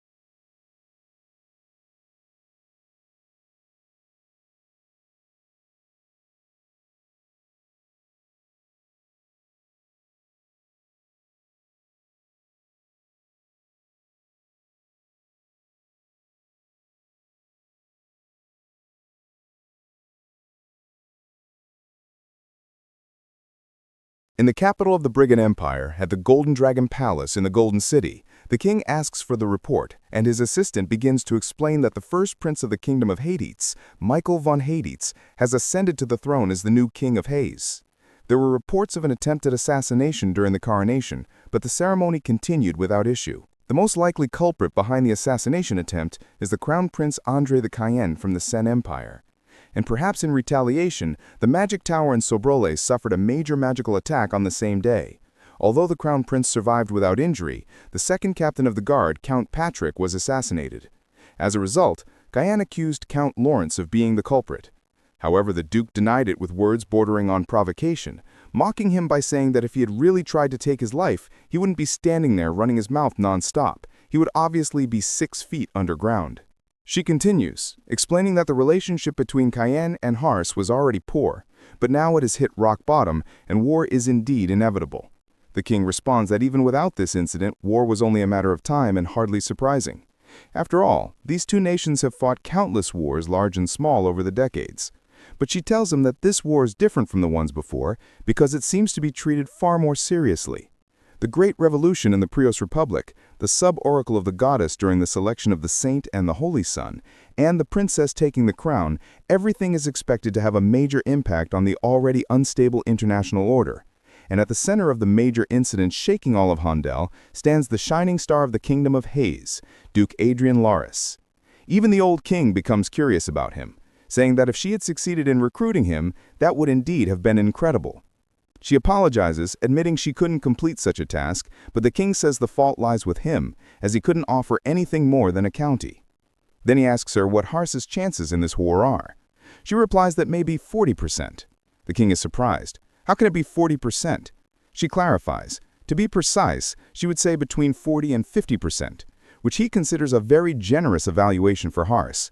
She explains that Duke Adrian Lawrence and King Michael are both exceptionally talented men, and she doubts Adrian would provoke Cayenne carelessly. The king remarks that if Hades truly wins the war, things will become very interesting. Now back in the kingdom of Hades at the imperial palace, the new King Michael declares that the time has come to end the tyranny of the Cayenne Empire. This war will not end with simple border skirmishes, it will be a campaign of conquest and territorial takeover. The nobles, nervous, ask whether they should call on allies for help. It turns out the Brigand Empire has offered to sell them weapons at a discount if they accept an agreement. One noble says the news is excellent and that their military strength will increase drastically. But our protagonist interrupts, saying that if they accept the offer, they won't be able to refuse Brigand's demands after victory. King Michael agrees, saying that selling cheap weapons right before a war is as good as direct support, and the same problem applies if they accept help from other allies. A noble in the corner asks what he means by that. Michael answers that this time they will fight with their own strength, shocking everyone. He continues, saying that Cayenne's goal is to weaken their kingdom, so Hades' goal must be nothing less than the destruction of the Cayenne Empire. The nobles ask whether conquering Cayenne is even possible, but the blonde king only smiles and says that of course it is, if Duke Adrian Lawrence took the command as supreme commander. The nobles explode in anger, saying that everyone knows how great and extraordinary he is, but this war may decide the kingdom's fate, and command should be entrusted to a seasoned professional with more experience than him. Duke Lawrence is far too young, and the experience earned over years cannot be dismissed. Meanwhile, his half-friend, half-girlfriend and assistant is perfectly fine with the idea. Then, to everyone's surprise, Countess Aspicus interrupts and declares that His Grace has already led troops in war. In just 1 year, Adrian fought as his subordinate in the war against the Sen Empire and became the main hero of their victory. And if he may be a bit bold, he says that Duke Lawrence is a war genius, and if he takes command, he is certain he will lead them to victory while minimizing their losses. This leaves our boy deeply moved, remembering that his first impression of the Count was just that he was a chubby uncle heading to the battlefield as if he were going to work. But once again, another noble interrupts and says, "Very well then. We shall hear his strategy, this strategy that can supposedly lead us to victory." At that moment, everyone turns to Adrian, staring at him with mixed expressions, while he simply looks back at them, confident. Now in another location, some kind of command post, the soldiers begin signaling. The vanguard from Fort Patel is ready, the vanguards from Fort Cathering are ready, the forces at the Pinte border are ready, and many others report in. Our boy says that it's good, and that they must remain on standby until the operation time, 2400 or midnight. Meanwhile, several agents on a hill are observing a palace. Inside the palace, the guards are at their post as time passes, 9 a.m., 10:30 a.m., 12:52 a.m., and finally 2400 a.m. With a confident look, Andre announces the attack begins now, and the very next second several explosions erupt throughout the palace. At the same time, the Emperor of Cayenne wakes up in shock as a guard bursts into his room calling out to His Majesty and announcing that the Kingdom of Hades has launched a surprise invasion. The old man is stunned. We're told that on that day, the Kingdom of Hades began a surprise invasion of the Cayenne Empire, a moment that marked history. Back at the command post, Adrian tells Archia that they've already emptied all the lands of Farn and Arcanes, so she should proceed directly to Trias. The enemy has about 5,000 vanguard troops and 50 flying fortresses. Archia says she understands, and Adrian begins speaking to Duke James about the next domain, which belongs to Count Dint in the Arcel Mountains. It is an ambush unit, and the enemy has included 5 self-destructing flying fortresses, so he must be extremely careful. The old man, sweating cold, says this could be disastrous. Adrian responds that he trusts his commander. Back to our hero, he continues controlling the entire operation from afar, shocking the nobles around him, who find him incredible. He's coordinating both the first and second armies simultaneously while also serving within the third. Adrian, highly focused, thinks, thanks to his clairvoyance, finding ambushes and weak points is not difficult, as he is using his mascot, the Black Sound Eagle. Reports come in. The First Army reports the enemy ambush has been completely annihilated with no allied losses. The Second Army passed through Farn and Arcanes and engaged enemy forces in Trios. And more good news follows. The nobles around him are astonished, celebrating their brilliant supreme commander. Off to the side, Chubby Watts is extremely satisfied. Now the scene shifts to a secret chamber, the room where the Emperor of Cayenne currently is.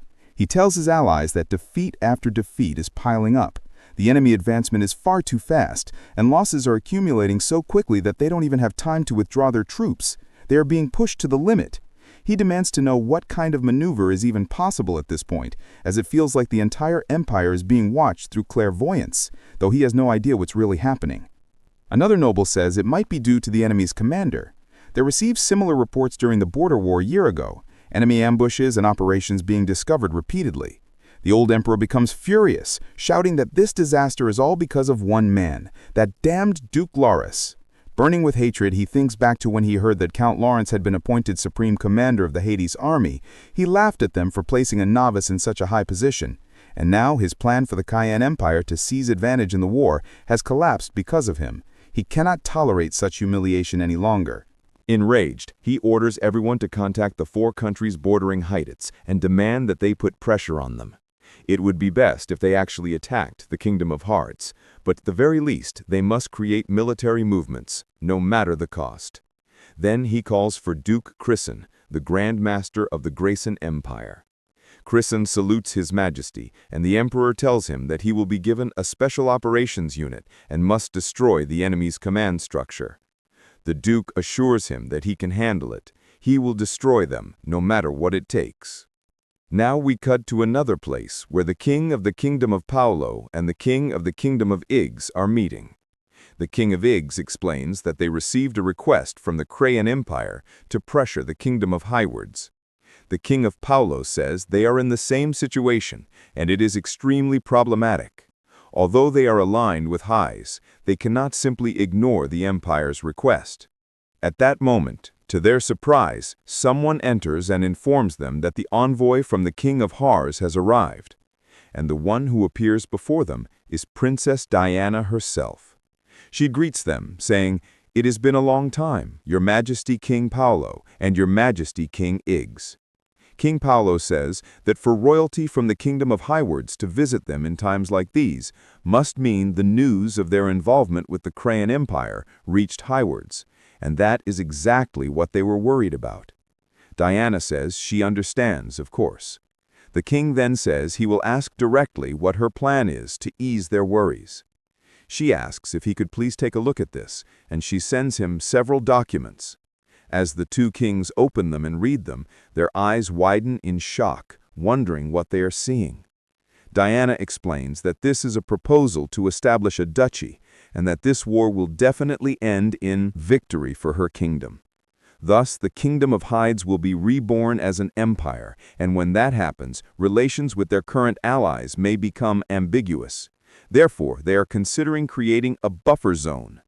King Paulo asks if that would be a duchy, and the girl confirms it. Yes, he is correct.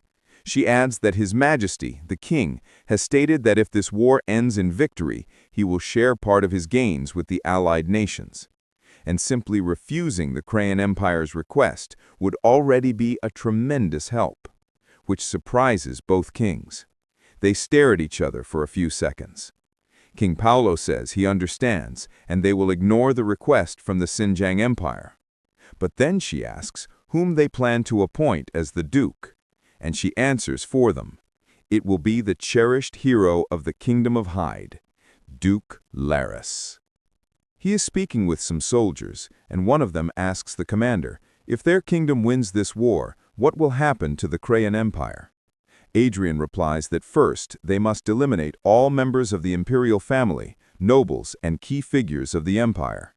The soldier asks whether there is no other option, such as exile or life imprisonment. Adrian thinks to himself that King Michael might choose that option, but personally he dislikes leaving loose ends. The soldier is shocked, and Adrian notices he looks somewhat downcast. Adrian approaches him, making the soldier extremely nervous, wondering if he did something wrong. Suddenly, Adrian pushes him down and apologizes, explaining that if he stayed where he was, he would be filled with holes. A split second later, right where the soldier had been standing, a laser shot pierces through the airborne fortress. Adrian comments that this must be the work of a sword master. The Grand Master of the Xinjiang Empire has finally arrived. The command center is now being invaded, and everyone screams for the commander. Adrian notes that Duke Scarlet is aiming at him, so no one should get close, or they might be caught in the crossfire. A report comes in. The main fortress has been hit. Armor breaches have occurred on the lower and upper sides, and the bombardment unit has been destroyed. Adrian designates a counterattack and starts the countdown for the bombardment. Below, seeing this, Duke Scarlet says, "It is spectacular." Standing in front of him is a powerful being who says she will die trying to block the incoming strike. But the Grand Master apologizes to Duke Iris, saying that this level of bombardment is not something a Grand Master can block. This fierce woman is Supreme Elder Iris of the Beast Nation, a member of the allied nations under Alicia. She tells the Grand Master at this rate 5 minutes is the limit. He says he will finish this as quickly as possible. With his swords, he continues attacking and piercing Adrian's aerial fortress. Adrian finds this extremely irritating. One of the swords gets close to him, but he grabs it instantly, shocking the Grand Master. Adrian had just caught his sword bare-handed. Adrian thinks it feels like fishing, using the sword as a bait. He tells the soldiers he will go out and deal with the enemy himself. From now on, the vice commander will lead all forces. The vice commander is stunned. With Adrian's fortress being bombarded and nearly falling apart, he exits and descends directly in front of the enemies. He comments that they really came in large numbers just to kill one person. The Supreme Elder Iris of the allied nations of Alicia appears uncomfortable when he adds that Alicia is supporting the Xinjiang Empire. She hurriedly says no, that this is only her personal activity, and she hopes she understands she never intended to attack him directly. Adrian thinks that even if she didn't intend to attack him, she was already deeply involved in the battle. He tells her that this is truly unfortunate. She is taken aback. Adrian continues, saying that he never expected to meet the Supreme Elder Iris, someone he had always wanted to meet on the enemy side. She becomes completely flustered, staring at him, almost smitten. In his status window, he sees that her attitude toward him is interested and hostile, but the emotional strength is favorable. He understands that at this level, she won't interfere more than necessary. At that moment, the Grand Master angrily declares that Adrian is far too arrogant. How can he be so relaxed in front of the enemy? Adrian calmly replies that he was waiting for this situation. The Grand Master demands, "What do you mean waiting?" Adrian explains that he can see directly into the Emperor's thoughts.